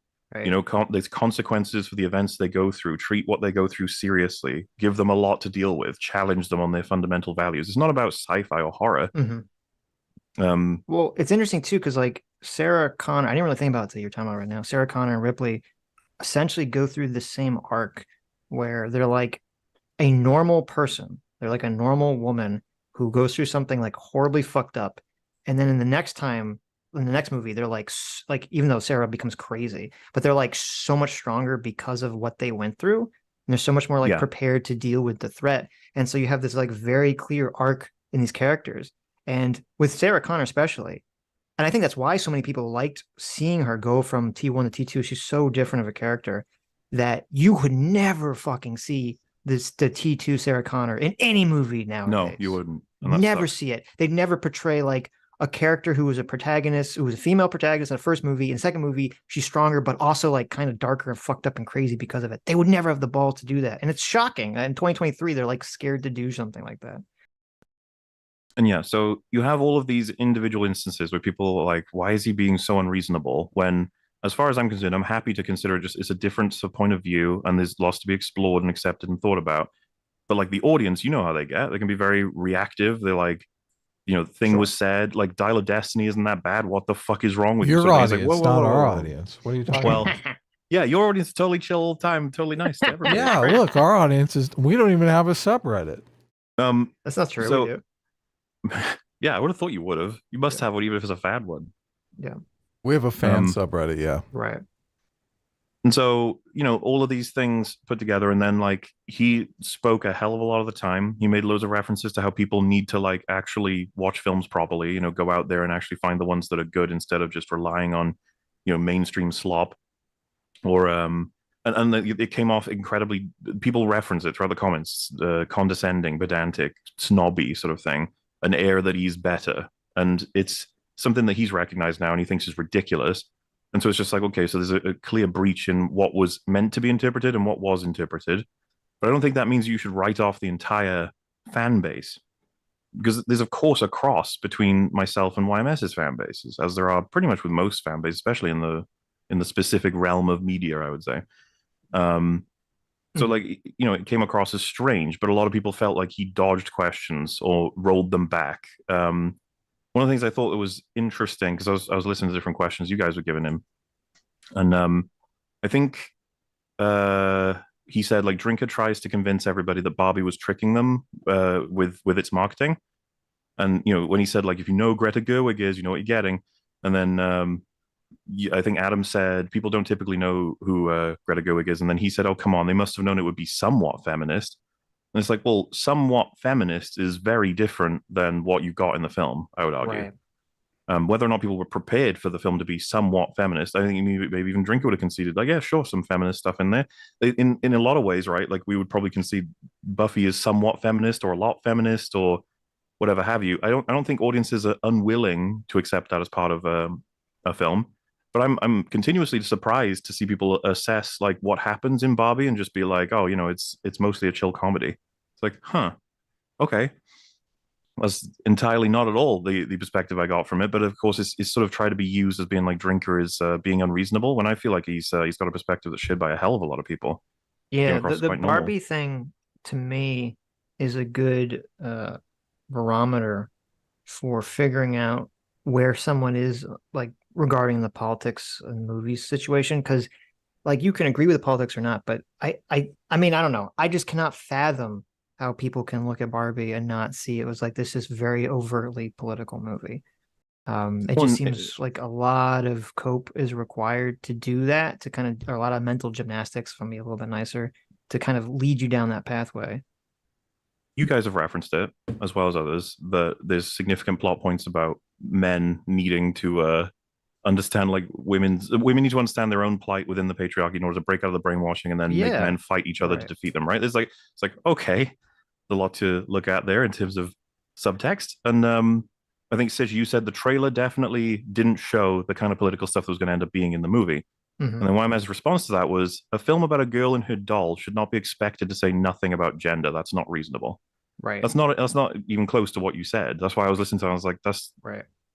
I think I said that like you would expect that. Yeah, I'd say that the average person would expect something like feministy, but they wouldn't expect this. They wouldn't expect this specific thing, this overt nature of it. No, and I didn't expect them to portray like a world of an underclass that the Barbies need to get them back into that underclass to make things right. That felt weird. Yeah. That's why, I don't know, the Barbie thing's weird. I think if I were to guess, I think YMS is, he's obviously more left wing. I think it kind of reminded me of our conversation we had with Vito, where or is it just like apolitical and no. He said he loves American politics. Unless he was joking. But and I think it's kind of this conversation with Vito where I do acknowledge that there are people who will look at anything when it's going to come out and they're going to be way too quick to call it woke. And they're, that might annoy you and that may, you might not like that or blah, blah, blah, blah, blah. And there are people that are bigots who just actually don't like stuff because they're bigoted assholes, blah, blah, blah, blah. But I feel like that pushes some people to be too far in the other direction, to just kind of like close their eyes from what's going on. They don't like Ben Shapiro, which is fine. I'm not a big Ben Shapiro fan either, but they don't like Ben Shapiro like criticizing Barbie or criticizing something. And it just like pushes them to just take the opposite position, and it blinds them to like just being objective. And like with Barbie, it's just so clearly to me a political movie. I even brought up, how Greta Gerwig, the director, is like laughing in Margot Robbie's face saying that it's this feminist movie. Like, I don't understand how the argument just makes no sense to me whatsoever. So But I mean, and that's basically it. I thought it was a reasonable conversation. I deliberately brought a lot of what I felt was additional context to explain Drinker's commentary. I'd say the most disappointing part was that there was I was trying to explain when Drinker says, whatever he particularly said, like that women don't, you know what Russell Brand's saying, like, who am I gonna show my daughters to be inspired? Right. Drinker says Sarah and Ripley. The interpretation YMS said is like, this is fucking insane, because that means the Drinker's saying we don't need any more women. We've got them. Like, we've got them. They're fine. Go watch them. Get inspired by them. And I was like, no. Drinker's saying that those are to be inspired by, and that same sort of approach, that same discipline in writing should be used going forward. Drinker has countless videos praising certain female characters in modern stuff. It's not all terrible. He still likes a lot of different things, and they could be indie, they could be modern. Big budget. He's still invested in the. Of course, he's written female characters himself in his own stuff. There are female characters in the short film he's going to be making. I don't think he thinks that we don't need any more of them. I doubt that's his perspective. And YMS was like, okay, well, that's not what he said. And I was like, okay, if Drinker was here right now and he told you that's what he meant by that, would that clear this up? And YMS said no, because he would obviously be saying that to try and save face now. Well, hold on. You're friends with Drinker, though. Like, why don't you just set up a conversation with Drinker and I think YMS? At this point, that bridge is annihilated. Well, Believe me, I tried. Despite what many people think, I desperately try to repair all of the falling apart bridges. Whose side is it annihilated on? Because it seems like Adam is willing to talk to anyone. I'd rather not make a claim about either of them in any way. Whatever information either of them would want publicly or privately is up to them. Let me think. There's very diplomatic of you. Look, let me think. It's not my place to make any of them. Yeah, no, that's true. That's true. There's two of them, and Adam seems willing to talk to anyone. Let me think. Let me. Yeah, well, no, you're absolutely correct, Adam. He seems to want to talk to anybody. That's a good point you made there. Yeah. Well, why? Look, you have a hookup with Drinker. Why do you get Drinker on our show, Mauler? Why isn't he talking to us? Clearly Screw Adam. He should talk to us. Why would he degrade himself by going here? True. What was I gonna say? Oh no, you wait. So you said, I wasn't aware of this at all. You said Adam said he didn't want to talk to you guys anymore. That's what he said on a subreddit post. He wouldn't waste his time doing that ever again. So do you? Oh, really? Yeah. So do you think? I have another question just about the Adam thing. Do you feel like Adam and Critical Drinker, like? Obviously, you did a live stream with him, and I listened to part of that live stream, and it seemed like you guys were coming to some sort of agreement that we agreed on plenty. I don't think he feels that way about it, though. But he said that when he was on our live stream. He said he felt like you and him came to some kind of agreement, and he was seemed upset that the fan base didn't see it that way. He felt like the fan base was making it seem like you guys were mortal enemies when he thought you had a lot of agreement on the show, on the EFAP. Oh yeah, the fans did not feel that that he was being as unbiased as possible. He sort of let a lot of his bias get in the way. Like I just told you about that one was surprising to me. The one where he said, even if Drinker told me, I wouldn't believe it, because at this point he has a motivation to pretend as though it's not his point of view. Like, I don't know. I'm trying to hesitate to say bad faith, but isn't that the definition? I mean, it's definitely not good faith. I wouldn't call it good faith. No. And then the lack of Do information. you think his negative reaction to this is not from you interacting with you guys? It's he didn't like the way your audience, or his perception of your audience, acted towards him. He absolutely hated it, to the point where he's made it clear that he wouldn't want anything to do with anyone who watches like EFAP or is a part of that audience. They are because he felt like people were mischaracterizing the interaction that he had with you guys. He felt like the interaction with EFAP went just fine, and the audience spun it as if you guys were mortal enemies. Sure. You could sort of look at it that way. He, as he mentioned to you guys, he was like, they're spreading misinformation about COVID vaccines in the top comments. Like, if you go look at the top comments for the video, I'm talking 99% of them are talking about how dishonest they feel YMS was in that stream, in that conversation. Well, nobody's going to like that. Why would anyone want to go on a show where everyone's calling them dishonest? That's a great point. I completely understand that someone wouldn't want to come on, but at the same time, better understandings could be made in theory. But if you'd rather, I don't respect I respect any individual's desire to never want to associate with a particular thing ever again. But I'm obviously always invested. Like if you guys felt that way about EFAP, I'd be like, can we fix this? Is there anything we can do? Can we talk? Can we maybe break down what happened? Can we make a better impression? I don't think the audience is any more inclined to watch someone crash and burn than they are watching a redemption, quote unquote. Specific, if heavy quote unquote on that. If we have a conversation with somebody and our audience goes out there and like just calls them dishonest and says they're a bunch of liars and like, and they know that they're a part of our audience, like I would expect them not to come back on our show again. Like I would just think, okay, well that's how it is. Well, I mean, like, you guys must have had that happen in the past, right? Like comment sections being filled with someone saying the guest was a fucking nightmare. Yeah, and they tend to not want to come back again, obviously. It happens, it does. But like what control do we truly have over how the people who watch it freely express themselves about it?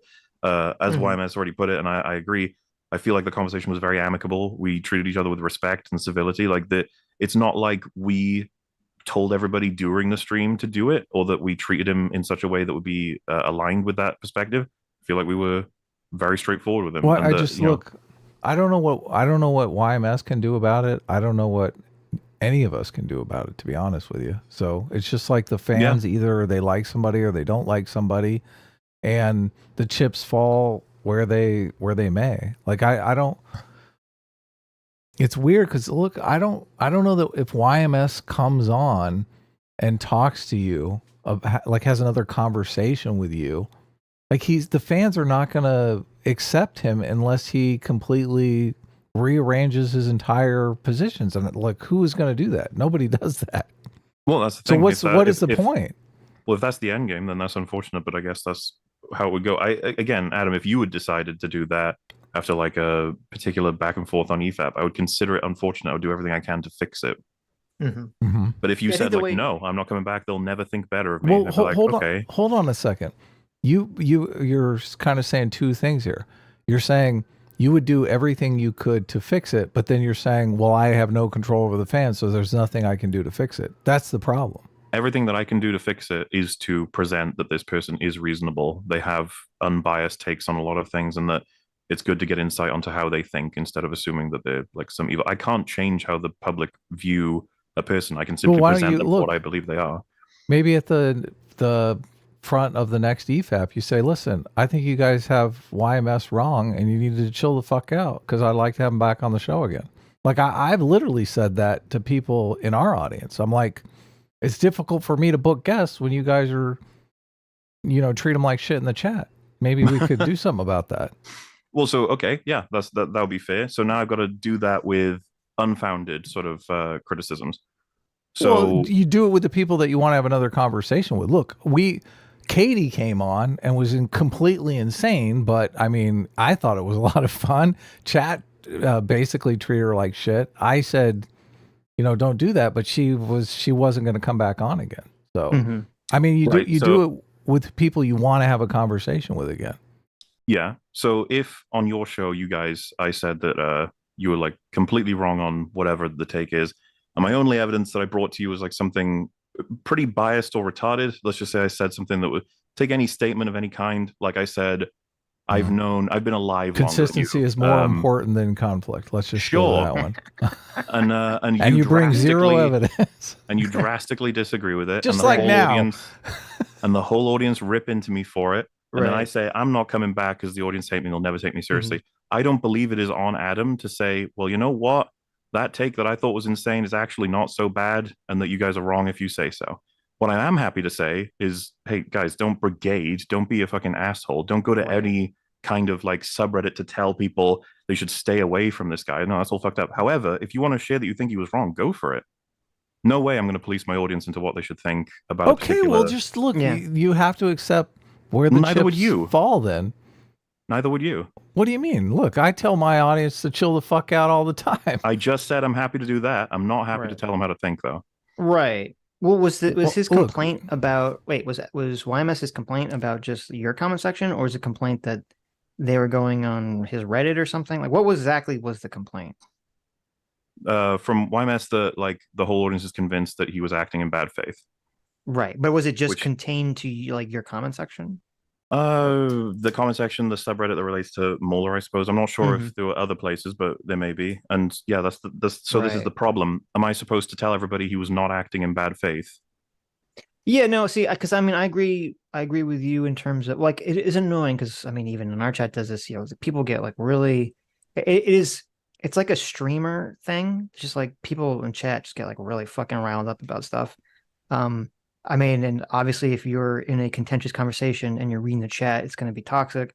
I can't even imagine reading the chat or the comment section in Kata's stream for the conversation that we had. I'm sure it was like fucking insane. So I just don't even look at it. I don't even know why. I don't even know why people do look at it.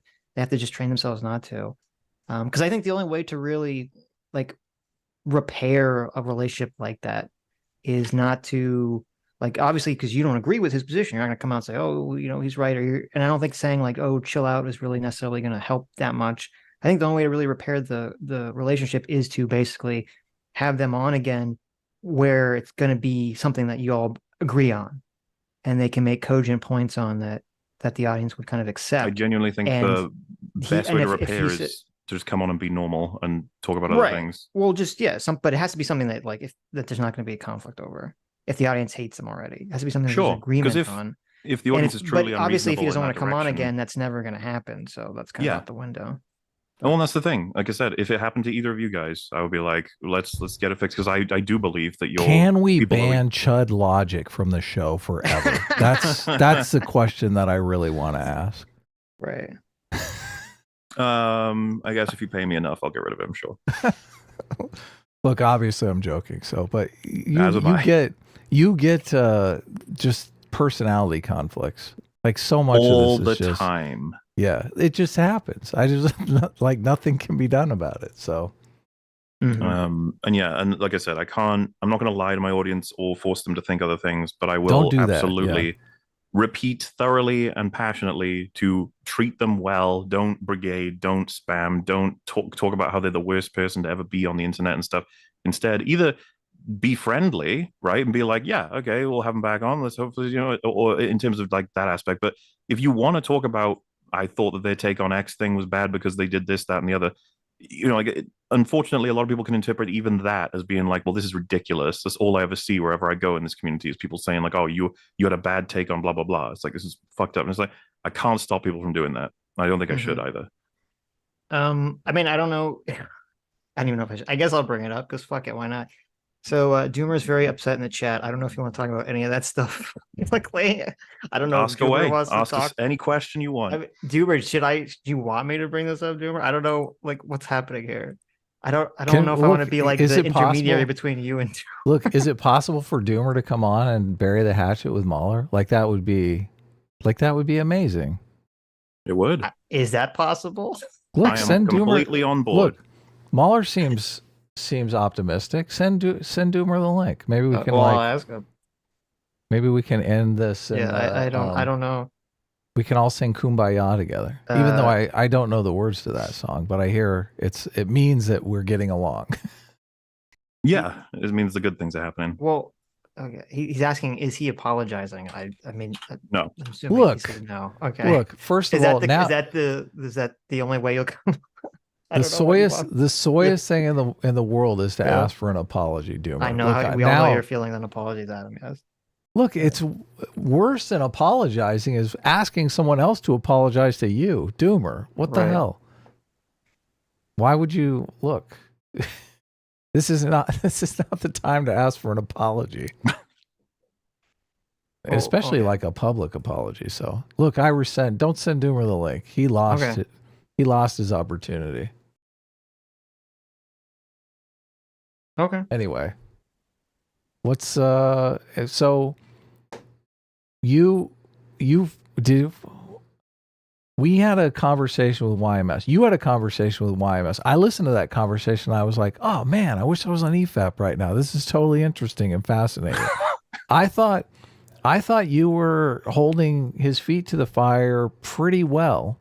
And I thought everything was amicable. Like I didn't walk away and hate either of you guys. I thought like you came to some some resolution. So obviously I had no idea that this thing was going on. Otherwise I wouldn't have opened our show talking about it. Like, I didn't think it was a big deal. So, but you feel that YMS talking to us, like you felt like there were concessions made in the critical drinker conversation that he had taken back somehow, or I just feel like he's got a very warped view of how everything went down, when I think any reasonable person listening to it could understand why the audience would be very set against after the several moments. Like, one of them that was really annoying was, he was like, be the change you want to see, drinker. Get out there and actually do something instead of just complaining. He said this while, he is doing something in real time, while Drinker was helping film his short film, and he's obviously writing books. It's just so awkward to listen to that, because you're obviously like, when you're that familiar with both of them, you're like, oh, why did you say that? Why did you do that? And then a lot of people will obviously jump to like, wow, he's doing that to make Drinker look bad, despite the fact that Drinker is actually one of the examples, the exemplary examples of doing that. Interviewing people from the industry is obviously a big step. It's super important and super interesting to connect those of the sort of on the ground level of watching to the artists. I think that's great as well.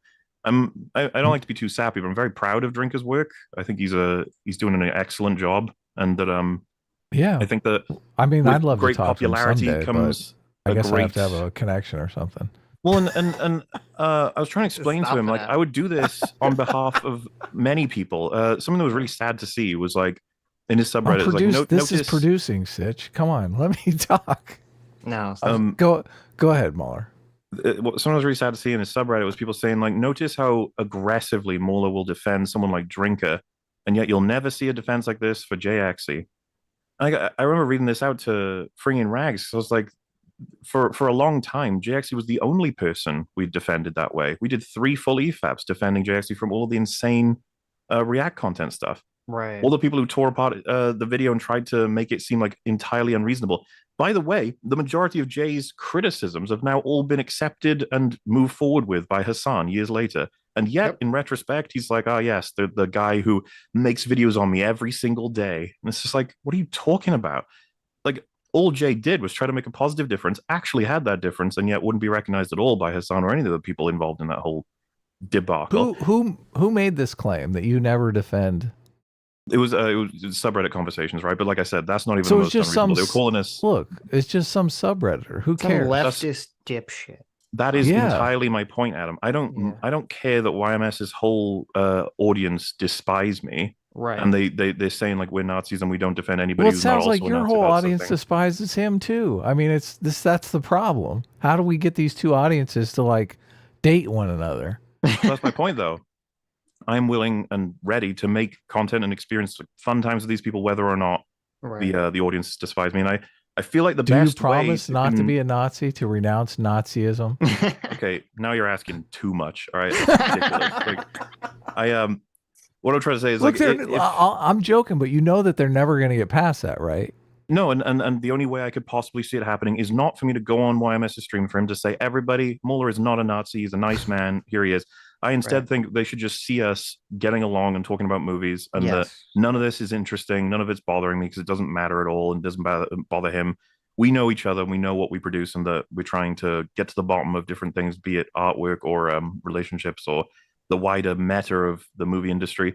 Why spend time talking about how someone said you're a Nazi, or why spend time talking about how they're like, YMS is incapable of having a coherent thought? Like, anybody who's ridiculous and being cruel to an excessive degree, like I said, I'm not interested, and I think that it doesn't belong in any of these comment sections. But at the same time, when I go to talk to Adam and let's say a top comment says, do you know that Mauler thinks Guardians of the Galaxy is like terrible? I'm not going to treat that as abusive or anything. I'm just like, yeah, I do. Like, it was sure. And if they were like, well, then I fucking, he has, as far as I'm concerned, he has no credibility. I'd be like, yeah, whatever. I'll keep talking about movies. Yeah. Shady Rags is in the chat. He brought up a good point. Hey, Shady. He says, a large audience disagreeing with you brings back all those insecurities you thought you left behind in high school. It makes you want to crawl in a corner and cry. And yeah, it's like a weird thing to get used to. So I think that's kind of motivating a lot of the behavior here for everyone. Well, maybe, he seemed down to come back on our show again. So maybe you could just come on our show and he could come on our show together, and then we don't have to deal with your audience or his audience. Just deal with our audience. Obviously, you can talk to him about whatever you like in private. Give him that chance first about anything in relation to that. You know what I think would make it even more amazing? If it was you, Mauler, your movie sucks, and Critical Drinker, all on the Sitch and Adum show. That would be amazing. That would be wonderful. Look, we could call it the 300th episode of Sitch and Adum. It would be like, can you imagine? Oh my God, it'd be incredible. Listen, we'll moderate the conversation. Okay, we'll be a calming, neutral force for good. All right. Look, I think we can work this out, Mauler. I don't think this is really... I think this is fixable. So I'm with you. I agree. The Doomer thing, I don't know if that's fixable. that might be a bridge too far, but...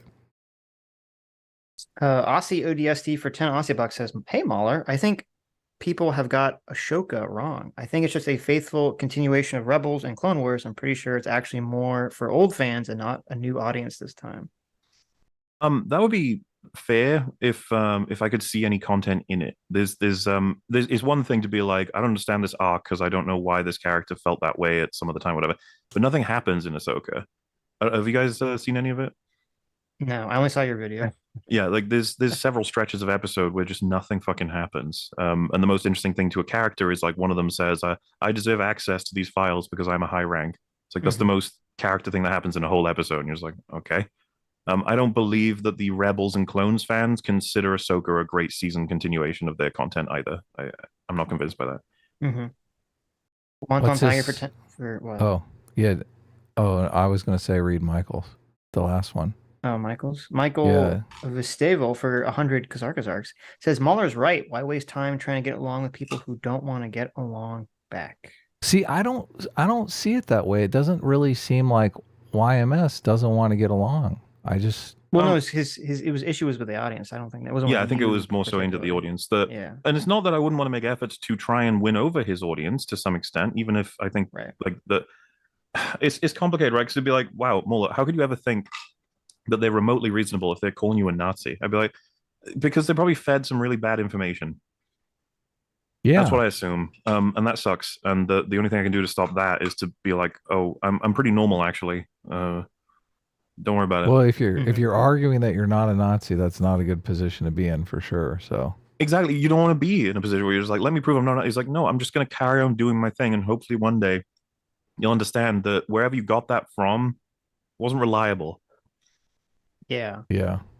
Wonton Tiger for 10 Canadian says, all of you guys need to watch Holy Mountain and have a discussion without politics on stream. Would be an epic experience. I'm down. That'd be hilarious. Have you ever seen Holy Mountain? I'm not sure that I have. I don't think I have. Okay. It's quite a movie. But this is, I know, this is a movie. I've seen this. This is like...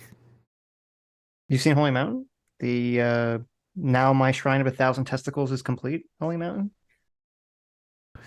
Yeah, I think I tried to watch this, but it's kind of like incoherent, right? It is incoherent, yes. Yeah. That's why I'm very curious. I mean, I legitimately have a conversation with him why that's his favorite movie, because I don't understand the movie, but I'm curious what his take is. It's not like narratively driven. No, not at all. It is not like a normal story. Mr. Tickle Trunk for 15 months says, I watched both YMS and Drinker. I have a varied film diet. I felt like YMS is locked in his own preconceptions tonight while also being uninformed. Sad face. Well, I didn't think it was that bad, guys. I felt like he was more politically neutral than. And look, you get, and I've experienced this because I live in Hollywood and have dealt with the people here, and it's just your bar is very different. I think you're kind of swimming in it. Like there are people who are like, you know, look, I'm apolitical, but then they'll say things, and you're like, wow, that's pretty progressive. No, this is just normal. Like they really don't understand conservative perspective at all. And they just like, they use the greedy racist stereotype for conservatives, and they just think progressive is normal. And I felt a little bit of that with YMS. Like I even asked him, you know, are you progressive or conservative or whatever? And he declined to label himself, right? Yeah. Which I think a lot of us can relate to that. I don't like any of the particular labels myself. Okay. I think wasn't it Shoe on Head that was asking me for my label? I was like, Listen here, socialist. So Muggy, oh god, I don't know. Muggy for 6 M Wire says, ask Mauler the sister question. Oh, Jesus. Muggy, you're gonna have to ask. Look, I blocked that out of my mind. So the sister question. Yeah. You don't want to know. What was the question? What was it? Would you I have don't sex with your own remember. sister? Was that the question? Wait. I think she was like hot, if she your was sister was Tifa. hot, if your sister was like as hot as Tifa, I don't know if you're familiar with Final Fantasy VII. Would you have I know sex it. with her? No, that's easy. There you go. See, look, we all gave the easy answer, Muggy. You can stop asking these weird questions. The answer is no. All right. Except Adam kind of paused, so I think I'm gonna. Oh well, you know, There's a pregnant sometimes pause. thinking about a thing. Have you doesn't seen mean, Tifa? I have, because she's like the top pick for loads of anime people, right? She's like, oh my god, she's my Yes. waifu. Yeah, for good reason. For good reason. How do you feel about female Tauren? Female torrents? Yeah, They're the same as male torrents, are they? What? female Tauren I feel like I'm misunderstanding. Is there from any way you World can of say that? Warcraft. Oh, I don't know anything about World of Warcraft. Okay, I figured. Thoth for $2 says, Sitch, gotta ask Mauler about Lion King video. Oh, have you seen that weird person that did a review of Lion King 1.5, and they talked about how it was really like about white supremacy and like the Jewish people leaving Israel or something? Jeez. Okay. No, but you could always expect those will show up. They're always there. I'll send it to you in case you're interested. Well, Sitch, what do you want to do? We have about 3 hours of super chats left, I feel like. Well, we gotta read them. What do you mean? That's what we're gonna do. Okay. If you want me to bounce out, no problem. Just let me know. No, you want to stick around for super chats? Come on, Mauler. There's got to be some YMS ones here. Absolutely. I can go for another half an hour, I could say. Okay. Fondue for $2 says that was some Don King level matchmaking, Adam. There you go. Yes, of course. Look, I'm happy to oblige. Molester for 2 Canadian says we need to get both EFAP and YMS's chat on some kind of blind date. Oh, could you imagine? Daily Dose for 11 months says, so Mauler, we know Drinker saw 10 with EFAP, and I'm guessing YMS did not. Unfortunate to hear, but YMS can be weird. The trolley proved that, LOL. Yeah, he did I think he did the same trolley website that we did on I would have loved to watch Soul 10 with YMS. He said he absolutely couldn't make the time for it. But yeah, we decided to invite Drinker because it was funny to have someone who knew barely anything about Soul watch the 10th fucking one, you know? That'll be out 30th, I think. It'll be fun. Andrew Clark for $10. Thank you, Andrew. Says Mauler should consider mapping out some of the debate stuff. I could recommend a great content creator who recognizes it, specializes in it. Read my earlier $2 super chat. Also, you need more South African guests. Link face. Andrew Clark is saying that Andrew's trying to get Kidda on EFAP. That's what's going on here. There you go. I can tell. Friend of the show, that darn Kidda, Kitteh, said that she mapped your arcane debate in a video. So she does like visual breakdowns of the debates and everything. They're pretty interesting. So well, yeah. Link me if you can. I wouldn't mind seeing it. Okay. Is it about the prison thing, or is it about Silco kissing Jigs? Which one of those? Hopefully, it's about the prison Arcane, thing. I don't know. We figured out. Let's see. Okay, let me start over. Is that what you wanted me, Adam? You wanted me to start over from the beginning? We gotta read them. You said it. Okay. Well, I mean, Mauler can leave if he wants. I don't feel compelled that he has to stick around. He has to answer all the YMS super chats. I feel like that's not fair to YMS, honestly. Okay. Because, I mean, listen, our audience is probably not very favorable to YMS either. I'll do my best to represent what I believe he would say and think about any of the circumstances. Because obviously I can do that. I can represent that he felt he was perfectly reasonable and that the audience are kind of nuts, which is not. I don't think that's a particularly unreasonable takeaway. A lot of people will feel that way. His audience feel that way about I say our EFAP's audience. That darn kid said it was the argument about the prison. Right, okay. The arcane thing. Lieutenant Sasquatch for $20. Thank you. Says, I'm honestly not a big culture war person, but I honestly haven't watched a new movie in years that I found enjoyable. You either get a reboot of a reboot of a reboot or some kind of messaging shoved down your throat. I mean, I agree. I agree with that. CT for 2 Canadians says, hey, Calvin Pafford, you're going to get wasted. True. Ostracy for $10 says, I remember watching a large portion of the EFAP and not being particularly satisfied with YMS's answers and how he went about the discussion. This conversation seems similar so far. Well, I mean, it's up to you guys with that one. Look, he's not going to adopt our positions. I felt like it was a good conversation. I did. Yeah, I thought it was a good conversation. I thought it was interesting. I think he did something. He was doing something which I don't think is intentional, which sounded like he was doing in your conversation, where I would make a point, and then it would be like, well, your point is wrong because I'm going to take it to some like extreme version of itself.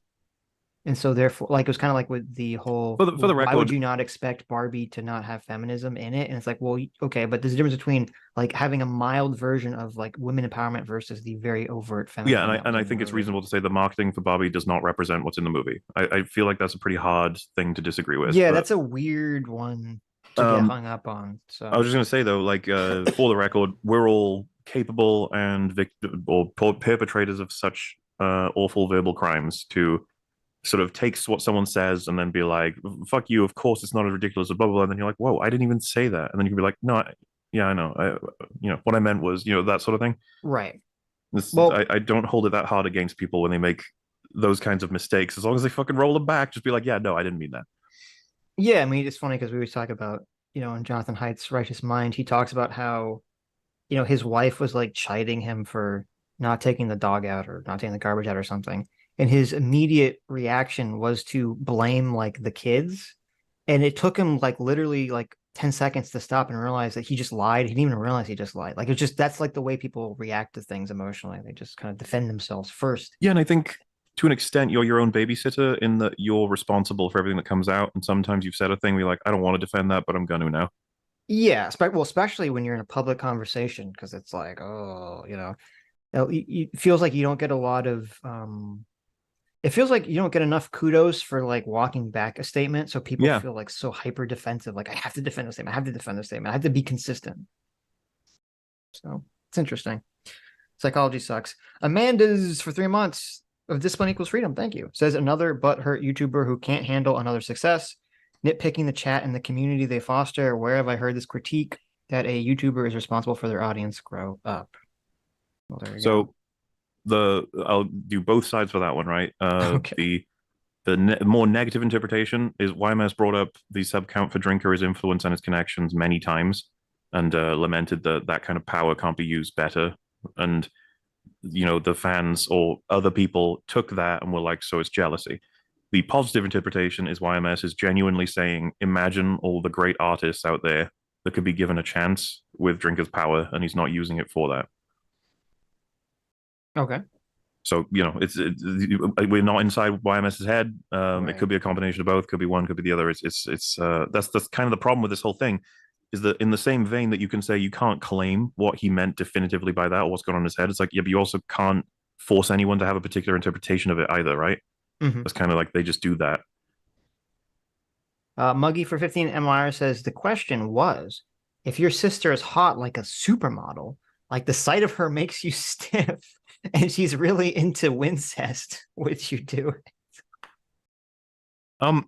It's a weird hypothetical because like I'd be like, but that's not happening as a reaction to anyone who's you have to accept hypothetical, Mauler. Well, but what I'm trying to get at is that like the fact that I would have grown up with them makes them definitively unappealing in that regard, despite whatever physical features they have. I mean, do you have a sister? Do you know this from experience? Yeah, and it's in the hypothetical. He said, look, you're stiff already. Right.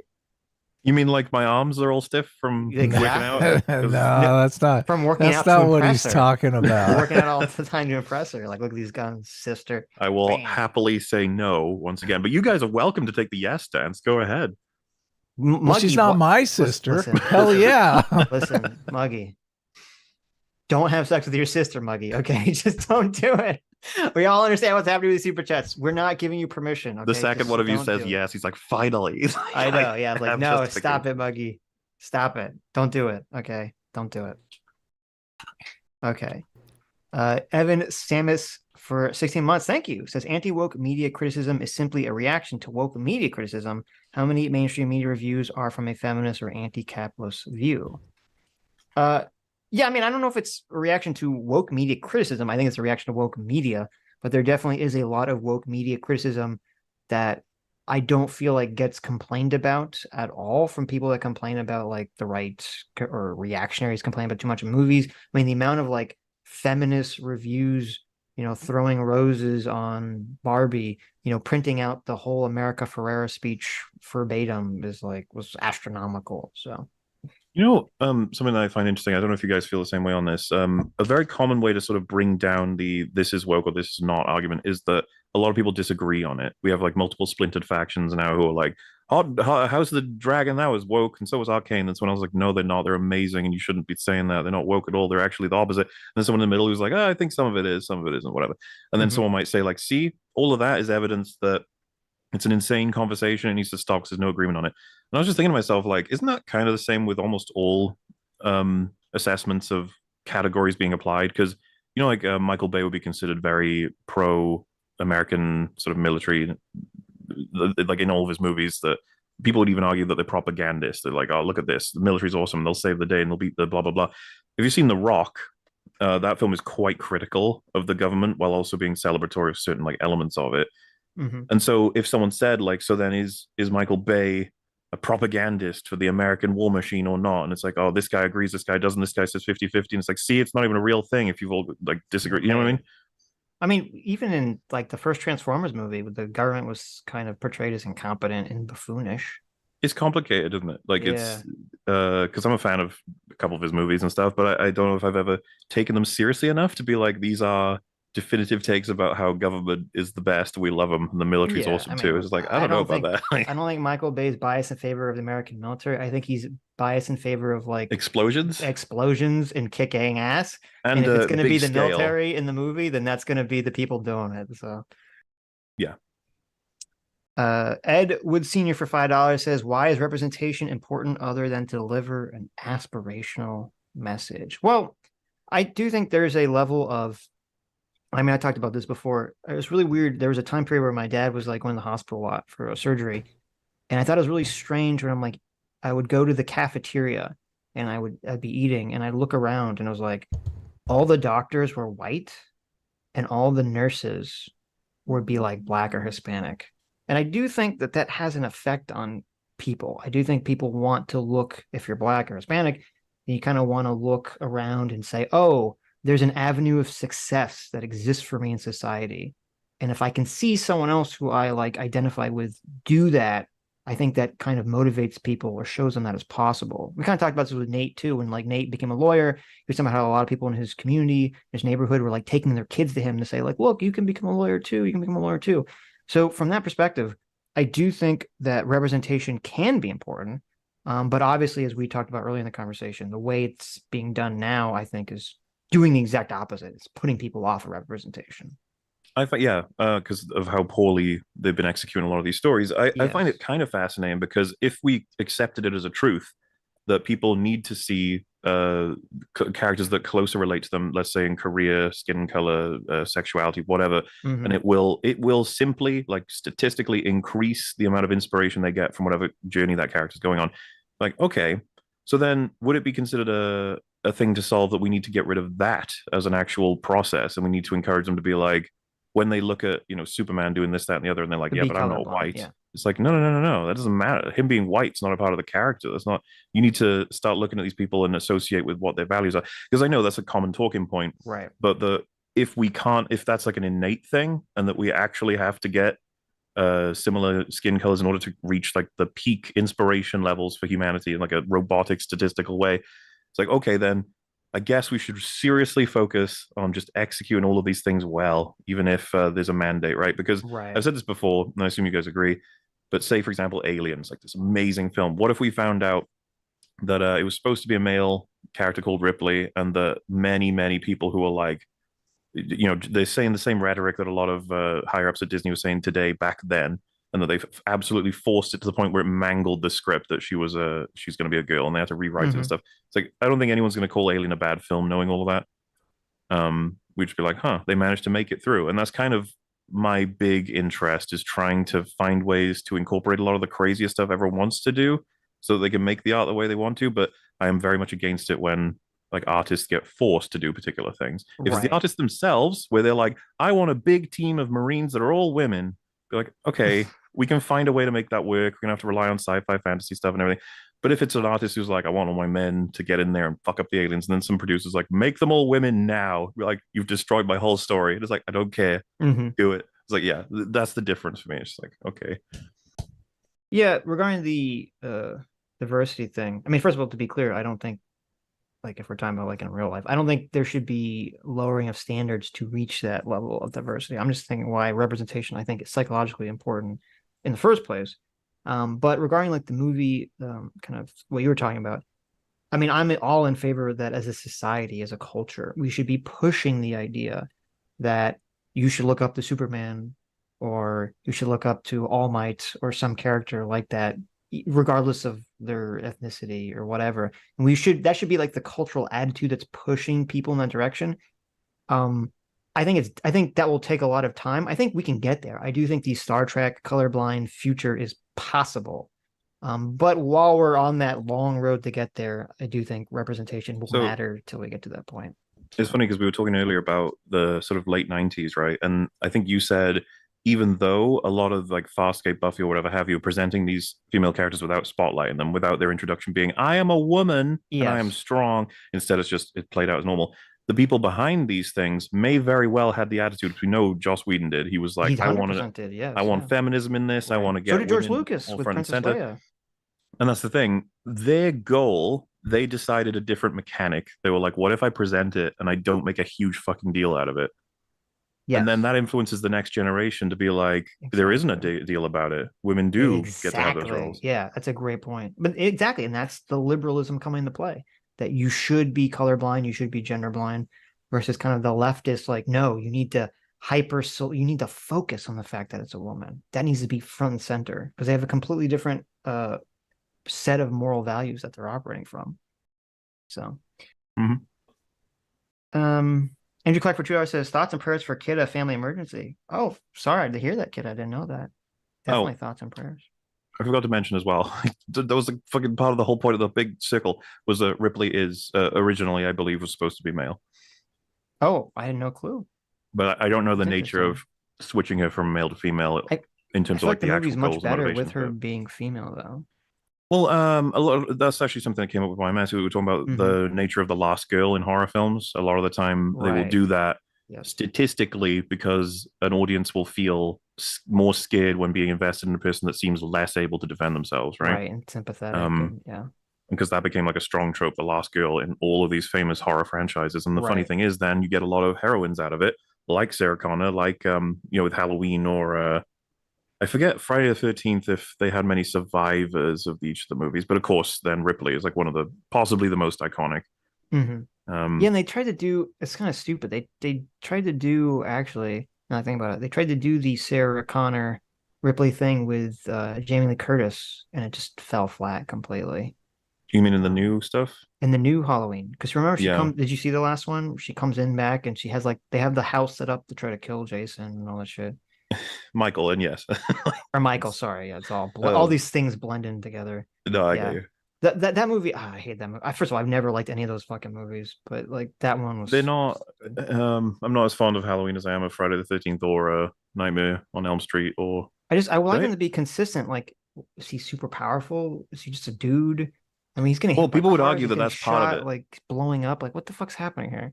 People would argue to you that that's part of what's so terrifying, is that he's a shape, right? He's an entity, and it's just coming to kill you no matter what. But he's not. He's supposed to be just like a guy. That's what I don't understand. Yeah. Like Jason is like a magical entity. Okay, Freddy's a magical entity. That's like I get it. Like with Michael, or what the fuck his name is. I'm just like, I don't know what the fuck's going on here. That's what's going on here, yeah.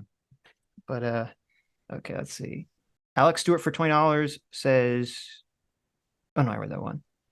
Vince Martin for 14 months, thank you, says Sitch and Adam have a bad take on Barbie, but not the worst.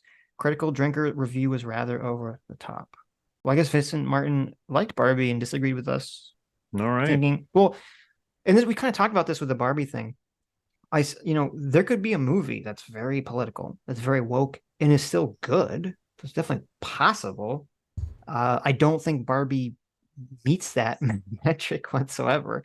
I think Barbie has a lot of problems in it, which we talked about at length in our Barbie review. So yeah, I think any criticisms of its story in terms of what it establishes to be true and then what it fucks up going forward from that, people would say, yeah, but it's a comedy. And then you're like, okay, but this is where it gets complicated. It's like, it wasn't funny. And it's like, oh, wasn't it now? And it's like, okay, there were some jokes I kind of liked, but most of it was kind of meh. And then it's like, yeah, well, I disagree. I found loads of it funny. It's like, okay. Okay. I mean, that's the thing. Like, okay, if you just find it funny, okay, fine. I mean, I guess. Yeah. But, I thought this, as I talked about even YMS, that if they had removed the politics and actually had it being a story about Barbie, like trying to become human for some reason, I thought that would have been far more interesting. But, it is what it is. CT for 2 Canadians says, you feel bad for the Kens and Barbie. Adam is right. Well, I mean, I think you feeling bad for the Kens in the beginning of the movie is not like, that's kind of like I don't want to say it's a straw man, but it's kind of like a distraction. You're supposed to feel bad for the Kens in the beginning of the movie, and you're even supposed to feel bad for them in the end of the movie, because you're supposed to view that like I think the goal was, you are a male watching this movie, you sympathize with the Kens, now understand that this is how women feel in the real world. Like, they're the Kens. So I don't think you're supposed to, I disagree with people saying that you're supposed to think it's good that Barbies are subjugating Ken. I do not think that was the director's intention. You're supposed to think it's bad that they're subjugating Kens, just like real men subjugate real women every day. Right, yeah. Like, and you're supposed to have like that it's true, Mauler. How dare you laugh? Gif, so. I didn't laugh. I said, oh. His mind was blown. He became not sexist because of I'm struggling right now because my whole world has changed. Bobby's really good. There you go. it's Mythos Infinite all for 20 about Canadians that says, gynecology joke. That's true. I think one of the issues with the push me around scene is that toxic femininity used to manipulate Kens was used as a girl power-esque moment for the Barbies to drive out the bad guys and fix Barbie land. I mean, I did interpret it that way. I did not interpret it the way YMS did. So it feels weird, right? Like, if there was an ending where they subjugate them again, the Kens are miserable or something because of what they experienced previously, and then you have like a Barbie thinking, and then we cut to like, however many X time later, and they build a Ken land next to Barbie land, and it's just both places can live and do whatever they want, but then they also meet and have fun all the time. It's just like, oh, hey, how about that? And they have their own laws over their own people, and they can choose to live in either side if they want to. Also, I don't know, maybe there's too much allegory there in terms of like, we should separate into male and female. Because if you remember, that's true. That's funny. But because if you remember, like in the beginning of the Barbie movie, they're like, oh, the Barbies were inspirational figures and it like saved women forever afterwards. I think because of that, maybe that was motivating the writer and director to not want to make the movie aspirational. And so I think that's why they didn't want the ending to be an aspirational thing where like, well, then the Barbies and Kens find gender equality. So actually, no, they should have done that. And they could have even made a joke about it. They found gender equality, so therefore the real world definitely will, or something. Yeah, we can inspire the rest of the world to find right. Yeah, and then they can look at the camera and, make a face or laugh track, and then we cut to black. Indigo Turtle for 17 months. Thanks so much. Says nuance. Thank you. Gotta love nuance. Everyone loves nuance. No. A-Team hates nuance. Oh, okay. Wow. You forget so soon. What does A-Team call nuance? What do you call it? Needless complication. There you go. Paulus Plain for 200 Knock Knock says, stop race, gender, sexual identity swapping of characters in all the franchises and give me a fresh new character that I can fall in love with of the LGBT plus Q, and you will have me forever. Long live Ellen Ripley. Yeah. I wonder if some of that I wonder if that's just because they want to prey on your past love, or if it's just because nowadays everything has to be a reboot or a sequel. So it's kind of it's the simplest thing, right? Like in the studio, they pitch their story, and if the story isn't good enough in and of itself, they're just like, okay, nah. I think the YMS was telling us about this in Saw 2. Saw 2's story was already written as something else, and then the guy was like, well, what if it's Saw? And then they're like, yeah, do it. It's like when you attach a name to it, it's like, well, we already guarantee a certain amount of audience members are coming in. If you guarantee certain actors coming back, that's how Saw 2 happened. Yeah, well, I'm not sure if it only happened because of that. Was probably happening anyway. But the guy who directed it submitted his script again that was submitted for something previously that was denied for a different movie, and it's like, oh. And I think that happens a lot, and I understand it to an extent that you want to have a bit more of a safer bet. You don't want to invest money into something that's just going to fail miserably. But like the irony, man. Imagine you invested in Indiana Jones or any of these Marvel films that are floors. It's like, oh God, what's the answer? And it's like, I don't know, man. Make something good, maybe. That could be it. Yeah, I say that, you know. That sucks too, because like I remember I watched the first Saw and I was like, oh, it's like a decent movie. It's like a psychological thriller. And I saw 2 and I'm like, okay, this is just schlock. Like everyone's retarded and so yeah. It's like, oh, we've just gone to like a straight like silly horror movie. And I was like, okay, I guess. So I wonder. Oh, I found a list of movies. Like apparently, Pirates of the Caribbean: Stranger Tides was not supposed to be a pirate sequel. Okay. Yeah, it happens all the time, right? Like you flip over the names and the cast, and then you can sell it. Yeah, that makes sense. You know, it sucks. Good Emperor 14 months says, thanks for whoever gifted me that free membership. Well, you're welcome. Libertarian Sasquatch for $5 says, it's interesting you keep talking about bias, but you're upset people aren't viewing media through your bias. True. I suppose that applies to everybody. Exactly. Andrew Clark for $5 says, Barbie is so badly written that's impossible to say definitively what interpretation is correct. It supports multiple interpretations. I mean, I'm pretty confident judging on Greta Gerwig's statements, and also it's funny because YMS was saying her reputation is so obviously feminist, right? So I think based on that, I would be very clear on like what I think you're supposed to interpret it. But I agree that it is so poorly written that it allows a lot of interpretations. Agreed. Libertarian Sasquatch for $5 says, but you understand the concept of God and how there can be one. What doesn't mean they're pushing religion upon that person. It's a plot device. Well, I guess it would depend on the movie. YMS kind of brought up this point about like not being offended if God is brought up in a movie.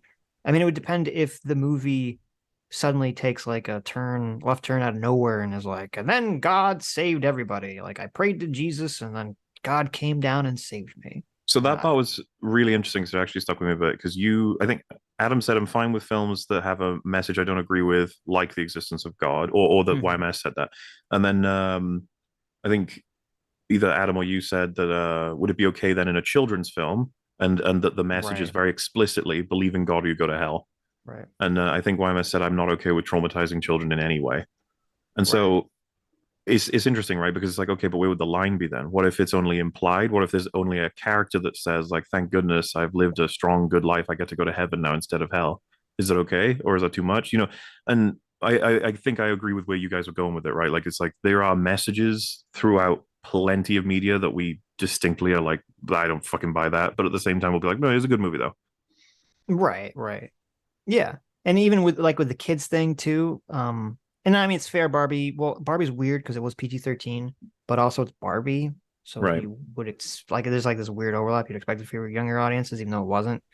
And I remember like Crystal Ball was complaining about the sex jokes and things of that nature.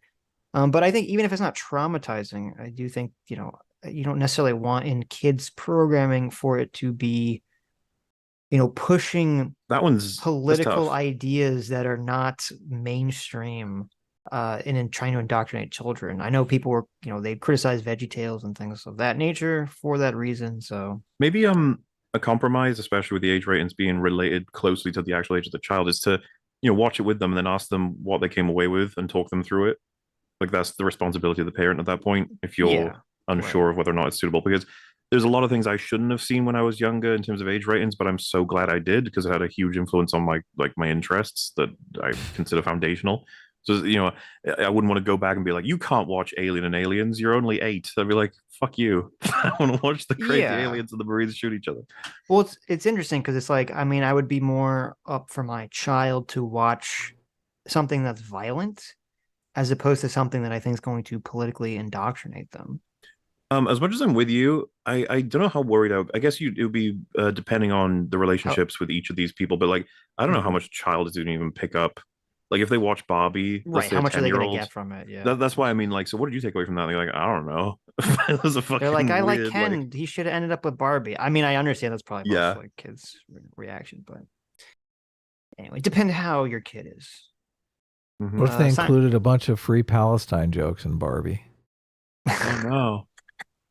Well, I think a lot of it too isn't so much like individual movies. It's a persistent cultural attitude that can have an effect on children. So Simon O'Leary for 20 New Zealand dollars. Thank you. Says essentially it comes down to that scene in Wind River where the cops are walking with security guards. YMS is the FBI agent who can't see the flank happening. I don't blame him. He's just looking the other way.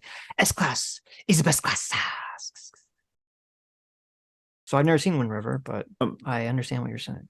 The thing about YMS is I feel like he conceded that all this stuff is happening and that Critical Drinker is making videos about that. And he understands people like that stuff. So I don't feel like there was a lot of disagreement on that. I mean, yes and no. I do feel like there's an element, like part of what was interesting to have IRI on when we were watching the Second Thought video is I think there's a large contingent of people that just don't get how psychotic some of these people are. Right. At all. And they don't get it unless you really shove it in their face. And they can see it until they see it, and they're okay. like, wow. Yeah. This is weird. I think you guys are right about that because I get I assume you guys are similar. You sort of have intakes from people from different extremes a lot of the time, and so you can see the crazy clowns from either side and be like, huh, there's so many similarities. That's crazy. But then there's a lot of people who do not engage with the clowns on one side, only the other. And so then they're just like, wow, this side of ours is very strong while their side is clowny. And just like, okay. But like, there's some other things you maybe, and like I've seen so much from so many different sources at this point that I assume you guys are similar with the whole, you start to come up with like observations on life that are just broad that apply to almost everywhere and everything because it's just like you see too many patterns all over the place. Mm-hmm. It's just like, oh man. True. Yeah, I mean, we're doomed to repeat this cycle. We see the Matrix, Mauler, but we're doomed to see the Matrix while everyone else is asleep. Okay. Neat. Mr. Important. He didn't want to admit that the crazies were even on his side, though. I mean, that was very telling. Yeah, exactly. He wants to say that they're just something separate. It's like, okay, I mean, Astroline for 2 Canadians says Mauler for segregation. Report the press. True. Wait, report to what? Report the press. You were in favor of gender segregation with Kenland, so. Hey, I said that they are allowed to go and live in each one at their own will. All right, it's a very nice little place. There's a little paddling pool in between. They can all hang out. So it's segregated, but you're like allowed if you want. So it's like hey, if Kens can go to Kenland. It's like we can only go to Kenland. It's like, no. But I mean, you might be more comfortable in Kenland. That's all. Okay. Maybe. And by the way, Rags is interested in coming on. Don't know if that works or not. Sure. Send him the thing. Adam sounds so tired. Sure, man. Like, what was that? It was like, oh my god, look, I think he's gonna fucking die. Rags can come on if he goes on camera. I don't want to be the only guy on camera. What if the camera is a little fun, little cute drawing? That counts. That counts. Rags never goes on camera. You've never been on camera, Mauler? No, I have been when I used to stream like games and stuff, but I just find it's essentially EFAP's brand, and I find it way more comfortable. I just don't think that you need my face in order for my arguments to matter. So I'm just like, I can lie down. I could sneeze violently with blood, and it wouldn't bother anybody. I do feel like people like when I laugh and smile because things are funny. Well, you are a cutie, okay? So you got that. You're beautiful, Adam. Okay. Look, it's not about the beauty. It's just about look. Anyway, I'm just joking around anyway. You can tell I'm delirious. Yes, we can tell. J-Mac, our surrogate father, for $100. Thanks so much, J-Mac. Says they played Barbie at this 6-year-old's birthday I was at. I think your average person just doesn't engage with media to the same degree us online autistic types do. My wife and I disagree all the time on movies, and I have to keep myself from sounding like a pretentious ass. I mean, I think you're completely correct. I think that is what I'm in that happens. same exact position, J-Mac. I'm in that same exact position with my wife. I'm in that position with my friends, and I just do it anyway because fuck them. They have to put up with it, okay? And when I get married, I'm going to get a divorce because I'm going to be a pretentious asshole on a media take or something.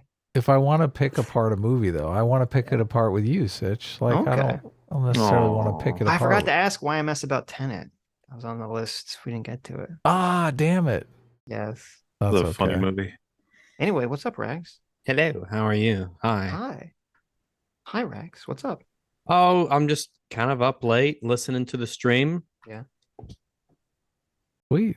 Okay. I'd give it a little, just figure That's I'd give a little join here. Okay, cool. The Wooster for $2 says on free will, it's universally free will that exists locally. That's true. Do you guys believe in free will? Not in like the super libertarian sense of it. Mm-hmm. I'm probably gonna give the same answer that YMS gave, which was that we probably don't, but that all of us operate as though and judge each other as though we do.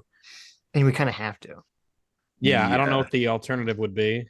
Right. And also knowing that we don't have free will is, that impacts the decisions we make, just like a million trillion other things in our life. Right. So, okay. That's fun. Steve Benask, thanks so much for joining. And thank you so much, JMac, our surrogate father, for the 50 gifted memberships. Thank you. Yes. Dumb username for 5 Aussie bucks says Avatar: The Last Airbender has a racially diverse cast and empowered disabled characters, yet it is not woke. It can be done without being obnoxious. Yeah, Avatar is an interesting example of what I was talking about earlier, where a lot of how people perceive the media is very controlled by the environment that we're living in. Because I mean, obviously there are elements of Avatar that people would consider woke if it came out now.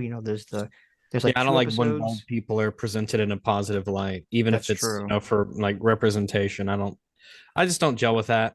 That's true. I don't think it's a good message to be sending kids. There were 2 episodes that were explicitly quote feminist, where there were male characters saying, ha ha ha, girls can't do XYZ. And I could see people kind of viewing negatively Avatar through that whole lens if they get a bad taste in their mouth. But I do agree that Avatar is a good example of having a racially diverse, gender diverse show that handles the issues pretty well and is not woke. So, it's funny. Did you watch the One Piece live adaptation? Session? Yeah, I did. Yeah, that line in episode 1, I think, where it's the guy and the girl are sparring, and I think he loses, and then she says like, this is fucking annoying because it's probably one of the last times that she'll be able to beat him if she says that girls can beat boys but women can't beat men. Yeah. It's like, that was interesting. I believe that's directly from the comic too. I'm curious. Yeah, I wouldn't be surprised if the studio was like 50-50 on that one, like letting it go through. It's like, whoa. But the thing is, like, one of the defenses I would have of it, if someone said it's supposed to be taken as absolute truth, I'd be like, well, it's the character's point of view. And I quite like the scene in terms of him being like, you're using that as an excuse for why you'll lose. Yeah. So she's like, shut up. It's just like, there's some fun character stuff there. No, it was a very interesting scene because it's like, well, that is regularly true, but also he doesn't. I mean, he's trying to tell her not to accept it, and obviously it's One Piece with a world of magic, so there could be exactly there are women that can beat men in certain positions or whatever, but obviously, more times than not in a kind of strength test. Right. The thing that's gonna be very curious to me is that I don't know how familiar you are with One Piece. The fat, ugly woman in the first episode who comes back in the last episode. In season 2, she's supposed to come back really hot because she like eats some of the devil fruit that makes her really hot. And I'm very curious if Netflix will do that or not, or would that be like too offensive to do that? Well, eating fruit is it's a good step to looking hot, That's true. It's a good first step. You want to start eating fruit, Mm-hmm. Yeah. So I don't know if they'll have the balls to do it. And also, in Avatar, they had a very unironic, just completely flat, evil female character, which I don't know. They did. Yeah, Azula's just straight up fucking evil. I love it. Like I said, I think it was like 40, 50 minutes ago that I was gonna leave it half an hour. Yeah, So you can get I'm it. not leaving just because Rags is here. I'm actually leaving because he can now keep you company. He can Oh wow, tag teaming it. We make didn't sure you even guys are plan okay, this. you know, look after you, keep you warm Right. and comfy. I'll Well, keep you thanks. warm Take and care, comfy. man. I'm very fluffy and easy to handle. Oh, look, you put up Yeah. the Hello Kitty pictures for them. I did, yeah. Adorable. Tell I Critical love it. Drinker we said hi. We'll do, we'll do. Yeah, thanks for having me on, folks. Always a pleasure, and I'm sure we'll see you on EFAP soon enough, whenever that may be. Happy Take care. Spooktober. Mwah. Yeah. Take care. Okay. Daily Dose for $2 says, did YMS watch Saw 10 with EFAP and Drinker? A or S? No, he did not. He Okay. did not do that. We didn't watch it either, but I don't think I saw any of the Saws after. Did I see Saw 3? I might have seen Saw 3. I don't know. Saw 2 was so disappointing. I was just like, I'm done with this shit. Yeah, I'm not what you would call a fan of Saw. Yeah. I think that largely the movies are shit. A couple of them are bordering on good, but I think maybe literally a couple. Mm-hmm. Well, I said maybe I like the technically first one. 3.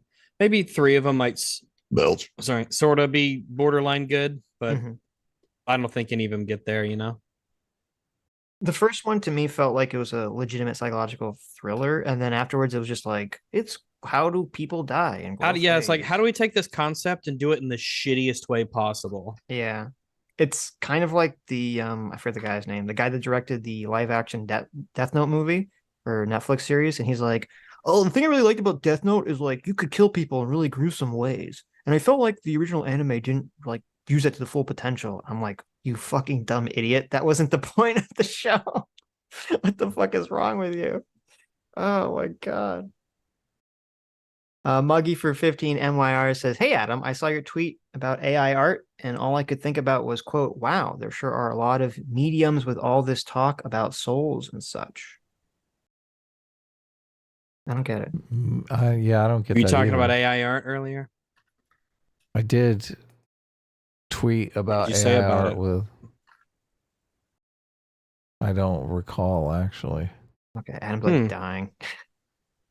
I Adam, said, if look, you want to leave, I can just read the super.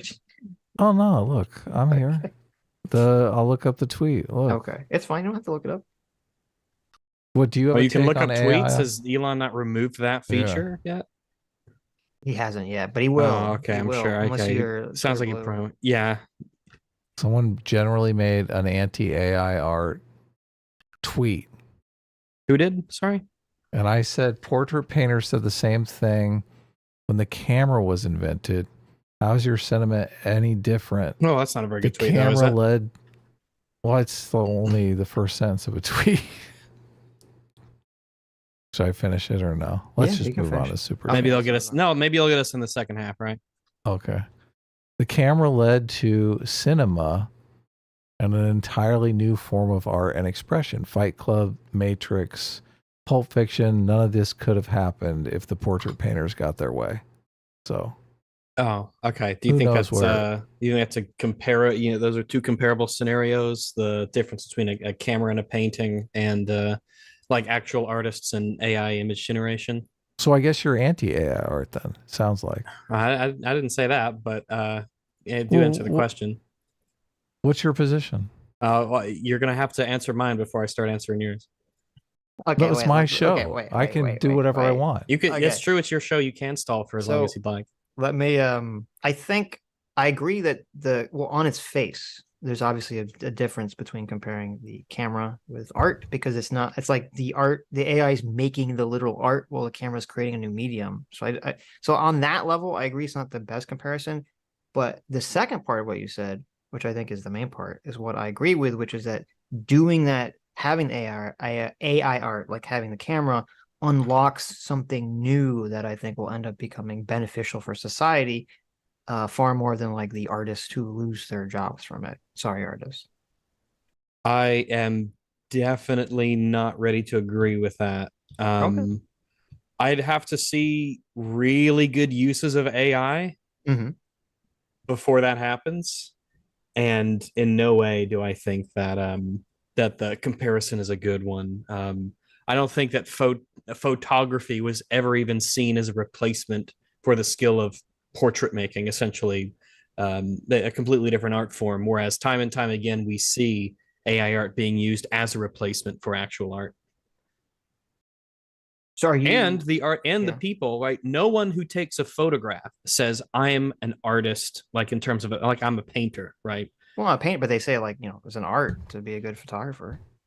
Sure, but those are Gallery. very meaningfully different things, and no I one agree. confuses those two things. Yes. Whereas I do see people who put prompts into image generators say, I'm improving my skills at art, or I am an artist. Mm-hmm. Well, so are you kind of skeptical of AI art at all? And like skeptical overall? in the sense of I really don't like it. Mm-hmm. I don't think I think there's too many people who don't take a healthy attitude toward like what it can be and what it should be. A lot of people treat it as if it is art, when I don't consider AI image generation to be art. I think it creates things that are, I guess you could say, artistic, right? But I do not consider those things to be art. Nor do I consider the person who prompts, who puts some words into a prompter to be an artist. I mean, I would agree. I don't know, without getting into a long discussion of how to define art. Yeah, that's all right. I don't know if I'd consider, I never even thought about whether I would consider art or not. I agree that like putting prompts into a thing is not an artist. I mean, maybe there'll be a point in the future where it becomes an art form to do these things, because the technology become far more sophisticated over time. So maybe, but I mean, I do think it's going to be a net positive overall, just to give people, like more people the ability to create art. I think is always going to be a net positive at the end of the day. Maybe, but I'm not sure.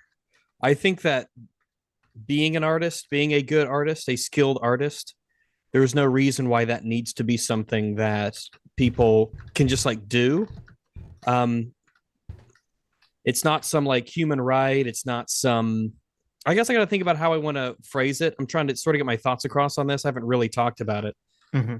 No one is owed the ability to create like good looking images. And if you don't have the skill to do those things, I don't think it's necessarily better that people should just be able to do them. I think part of the value we give to art in a great deal is the fact that it is a skill. It does take practice. It does take talent. It does take a honing and a discovery of technique and how to do things. And I think you said photography was an art earlier. I had never said photography was never art. Not once did I say that. Yeah, you did. Well, you said it, but you amended it. You amended it to it's different from painting, which is fair, right? Yeah, it's a meaningful difference. So is photography art? Yeah, photography is art. Well, it can be art. Depends if you mean someone like taking a. It depends on how the photograph is taken. Muybridge? I don't know who they are. Do you know anything about art history? I know some things about art history. I don't know those names. Oh, okay. I think photography in the sense of like people taking landscapes and things of that nature. Yeah, I think that is art. I don't think a photograph of something is necessarily art, though.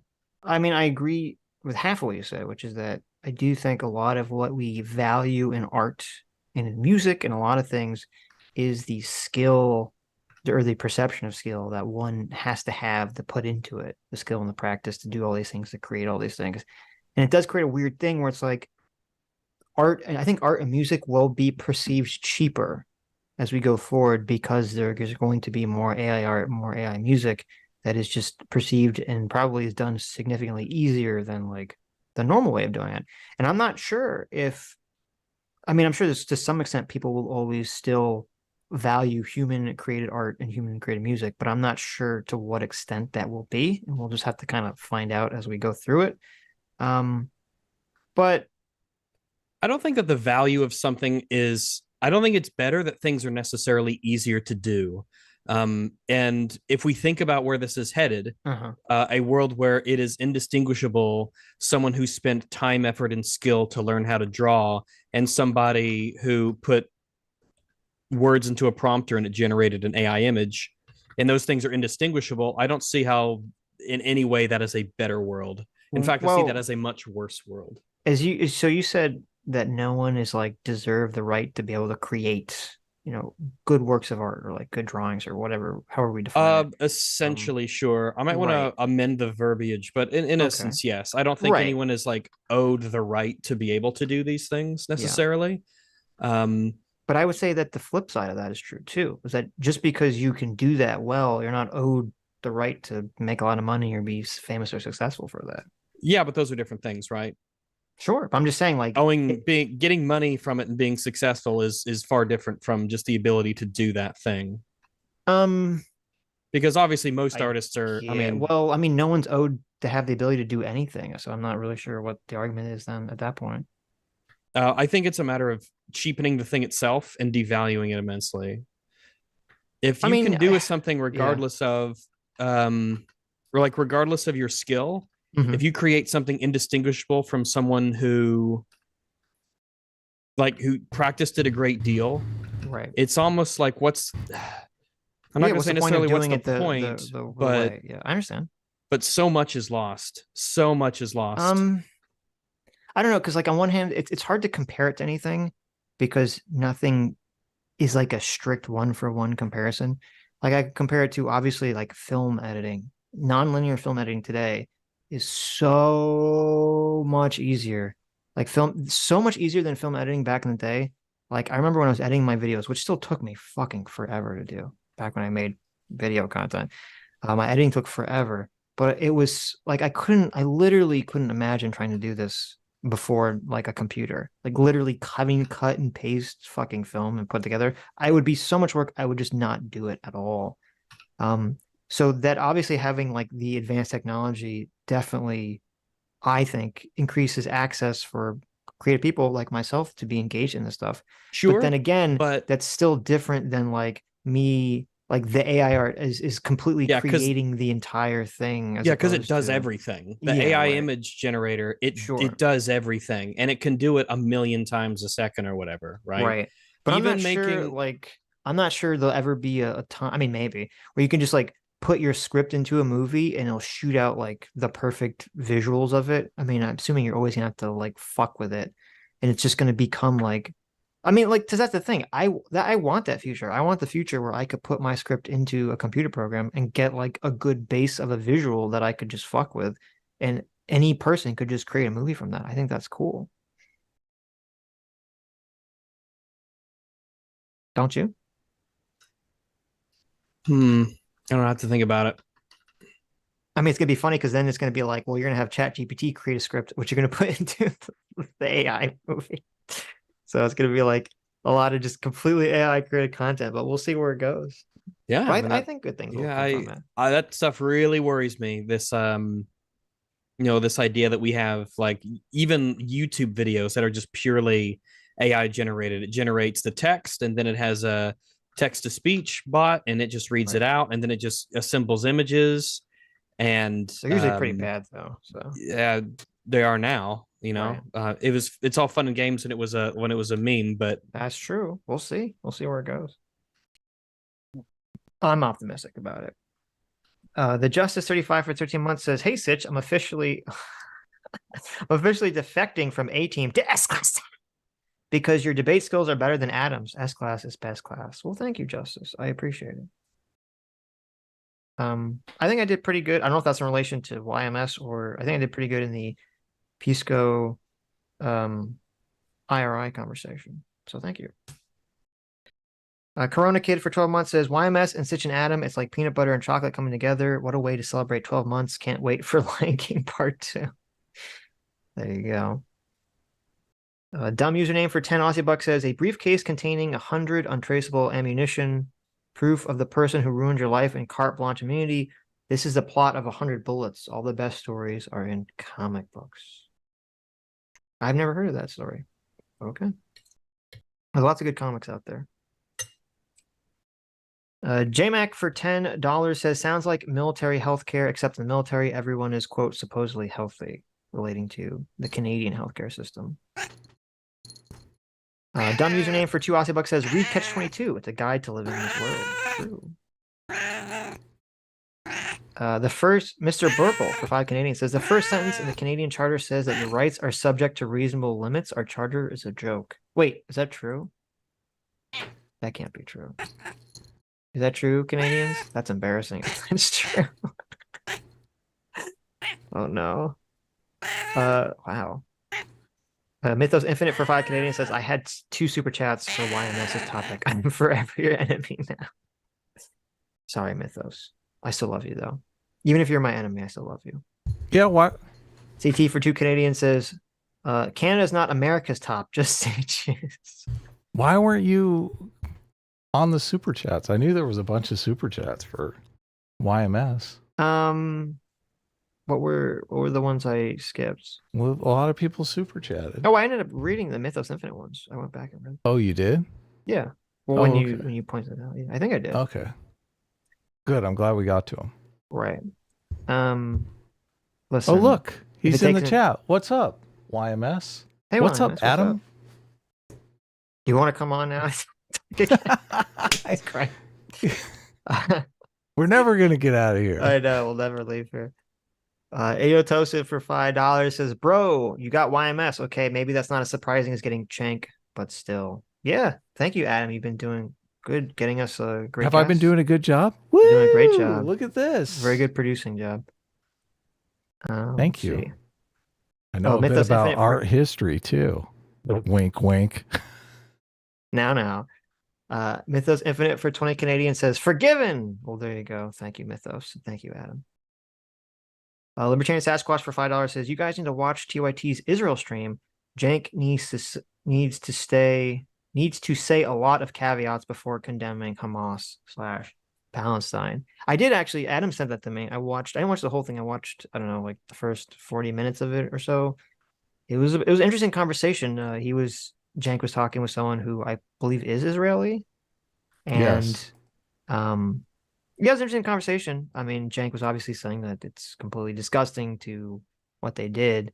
But then, obviously also saying that he doesn't necessarily support Israel just like wiping out the Palestinians living in Gaza and all the complexities of the issue and, et cetera, et cetera, et cetera, et cetera. So I didn't find anything particularly offensive from listening to Jank's position on that I recall. So I think what he said could be offensive if it was tweeted out because you don't have the context. But I mean, I felt like he was good at walking the line and kind of giving the Palestinian perspective without endorsing any of the goddamn violence, for heaven's sakes. Yeah. I mean, well, I listened to Majority Report coverage and like they didn't really do any of that. Which is like, I mean, they did a little bit of it, but it was much lesser extent because they're really far more of the labs. Yeah, I mean, she did say that she didn't. I thought she explicitly said, Emma said she did not support, the fucking people who run, go in there and killing civilians and kidnapping them. I mean, she did say that. She did. I know the bar is very low because we just watched Second Thought, cheering that on, but she did acknowledge that they did not support that. So I don't remember. Was she mumbling when she said it? I mean, a little bit actually. Now that you say yeah, that's what I thought. Right. Mythos Infinite for 5 Canadian says the Piss Corporation. There you go. Genie Your Finger for $5 says, whoa, hold on. How dare you imply the federal government isn't a short bus showdown? True. Short bus. Federal government. I mean, that's kind of our position. Well, not quite. I think we have more faith in the federal government than most of the conservatives in our audience, but Oh yeah. That is what it is. Where are we at? I'm gonna follow along now. I want to read the super chats too. See. I read Stugs to Pisco. I read PCs. I read Calvin's. I'm at Mr. President for $20 at 8 o'clock. Thank you. Says Sitch, I just had to sit through a DEI lecture at Old Miss for my freshman experience class, and they had the baseball meme for equity. It was hilarious. They were bringing up all the woke stuff. That's unfortunate. Jeez. It's weird. I think it's like one of the weird things I think is going to be eye-opening for people is seeing how a lot of these Ivy League schools had student groups that were coming out pretty unabashedly supporting Hamas. They didn't even do like the whole, we don't support like murdering and raping people thing. They were just basically supporting Hamas, or they would say everything's Israel's fault. Like they give no culpability to Hamas whatsoever. I think people saw the student groups coming out with these statements, and the fact that the heads of the colleges themselves would not put out a statement, just any statement on the matter. I do think that is waking up some liberals to like, what the fuck is going on in these schools? Like, this is insane. And so yeah, there's a lot of lefties out there who are on the don't say something horrifically evil challenge. It might be difficulty impossible right now for some of them. Yeah. I mean, like I don't know Hassan if and all them, they got to watch their mouths. Be very careful. I don't know if you saw the clip we were covering, Rags, with Are you familiar with Second Thought at all? He's one of the people who Hassan was on that crazy fucking mask off stream, right? Yes. One of those socialist fucking weirdos. This is like double, flat triple, earthers of quadruple politics, mask off, though. Yeah, you're not on Twitter, right? You were forever. No, I'm not on Twitter. Yeah. Because he said people were putting clips on Twitter, and he was saying crazy on Twitter. So I went and I found the stream and we watched it. And like literally the people he was streaming with were describing what happened in Israel as based. And he said that there are no civilians in Israel because there's like colonial land stealers. And so he was basically saying it's justified, whatever horrific travesty you do to them is justified because they're not civilians. And we're watching this, and my head is exploding. Yeah. People would say this shit. But I think it's important to point out, because I don't think a lot of people that are like liberals and mainstream Democrats understand that there is this wacky contingency of socialists who believe like this horrific shit. So hopefully this will be a wake-up call for them. Let's see. I read that one. Mason Jordan for $2 says the Pisco guy is talking in incoherent circles. There was a lot of looping in the McCarthy conversation. Yeah, it wasn't incoherent. It would be like you'd make a point and then it would reverse loop back into the same point we already addressed, as opposed to addressing how I countered a point or something. But I mean, we never got the clear distinction that it looks good if the Democrats can say they made an offer, but they made an unrealistic offer that they knew they were never going to take. Hence, they never really made an offer. But they could say we made an offer, right? That little, I think that distinction is important. Yeah, obviously. But and I think that trying to pigeonhole me to saying that my stance wouldn't include an unreasonable offer is obviously ridiculous. So, yeah. Right. But it's what I expected. So at least we got good stuff on the Second Thought clip. I mean, I thought it was valuable having them on. I'm glad we brought it up. Yeah. Well, I mean, I'm glad we had them on for the debate. I think I did great in the conversation. So, and everyone in chat always loves when I get fucking shouty and start yelling at people. So chat liked it. Calvin Paffer for $2 says Adum is referring to you, Adam. Adam is a gay iPad kid. CP 2024. There you go. I don't know what that means. What is a gay iPad kid? I don't know. Do you have an But iPad? It's funny. I do not have an iPad. Yeah. Okay. So. Shell Shock TM for 13 months says, can never catch the streams because of my time zone, but I'll make sure to check out the VOD later. Cheers. Parentheses, PS, I see Mr. Important is still a tool. It wasn't that bad. Look, when we were covering the Second Thought stuff, I mean, I was impressed with how sensible he was. So Sure. You were a little mean to him earlier, but it's fine. Look, he was mean to me. That's Look, true. I feel like we buried the hatchet. So yeah, I feel no like big deal. He messaged me too, and he said he looked into the California thing, and he was incorrect. The California doesn't have open primaries for president. They have it for everything else. So okay. That's what I thought it was. Yeah. Okay. JMac, our circuit 5 for $20. Thank you. Says, is Rags a doggo of culture? Does he have an opinion on female Taurans? Does he even care about the important race issues? Taurans? Female Taurans. Taurans? From Taurans. World of Warcraft? Warcraft? Probably the way, yes. Oh, yeah, yes. I'm for him. Definitely. Okay. 100%. You like him. Yeah, absolutely. Okay. Typical furry. hey, they're big and hot. Yeah. Did you play WoW? Oh, you think? Ew, you think Briefly? they're hot? Yeah, they are hot. Absolutely. Yeah. Oh God. Yeah, 100%. Yeah. Ugh. Big. Yeah. Oh yeah. Absolutely. I played WoW for a little bit, but never really got into it. Didn't really care for the combat. I just right? didn't grab it. Yeah, absolutely they are. No. They're mega hot. They're super duper hot. No, in the game, I mean, they can be drawn hot, but in the game, I think do you remember what they look like? Because there was like a big graphical update a while back. Even with the graphical update, they're not hot. Madness. That's madness. Big, tall, voluptuous.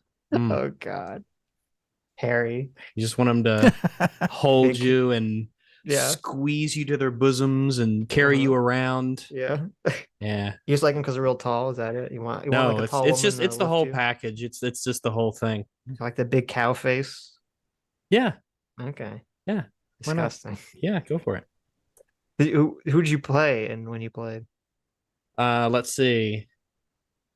I tried a number of the races, but not a lot of them really caught my interest. I had this hot Pandaren priest, and boy, Wait, you can't tell me the Pandarans were hot too. Come on. Yeah, absolutely. Absolutely. 100%. No. All those curves. Absolutely. You bet. You know it. Yeah. You just want to hug him and squeeze him and fuck him. Did you like the orc women too, or were they not furry enough? Not really. So I don't rule them out, but not typically what Goblin I go for. women. No, the goblins are too creepy looking. No, the goblins never did it. Yeah, the goblin ones are kind of creepy. Right. What about the undead women? Nah, I'm not into the undead stuff. Nah, Trolls? I'm not that. Trolls never. Nah, they're too like I don't. Nah, Okay. it's no. There's just what about the Worgen women? The Worgen. Which one? Oh, those the werewolves. Yeah, they can be attractive, but I think it's weird that they don't have tails. It feels like something's missing on them. Okay. I didn't even realize you're right. They don't have tails. I didn't even it's weird. Yeah. Okay. Yeah, it's just like something's clearly missing here. Mm-hmm. Janai? No, those are the blue ones with the tentacles coming out of the faces. No, I'm not really into them. No. Okay, so it's just the furries. Pretty. Well, humans are all right, I guess. Okay. They're like the default. Yeah, dwarves. I was never really into that sort of stature, right? Because they're clearly very different from the Pandaren, right? And the halflings never was into them. Of course, not the goblins. I think they've added like foxes and dragons, right? That's after I stopped playing. I don't know. Yeah, it's I just see it because of the porn, but I don't know anything else about the game really. Okay. I just see them popping up, and I assume it's something of the game. Is that where you're like you've seen a lot of the Tauren and panda porn? And you're like that. I like this. Yeah, absolutely. Yeah, I don't even know. Do they use the models from the game, or they probably make them? I think so. I think they use the models from the game. I think you can get them. I'll do an investigation. Yeah, it's like the Overwatch stuff, right? And I'm not into Overwatch porn, but I think that they have the models from the game. I'm pretty sure they. They probably spruce them up a bit. Yeah, but I think it's essentially the models from the game that they have access to and use. Astro Line for 5 Canadian says Rags should probably play a goddamn wooing fluffy fox-tailed Vulpera. Disgusting. Get out of my horde. Now time to play my cute as fuck blood. Well, I would play horde. I always kind of want. I don't like to play the I'm a human warrior and I'm a good person. Like, nah, fuck off. Every game you play is a goody human person. So whenever I have the option to play as something else, I always take it. Wow, I can't believe you just said that. Have you never played the Warcraft 3? No. The only Warcraft game I've played was World of Warcraft, and it wasn't too long. It just wasn't really the game for me. Because one of the big complaints was that, like, coming out of Warcraft 3, it seemed pretty clear that the Horde were more morally correct and more of the good guys. Yeah, and the Alliance were more of like the bad guys. Good. And then it was people would complain, and I would agree with this, that it seemed like the devs, as World of Warcraft continued, tried to make it so that the Horde were evil and the Alliance was good, and it was kind of shitty that they did that. Yeah, I'm not too keen on that. I do want there to be, like, when it comes to factions in games, I mean, we go into an entire rabbit hole on New Vegas and stuff like that, but ultimately, I like do you know the Char from Guild Wars 2? No, I played New Vegas, but I've never played Guild Wars. Okay, well, I like it when races in fiction have like interesting characteristics about them, and even if you could, I don't want them to be described as like, oh yeah, they're just evil. I want them to be, even if they have more negative aspects, whether they're militaristic or whatever, I want that to be either a part of their culture that's displayed prominently or the way that they behave. Just something that makes them interesting instead of just like, oh, here are the humans and they're the most basic bitch Western fantasy kind of, looking guys and everything. I'm like, oh, it's just so not interesting. I've done this a million times now. Give me something that's a little bit interesting, give this race a little spice to it, Yeah. I mean, I played a human paladin for a while, so it was sad, but that was only because the humans had the best racial for what I was doing. Unfortunately, they were the best race, master race. JMac for $20. Thanks so much, JMac. Says totally sane and not hot take. Female Tauren were the most attractive and aesthetically pleasing horde cows before blood elves fight me. No, blood elves are lame. Tauren are where it's at. Okay. I mean, I don't think when I played WoW, all my characters were male, so I never had that idea that I was going to play a chick anyway. So I typically have a mix. I like to just mix it up. The only MMO that I play now is Guild Wars 2, and I have I think it's like half and half male and female. So I do like variety. I do like to have, unless it's racial. I don't have racial variety, but yeah. Okay, let's see. Saint Winston for $2 says the debt ceiling may as well be in fucking space. True. I mean, the debt ceiling should not even exist, so I'm fine with it being in space. Don St. Louis for $5 says, where were you, Grandpa, on January 6th, and why weren't you tweeting about it? I think that was aimed at Mr. Important. Listen, I, like Sean Fitzgerald, was buying a new car. Because so you're innocent? Because, no, what is the thing he always says? Where were we on January 6th? I was buying a new car, and there was frame damage. He has like the whole spiel he goes through. Oh, what? Was he there or something? No. Like, he's always like, people were like, where were you on January 6th? He's like, I was buying a car, and I couldn't tweet about it because I was buying a car, and they were trying to tell me that frame damage was okay, and I was explaining that frame damage wasn't okay. You never heard this? It's like a whole spiel. Okay. Where were you on January 6th? It's like, I don't know. I guess I was just doing something normal, I suppose. Yes. And then I heard that there were some weirdos at the Capitol building, and I'm like, oh, okay. Well, I hope everyone has a good time, I guess. I don't know. Rags is trying to indoctrinate me to the female Tauren by sending me pictures of female Tauren. No, I sent you a picture, and because we can both agree that she's very attractive. I mean, she's got nice tits. Yeah, we've already moved the needle. She's got nice boobs. Absolutely. She's moobs. She got nice moobs. Moobs. Truth the talk. What is this blood elf that you have on screen? And why does it look blood funky? Elf? Do I need to take a bit? Oh, the one on the right's AI. Literally don't fucking care. The one on the left, yeah, it's just I don't buy. I'm not an elf person. I mean, like, elves are fine, but they're super neutral to me. How do you know that's AI? They're both AI. The one on the right, I could just tell it. I just tell at a glance that it has that AI. Yeah, it just has the shading and the look and everything about it. The left, I'm not sure. The left is AI too, because it's got that weird fucked up thing. Yeah, the marks under the eye and the chin. Going on with that, and the hair. How do you feel about elf ears? I'm really neutral on them. I don't like it when they're super big, like they are in the World of Warcraft characters. They stick out really far. If they're more subtle, like Vulcans or Lord of the Rings elves, I'm fine with them. It's definitely not a deal breaker. But it's like humans. It's like, the baseline of attractiveness, because humans can go, they're ugly, they're beautiful, they're everything. They're everything, kind of. So okay, fair enough. Yeah, I'm at the same position on the ears as you do. Let's see.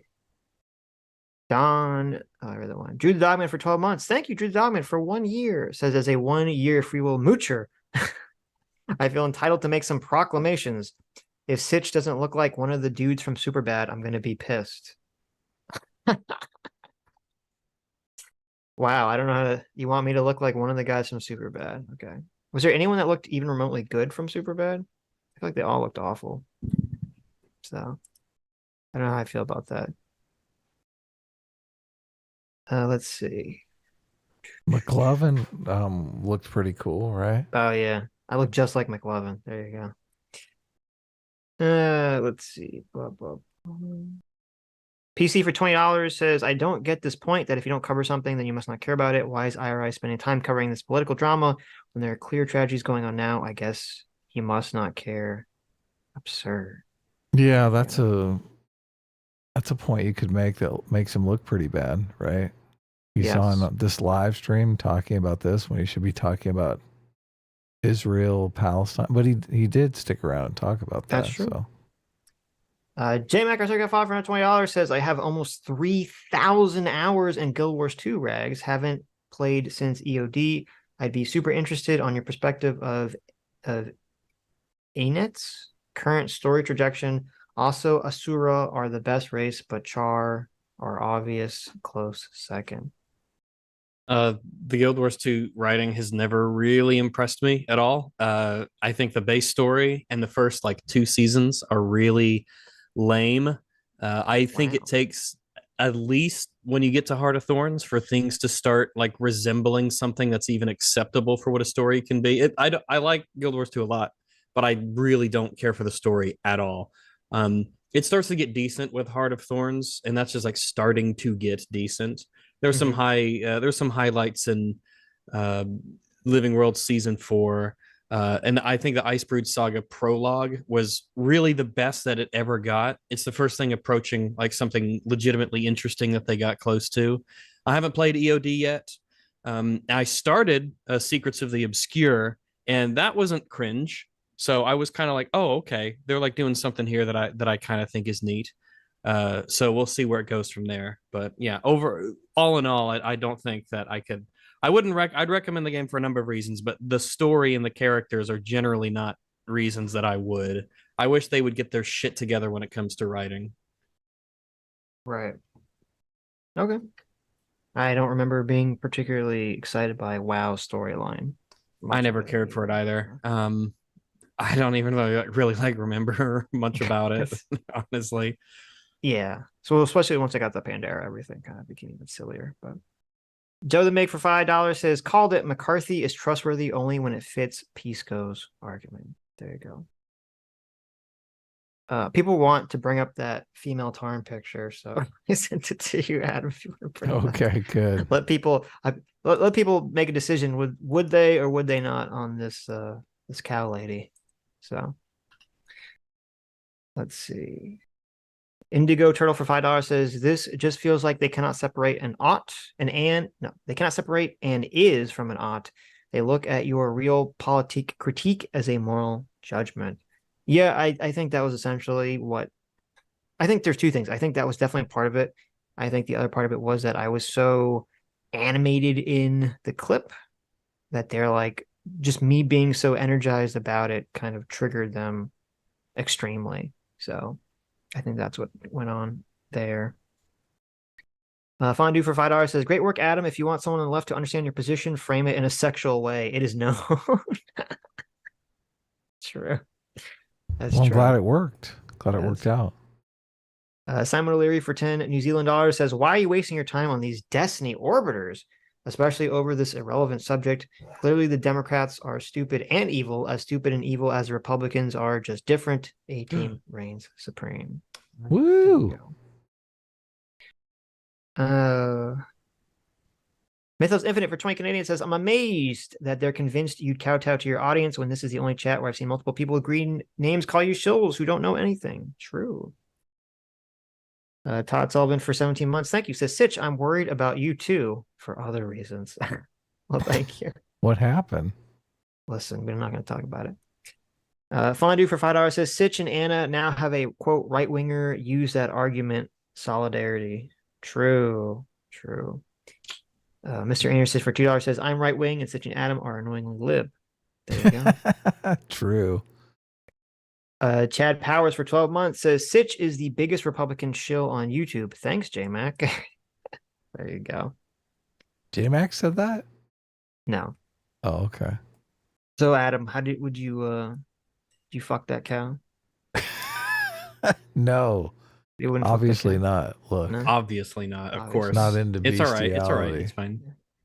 Well, it's not, Well, I think I mean, it's You like would aren't fuck the an elf, udders right? Is fucking an elf bestiality? yeah. Look, I don't like elves. That's fine, but is fucking an elf bestiality? I mean, I think there's a technically, difference between an elf and a Tauren. Yeah, they're different Yeah. species, right? Yeah, like in elves and terms of humans. cl- You know, Like Yeah, no. I wouldn't call it it is bestiality. Listen, I wouldn't call it bestiality. But it's 100% closer. bestiality. It's closer on the. It's much closer on the spectrum. Okay, it's definitely closer than the elf. What is this thing you have to the left? The fuck is that? that's an Asura from Guild Wars 2. Oh, Yep. okay. Not hot, right? No, not my thing. Okay. Not But my I mean, thing. it's interesting looking character design. Yeah, I it's think they're kinda cool. interesting. I think they have a good racial aesthetic to them, and the they're creatures cool. themselves look neat. Yeah. Yeah.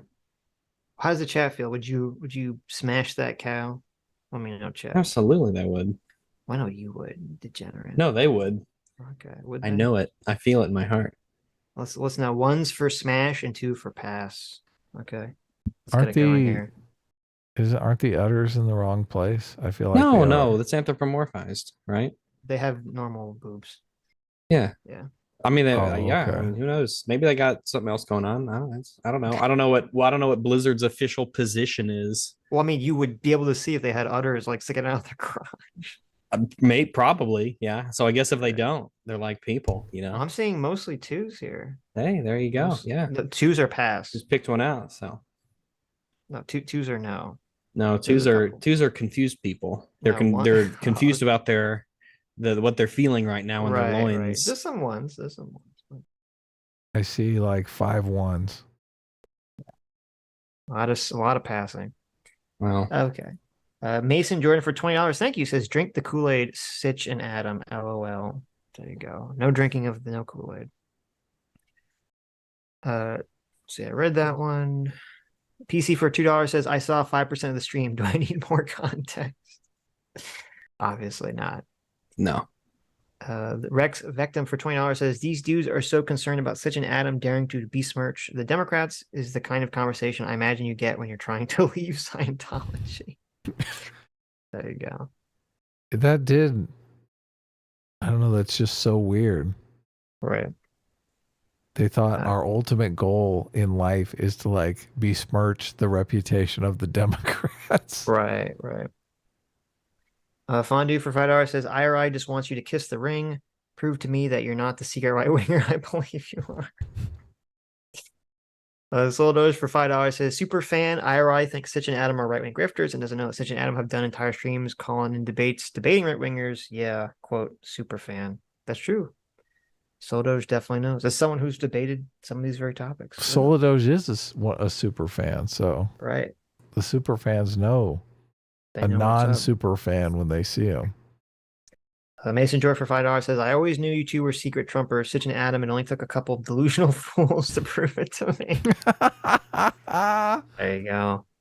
That's hilarious. The Fondue for $2 says, wait, so Pisco's okay with Russia's, quote, peace deal? Yes. I saw Fondue. That's why I said that. He didn't like that comment. Leo for 3 months says, this debate was based on pure speculation, a waste of bright minds. Leftist was biased, joining the show to accuse you of bias is becoming a bad trend. Yeah, I like that you point out, Adam, that like they get so animated about this debate when the entire thing is speculation, when we don't know what even like the terms of a deal were or when the deal happened or any of this stuff is kind of preposterous. Why was he hedging so bad? Because he has to, because he knows allegedly, I'm right. hypothetically. Yeah. Spoopy Lucy for 5 gifted memberships. Thank you. Ethan Rogers for $5 says, so Pisco and IRI are just trying to concern troll you into unequivocally agreeing with them. There you go. Yeah, maybe. I don't know. Look, it seemed like it ended on good terms, so I'll take it.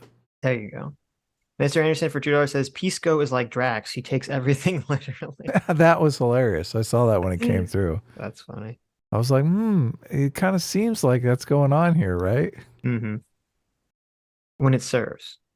Twitter sucks for $20. Thank you, Twitter sucks. Says Pisco, that was not your original point. You called Sitch delusional for even suggesting the Democrats are to blame it all.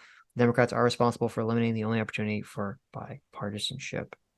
Well, he kept wanting to blame the Republicans, and I'm like, the Republicans didn't have the opportunity. The Republicans they used the opportunity to axe. Well, I guess they did have the opportunity to axe the guy, but they didn't have the opportunity to get anything, right? They wanted the government shutdown, and he already denied them. Right. Let's see. Lives in Deswell specifically for $10 says claiming unconscious scrying powers does not include good faith. Attempting to dictate Sitch's position to him indicates an inability to listen and or deliberate malevolence. There you go. Yeah. Twitter sucks for $5 says Israel update: death toll by Hamas terrorists. Death toll by the Hamas terrorists reaches 1,200. Jesus. 1,200? Jeez. Yeah. That's God, that's a lot. Fucking hell. That's bad. That's really crazy too, for just like running in and shooting people numbers, as opposed to like blowing up entire buildings with people. So that's really crazy. They had a bunch of paragliders and shit. I was like, man, that's insane. Yep. Did you see there was that BLM Chicago? I did, yeah. People like tweeted out, they literally tweeted out the paraglider with a free Palestine, Palestine flag and supported it. It's disgusting. What are they thinking? Look, part of me thinks that account is like controlled by Moscow or something. Like it just makes so like stupid. It's exactly. Do you? I mean, you get what I'm saying, right? Like what the fuck? Well, this is the How thing, are you that big an idiot? Because basically what happens, I think, is that these people become more and more inculcated in their leftist spaces, and they start to forget how detached they are from the mainstream, because the mainstream keeps kowtowing to them, and then they reach a point where it goes too far, and people go, "Oh shit, this is what's happening here." Right. So, making it pretty tough to sympathize again. Yeah, exactly. Dave Willow for $5 says, Pisco, love you, but you turned the screws too hard and got hung up on some wordiness. It undermined your effectiveness with their audience. Clear W, though. For me or for Pisco? Yeah, I'm like, does Pisco do W's? Is that a thing? Well, no, he says he loves them, so maybe he thinks. He only does else. Unless he agrees with me, then he doesn't agree. A long story short for Joe says, have you guys seen wait, no, this is pro Pisco. It's got to be, because look, I'm assuming, yes. He's talking about coming in and winning our audience over. So right. How many of you guys in the chat? I know. I'm like, anyway. Let's put a poll up. Right. Long story short for $2 says, have you guys seen Corey Gill Schuster's interviews? No, I Googled them. They're a person who goes around interviewing. I said Google, my phone went off. They go interviewing like Israelis and Palestinian people and asking them just like random people on the street questions. And it looked very interesting, but I haven't seen it, but I'll check it out. How do you feel about Jews? I love Yay or nay? Is that the interview style? I hope so. They have that accent and everything. Hey, you. What do you think about the Jews? Someone like from like New Jersey's in Israel in Palestine asking how they feel about the Jews. Hey, how you doing? Hey. How you feel about the Jews? Derp for $10 says, I think the real question here is, which side does Russia support, if any? When I think of pro-Palestinian leftists, I think of Zelensky simps. Not to say all simps aren't friendly with Israel. Yeah, that's kind of fascinating. It's interesting because I believe Russia. I mean, Russia is on Iran's side, and Iran is on the Palestinian side, and that completely goes against the leftists that are usually more pro-Russia are also pro. Well, I guess that makes sense then. No, never mind. I take it back. It makes perfect sense. The leftists that are more pro-Russia are pro the Hamas and pro-Palestine. So I guess that makes sense. There's no contradiction. Lives in Deswall specifically for $2 says, thanks for Wormy. He's very welcome now. There you go. Mythos Infinite for 20 Canadian says, the only socialism I need in my life is parasocialism. Isn't that right? Is this image to imply that you don't like Hello Kitty? Yes. Do you not like Hello Kitty? I don't like Hello Kitty. What about Hello Kitty do you not like? Do you mean the brand or the character? Either. All right. Listen, Any particular reason you have such yeah, hatred in your heart? I have this thing called the Y chromosome. Yeah, go on. Look at this. That's the Look answer at to the question. this. All right, all right. This total Listen, if patriarchy anyone talk likes right Hello here. Kitty, I don't. Listen, you're free. We live in a free country. You're allowed to like whatever girly shit you want. Okay. Sitch believes in strict gender roles. Right. It's interesting, Sitch. Yeah. His I dad. never look, knew he you were liked such a Hello fascist. I am. He- I am The actually. Oh my truth goodness. is, he did Wow. like Hello Kitty when he was a kid, and his father beat the shit out of him. Oh my goodness. He said, "You are not going to bring that Hello Kitty into this house, young man." No, see, it's actually the opposite, Adam. That's why you hate the Barbie movie, because it reminds you of when you weren't allowed to play with Well, Barbies. yes, as a kid. exactly. Yeah. No. You guys have backwards. My parents were very woke. Okay. So I always wanted to play with Transformers. Your parents said they're not action and figures, trucks. they're dolls. Yeah, and exactly. I want to play with Transformers and trucks, and they're like, no, get this shit out of here. That's just part of the patriarchy. You have to play with Barbies and Hello Kitty. I was like, I don't want to play. I want to play with G.I. Joe. They said, no. Learn how to be a good male feminist. General Infantry forced to play Joseph with Hello is a Kitty. representative of toxic masculinity and the military-industrial complex, and also they're enemies of communism. Exactly. That's what made me start rooting for the villains in Captain Planet cartoon. Captain Planet. Yep. And so because of that, Adam, I rebelled, and now I hate them all. Wow. Woke parents, man. That's got to be a tough break. Worse. Yeah. But anyway, Mythos Infinite said, isn't that, he said, the only socialism I need in my life is parasocialism. Isn't that right? People who I pay exorbitant amount of money to pretend to laugh at my quips. Yeah, you got Listen, some I really don't great pretend. friends in chat. They're real laughs. Okay. They're real laughs. Yeah. I mean, I thought that was genuinely funny. So it was funny. AKPX1212 for $20 says, IRI might be a little further left than I'm used to, but he seems like a really cool dude that loves America. Plus, after seeing actual crazy people, like second thought, he's not that bad. You have a new fan.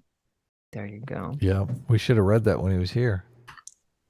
It's not as bad as second thought. It's a stunning endorsement, but the bar is very low. Well, he's not second thought. He must be a pretty cool guy. Not advocating for the rape and murder of just civilians. So, yeah. Yeah.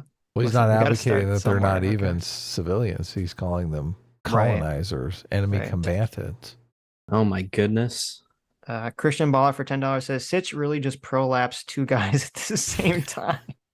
We told you, Christian, to stop making that a thing. Okay, stop trying to make fetch happen. I've actually never asked you this question. Are you guys pro-lapse or anti-lapse? I don't even know what anti-lapse means. That's fair. That's fair. I was just curious. Okay. Listen, I'm whatever is not disgusting. That's what I'm for. Okay. I guess I'm anti-lapse. But you're anti-Taran though, so that's not true. That is true. And you were for the sister fucking, so. No, what the fuck? Are you for sister fucking? No. You shouldn't fuck your sister, even if it is consensual and even if she is absurdly hot. What the fuck are you talking? You were the one that had the pause, Adam. I said equivocally no, and then you were like, well, no. You had to think about it. I thought you answered yes on the adopted one, though. Oh. Well, I said an adopted sister is more fuckable than a natural sister, right? Yeah. I mean, I think we can all agree on that. Yes. Even Adam would agree on that. I said I don't know because I don't have a sister or an adopted sister, so I don't know how I'd feel in that situation. I don't have an adopted sister either. I just have actual real sisters that I love, not fakey bullshit sisters. And you wouldn't have sex with any of them? I wouldn't have sex with any of my sisters, no. Right. How is this? We just got a $5 super chat asking Adam a question, even though Adam hasn't been here for like 7 hours. I don't know. Oh, okay. Maybe. Dwight Baldwin for $5 says, what does Adam think of the Sound of Freedom movie? I haven't seen it myself. I haven't seen it either. I haven't seen it either. Something about it, but I don't remember what it was. I don't think I will see it because it just seems like a huge downer to me. Right. Yeah. So. I know. I think I know what you mean. I think Critical Drinker, I watched his review of it. He said it was actually quite good. Oh, so okay. I'm mildly interested in it, but I probably am not like interested, you know? Enough to go. There's a lot of stuff that I'd rather see instead of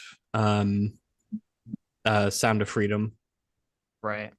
Sight of Freedom, the Feel of With Freedom, a side of freedom. yeah, the Touch of Thanks- Freedom, the Smell Sound of of Freedom is Fury. a. Hmm.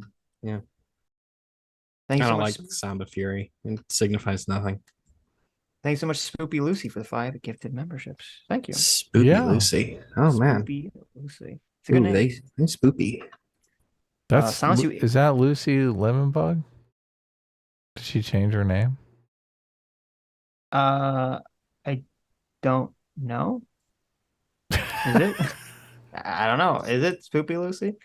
Spoopy. I think it might be because Lucy okay. Lemonbug was a mod, and I don't remember okay. making Smoopy Oh, then probably. Well, thank you. Thank Smoopy you, Lucy. Loopy. Good job, Awesome. Spoopy Lucy. Good job. You did it.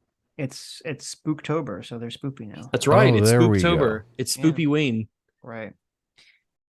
It is lemon bug, so then you're correct. Okay. Sounds you idiot for $20 says skip most of the debate after YMS for work tomorrow. Have you guys seen the crazy assumptions on the German girl from the festival now being backtracked to quote, she might be alive but in critical condition? News is weird. I mean, if that girl's I did alive, see she's that. not in good shape because when she was in the back of that truck, her legs were like all fucked up. You know, so she's obviously not conscious at that moment. I did Yeah. see some reports that maybe she's still alive. So Yeah. Well, let's I mean, hope. listen, as I said when we were talking about this, I think there's a tiny slim chance any of those hostages are gonna not die. So I don't think it matters. I mean, I think it's more honestly, you know, since I don't think they're gonna get any of them alive, I think it's more humane if they were not taken captured and just killed. with, Oh, like, Dwight weighs in and says, I just woke up, didn't know that wasn't Adam. I guess you thought Rags was Adam. I'm Oh, not okay. Adam. I'm not Adam. I'm not That any makes of the sense. Adams. Well, you are a furry, so is that there's a well, confusion there? that's all alleged. Oh, okay. You're That's an all alleged alleged. furry. Okay. Gotcha. I mean, you guys sound very similar, so what can I say? No, I don't think so. I was joking. Fondue for $5 says, Sitch, you need to download this video and show it to every liberal. I think we found the magic bullet. True. That's why I'm so glad I downloaded that video because I watched the stream and I'm like, They're I going gotta to download take this down. They're gonna yeah. take this down. This is fucking crazy. Fondue for $5 says, IRI is the reason why these people are still propagating on the left, just a bunch of goobers that need a girlfriend. Yeah, I don't. That's why I said, I mean, second thought is married, has a fucking child. You know, it's interesting because he had a very pleasant conversation with FD Signifier. I wonder has FD Signifier said anything about the whole Israel Hamas situation?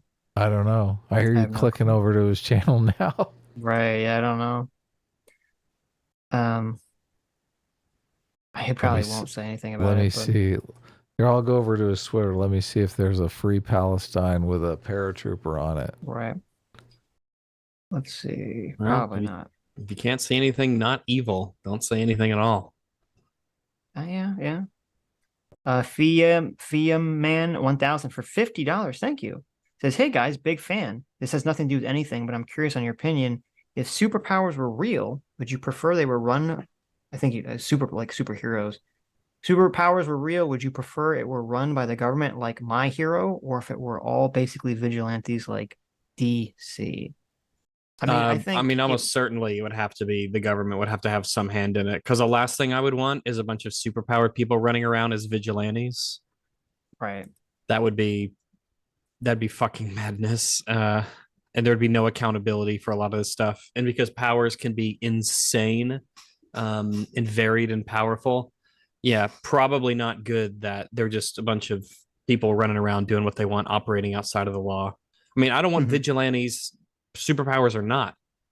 Right. So, I mean, adding superpowers to it, if anything, pushes me towards that they need to be at least accountable in some way. Yep. I mean, I agree. I think you said it very well. I think everything you're saying is true. I think not only is that true, but if like superpowers exist in real life, it would be controlled by the government. Yeah, just you'd how have it to would be. some regulation. There's no way. Yeah, like there'd be if you were a vigilante and you had superpowers, you would be a criminal because that's just how society would end up becoming. It's like, look and at the way that we've got like firearms laws and things of that nature, right? Mhm. Like I think there's a there's a healthy discussion to be had in terms of, having either registries or training for it or licenses for it. You can, so, I mean, with superpowers, surely with things that those can potentially do. There's no Second Amendment for superpowers. But there might have been if superpowers existed back in there the might day. have been, in an alternate world where superpowers were a thing and we use them to win our independence. All of our superpowered colonial soldiers.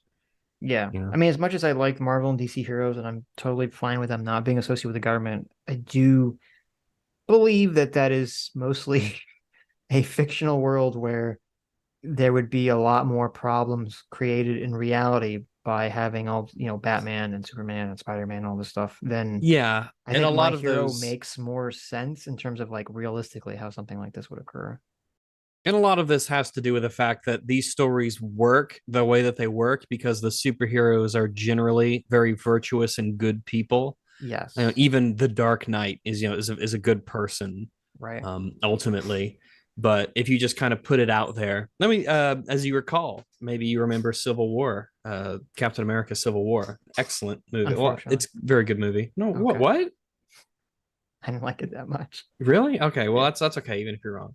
But the Sokovia Accords and what happens after Age of Ultron, and the Avengers can't just run around and do whatever they want. There needs to be some accountability for the collateral damage and the things that happen as a result. When Hulk is let loose in the city and he's pounding on shit, like people died.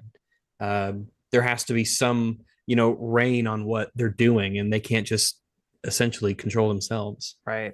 So, it was better than the comic. The comic Civil War was awful.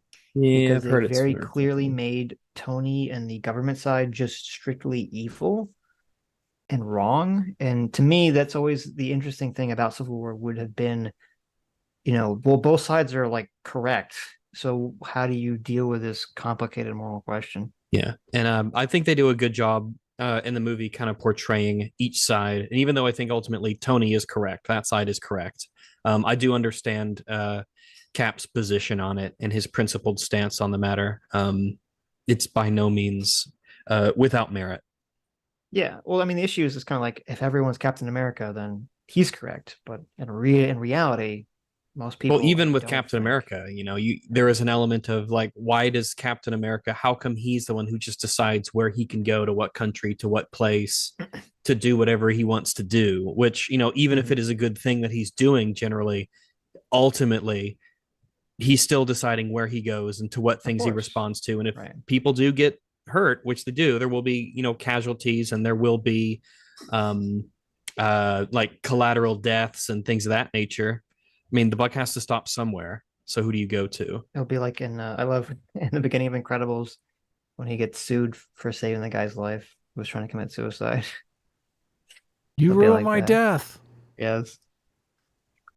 Let's see. Lives in Deswall specifically for $5 says, forget subreddits, make Sitch and Adum space hay. What does that mean? Space hay. Make a Sitch and Adum space hay. Some German Zoomer heard about 2000s era MySpace and made a pretty serviceable clone. Oh. Oh, wow. Interesting. I was actually never ever on MySpace. I totally Me neither. Yeah. However, I'm actually gonna hop off. There's something that came up that I need to, gonna want to deal with. Sure. So thanks for coming. I will see you later. Yeah. Huh? What happened? What do you got to deal with? Oh, nothing bad. Just some things that I want to do. I want to hang out with some of my. No, not at all. It's some of my other friends. Real life stuff. Some female Taurans. Really. Listen, some female Taurans are knocking. I heard a mooing in the distance. They're calling my name. Rags, come here. All right. Take care, man. Thanks for coming on. Will do. I will see y'all later. Have fun. Later. Bye. Bye. What's Okay. Don't worry. We're almost done it. I was thinking of sending Doomer the link now. No, why would you do that? I'm just kidding. Look, I'm joking. I'm delirious. Okay. Silence You Idiot for $20 says, I just felt attacked when YMS did the doomerism of not watching, quote, the menu, but planning to. Then when Critical Drinker made it one of his top films, he immediately screams, really? I knew that movie would be normie shit. Oh, wow. Okay. Look, maybe he just doesn't like Critical Drinker, which is like people are allowed to do that. Right. You don't have to love every creator, right? Yeah, but you shouldn't assume that if they like a movie that means the movie is normie shit, right? Yeah, and I mean, I would say the menu was very popular, wasn't it? I mean, I never saw it, but I heard a lot of people talking about it. I liked it. I did. Yeah. I liked the menu. I thought it was good. It's the it cannibalism definitely kitchen movie or something. It definitely had me. Yeah, it's along those lines. Okay. But it definitely had me intrigued. Like movies these days, it's so hard to get you interested, right? You're like, this is either boring or they're totally broadcasting what's going to happen. Like you just Sure. Yeah, but that movie was really intriguing, and you were like, well, where's this going? Like, how's this going to end? So it was good. The ending was kind of like not as good as it could have been, but right. That happens a lot when the movie is really like you're on the edge of your seat the whole movie, and then the ending just can't deliver. Of course, that's part of the issue. It's gonna be such a massive buildup to something, and you're like, how can this ever be resolved in a way that's emotionally appealing to me? And it just falls flat on its face. Yeah. Which actually, that used to be, I haven't read comics in a long time, but that was my big complaint with Marvel. Was American comics were notorious for having this really good buildup, and then the resolution would be dog shit and rushed. Mason Jordan for $5 says, I want these commie cucks to talk to my wife who works travel call center. She's dealt with terrified people trying to escape the last few days regarding the Israel situation. Yeah, a bunch of people. The idea that a lot of people, a lot of Israelis were fleeing their homes. The fact that he would use that as evidence that they're not really care about their homes is kind of insane. It's such a stupidly dumb point. I don't know. They're so biased. They're so stupid. They're so disgusting in their worldview. You can really see how. I don't think anyone on that podcast, even if I call them stupid, I don't think they're intellectually stupid. I don't think they have sub 100 IQs or anything. But you can really see how a poisonous ideology can just twist someone's mind into agreeing with and saying the most disgusting shit imaginable and the dumbest shit imaginable. Yeah, and thinking it's totally normal, like the Chicago Black Lives Matter chapter. Yeah. I am curious. I don't know if he will. I'm curious if Second Thought incurs some backlash from this. Is he going to get kicked out of Nebula or Patreon or any of this stuff? I have no clue. If no one will care. Well, he already took the stream down, so. Right. Well, obviously they were afraid. So yeah, they took the stream down. Well, they probably already got some backlash. That's probably why he took it down. Yeah. Somebody said something like, what the fuck, right? Yeah. Yep.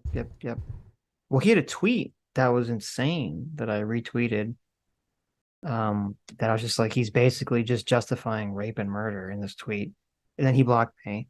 And then someone put up a clip from the civilians clip from the stream. I think Not So Erudite put it up, but I don't know if she was the one that got it originally, and that kind of blew up.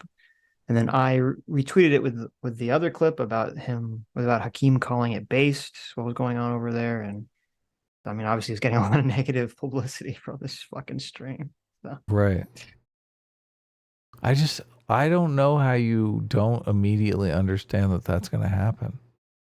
Did he do those streams before he saw the crazy footage and stuff? Well, that's the thing. That's what's weird. So he put out that tweet, and I thought, well, if I'm in a good faith as possible, maybe he put out that tweet before seeing the footage of all the people being killed and kidnapped. Maybe he put that tweet out because I think he put out the tweet pretty early on in the situation, but he didn't delete it the next day. That tweet's still there. He didn't delete it the day after. And that stream they did was a couple days after. Wow. It happened where all the footage was coming out. So it was very clear what was going on in Israel. So he has no excuses. Well, he just agrees with it. And they did talk about the kidnappings as if they were a good idea. Yeah.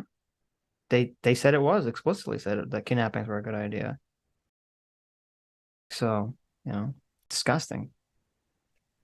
Mr. Tickle Trunk for 15 months says, I watched both YMS and Drinker. I have a varied film diet. I felt like YMS has walked into his own preconceptions tonight while also being uninformed.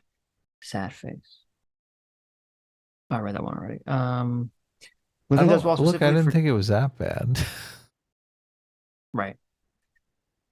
Lives in Dev's Wall specifically for $2 says they fell into the trap of, quote, women are men accomplish. Oh, that's interesting. Yeah, they did sort of do that. Who did? It's interesting. Like a lot of the modern female hero characters, they make them perfect. Women are and men accomplish. It's like, well, you got to make your characters so that they're not perfect. So they have an arc. So they have a journey to accomplish something. So we can have like, are they going to succeed? Are they not going to succeed? You can have that feeling when you're watching the story play out. Yeah. Not Gay Ben for 18 months. Thanks so much. Not Gay Ben says YMS is gay, but I'm not. Not Gay Ben out. Parentheses, I'm not gay. Also, hi Mauler. I'm not gay, FYI. Not gay. Parentheses, homosexual. Well, there you go. Not Gay Ben really wants you to know that he's not gay. Yeah, I don't know if Adam is gay, but like, who cares if he is? So yeah. What was I gonna say? Oh, Ethan Rogers for $2 says, has YMS talked to Critical Drinker personally? I don't believe so. Wonton Tiger for 5 Canadian says, okay, guys, let's go basic. Is Barbie funny? There are funny parts to it. There are definitely funny jokes in it that made me laugh. There's also a lot of things that were supposed to be funny that made me cringe and not laugh. So I don't think the movie, to me, stands up on the entertainment value of the comedy alone. No. So Ken's stuff was the funniest stuff, obviously. The sunglasses thing was like laugh out loud funny, but yeah, that was one of my favorite jokes in the movie, was Ken putting on the 2 sunglasses. Yeah. Surprise. Look, I have 2 pairs of sunglasses. Right. Margot Robbie's body humor when she laid on the floor and gave up. I don't know why. That made me laugh really hard. In the gutter? Yeah, that was pretty good. Yeah, it was very funny. And the way she was moving like a Barbie. Like a doll. Yeah, it was very funny. How she'd move her legs over. Right. Because at first I was like, what is she doing? And then it hit me like she's being like a doll. And I was like, oh, that is funny. I thought all the stuff, a lot of the Ken jokes were funny, where he's like, he's not a lifeguard, he's beach. His job is beach. He's trying to get a job in the real world as beach was funny. Yeah. This song wasn't funny, but it was a great song. The song is really catchy. I actually have unironically listened to that song a bunch after I watched the movie. There's something interesting about the movie. I like this. The I'm Just Ken song is a good song.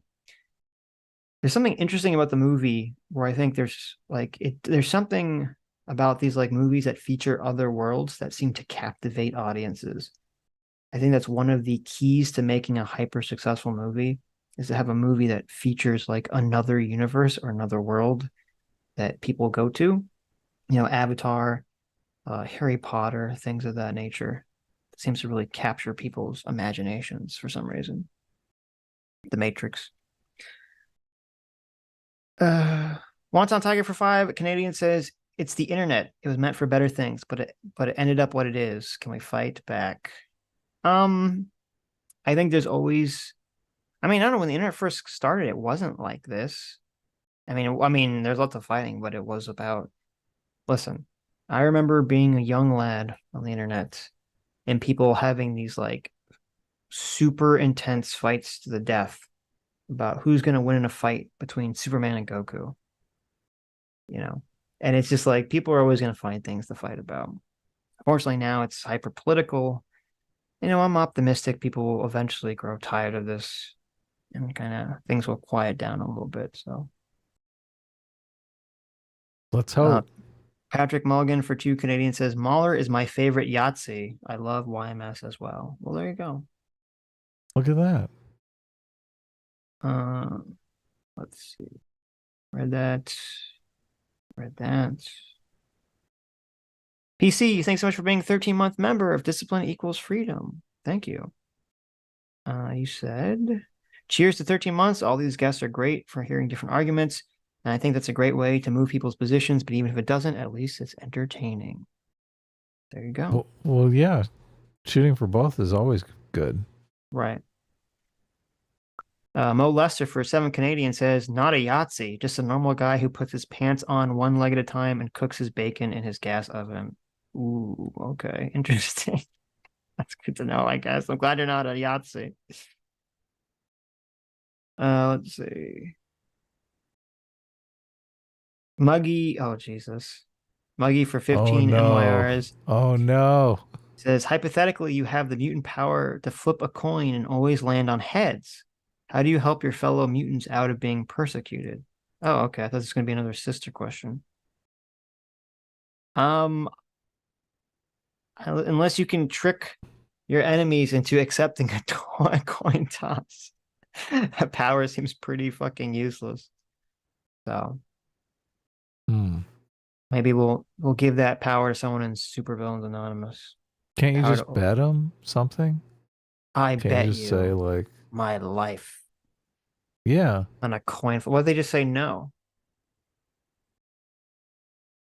Well, I mean, you'd have to bet them. You'd have to increase the ante, but doesn't everyone have a price? Look, you've got the perfect answer. Look, you're going to win the bet no matter what. So just bet anything. Yeah, I'm saying they wouldn't. Most people wouldn't. If they're in a situation where they're going to overpower you, they're not going to accept a 50-50 odds bet. I guess you're like, right. Listen, I could flip heads 10 times in a row and you'll let us go. It's like, well, what? Like, I don't know. It's interesting. Rico Zorro for $10 says, quote, Jennifer Lawrence was the first female action hero, end quote. They're constantly told there are no good female role models for the past 40 years, while strong female characters of the time do exist. Yeah. Yes. I saw Katniss Everdeen. Yeah, she was okay. She was kind of still. I mean, I never was a huge fan of any of the what the fuck was those movies No, the called? movies are terrible. Katniss. What was the name of the movie? Who cares? Look, I've tried to block that movie out. It's so boring. I wasn't a big fan. They had the whole stupid like love triangle thing. What about Alita Battle Angel? Is that a strong female protagonist? I never saw that. And she's a robot, so it's like it totally makes sense. Yeah. Well, it makes sense that she's super Hunger Games strong. Speaking of Hunger Games, I know. I bet you're dying over here. Well, I mean, I went and got some beef jerky. So okay. SB Elite $5 says currently 18, but I'll go S class if you formally sign the paperwork to give it to. Yeah, what is this? If you formally sign the paperwork to give it to S instead of 1, because 2 is greater than 1, and them making it a division Sitch. Yeah, I don't know what the fuck you're saying. I could not decipher that super chat. What does that mean? Give it to S? I don't know. I don't know. I guess you're gonna stick with A team because I can't decipher this hieroglyphics. Woo! There you go. Andrew Clark for $2 says you could use a kinky cat on stream. Well, we had a kinky dog on stream, so I think that was enough. Jay Greenlee for $10 says, in One Piece, I'm more worried at Sanji's, quote, 2 years of hell. Kamabaka Kingdom is actually a very accepting kingdom, and Sanji just doesn't kick anyone, meaning he views them as women. Well, I don't know that part of One Piece, so I'm not exactly familiar with what you're referring to, but we'll see. I guess we'll find out. Jackarama for 14 minutes says, Adam, all you need to do is kick Sitch, and then you can end the stream whenever you want. Also, high ranks. There you go. I mean, he doesn't need to kick me. He has a button if he really wants to. Yeah, I could just hit end stream. Yeah. Wouldn't it be funny if I ended the stream and still made you do all the super chats and then was like, well, I would notice. There'd be no way for me not to notice that. But oh, damn it. because I'm staring at the right under the right above the super chat says excellent connection. So right. Damn it. WTF1A1A for $20. First of all, thank you for $20. I apologize. I intentionally did not read your super chat to Rags. Didn't want to have this conversation again.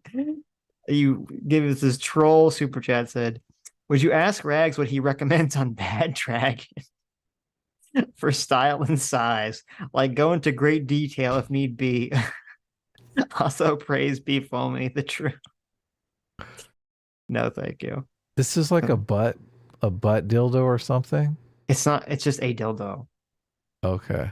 Which obviously if you're a guy, it's only I was only gonna one place say. it's gonna go. So yeah. Listen, you can send that super chat to EFAP, see if they get an answer to it. Okay. Where's Rags gonna stick the dildo? I wonder. Your poor uncle for 50 Kazarks says AI image generators make art by scrapping the internet. It's basically theft by algorithm. Yeah, we had a long conversation with Shad about that. So yes, we did. I thought Shad was anti AI art, or am I misremembering that? Shad is very pro AI art. Okay, who was the person we're talking that was anti AI art in that conversation? I don't remember. It was him talking to someone who's anti AI art, right? I'm not like hallucinating that. No. But I don't remember the stream. It's been so long. Okay. But Shad is still doing AI art, and yeah, I saw his tweet about it. That's why I was confused. Like, wait, wasn't he anti? But I guess he wasn't. He was for it. So. Yes. Let's see. John J. Greenlee for $10 says there's a Star Trek TNG episode where kids are given tools that perfectly perform tasks, wood sculpting, music, etc., from their minds, and the kids question if they are even the ones making the product. Why do I not? I don't remember that episode at all. Why do I not remember that episode at all? Huh. Okay. CT for $5 says thank you. Says digital photographs weren't considered art by film photographers. Digital art wasn't considered art by traditional artists. We'll see what happens. Yeah, I understand. And that is true. But I also think this is different. But that is true. So we'll find out. Photography is definitely an art form. I mean, there are people that take better pictures than other people. Of course. Yeah. It requires skill and all that stuff. And then the question is going to be, how is AI, because presumably like sort of the way that AI art works now with the limitations and the prompting and having to write these like weird prompts and all this shit. I mean, that's all gonna, imagine that's all gonna get sorted out to be more and more user friendly. I don't see why it wouldn't be. It seems like that's an easy fix. So yeah. Oh, it was in first season 1. That's probably why I don't remember it. I usually, whenever I rewatch Star Trek Next Generation, I usually don't watch the first season except for a couple episodes because it's so awful. That makes sense. It was considered cheating. Yeah, I mean, sure. Whenever, and I understand it. It's like whenever someone does something and someone is able to do it easier, like in the future, it makes people mad and they consider it cheating. You know, I mean, I remember experiencing this with WoW a lot because leveling became easier, the game became easier. People will get very mad at that because it was like much harder in the original game. You know, I bet people who've done original filming on film and editing on fucking film were, you know, would say it's not the same if you use a digital and you have a computer and blah, blah, blah, blah, blah, blah, blah. So, I mean, I get it. I've done all that stuff and I don't say that. Yeah, well, that's because you're very liberal, though. You're very left wing. You're very progress. Oh, thank you. Yeah, incredibly left wing. Let's see. Fondue for $5 says my worry is that it will lead to a scenario where new artists will eventually disappear because it cuts the ladder for developing artists. I mean, I think people will always just enjoy drawing and doing art. Hell yeah. And I think what's going to happen essentially is that there will always be AI models where people can use to like type in words and get a picture. and there'll always be AI models where people can draw something and then it'll add on to it. And I think that the adding on to what you're drawing will always probably be more specific to what you want to get. So I think there will always be a market. I think the market will change and it might even shrink, but I think it will always exist. I mean, you do prompting with commissions. Like, this is what revisions are on the art. Like, you say, look, I want this. And the artist brings back something and you're like, no, that's not quite right. It needs to be a little more like this or a little more like that. Yeah, but that's what you're saying. The perspective is a bit wrong here. Right. Yeah. And I understand why artists are mad, because then a lot of people who might commission artists don't. Right. They would just go to an AI and essentially do it themselves. So they're like, no one's prompting me anymore. Everyone's prompting the robot. Right. And I mean, I get it. Definitely get it. Matthew Newman for 2 New Zealand says around war was higher idealistic period of U.S. history. Higher idealistic period of U.S. history. That makes sense. A Gnostic informant for $10 says, someone told me that Second Thought grew up a millionaire and has sports cars in a mansion. We should let Native Americans take his stuff and kidnap his family and call it base. I mean, I don't disagree. I think Gnostic informant was the one who is upset about what if all hissed in our chat. Upset about what? About what if all hissed? Just saying like he didn't know a lot about history or something like that. Challenging his credibility on history, but I mean, I like what if all hissed, but oh, okay. JD for $10 says AI is better thought about in regards to camping. Only way to live becomes a hobby. Art has a steep learning curve. Now everyone can just brainstorm creating to explore in and of itself, art for sake. That's an interesting way of thinking. I mean, you could be right. Yeah, that's a very interesting thing. That you could definitely be right. So, and I'm sure there are lots of people who, once we didn't need to live in the woods anymore, were very upset by that. So, I mean, I get everyone's pissed off at the campers. I gotta fucking live out here in the woods. Right. And you guys are just doing it on the weekend. Yeah. Oh, you're right, Gnostics. Yeah, he doesn't like what if all his. Oh, is that? Yeah. Well, there you go. I like Rudyard. Rudyard's gonna come back on and we're gonna talk politics some more. So. Oh, cool. Yeah. Okay. Don't go too crazy. But thank you for the $10. Yes. The Jack of some trades for 6 months says, good Lord, you guys are still going. Kind of long for Tuesday stream. Thank you. Of you all me. Anyway, happy Tuesday. Thanks for getting me through my shift. You're welcome. Well, it's just because we had, all these different guests, multiple different topics. So a lot of super chats. Thank you. Yes. Thanks for the super chats. Well, I guess we should say we're not going to be on this Sunday or Tuesday. So. Oh, okay. I didn't know. Look, I didn't know how we were going to handle that, but yeah. So take this long stream as that tides you over, hopefully. Sitch has to go get a colonoscopy, so he's not going to be around. There you go. That's true. He's going to get the booty snake. Yeah, but I only go to female doctors to get it done, so it's not gay. Only very, very attractive. Only very attractive female doctors. Yeah. Yeah, I don't care how qualified they are, just as long as they're hot. Oh, they barely look. They basically flunked out of medical school, but they're hot. There you go. And they use the dragon to do the test. No. No, definitely not. Look, that's a joke, okay? Yeah. He doesn't really have to get a colonoscopy. Yeah, I don't think I've never had a colonoscopy or anything like that, fortunately. I'm not that age yet, so. I'm assuming you've had a colonoscopy. Oh, yeah. You mean I do it for fun. I'm just like on the reg. Right. SB Elite for $5 says, twice now the anti-Nazis have sided with people wanting to WW2 windmill. Very strange clown world. True. It is strange.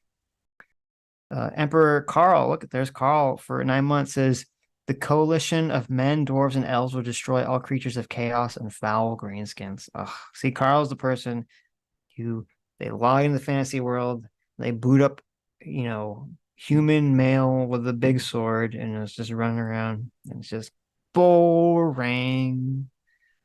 Boring. I mean, as long as they're having fun. No.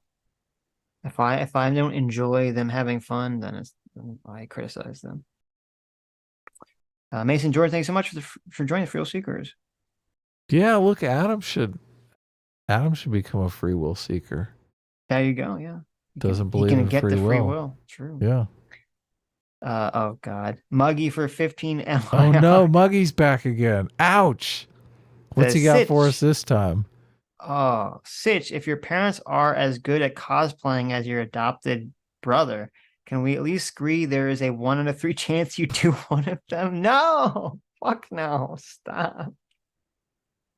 No. Oh my God, he's up in the ante here. It's bad enough. Parents. No, yeah. Stop it, Monkey. Bad Monkey. I know. No. Look, we would ban you if you weren't giving us all these super chats. Listen, we all know Muggy's 18. Okay. I don't know. Muggy seems S-class to me. He definitely seems much more 18 to me. It's just a heavy for 5 Aussie bucks. Says, you dudes should have Mercado Media on as a guest. He just got back from delivering stuff in Ukraine. Oh, really? Who's Mercado Media? I'm not familiar with that. Is that I'll check his stuff out. I'm not familiar with his content, but Mercado Media. Does he get, do we know what he looks like? Yeah, in the videos he shows me. The Jack of some trades for $2 says, should have said, quote, if you ask me, SA class team. There you go. SB Elite for $2 says, sorry, I gave Godzilla a stroke. Yeah, sorry, SB, I didn't know what the fuck you were talking about. That's fucking super chat. What does that mean? Yeah, I don't know. But what is sorry I gave Godzilla a stroke? He had the super chat, the 2S. I know. Yeah, I don't know. I don't know what any of that meant. SB Elite for no $2 says, Adam, put on the corn filter if you're Sitch's. Oh, what does that mean? I put it on anyway. Just. When did you put on the corn? Fun. I saw people doing corn in the chat, and I was like, oh, is he doing corn filter? No, they wanted me to do corn filter for some reason. For some degenerate reason. Okay. Most dope for $2 says, oh yeah, it was more in the initial response of January 6th before. Oh, I read that one. Death by Slot for $2 says, this super chat is from my friend. He's a big fan of Trey and Matt's sassy justice. He's concerned about AI making it seem as prominent figures say things like vagina and poop, even though they didn't say vagina or poop. Yeah, I mean, that's going to be interesting. It's going to be like the whole, how's the deep fake situation play out? I mean, do you think, because I've heard people say this, I don't know if it's going to happen. Do you think that this election cycle is going to be the first election cycle where people really try to pass off deep fakes as real and it becomes like a contentious thing? I don't know. I feel like there's some way that computers can tell if it's fake or not, right? Yeah, but as it gets better and better, it's going to be like this arms race between people making the deepfakes better and arms race between people detecting the deepfakes better to make sure that, we don't get in this situation where no one believes any video or audio because everyone just assumes. I mean, that's going to be, I hope you guys strap in. You understand that 5 years from now, having any of these conversations is going to be even more awful, because if you ever even have a video or audio proving your point, they're just going to say it's deepfaked, even if it's not. So, it doesn't, like, things are going to become wacky. That is going to be the case, right? Yeah, you're just going to have to laugh about it. Dr. Dealer for $2 says, I don't think telling people to care less is not reasonable for tackling failing characters. People don't usually picked to be emotionally invested in things. Yeah, that's fair and true. Dr. Dealer for now $2 says, I was detecting some of the classic quote, you guys are Republicans and hiding from these two. Of course, you can't imply the Democrats are stupid or bad anyway. They are the bestest and incapable of wrong. I mean, I'm a full-on Republican now, so that's true. Literally. Registered Republican and everything. Right. Just because I don't think you're a Trump never is Trumper. So I am a rhino. never Trumper. You're a rhino. I am actually a rhino. Yeah, I'm a Republican. I mean, you in name literally. only. That's true. That's a great point. You're like the only person called a rhino who's actually a rhino. I know. Look, I'm proud. I'm a proud rhino, to be honest with you. Look, we all know. We all know the Republicans cheat. They're gonna be throwing out ballots right and left. But not mine. 4 a.m. Shit. But not mine. They're not going to throw out Republican ballots. They're going to throw out Democratic ballots. Mine's going to be snuck in there. Okay, where was I? Dr. Dealer for Joe says, you guys refuse to cover real TM political topics, but also we're waiting to pounce on the Democrats. Interesting analysis. There you go. That's a good point. Dr. Dealer for $2 says, I always thought the funniest part of this feminist nonsense is that the way they write female characters is the insane caricature they have on men. So not only is it sexist, it implies that only men can be good. True. True. Well, usually they're making fun of men, though. Yeah. Dr. Dealer for $2 says, one can only imagine the smile Muggy gets when girls try to put him down softly by saying he's like a big brother to them. Scary stuff. That's hilarious. That's hilarious. That is hilarious. Dr. Dealer for $2. He's like dying to be in the friend zone, right? Yeah, exactly. Dr. Dealer for $2 says, special shout out to the retards, parentheses, read quarterings, end parentheses, of the world that think the concern on Israel is just the next Ukraine, that the media is foisting on people. It's really hard to always be wrong, but they make it work. Wait, is that really the quartering's opinion? Is that Israel is just the next Ukraine? That's a really fucking dumb opinion. That's good. Somebody came at me on Twitter with that take. That, like, oh, the main people are being gassed up by the mainstream media to be all gun-ho against Hamas. Jesus Christ. I'm like, oh, yeah. I'm sure the mainstream media is drafting a nice thank you letter right now to Hamas. Yeah, like the coverage they're getting. I saw some really retarded memes where it's like, whenever I saw like the meme of like, oh, current thing is switching from Ukraine to Israel. And it's like, you understand if you just are reacting to people, like if the majority of people feel some way about something and you just react the opposite of it, you understand that makes you like literally just an NPC because you're just judging your opinion on it, not based on the incidents or the scenario or the specifics. You're just basing it off of everyone else talking about it or feeling about it in some way, and you're just going to take the opposite position. Right. And you're just a contrarian. Yeah, exactly. Which makes you just as much as NPC as anyone else. And it's funny if people are saying like the media is making people feel some way about something, because I mean, I haven't watched any mainstream media coverage of this at all. I was seeing all the news from Twitter, and I was seeing all the video from Twitter, and I'm assuming that the mainstream media is not playing the most horrific shit that you're seeing on Twitter, because usually the media doesn't play that violent stuff, or it's all blurred out or something, which on Twitter it's not.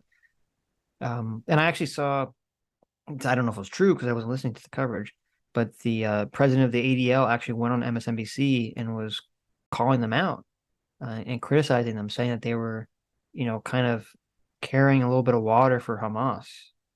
So, which I thought was interesting. That's really, I don't know if MSNBC was doing that, but that's what he was saying they were doing. So yeah, I mean, it's a really stupid take. It's a really stupid take. I don't know how you can look at the videos and images coming out of it. out of that initial invasion into Israel and just hand wave it away, right? Like, it's just I know. Look, and it's also, just media gassing right. us up, Sitch. Yeah, it's like, what the fuck are you talking about? Like, how heartless and insane do you have to be to see that? And just, I mean, and Jank was saying this. He was like, you have to be like a psycho to see what's like happening and not have an emotional reaction to it. Number one. Number two, the someone making the point about Ukraine doesn't even make sense because, like, yeah, I'm sure we're gonna send additional aid to Israel and stuff now, but like, Israel is not Ukraine in terms of Israel doesn't need us to like prop them up.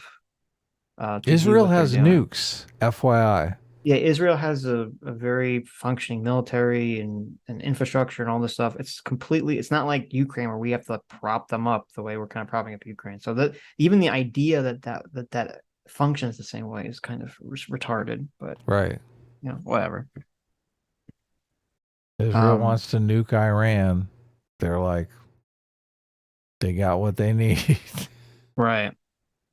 I don't know that that's a good idea, but Sitch, if Israel nukes Iran, is Tim Pool's civil war on?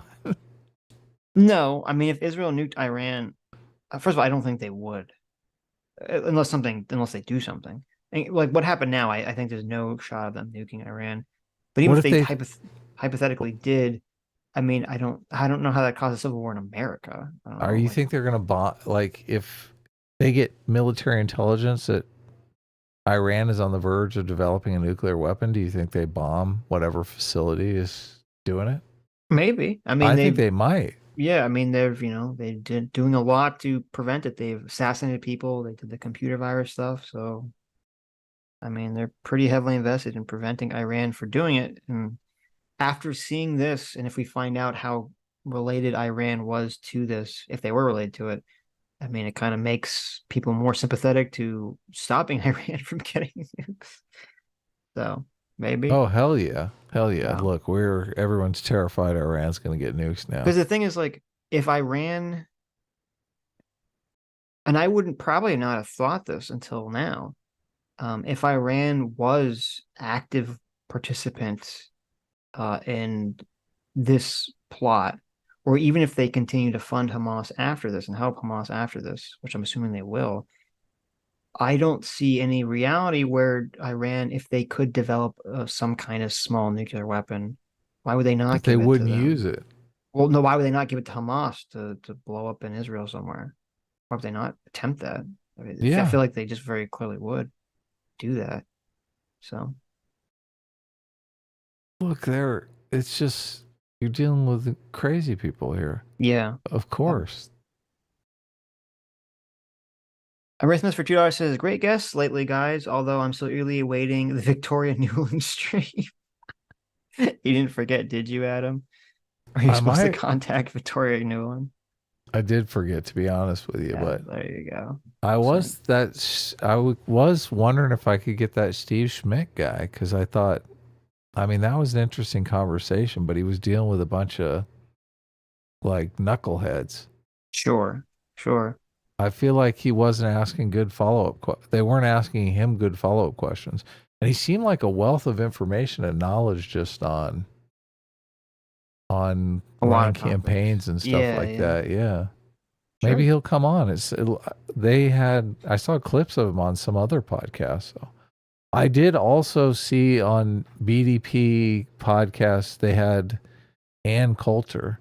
Mm-hmm. And I listened to a little bit of it. And Ann Coulter said, Steve Schmidt has never said anything intelligent. And I was like, oh, wow.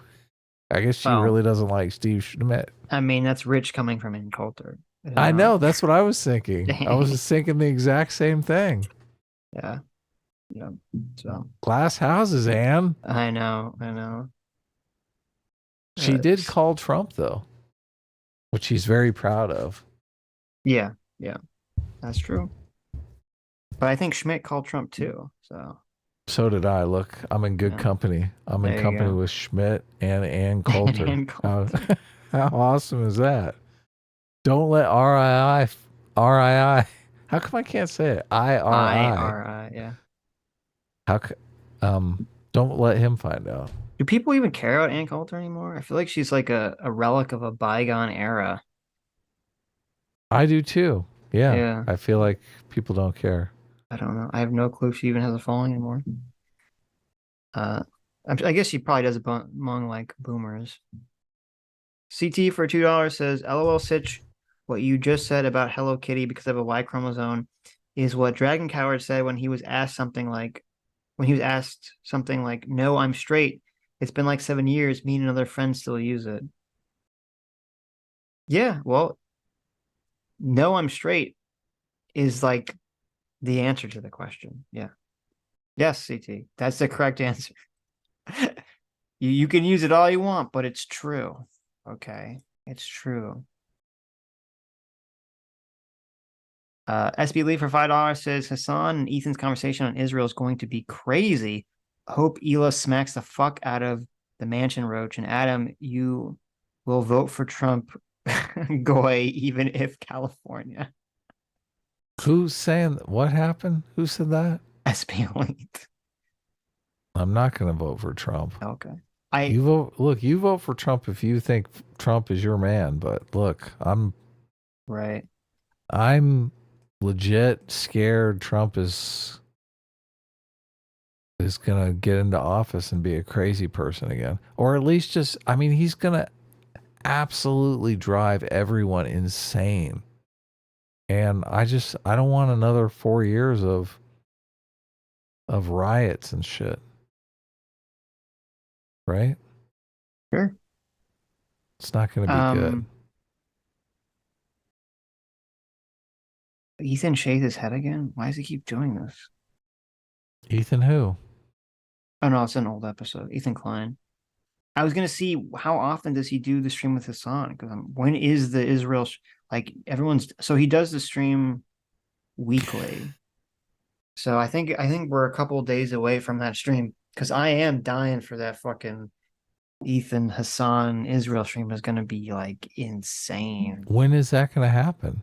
I mean, I'm assuming their next leftovers, I think, is in a couple days from now. So it has to happen, right? Is it 1 day a week? Yeah, it's once a week. So that's going to be fun. That's going to be real fun. It's going to be like Friday, right? I think it's on Friday. Yeah, maybe we'll cover it. Well, it's probably too late by the time, like next Sunday. So, oh well. Sorry, everybody. You have to watch it on your own, I guess. Anyways. Oh wow! Holy cow! We're finally finished. This is amazing. I can barely speak right now. I know.